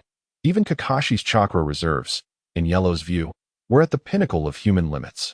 Unless one forsook their humanity, such levels could be deemed the peak of the ninja world. Yet even so, it paled in comparison to Uzumaki Naruto. The mere thought of it was terrifying, with such an abundance of chakra. Combined with Naruto's superlative recovery rate, one could only ask, who else stands a chance? In the shadows, Haku's breath began to falter, beads of sweat forming on his brow. The adversaries were exceedingly troublesome. Their chakra seemed boundless, he possessed advantages, yet it was still overwhelming. Even if his chakra expenditure was but a fraction compared to the enemies, they could afford to expend 10-fold, 20-fold, or even more, while their chakra resembled an ocean. Was this the difference between a small pond and a vast sea? It was simply monumental, a true monster. The youth with golden hair and a bearded visage is no less a creature than the Uchiha boy. Is he? The chakra of the White One, no matter how conservatively utilized, is ultimately finite. A monster? Indeed, a monster. He, masked and concealed, remained indifferent to the revelations of his visage beneath. His complexion had begun to pale. A wan pallor. Exhaustion. Utter fatigue. Meanwhile, the members of Team 7 were equally beleaguered, each gasping for breath as if on the verge of collapse. There was no alternative. They were compelled to expend more chakra. Yet this was not the crux of the matter. The pivotal issue lay in the necessity to direct greater focus towards their surroundings, for one could never predict when an ambush from the lurking ice kunai might strike. Such an assault could indeed prove fatal. Ninjas are, after all, akin to fragile porcelain. A single precise strike to a vital spot could spell doomed. It could be over in an instant. Of course, Naruto would likely endure. And Sasuke probably would too, yet Sakura, indeed, would not. The trio's heavy breaths, two genuine, one feigned. Sasuke's performance bore an element of intentionality. Sakura was truly on the brink of exhaustion, as for Naruto's labored breathing. Those in the know would understand. When the fervor of battle swells, a mere gasp is inconsequential. Resurrection in full vigor is entirely within the realm of possibility. On no, it is assuredly so, though appearing utterly spent. If it were Naruto, he could still muster forth. Yellow's expression remained grave. In truth, had it not been for Naruto, based solely on the current skirmish, they would have faced defeat. Yellow mentally recalibrated his ranking of Bai. He was indeed a formidable opponent worthy of study. The ice release is undeniably a fearsome bloodline limit. Perhaps every bloodline limit holds its own terrors. It was unexpected that such realizations would deepen in this particular context. Naruto's prowess could also be construed as the bloodline limit of a sage body. One cannot overlook the exceptional physique of the Uzumaki clan simply because it is not outwardly apparent. Bloodline limits, bloodline elimination, bloodline collection. Yellow felt a surge of fervor. In defeat lies the opportunity for learning. There is no shame in acknowledging one's losses. Sasuke Uchiha has encountered defeat countless times, to the point where he could scarcely keep count. As long as one can extract experience and nourishment from such encounters, winning or losing holds little significance for him. Ultimately, I underestimated Bai. That magic mirror ice crystal is indeed a secret technique, a forbidden ninjutsu. Otherwise, it would not wield such formidable power. If my fire release could reach new heights, perhaps I could replicate something akin to a prison. Perhaps it could be dubbed Hellfire? What a splendid name. Ice transforming into flame. Fundamentally, they are akin. Yet, how does one go about learning it? Yellow was not distracted. In fact, he had been employing the perceptive capabilities of his sharingan, hoping to uncover the deeper secrets of Bai's technique. He remained oblivious to the name of this technique, something like gladiatorial arena, ice prison, yet names are trivial. He had even conceived the name Hellfire himself. Such details are inconsequential. To learn an opponent's ninjutsu amidst combat speaks volumes of Yellow's audacity. In truth, he had discerned a flaw in Bai that was paradoxically not a flaw. Yes, Bai was somewhat too benevolent. Let us not delve into the original work. Naruto and Sasuke have yet to claim a single life throughout the narrative, and those who understand grasp the distortion therein. However, Bai in the original story did show restraint towards Team 7, as the kunai were not aimed at vital points. The present circumstances, however, differ. Bai indeed harbored lethal intent, with the kunai consistently targeting their vital areas. Yet, Yellow still felt compelled to assert, the kunai's lethality remains insufficiently potent. Chapter 52, Decapitation Blade. Kunai. What truly is the essence of the kunai? Indeed, the kunai can serve as a concealed weapon. And in the hands of a kunai master, it transforms into a lethal instrument, effortlessly dispatching foes. Yet, was it not conceived as a supplementary tool? It was originally a golden needle tool for acupuncture. All right, The realms of medicine and poison are intertwined. Thus, the instruments of a physician can also serve as instruments of death. Ahem. Yes, precisely so. Poison. Speaking of which, one must admit that should Bai coat his kunai in potent poison, the threat level would increase exponentially. It is said that overcoming the strong with the weak is a daunting task, yet among the myriad of successful instances, the realm of poison remains the mainstream pathway for the weak to triumph over the strong. Once poison is introduced, it seems the notion of weakness triumphing over strength is readily accepted. Oh, so it's poison after all. This has almost become a matter of naturally understood at this moment. The roles are reversed. The strong have become weak. The poisoned, paradoxically, become the feeble. Indeed, this is the case. Thus, poison is the ideal complement to the kunai. Just considering the present, the multitude of kunai-inflicted wounds upon Team 7. If they had been coated with poison, the consequences would be dire. They would likely have collapsed long ago. Naruto possesses a robust constitution. Even with formidable resistance, he is not immune to all poisons. What use is that? As for Sasuke, let us not discuss it. Without the sage body, how could he withstand the adverse effects of poison? What, do you expect him to dismiss poison with a wave? Treating these minor toxins as mere ants in his eyes? Or perhaps he might invite them to entertain him, conceding defeat with a mere hum. What madness! Sakura, even if she is an academic prodigy, can she truly ascend instantaneously to grasp advanced medical ninjutsu techniques? My heavens, how impressive! Yet, one cannot overlook, is not the maiden merely an ordinary human who would succumb to poison, a myriad of kunai? Even imbued with the essence of ice, what does it matter? The direct damage is no match for the potency of poison. Moreover, Bai could easily employ feints, mixing in a portion of poisoned kunai, leaving Team 7 utterly perplexed regarding the opponent's tactics, heightening their anxiety. To suggest Bai is benevolent is an understatement. When Team 7 found themselves ensnared and unable to escape, the tactical options at his disposal were countless. Ultimately, his heart lacks the requisite malevolence. Team 7, of course, did not contemplate such matters. Confined within a narrow space, they could only rely on one wave after another of assaults to fend off Bai's onslaught. Kunai filled the air, surrounding them in a veritable storm. Above and below, it seemed there were only kunai. Kunai, kunai, kunai. They truly felt like retching. On the battlefield of the two males, bang bang, crackle crackle, boom boom clang. The duration has stretched on a bit. Zabuza mused quietly. It seemed that Bai's situation was not as smooth as anticipated, although the area occupied by the youngsters still exuded a chilling aura. This could at best indicate that Bai still held the upper hand. Yet, the specifics remained a significant uncertainty in his mind. Setting aside the Uchiha clan, a formidable adversary, that yellow-haired brat who has been utilizing shadow clones has not escaped Zabuza's notice. He too is likely quite troublesome. If a team were to coordinate seamlessly, it is understandable that Zabuza would feel a twinge of anxiety. Why hasn't Bai resolved the opponents swiftly with this technique?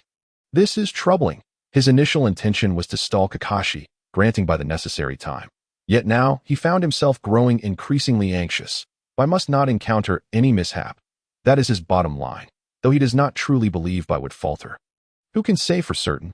Monsters in the ninja world emerge in waves, and the next one could very well be the person before him. After all, there exists an Uchiha. In truth, not only is Zabuza anxious, but so too is Kakashi. This man is beset by a tumult of thoughts. Why haven't they emerged yet? Is it truly so difficult? Sasuke, Naruto, you are not faltering, are you? His perception is akin to that of Zabuza.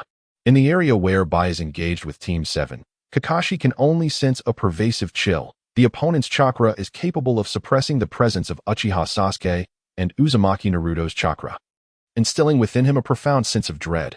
Deeply, he is troubled. Has something gone awry? Is it fine? Has something gone awry? Is it still manageable? Has something gone awry? Surely, there won't be any casualties, right? Has something gone awry? Perhaps. Maybe. It's likely that there won't be any fatalities, right?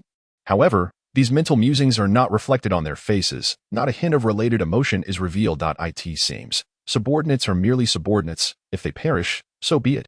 Right? Zabuza thinks. I trust Bai. Kakashi thinks. I trust Team 7. Ultimately, Zabuza cannot maintain his composure. After all, he has already suffered losses with the Demon Brothers, and comparatively speaking, Bai. Ha ha ha ha ha. Zabuza, shrouded in mist, lets out a cold chuckle, tightly gripping the decapitating blade in his hand. Decapitation. Decapitation. The words are barely audible. His clenched fist. Oh, blood has unknowingly begun to seep from his palm. Could it be? Is Zabuza injured? Yet this blood does not drip at all. Upon closer inspection, it becomes clear that all the blood seeping from his hand has been absorbed by the decapitating blade. The blade hungers, drawn to blood, leaving not a single drop behind. Indeed, if you were to approach this vicinity, even if you possessed a sense of smell more acute than a dog's, you would not detect a trace of blood. Rubbing his eyes, the recent scene appears as though it never transpired. A supernatural realm? Ghosts? My heavens, is it truly so miraculous? Chapter 53. Zabuza's decapitating blade technique. Unparalleled in the world, the ghostly figure of Momochi Zabuza. His complexion shifting from pale to rosy and then to normal. Could that recent spectacle have been merely an illusion? The corners of Zabuza's mouth curve upwards. Kakashi, I am coming. Are you prepared? In such circumstances, concealing his intentions is no longer feasible. He is the leader, the captain, and he can only choose to shoulder it all. Indeed, he chooses to rely on himself and confront Kakashi head-on. With a single stomp, a pit suddenly appears in the ground beneath him, all occurring in silence. He lowers his stance, his body akin to an arrow released from its BOW'd eye in the blink of an eye. He closes the distance to just 2 meters before Kakashi does an initial strike. This position is most suitable for the deployment of long weapons. The long weapon, Zabuza's blade technique. Unmatched in the world. Plan C. The decapitating blade, one of the 7 swords of the mist, renowned in name, yet those outside. No, even those within the mist village seem to believe it to be merely a massive weapon, capable of absorbing the iron from the blood of its enemies to self-repair, thus never truly breaking. The secrecy surrounding it has been executed flawlessly. The current master of the decapitating blade. Momochi Zabuza once thought it to be solely that, its symbolic significance overshadowing its actual utility. But could it truly be so simple? Upon learning of the decapitating blade's abilities, did no one harbor doubts? One must ask, how much iron is contained within human blood? It must be noted that iron is merely one of the trace elements found in the human body. Key point. Trace 1. The total amount of iron in the human body for a normal adult male is approximately 50 to 55 milligrams kg, and for females, it is about 35 to 40 milligrams kg. Alright, even if this world is peculiar, and the cell count is 2 to 3 times that of our normal world, in our reality, the total number of cells in the human body ranges from 40 trillion to 60 trillion. In the world of Naruto, the total cell count is 130 trillion, or 130. Viewed from this perspective, we see a difference of 2 to 3 or even 4 times. Thus, let us consider a ninja to possess 100 G of iron for an ordinary human. We estimate at 5 G, for a typical human in the Naruto universe, we might calculate a bit higher, multiplying by 5, arriving at 25 G, and for the extraordinary ninja, let us generously multiply by 4, yielding a total of 100 G. Well, that seems acceptable. Indeed, we are being rather generous here. Surely that suffices. P.S. This does not even account for the fact that the iron in the blood is only a portion of the iron present in the body. Given that iron in the human body is divided into functional and storage iron. The decapitating blade, such a massive weapon, weighing several dozen kilograms, according to the law of conservation of mass. May I inquire how many lives must be taken, how much blood must be absorbed, how much iron collected in order to forge a blade of such considerable weight? Is this perhaps an ability to create something from nothing? Cough, cough, cough, cough. Yet, many, including Zabuza himself in the past, merely considered this a peculiar function of ninja tools, not warranting much astonishment, with chakra serving as the omnipotent excuse. Everything is attributed to its influence. Thus, the decapitating blade ascends to the esteemed throne among the 7 swords of the mist, which sounds rather acceptable, doesn't it? However, one must not delve too deeply into it. That much is clear. Yet, is the decapitating blade merely a simple ninja tool, no matter how potent its blood-sucking recovery ability? In truth, it is but a jest that it can certainly be regarded as a treasure by blacksmiths. Who wouldn't desire an endless supply of high-quality materials? Indeed, ultimately, the worth of this item ultimately rests upon its wielder. However, to claim that a ninja tool does not enhance a ninja's prowess would be misleading. Zabuza has already begun to perceive the deeper mysteries of the decapitating blade, although he has not fully grasped its more profound secrets, whether they exist or not. The enhancement it provides him is already significant. So, what is it? Most ninjas opt for kunai and short blades, primarily seeking agility and stealth. However, this does not imply that long weapons lack their advantages, when stealth is no longer paramount and a direct confrontation is required. The benefits of long weapons become evident, significantly extending the range of attack, especially in such an open environment. Clang, Kakashi's pupils dilate. This force is unusual, slicing through the air. In the next moment, the decapitating blade cleaves Kakashi in two, separating his upper and lower halves. Indeed, it is the blade of decapitation. Even bisecting him is akin to a decapitation. Crack. The bisected Kakashi transforms into two pieces. Two sections of wood. For this, Zabuza exhibits not a hint of surprise. The substitution technique is executed quite proficiently. The aura of death surges, and Zabuza's momentum intensifies as he completes his lethal strike. Without a moment's hesitation, he rushes towards the location where Kakashi appeared. Slash, slash, slash. With each swing of the decapitating blade, Zabuza's momentum grows ever more formidable, and as the enemy flourishes, he wanes. The more Kakashi defends against the decapitating blade, the heavier his body becomes, nearly vibrating with the effort. The strength is increasing. He finds it increasingly arduous to resist. Kakashi calmly analyzes. Is it some sort of secret technique that augments strength? That seems off. Perhaps it is. But what is this strange sensation? A weapon. Zabuza's strength has not increased. Rather, it is the decapitating blade that has grown stronger. How could a weapon become stronger? A weapon. Why can a weapon not become stronger? Thus, Kakashi finds himself in a state of uncertainty. He grapples with a myriad of lingering concerns. He is utterly perplexed about whether Zabuza's current condition is temporary or permanent. Whether there are any lingering aftereffects, the duration of any potential temporary enhancements, and the extent of weakness that may follow his peak. Furthermore, he contemplates the nature of Zabuza's emotions and their possible alterations during the course of this battle. The complexities of the situation are quite vexing. Chapter 54, The Secret of the Decapitating Sword. Indeed, matters have grown rather troublesome. The opponent's strength transcends mere physical power, instilling in Kakashi a peculiar sensation. Is it not merely an augmentation of strength? Is there an issue with my perception? Does this imply that the enhancement of strength is not the sole aspect at play? In fact, it could be argued that the increase in power is not the primary factor, merely an accompanying sensation. The sharingan gleams with an otherworldly red light. Kakashi possesses at least two perspectives. The chakra of the demon has altered its essence. The sensation of the decapitating sword has also transformed. Is it the realm of the warrior's unity with his blade? No. It is not that kind of sensation.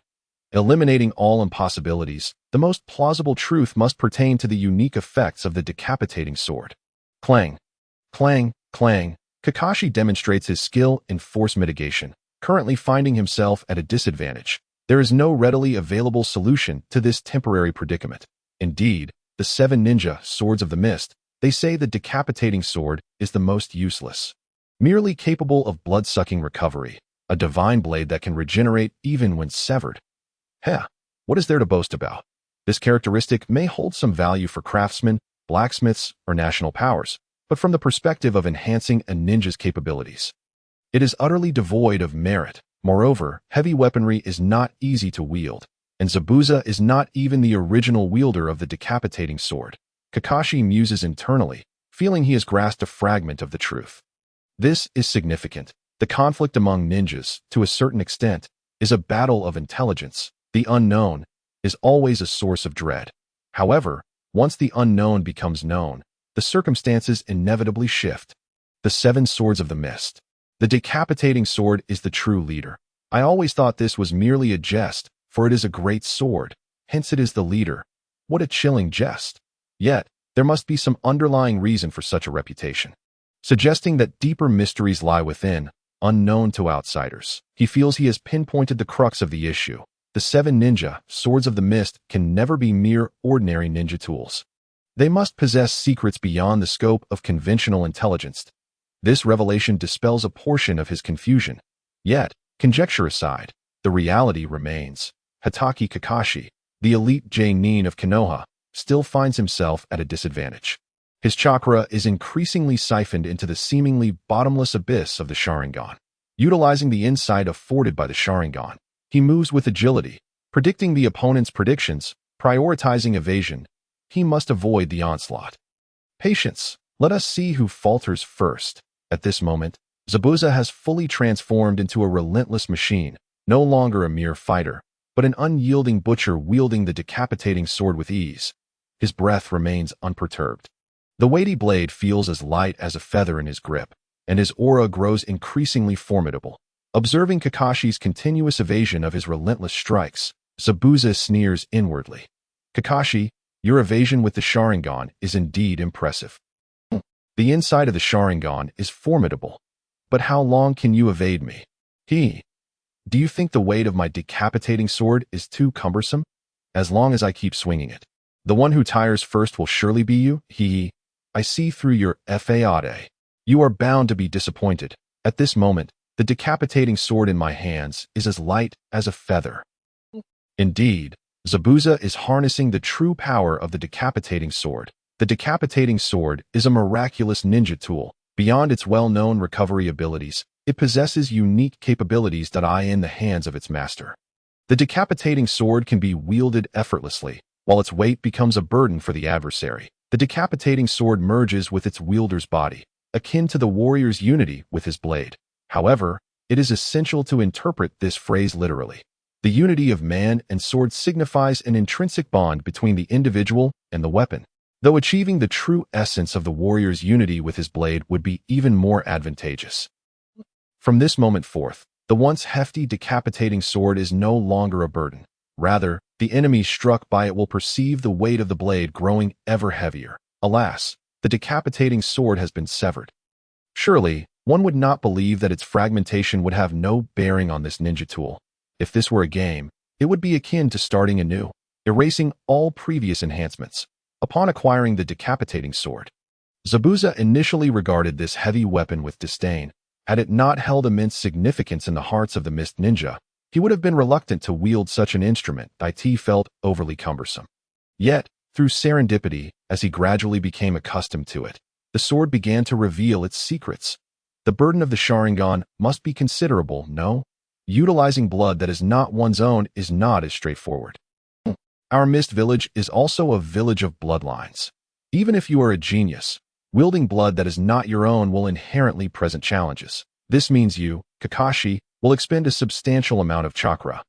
The principle of gain and loss is indeed the way of the world. I foresee your future, Kakashi. You shall fall by my hand. Ha ha ha ha. Within Zabuza, laughter echoes as he envisions the dawn of his victory. The opponent cannot be privy to the true intelligence regarding his decapitating sword, which signifies a crucial blind spot. He will exploit this advantage and ultimately attain victory. For the first time since their battle resumed, the clash between the two formidable ninjas has remained confined to their immediate vicinity. Despite the clamor of their combat, not a single blade of grass or tree has been harmed. While this demonstrates an extraordinary degree of control, it seems excessively refined. Now, the decapitating sword appears to weigh 1,000 pounds. Can it not strike Kakashi? The earth quakes, trees are cleaved asunder. At last, can the overwhelming destructive power of the strong be revealed? Is it about to manifest? Chapter 55, Zabuza's Water Dragon Technique. Finally, the two powerful ninjas commence to unveil their immense destructive capabilities. Zabuza's casual strike bears a potency rivaling that of formidable ninjutsu. It must be noted that this is merely the pure physicality of wielding a large sword. Of course, it could also be classified as swordsmanship. Yet swordsmanship inherently falls within the realm of physical techniques. Amidst this unrelenting onslaught, Kakashi remains unfazed. The demon state is becoming increasingly formidable. I cannot discern the limits. It is inscrutable. This relentless pressure is untenable. The Sharingan can still perceive, but if this continues, even with insight, I fear I may not evade. To see yet be unable to keep pace? Oh dear. He recalls a certain dear friend known for his fondness for tight-fitting attire. No, this is not the time for levity. He must cast aside distractions. In the worst-case scenario, what if this performance is merely Zabuza's norm? A direct confrontation is utterly futile. Retreat. Kakashi's escape was somewhat clumsy. However, despite his disheveled appearance, he had indeed sustained no significant injuries that he chose to engage in a tactical retreat, leveraging his nimbleness and agility. Well, one might begrudgingly consider it a relative advantage. Timing. Timing. Zabuza was clearly in a position of dominance. Yet, this advantage had yet to translate into any tangible benefits, such as injuring Kakashi or forcing him to utilize techniques that would either have adverse effects or exhaust a considerable amount of chakra. Thus, Zabuza found himself growing anxious. But, was it genuine urgency or merely a fade, real panic or feigned distress? Do not even think about escaping, Zabuza bellowed, his eyes burning crimson like a malevolent spirit. Could this be the manifestation of a demon? His ferocious assaults crashed down like a relentless tsunami, each wave more formidable than the last. The surrounding environment was increasingly devastated. The heavens seemed to collapse. The earth quaked. The very ground trembled. Kakashi observed his adversary's demeanor without shock, glee, or trepidation. What you perceive may very well be a deliberate illusion crafted by the enemy. His heart was icy. He intended to pierce through his opponent with this very eye, to see through his opponent. Zabuza's attacks felt somewhat amiss. Is he struggling to control his own power? Could it truly be? Is it really so? Exclamation point. If it were true, could it be the side effects of the decapitating sword? His breathing remained steady. Is that intentional? Is this merely a guise? A cover for his own impending exhaustion? Is this state merely temporary? Some form of secret technique? Is there truth to this, or merely deception? Kakashi was uncertain, lacking clarity on Zabuza's actual condition that it seemed both familiar and foreign, creating a sense of dissonance. His logical analysis clashed slightly with the instincts of a ninja. However, if one merely considered the chakra, Zabuza did not resemble a peak warrior on the verge of collapse or a gluttonous fool who had overindulged. He was not merely a fade. The opponent's chakra was indeed abundant. Caution. Zabuza was deliberately presenting this fade 0.9 truths and one falsehood. He truly wished for Kakashi to perceive him as one who had employed some forbidden technique, one that would inevitably lead to certain side effects once the time was ripe. Indeed, his thoughts were rather optimistic. His countenance was somber, yet internally, he reveled in delight. It was almost here, nearly upon him. He was unsure if Kakashi would be deceived by this display. Success or failure mattered little. He harbored ulterior motives. He intended to lure his opponent to the battlefield of his choosing. Naturally, Zabuza held a wariness towards Kakashi's renowned sharingan. Should he attempt any deceitful maneuvers under the gaze of such ocular prowess, he had to account for the possibility of being exposed. In truth, Kakashi had indeed sensed something amiss. After all, regardless of Zabuza's apparent frenzy, chakra does not lie. Whether one is merely blustering or genuinely possesses a tumultuous reservoir of chakra can be discerned through the sharingan. Zabuza had not concealed himself to such an extent. Given their close proximity, even a lackluster perception could discern the general situation. His chakra was undeniably bountiful.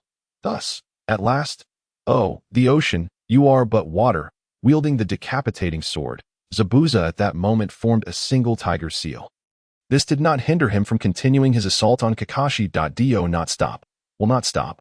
Zabuza, the man of perpetual motion, water style, water dragon bullet technique, in an instant. The ocean surged violently. Vividly lifelike. Dark blue dragon, crafted from pure water, emerged. Roaring, the dragon seemed to proclaim its presence to the world. Just then, Kakashi's sharingan widened, followed by a powerful push from his legs. He sought to escape the battlefield while unleashing a jutsu, hoping to at least counter the menacing water dragon before him. Yet Zabuza clung to him like a relentless adhesive. He would not allow Kakashi to succeed. At that moment, Kakashi realized his strength was lacking. Simply put, hollow, the water dragon roared, the colossal beast thundered, the blue dragon writhed. In that instant, the rampaging dragon surged towards the two. Closer, ever closer. Zabuza seemed utterly unconcerned about whether his jutsu would also affect him. There was no rule that a jutsu would spare its caster from harm. This was no game. If the attack struck, it would inflict the corresponding damage. Who cares if you were the one who cast the jutsu? I couldn't care less. Chapter 56. A mutual demise. Furthermore, this jutsu before them was one that harnessed the natural environment. The entirety of the water dragon was composed of genuine seawater. with Zabuza's chakra merely serving to shape, adhere, and generally control it. Indeed, control was broad. It could not be finely tuned. With such a massive dragon and such a rapid seal formation, coupled with Zabuza's desire to conserve chakra, cough, cough, cough, cough, good heavens. The water dragon was upon them. Could the two combatants truly have confidence in escaping the onslaught of such a colossal wave at the most critical moment? Boom, rumble, boom, boom. The water dragon crashed into the ground, flooding the area. And what of the two? Where was Zabuza? Where was Kakashi? Somewhere, Kakashi emerged, drenched to the bone to that moment. He had just clawed his way out of the water, standing atop the surface. He could not help but exhale deeply. That Zabuza fellow is truly a madman, to Kakashi's astonishment. In that moment, Zabuza had shown no intention of evading, instead pulling Kakashi into the fray, the two of them. What?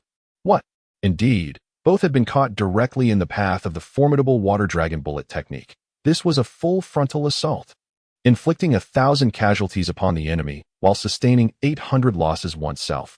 This was a bona fide high-level jutsu. The magnitude. One need only gaze upon the devastated landscape to grasp its power. Zabuza, did you sense something? Meanwhile, Zabuza, wielding the decapitating sword, also emerged from the water. Truly, they were kindred spirits in misfortune. However, unlike Kakashi, Zabuza he smiled joyfully. In truth, right up until the very second before the dragon's strike, his thoughts had been of a hasty retreat.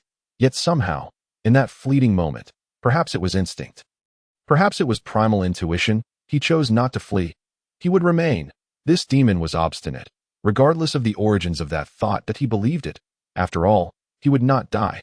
If he was to be struck, so be it, and his enemy would share in that fate that he found joy in it. Zabuza was elated. Let it crash, let it smash. In the face of the water jutsu, who would suffer greater harm? This question surely piqued curiosity, yet its significance was rather trivial. Regrettably, I have never truly contemplated this issue. If I must ponder, perhaps it would be Kakashi. After all, it is Zabuza who wields this particular ninjutsu, and he is afforded a modicum of special treatment. Furthermore, his profound research into the nature of water release is noteworthy, certainly superior to Kakashi's sharingan, no matter how minuscule that advantage may be. Thus, it is settled. Ahem. In truth, the two are evenly matched. The water dragon descends with a mighty crash, a deluge overwhelming them. This is an undeniable fact, immutable in its truth. Consequently, they are left to rely solely on their own chakra for defense. It is crucial to note, this is a hard defense, a purely chakra-enhanced protection, unyielding in its nature. As they are directly struck by the water dragon bullet technique, it signifies that they cannot employ any defensive ninjutsu while being tossed about by the turbulent waves. Even water release techniques are rendered ineffective. Water release, water barrier, no. Therefore, it is a hard defense. Ultimately, neither dares to sustain damage that would impair their subsequent combat abilities, should they incur such injuries. It would create a significant vulnerability in the forthcoming battle. Both are acutely aware. This ninjutsu cannot annihilate them. They still have a fight ahead. As ninjas, they have undergone rigorous physical training akin to waterfall training.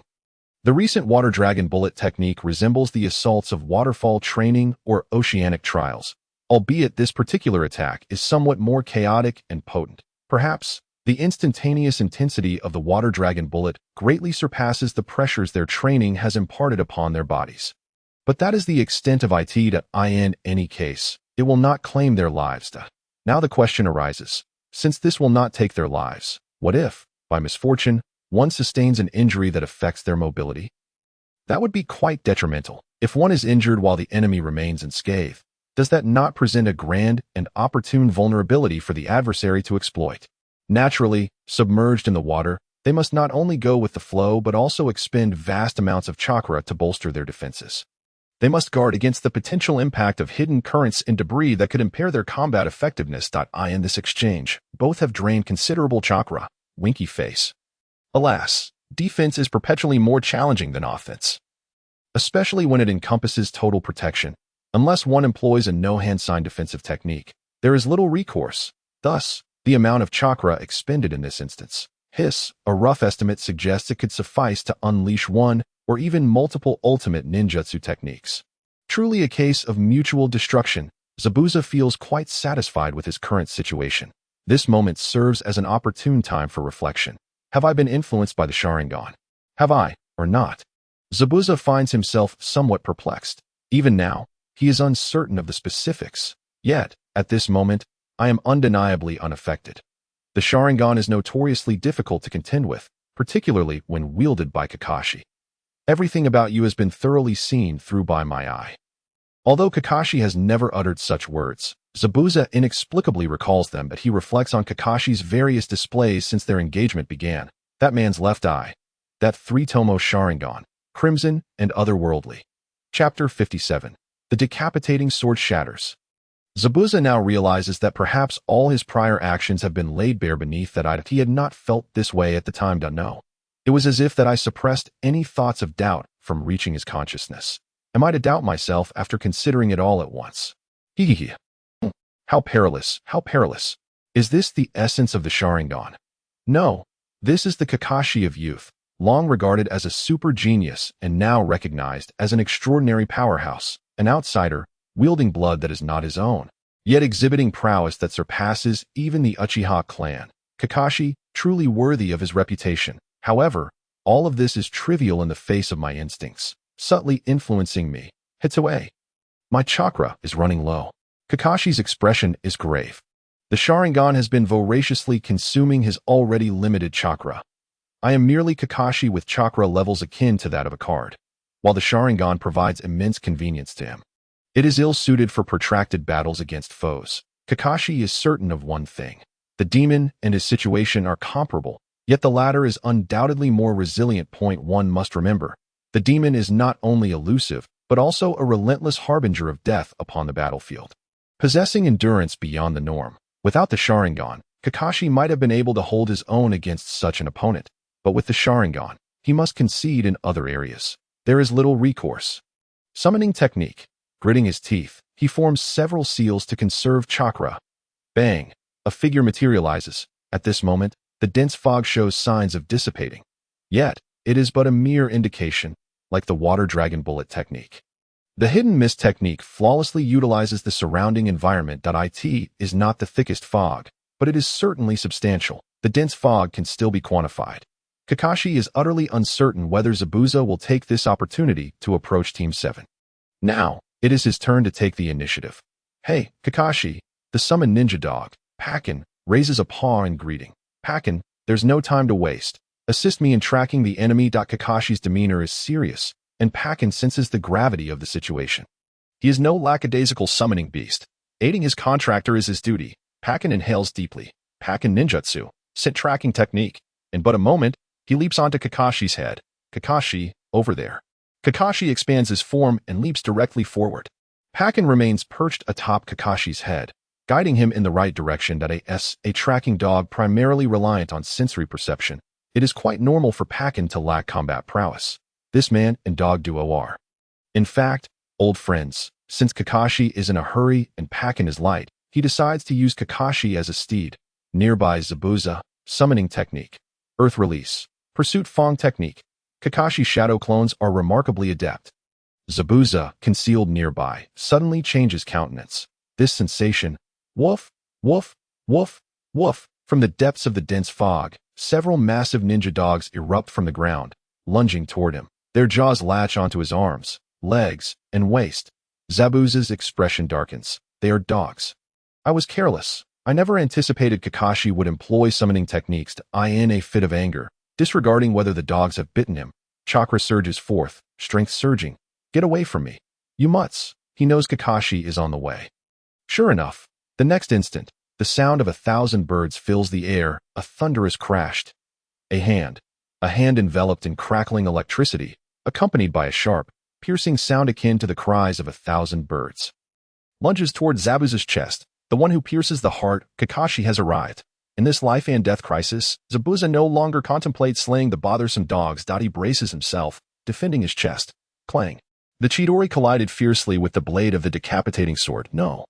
It would be more accurate to refer to it as the blade surfaced. A tremendous surge of plasma and sparks erupted, accompanied by a cacophony of crackling and hissing sounds that could rupture one's eardrums. The pungent metallic scent of iron was overwhelming. Evoking a visceral reaction of nausea, Zabuza's expression shifted dramatically. As the wielder of the decapitating sword, he sensed the lament of the blade. What piercing power! Could this be the legendary lightning cutter technique, capable of severing the very thunderbolts from the heavens? Was this the fabled lightning release secret more formidable than the cloud concealment technique? How fortunate Zabuza was. The decapitating sword was indeed a formidable ninja blade, yet its strength has never resided merely in the resilience of its blade. In this regard, the sword could at most be compared to an ordinary divine weapon. It is well known that while the decapitating sword can mend itself when broken, it is equally true that it is prone to breaking, a fact as solid as iron.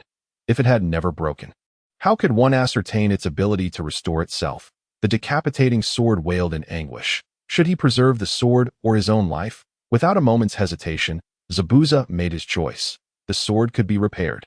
But should he be pierced by this lightning cutter, his life would surely be forfeit. With a sudden stomp of his foot, he shook off a few hounds clinging to him, and with the aid of chakra, the ground trembled as if struck by several grenades. Boom! Retreat! At that moment, his decapitating sword, having endured Kakashi's chidori, was pierced through, leaving a gaping hole. The decapitating sword was once more damaged. No, not quite. It was merely punctured. Utilizing this momentum, Zabuza deftly maneuvered, slipping back into the mist. When Kakashi attempted to pursue once more, he found Zabuza had vanished from sight. The pack of hounds, standing by Kakashi, barked fiercely, and Pakin, unsure if he was translating or expressing his own thoughts, directly addressed Kakashi. The enemy has been on the move. Shall we give chase? We have already memorized his scent. Kakashi let out a long breath. No rush. The enemy is quite troublesome. Thank you all. I will treat you to barbecue-flavored dog food upon our return. Woof woof woof. 8. Note: these 8 ninja hounds are not Kakashi's 8 hounds. Pakin is the most frequently appearing among them. The 8 hounds here are used to restrain the enemy. Hence, Kakashi refrained from summoning the other 7, who are closer to him. The templates for these 7 ninja hounds can be referenced from the 8 hounds. Urushi. Kakashi's 8 hounds: Pakin, Bull, Shiba, Biscuit, Garuk, Urushi, Akino, and Uhei. Chapter 58. So Tired, Summoning. Earth Release. Pursuing Fang Technique. This was Kakashi's unique combination of summoning and earth release techniques, showcasing his distinctive style. Its effectiveness was remarkable, as everyone could attest. It unexpectedly restrained Zabuza.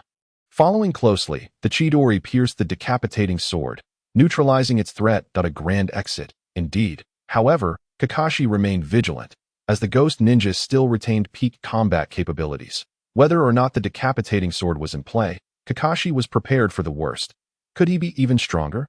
Regardless, Zabuza's subsequent battle strategy would undoubtedly shift, necessitating Kakashi's caution. He understood one crucial aspect. Zabuza's fame was never solely predicated on the decapitating sword. It is essential to note a certain chronology. Zabuza did not achieve notoriety through the decapitating sword. He was not merely Zabuza of the decapitating sword. He was the kill without hesitation, the ghost ninja, Zabuza. Even without the decapitating sword, Momochi Zabuza had already gained significant renown. The Hidden Mist Village is a relatively enigmatic place, isolating itself from the outside world and enforcing a blood mist policy. One can only imagine the reputation of a ninja hailing from such a secluded locale. They must be formidable indeed. It is widely acknowledged that among rogue ninjas, the Hidden Mist has the highest quantity and quality, a fact nearly recognized throughout the underworld. Commentary. One wonders if they even consider themselves true residents of the Hidden Mist. Note: this conclusion regarding the origins of rogue ninjas is drawn from external observations and is subject to some debate, given that the number of Hidden Mist ninjas is the least among the 5 great villages. If one were to consider only the number of rogue ninjas, it might not be accurate to assert that the Hidden Mist has the most. Perhaps Konoha boasts the highest number, as it houses the most ninjas due to the wealth and resources of the Land of Fire. Here, the count of rogue ninjas refers more to those actively engaged in the world. Simply put, those who are still alive and active. Every village has its share of rogue ninjas, but a significant portion meets their end at the hands of their village's umbu shortly after defecting. Viewed from this perspective, it could be said that the Hidden Mist's umbu might be somewhat lacking. Therefore, considering all factors, the Hidden Mist does indeed have the highest quantity and quality of rogue ninjas. Note: the proportion of rogue ninjas from the Hidden Mist is indeed the highest.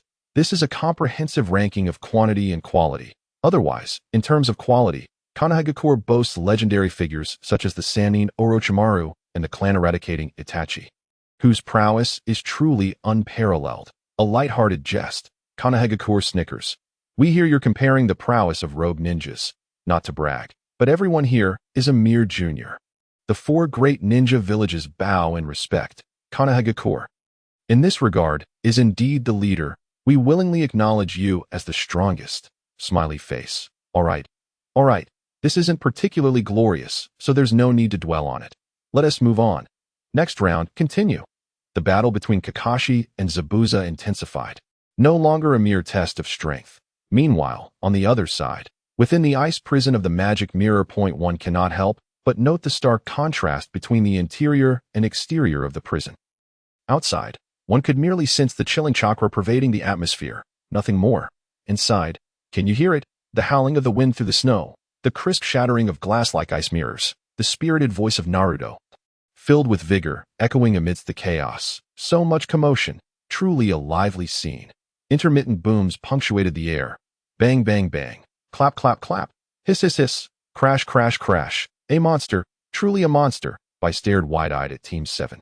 Particularly fixated on the golden-haired boy with azure eyes and 6 whisker-like marks on his face. The palpable wave of chakra emanating from him was astonishing. Multiple shadow clones, an endless replication. This was beyond mere disbelief. It was not merely a matter of several times the amount of chakra. If it were only a few times, it would hardly be significant. After all, being a ninja is not solely about the quantity of chakra.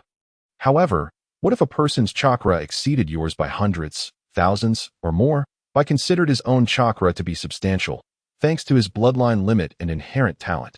Yet, alas, this seemingly bottomless well of chakra, infinite in its essence, left him utterly bewildered regarding the scale of this boy's power. The technique that made him feel a headache merely at the mention of its name appeared to be as mundane as an E-rank jutsu in the hands of this youth. Aren't you tired, boy? I was on the verge of collapse. His complexion was ashen, his body trembled uncontrollably, and he felt utterly drained.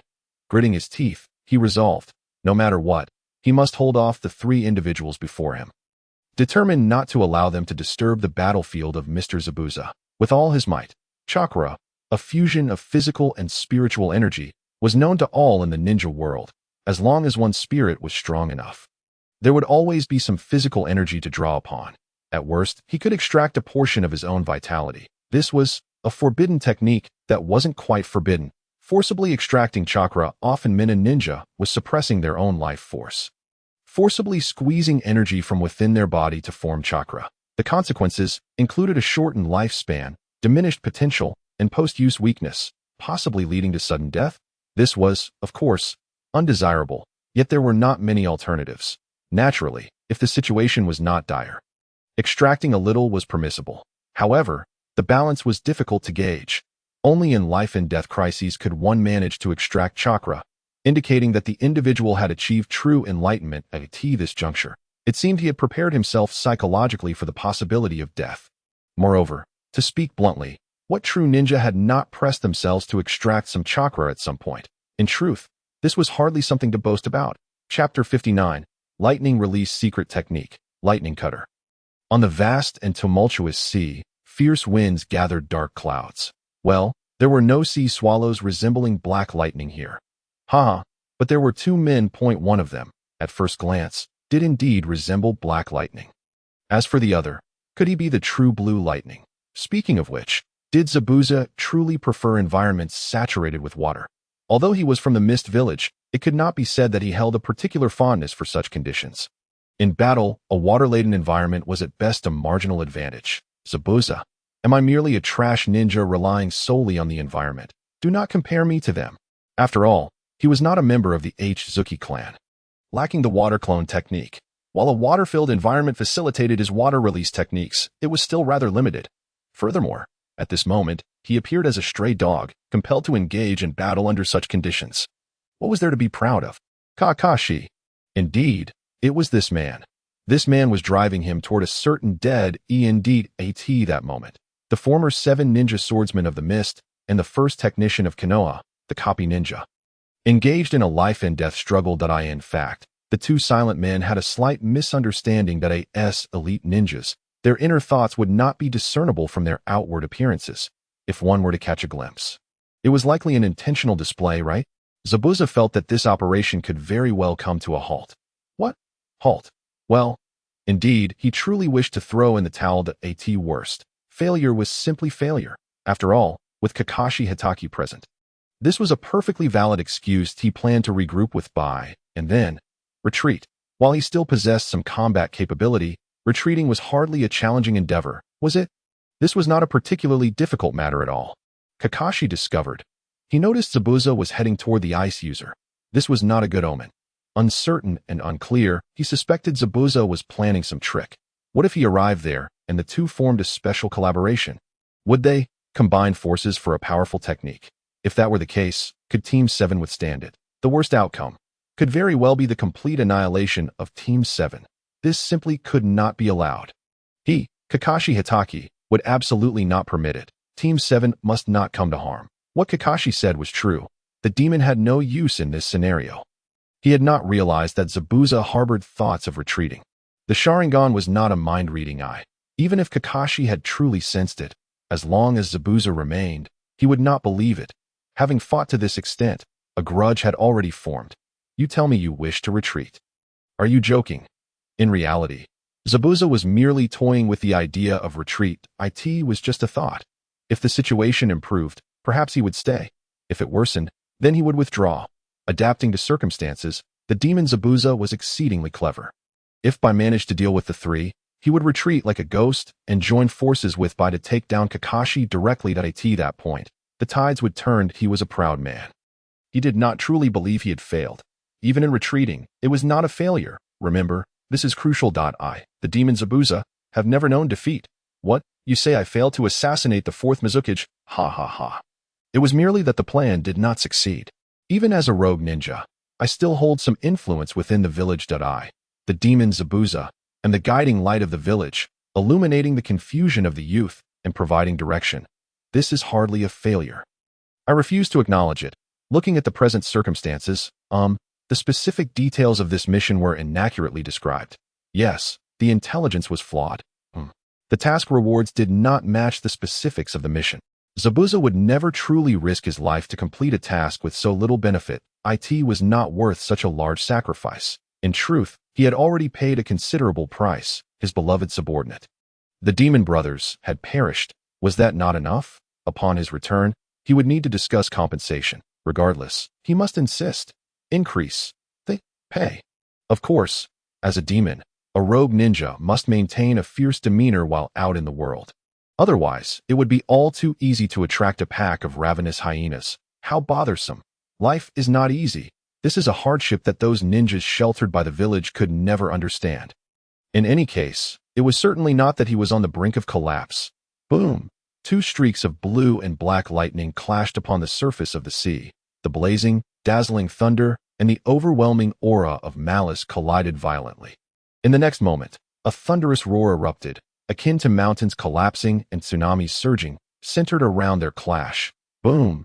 Towering waves surged, and both men staggered backward from the impact. Initially, both were silent combatants. It was unclear when they began to exchange verbal barbs amidst their fight. Perhaps it was when both began to sustain injuries. It was uncertain. However, this indication seemed to suggest, as expected of Kakashi Hitaki, with blood splattered across him, Zabuza's veins bulged, his eyes filled with rage and murderous intent. At this moment, his expression was nothing short of ferocious. He could not understand why Kakashi's attacks had become increasingly fierce, especially since he had been intending to leave. Just moments ago, he had inquired whether Zabuza wished to depart. Now, his actions clearly indicated a desire to keep him here. Damn it. Forget it. Fury. Irritation. Even if Kakashi wished to keep him. Ha ha ha. How underestimated he must be, the great Zabuza. I am a demon. How could you possibly leave me with nothing to spare? If you wish to keep me here. Not a chance. Truly, he was a demon. Kakashi, too, was in tatters. His eyes were wide open, as if his sharingan might burst forth. Their mutual compliments were not mere flattery. They were filled with a desire to eliminate each other, a burning hatred. You think your eyes see through everything? Zabuza taunted. You cannot escape your fate. Kakashi was unwavering in his conviction. Ha ha ha. Do you mean to say my fate is death? Naturally. My eye has already foretold your demise. But has your all-seeing sharingan glimpsed your own tragic end? Zabuza raged. I, your uncle, refused to believe it. The ominous star of death shines above your head. Kakashi sought to calm his tumultuous emotions. The influence of the sharingan's genjutsu had somewhat intoxicated him, as he persistently wielded his ocular prowess to manipulate Zabuza. Unbeknownst to the latter, one might even argue that this hardly constituted true genjutsu. In fact, the ninja world is well aware that direct eye contact with a wielder of the sharingan is fraught with peril. But what of that knowledge? In the throes of life and death combat, one inevitably gazes into the eyes of their adversary to aspire to cultivate the skill of engaging an opponent by fixating solely on their lower body.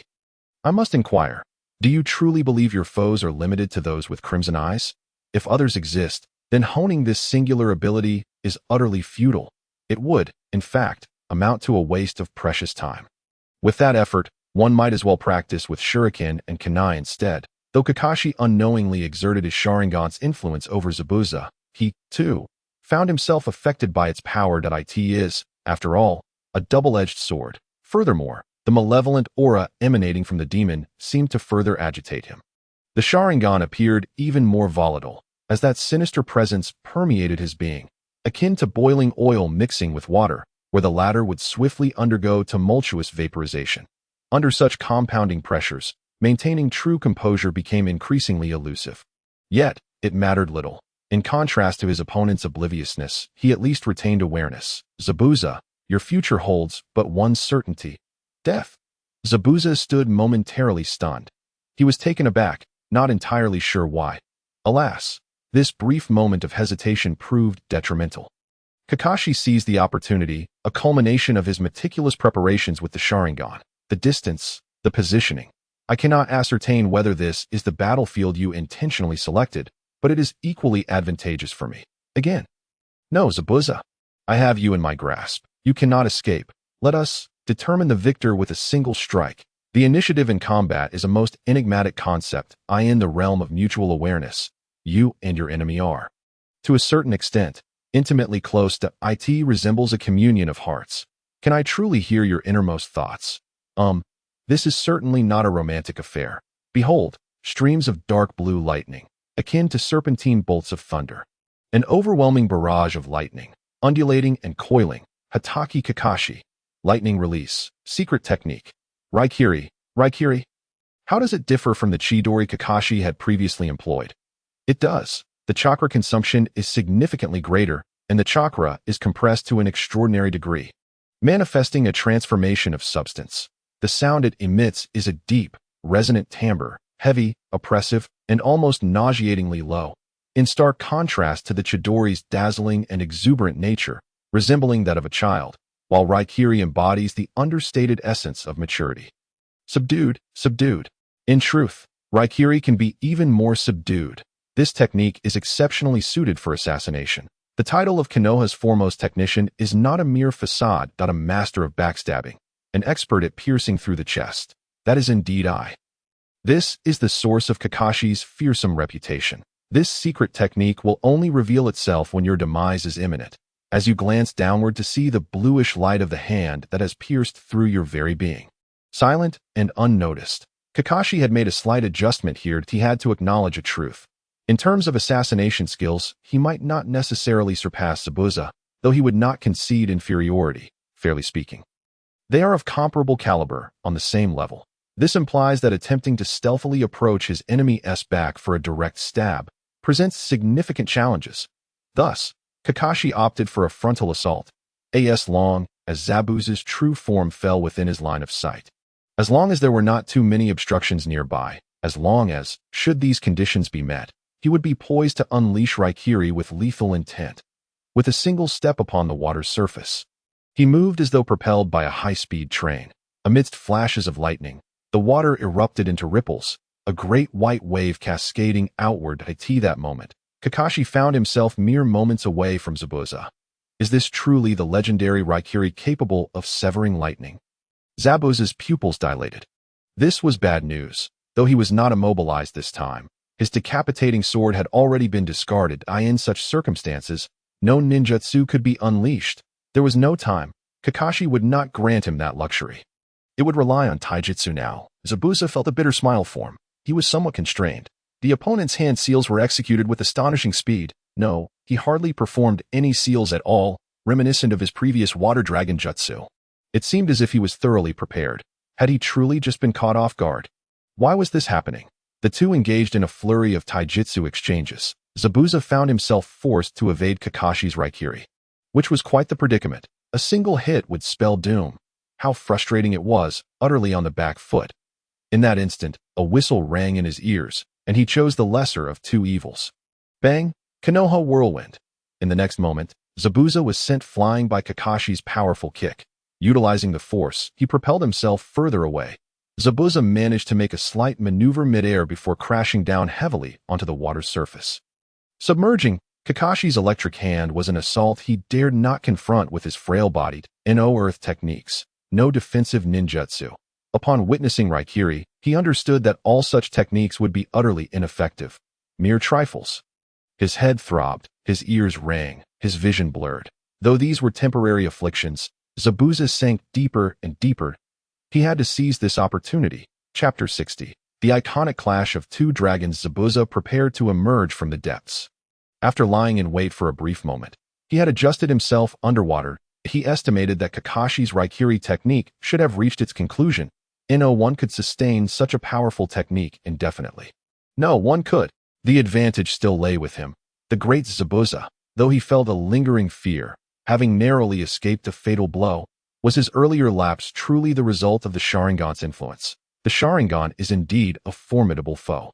He could not entirely avoid Kakashi's gaze, as doing so would severely impact his combat effectiveness.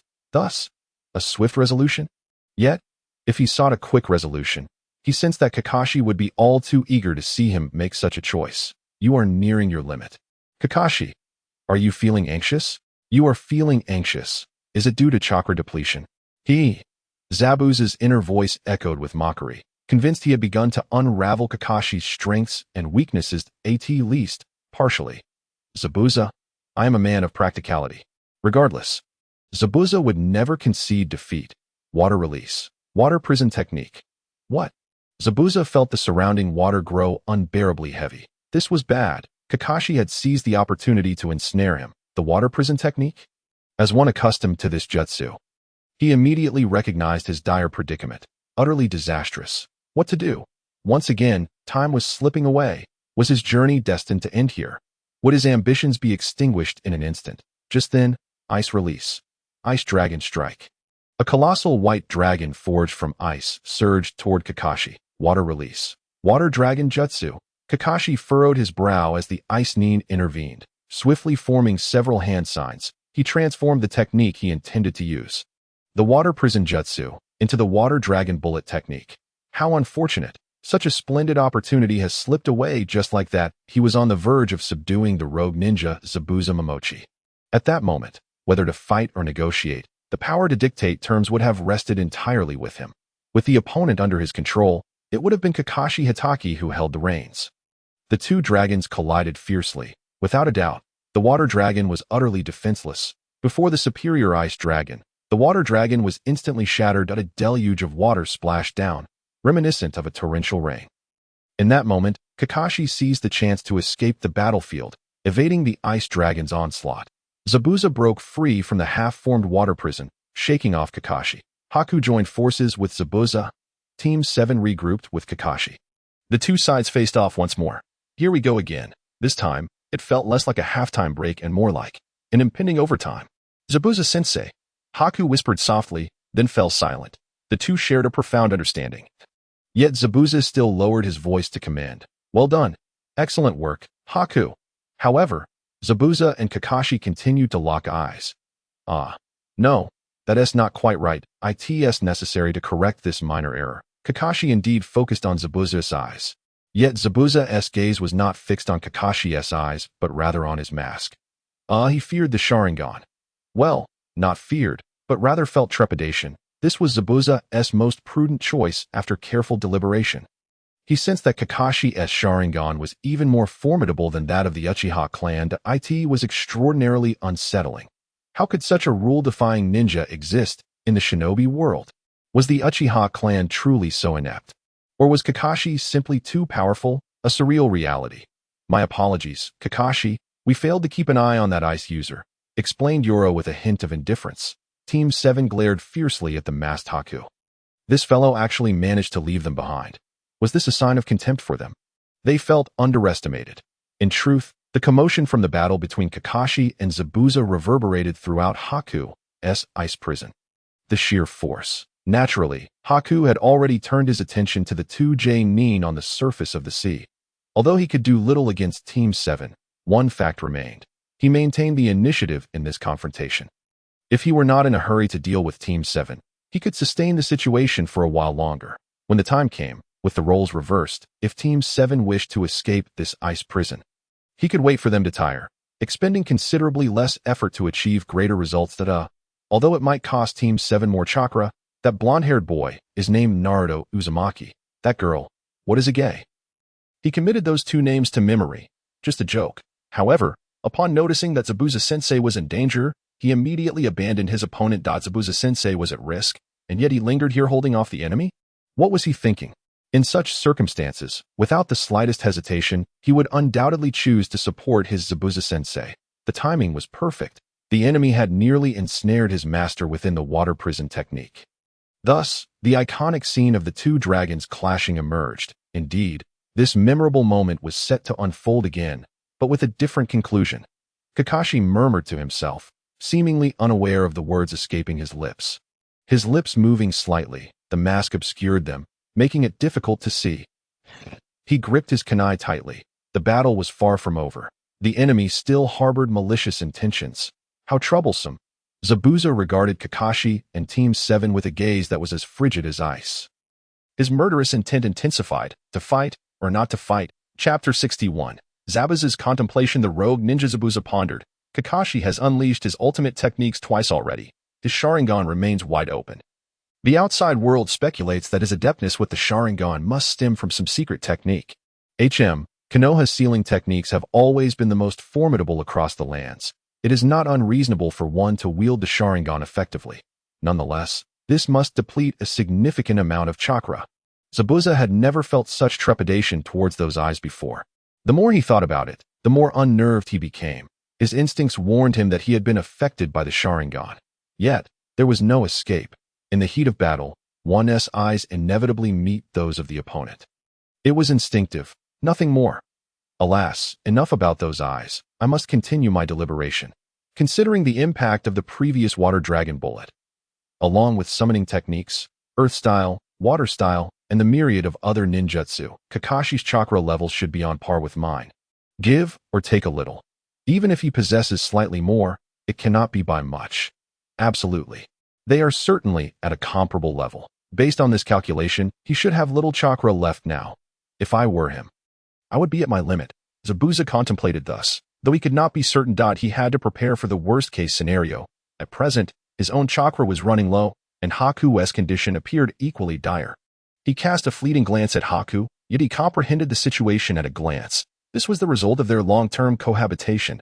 Their circumstances were indeed dire, but was the enemy any better off? They had chosen this battleground.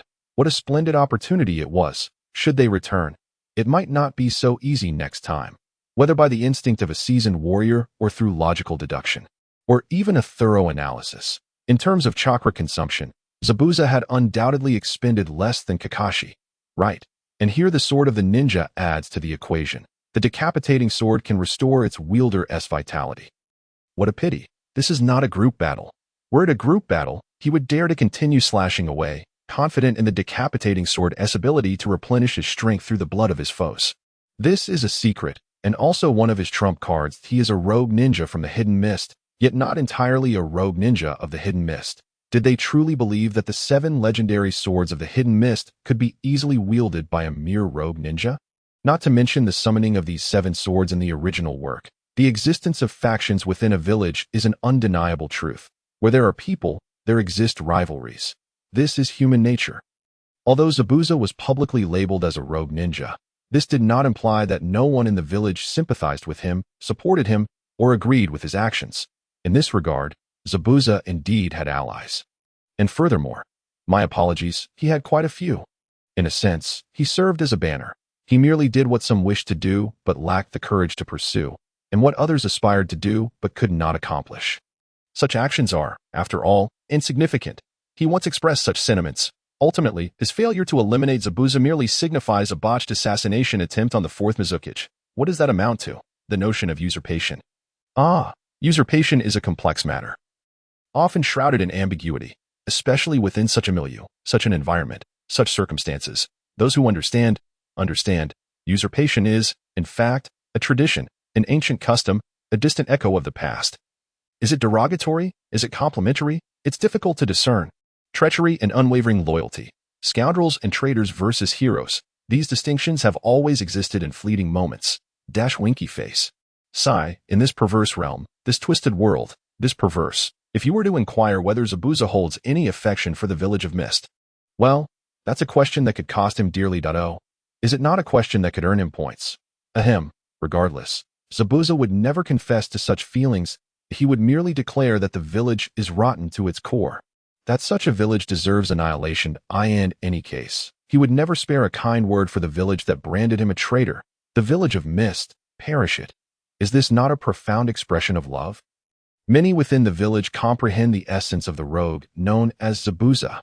Thus, he is able to roam the world wielding his executioner's blade, even while being relentlessly pursued by the covert assassination units of Mist. The same sentiment prevails. The issue of factions being hunted is utterly commonplace. It is the same everywhere. A rogue ninja will inevitably be pursued. Regardless of the intensity of that pursuit, one must at least feign compliance. Otherwise, the actions of a rogue village would spiral into chaos. If betraying the village incurs no consequences, this is the art of governance. Such matters must remain unspoken. In any case, if Zabuza were to meet his demise while being hunted, few would utter a word. Yet, if he survives under such circumstances, as long as he remains alive and the village continues to rot, well, it is possible that one day he could successfully cleanse his name and return to the fold. Indeed, this mission is intrinsically linked to his potential return. However, you understand, there is nuance here regarding the manner of his return. Ultimately, this is a matter of price. Everything is implied. Zabuza harbors ambition from the very beginning. He aspired to become the fifth Mizukichi. This notion is deeply ingrained. Should the assassination succeed, it would merely constitute a political shift. Chapter 62. The unblossomed lotus. Unfortunately, it failed, and thus the assassination remains an assassination. He has been a rogue ninja for quite some time, yet the conflicts within the village persist and remain acute. There is a momentum that cannot be ignored. A single spark could ignite the entire village. Upon Zabuza's return, will he be welcomed as a clandestine ally of the village, or merely regarded as an ordinary pawn? This is a question of value and cost, not monetary, but infinitely more significant than mere gold. The matter of price, in Zabuza's heart, is something that cannot be negotiated at all.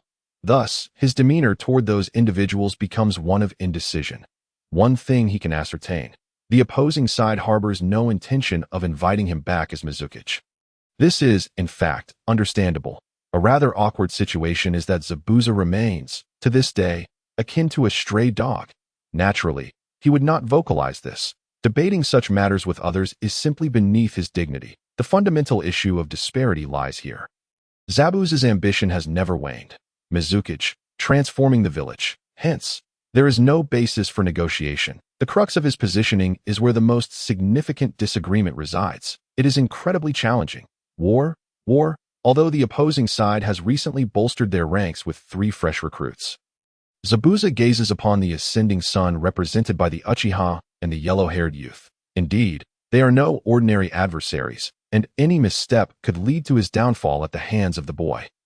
He channels chakra through his body, causing ripples to dance across the water's surface. Team 7 perceives this, and senses the obvious intent for renewed combat. It is evident they seek to engage. Yet if a battle must ensue, the opposing side has not truly gained the upper hand, have they?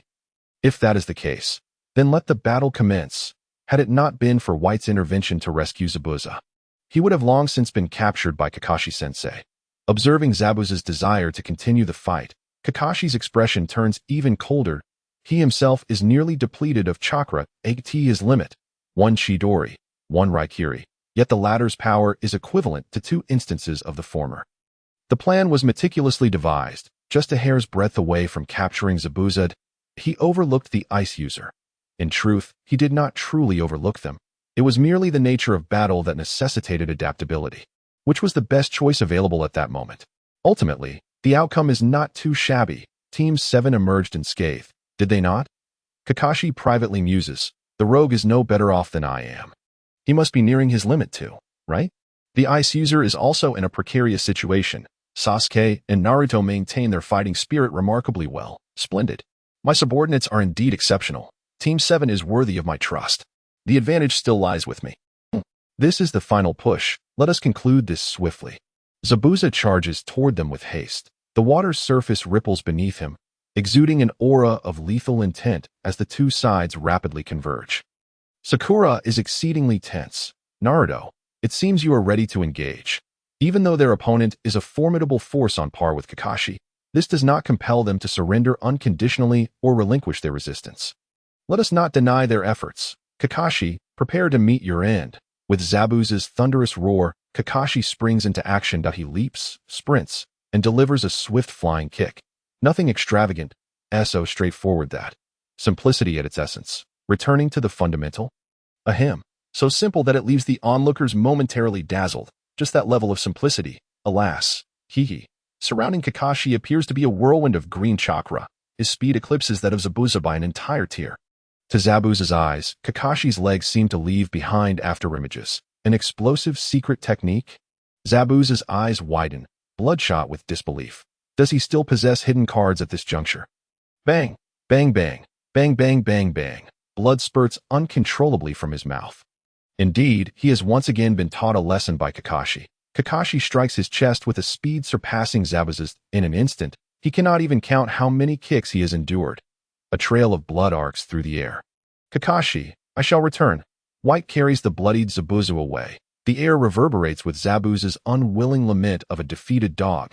Team 7 is ecstatic, unconcerned with the enemy's taunts. They have triumphed in this battle. They have emerged victorious. Naruto's face radiates excitement. Kakashi-sensei, you were incredible. You chased that rogue away. Sasuke, with a swift movement, appears before Kakashi.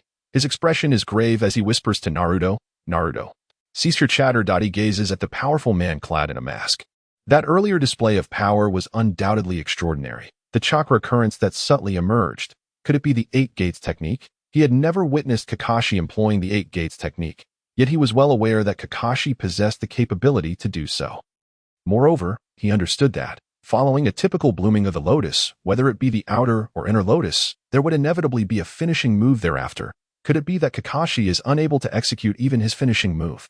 Exclamation point. Indeed, Kakashi was utterly exhausted. Having opened the first gate, he initially believed he could swiftly vanquish his opponent. However, he miscalculated, and the toll on his body was severe. In hindsight, he thought it would have been better to unleash the third gate in an instant.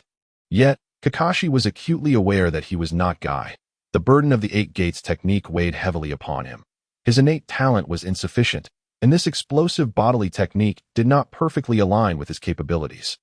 He had only managed to learn it through extensive practice with Guy, and in comparison to him, Kakashi still fell short. The 8 gates technique was, indeed, a forbidden art, and how could it lack any side effects? While the forbidden technique was formidable, it was ill-suited for circumstances where the body was in such dire condition. Nevertheless, the situation was not entirely bleak. He had successfully driven off his opponent, although he had not genuinely captured Zabuza. The very act of leaving Zabuza behind was fraught with uncertainty. This was far more challenging than an ordinary S-rank mission. Chapter 63. Kakashi fainted. Yellow keenly observed the scene.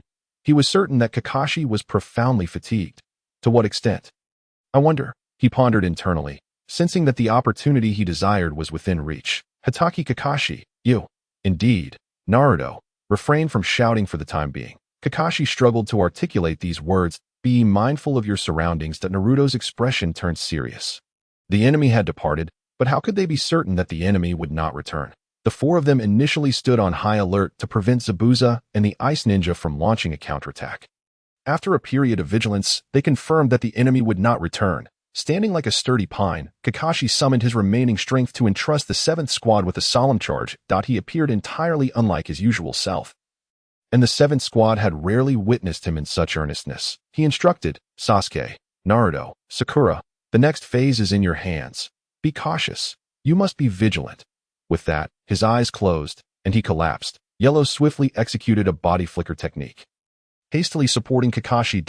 In the blind spot of the others, a complex expression flickered in his eyes. That glimmer was profound, obscure. The moment he turned to face the others, a flash of brilliance passed through his gaze. Then, everything returned to normal.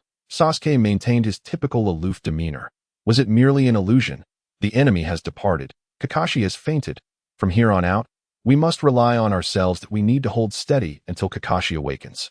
No panic, no haste. Zabuza is formidable, yet in the end, he was injured by Kakashi, so he cannot be in better condition than Kakashi. In this skirmish, we emerged victorious. Now, the three of us must hasten to take Tazuna home. Kakashi requires recuperation, and we too need to regroup. Food, hydration, and relaxation for our exhausted minds. Sakura, you must be quite fatigued, right? Fear not. Once we reach a safe location, Naruto and I will stand guard while you rest. Sasuke-kun, Sakura's face was filled with gratitude. However, Yellow was merely adhering to protocol. With Kakashi incapacitated, he now bore the responsibility of the team leader. The wave of his hand signified that emotions would only cloud one's judgment. Moreover, copper refining was out of the question. Cough, cough, cough. His demeanor was grave, and his expression solemn as he continued to address the two members of the 7th squad. We cannot yet let our guard down completely. Sakura, protect Tazuna as we proceed. Naruto, are you holding up? Yellow inquired with certainty. No problem. To no one's surprise, Naruto flexed his biceps, signaling his excellent condition. Kakashi had fainted, and he felt a tinge of panic and confusion. Could it be that such a powerful teacher as Kakashi also faced difficulties? Is this the task that a ninja must undertake? Yes, this is indeed the task that a ninja must fulfill. He felt a renewed sense of understanding regarding the title of ninja. All right, you create shadow clones. You will serve as the eyes of our team, guiding us forward. As for me, I will carry Kakashi and follow behind. Until Kakashi regains consciousness, we shall protect him together. Yellow's plan was quite reasonable. As a security personnel, one cannot be protected by the very target they are meant to safeguard. What a cold joke that would be. If he were to do so, well, that would be utterly disastrous. Yellow nodded at the two. Naruto and Sakura returned the gesture, signaling their agreement. Excellent. On the surface, Sakura will accompany the target, while Naruto and I will remain in the shadows. With Kakashi now unconscious, a primary duty of our 7th squad is to care for him until he awakens. Until then, no one is permitted to disrupt his rest and recovery. Remember, the enemy has not been vanquished. We must remain vigilant for any hidden foes. All are ninjas. Let us keep it discreet. The two nodded in understanding. Thus, the mission continued. Sasuke took on the role of the team leader, assigning tasks to the 7th squad. Everyone went about their duties. Everything appeared to be proceeding normally, and the choices made were commendable. Yet, there were gaps. Yellow subtly diverted Sakura and Naruto, leaving him alone with Kakashi. What could there be to discuss here? Sharingan Jinjutsu, what? No way. Damn it. Yellow is attacking Kakashi. Yellow is attacking Kakashi. Why? What is the meaning of this? What on earth is happening? Oh, winky face. What kind of madness is this? At that moment, Yellow cast a Sharingan Jinjutsu on the unconscious Kakashi, obscuring his perception of the outside world. Even though Kakashi was in a state of unconsciousness, Yellow dared not act recklessly. If he were to choose this moment to eliminate Kakashi, would Kakashi not suddenly react? The answer is seasoned ninjas, elite ninjas. While there may seem to be numerous instances of lesser beings assassinating higher-ups, it must be understood that such cases are exceedingly rare. Probability dictates that anything is possible. If you truly believe that, well, let us halt there. Everything is just fine. And so, Yellow Uchiha closed his eyes. His true intention was to ripple the space around him. Although the fluctuations in space were slight, Yellow could perceive them clearly. Perhaps, individuals lacking in spatial talent might not be able to detect such nuances. Flying Thunder God Technique. Revised Uchiha Yellow version. Space Teleportation Technique. P.S. Ha ha ha ha. Previously, there was much anticipation regarding Yellow's expectations. What was he looking forward to? Here it comes. Here it comes. Has anyone figured it out? Has anyone guessed? All right then. For those who have made it this far, please give a shout. Otherwise, the author will continue to think he is playing solo. Sobs, it's about to explode. Chapter 64. Iconic Scene.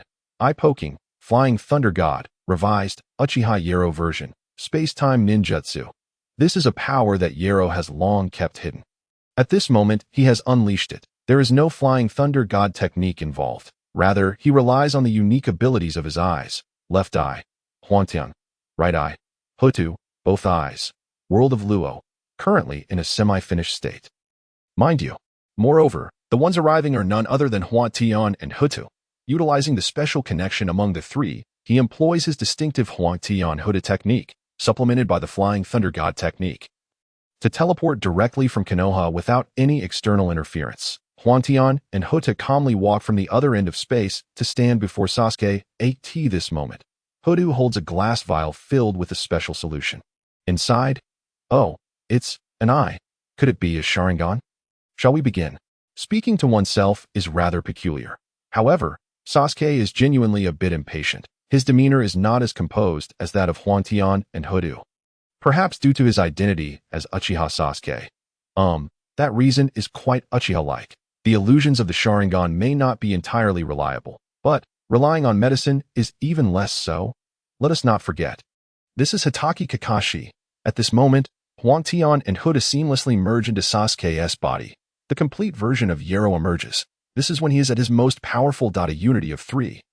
Yo Uchiha Sasuke Luo has indeed endured great hardship. He closes his eyes. Then he opens them again. The three-tomo sharingan transforms into a more intricate pattern of the kaleidoscope sharingan. The enigmatic kaleidoscope. Kaleidoscope sharingan, Jinjutsu.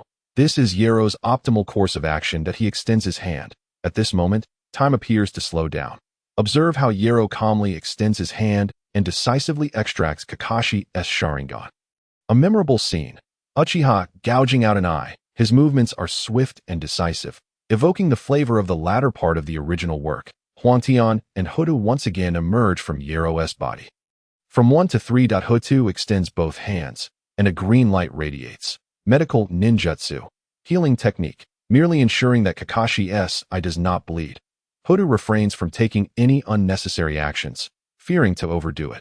Were it not for the need to implant another sharingan for Kakashi, he might not even have bothered with the treatment. Even now, it is merely a slight intervention, not yet the moment to reinsert the other sharingan into Kakashi's eye socket.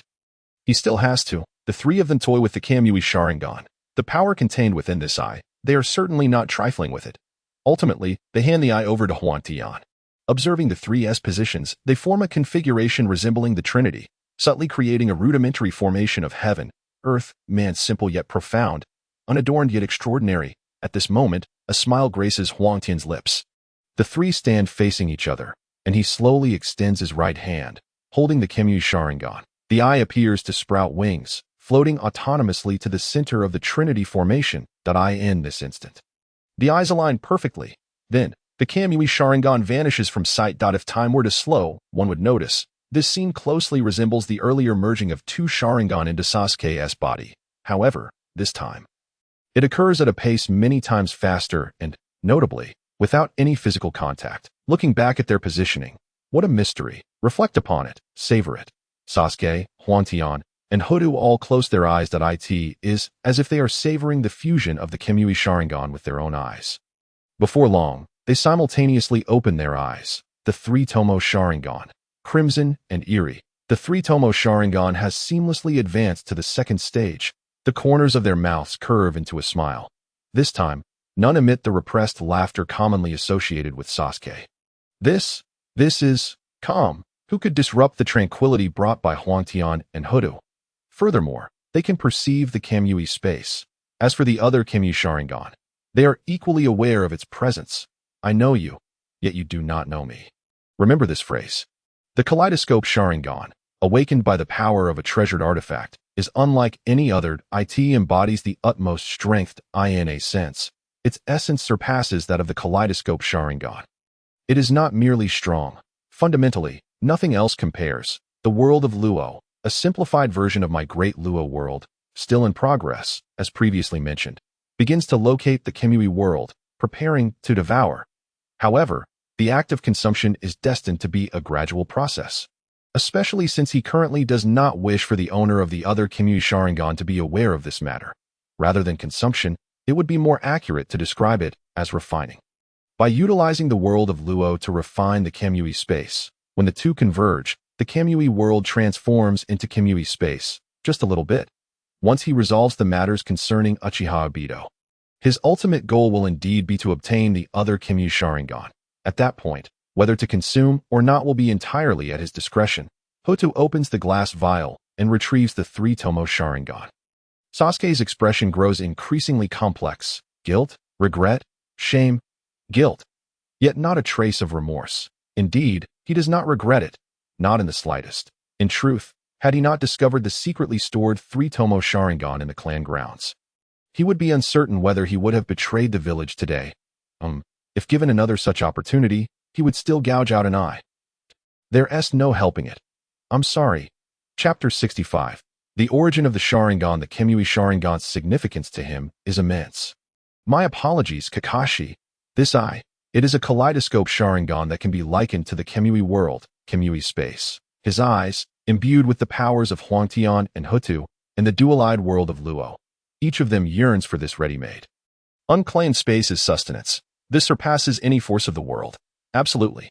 After all, he lacks not only the power of the world, he does not even possess space. The world of Luo remains desolate, a him. Now, however, as long as he can devour the Kimui space, his world of Luo will have taken shape. Subsequently, he can seek out powers akin to the force of the world to absorb, to nurture, develop, and expand his own world. Perfection. A wave of memories. Yaro's treasure hunting adventure. Do you understand? Even picking up trash in an ordinary world requires skill. You know, the village's Umbu may have turned the Uchiha clan grounds upside down. But let us not even consider the Uchiha clan moving once after the Ninetales incident. Just speaking of hiding things, this is the ninja world. Who doesn't know how to use sealing techniques? True ninjas. Who doesn't know how to hide a few things? Keeping a backup is human nature. When it comes to the Uchiha clan, things become even simpler. The Sharingan. The power of the Sharingan is the most suitable key for the Uchiha clan. After all, this thing cannot be faked, even though others may wield the Sharingan. Certain secrets will forever remain elusive to outsiders. With a power that far surpasses that of the kaleidoscope Sharingan, Yi Luo thrives in this realm. While unearthing treasures, he suddenly stumbles upon a chilling realization. It is said that a cunning rabbit has 3 burrows, and the Uchiha clan has concealed their secrets throughout the entirety of Konoha. It appears that Uchiha traps are hidden everywhere. This conclusion dawns upon Yi Luo as he connects the dots. The village has indeed been thoroughly infiltrated by the Uchiha clan, which explains why the elders often speak of political upheavals. Damn it, everything is ready. Are they not going to act? With Yi Luo's abilities at that moment, he deliberately separated the powers of heaven and earth, the primary purpose of which was to uncover these unclaimed treasures. What does my heavenly and earthly work have to do with Uchiha Sasuke? Unawareness, ignorance, denial. During a treasure hunt, he discovered several concealed Sharingan. This place, left behind by an elder named Uchiha Ki, is remarkably secluded. If it were not for his superior kaleidoscope Sharingan, he might never have found it. Uchiha Ki seemed to have assumed that the visitor must be a powerful member of the Uchiha clan who had awakened the kaleidoscope Sharingan and was plagued by the affliction of blindness. He left behind a method to alleviate blindness for future generations, to absorb the ocular power of the Sharingan he had left behind. However, Uchiha Ki's legacy, whether it could be considered a last will, included a stipulation. Descendants of the kaleidoscope Sharingan must not exploit the ocular power of living clan members simply because their ocular rank is higher than we are all family. What are you attempting to do? He stated that members of the Uchiha clan are proud, and discovering this place means you are a descendant of Uchiha Ki. I do not seek repayment for my kindness, as long as you do not recklessly harm the lives of our kin. Such a simple request. Uchiha Ki believed that the visitor could uphold this. Ultimately, the elder also left behind a speculation. Blindness from the kaleidoscope Sharingan marks the true beginning of its evolution. If one could comprehend a certain ultimate power, the Sharingan could regain its sight. The restored Sharingan would surpass the ordinary kaleidoscope Sharingan. The elder was adamant, leaving H10 and T2 in stunned silence. There seems to be some truth to it. Yet, could it be that this was merely a ploy to discourage future generations from harming their kin? However, it matters not, for the Uchiha clan has been annihilated. The remaining Sharingan are the most precious treasures that it was at that moment that he began to devise a plan. Returning to the present, only one question remains: how to prevent Kakashi from noticing that his Sharingan has been replaced. Such a task is exceedingly difficult. The Sharingan gifted to Kakashi by Uchiha Obito has been in his possession for over a decade. After such a lengthy period, could Kakashi possibly claim to be unfamiliar with it? This sudden eye replacement would be detectable even by an ordinary person, let alone a perceptive ninja, especially one of the pinnacle strength in the ninja world. As he extracted the Sharingan, Iluo noticed that Kakashi's left eye was sealed. Numerous seals. With Iluo's limited knowledge of sealing techniques, he could not comprehend the specifics of the seals. There are certainly sealing techniques, but the intricacies of the 4 symbols and 8 trigrams, as well as the 3 talents and 5 elements, remain elusive to him. He senses their presence, yet cannot grasp their intricacies. Alas, he is still too young. Sealing techniques require accumulation of knowledge. Of course, his limited exposure to this area contributes to his ignorance. Sealing techniques are highly coveted strategic ninjutsu, often shrouded in secrecy. In truth, when he extracted the Sharingan, those sealing techniques undoubtedly underwent significant alterations. Nevertheless, Iluo's approach is rather straightforward: the power of Kamui. Merge with me. He intends to dispel Kakashi's suspicions with a greater transformation. This is Iluo's strategy. Thus, if the sealing technique falters and the eye exhibits abnormalities, but all of this stems from a monumental change in the Sharingan, then everything will fall into place. With Kakashi's prowess and status, acquiring information about the kaleidoscope Sharingan would pose no challenge. Chapter 66. Merging the Kamui Sharingan. In reality, Iluo cannot fathom whether this man has detected that his eye is a superior version of the kaleidoscope Sharingan. Has he, or has he not? Perhaps he suspects it. After all, such a formidable Sharingan would surely raise a hint of doubt in Kakashi's mind regarding his ability to harness the powers of a single 3-tomo Sharingan to such an extent. The instinct of a ninja is to question everything. Given this individual's intelligence, he likely has some private suspicions. To ascertain whether the eye is his own, an ordinary person might judge based on surface attributes such as weight, size, or color, which is hardly surprising. However, advanced ninjas discern from more fundamental aspects. Your eye may change, but the power of the Sharingan cannot be deceived. As Iluo infuses the power of Kamui into the 3-tomo Sharingan destined for Kakashi's eye socket. At that moment, it may not resemble the previous eye, yet it surpasses it. Once Kakashi senses that heightened power, he will ponder further. Has Obito's eye evolved? Is it the legendary kaleidoscope Sharingan? Can someone not of the Uchiha clan even awaken the kaleidoscope? How could I possibly awaken it? Furthermore, it is said that only Uchiha clan members can evolve their eyes when both are intact. Can a single Sharingan also attain a higher form? Obito. Ultimately, Kakashi may find himself questioning. Indeed, he will doubt the truth behind Uchiha Obito's demise. Otherwise, how could one explain the eye's evolutionary tendencies? How would you explain it? Translate. What other reasons could there be, when all impossibilities are eliminated? The remaining one, no matter how unlikely, must be the truth. There is but one truth. It must be a chain reaction stemming from the original owner's further evolution of this eye. Yes, this is the most plausible scenario. And once he suspects this, with his tinted lenses, Kakashi will recall all the previous inconsistencies. After all, the body of Uchiha Obito has never been found. In the world of ninjas, the absence of a body generally implies 2 possibilities: either a complete dismemberment, or a staged death, disappearance, and assumption of a new identity. The latter is far too common. Many rogue ninjas employ such tactics. Skilled ninjas may even fabricate a false corpse, while ordinary ones resort to simply making a body disappear. Or perhaps the timing was too fortuitous, leaving no time for preparation. The disappearance of the body could imply death, resulting in a 50-50 chance. Do you think he did not wish for it? It is simply that I am unable to do so. From the drama Empresses in the Palace. He is incapable of conjuring a corpse without flaws for you. He can only resort to the second best option of making you disappear. Viewed from this perspective, Uchiha Obito is, in fact, merely a suspected missing person, not seen alive nor dead. If Obito is indeed alive, All these years, how have you fared? It may veer off topic, yet the unfolding events lean more towards this notion. Kakashi's feelings for Obito must be profoundly complex. Though I, Yi Luo, am unaware of the intricacies of their past bond, one can surmise based on the original text. When Kakashi uncovers this truth, will he seek out Obito? Will he report it? Or will he feign ignorance as if nothing has transpired?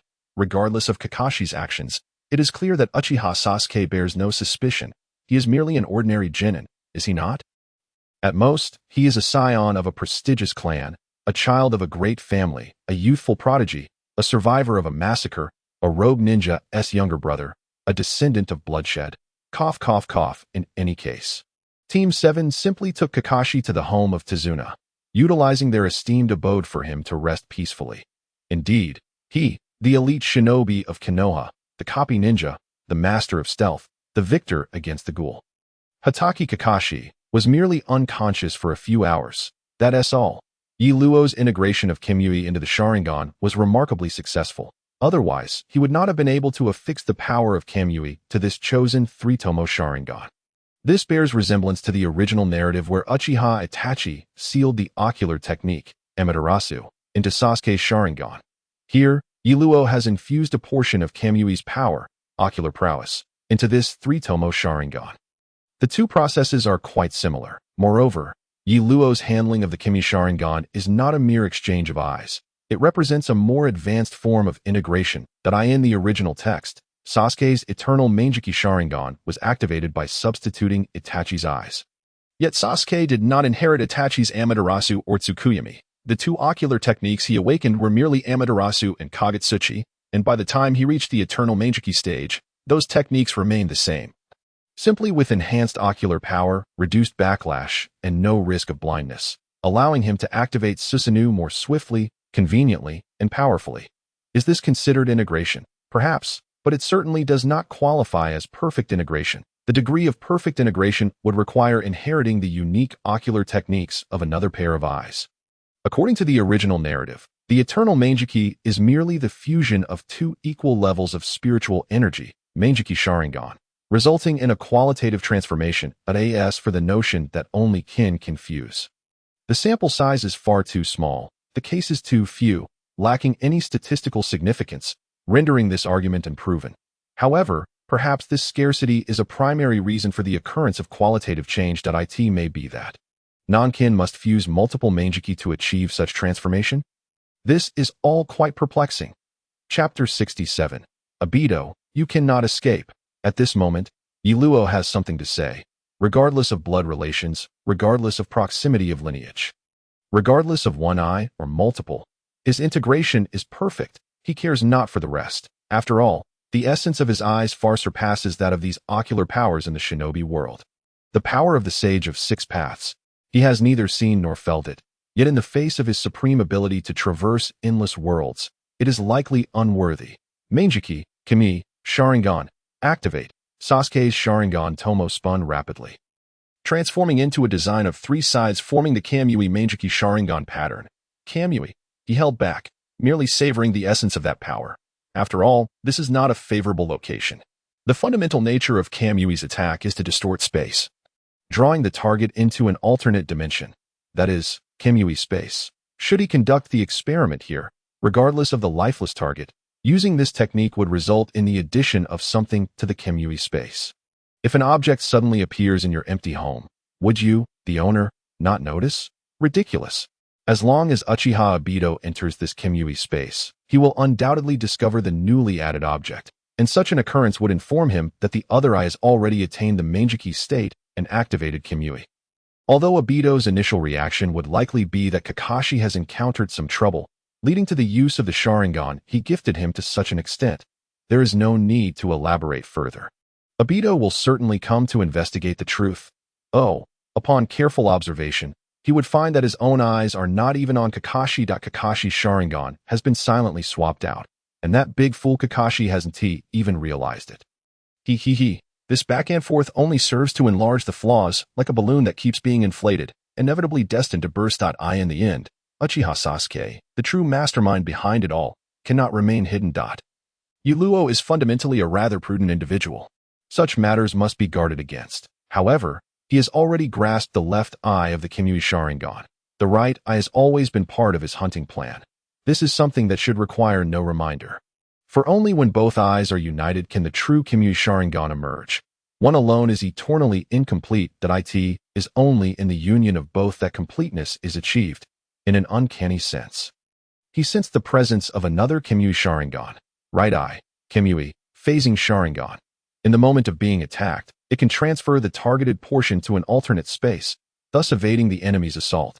The left eye is offense-oriented, while the right eye is defensive. When the two are combined, the Kamui space can truly belong to him. Otherwise, the Kamui space will always possess a significant flaw that cannot be closed. A Beto, you cannot escape. Arrangements are in place. The schedule is approaching.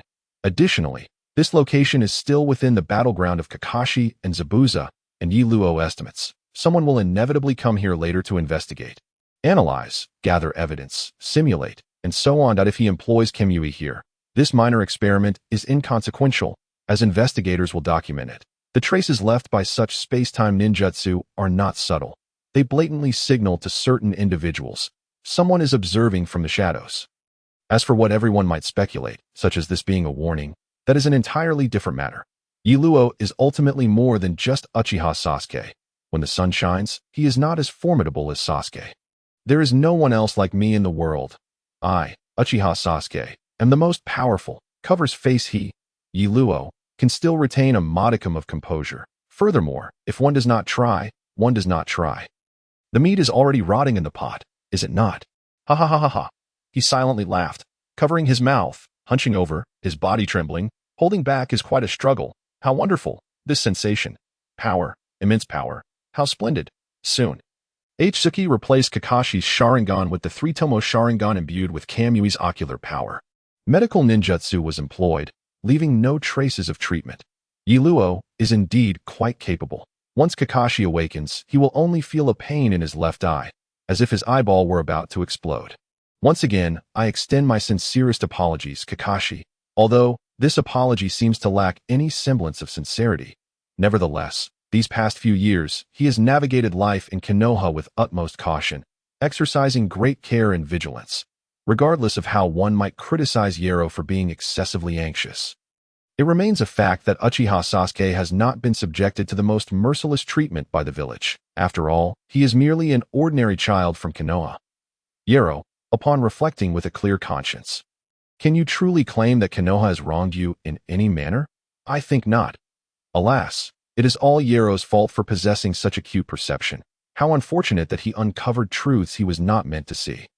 Even though he has diminished his innate talents and various powers by separating the realms of heaven and earth, thereby reducing his capabilities to a degree far beyond threefold, there is little he can do.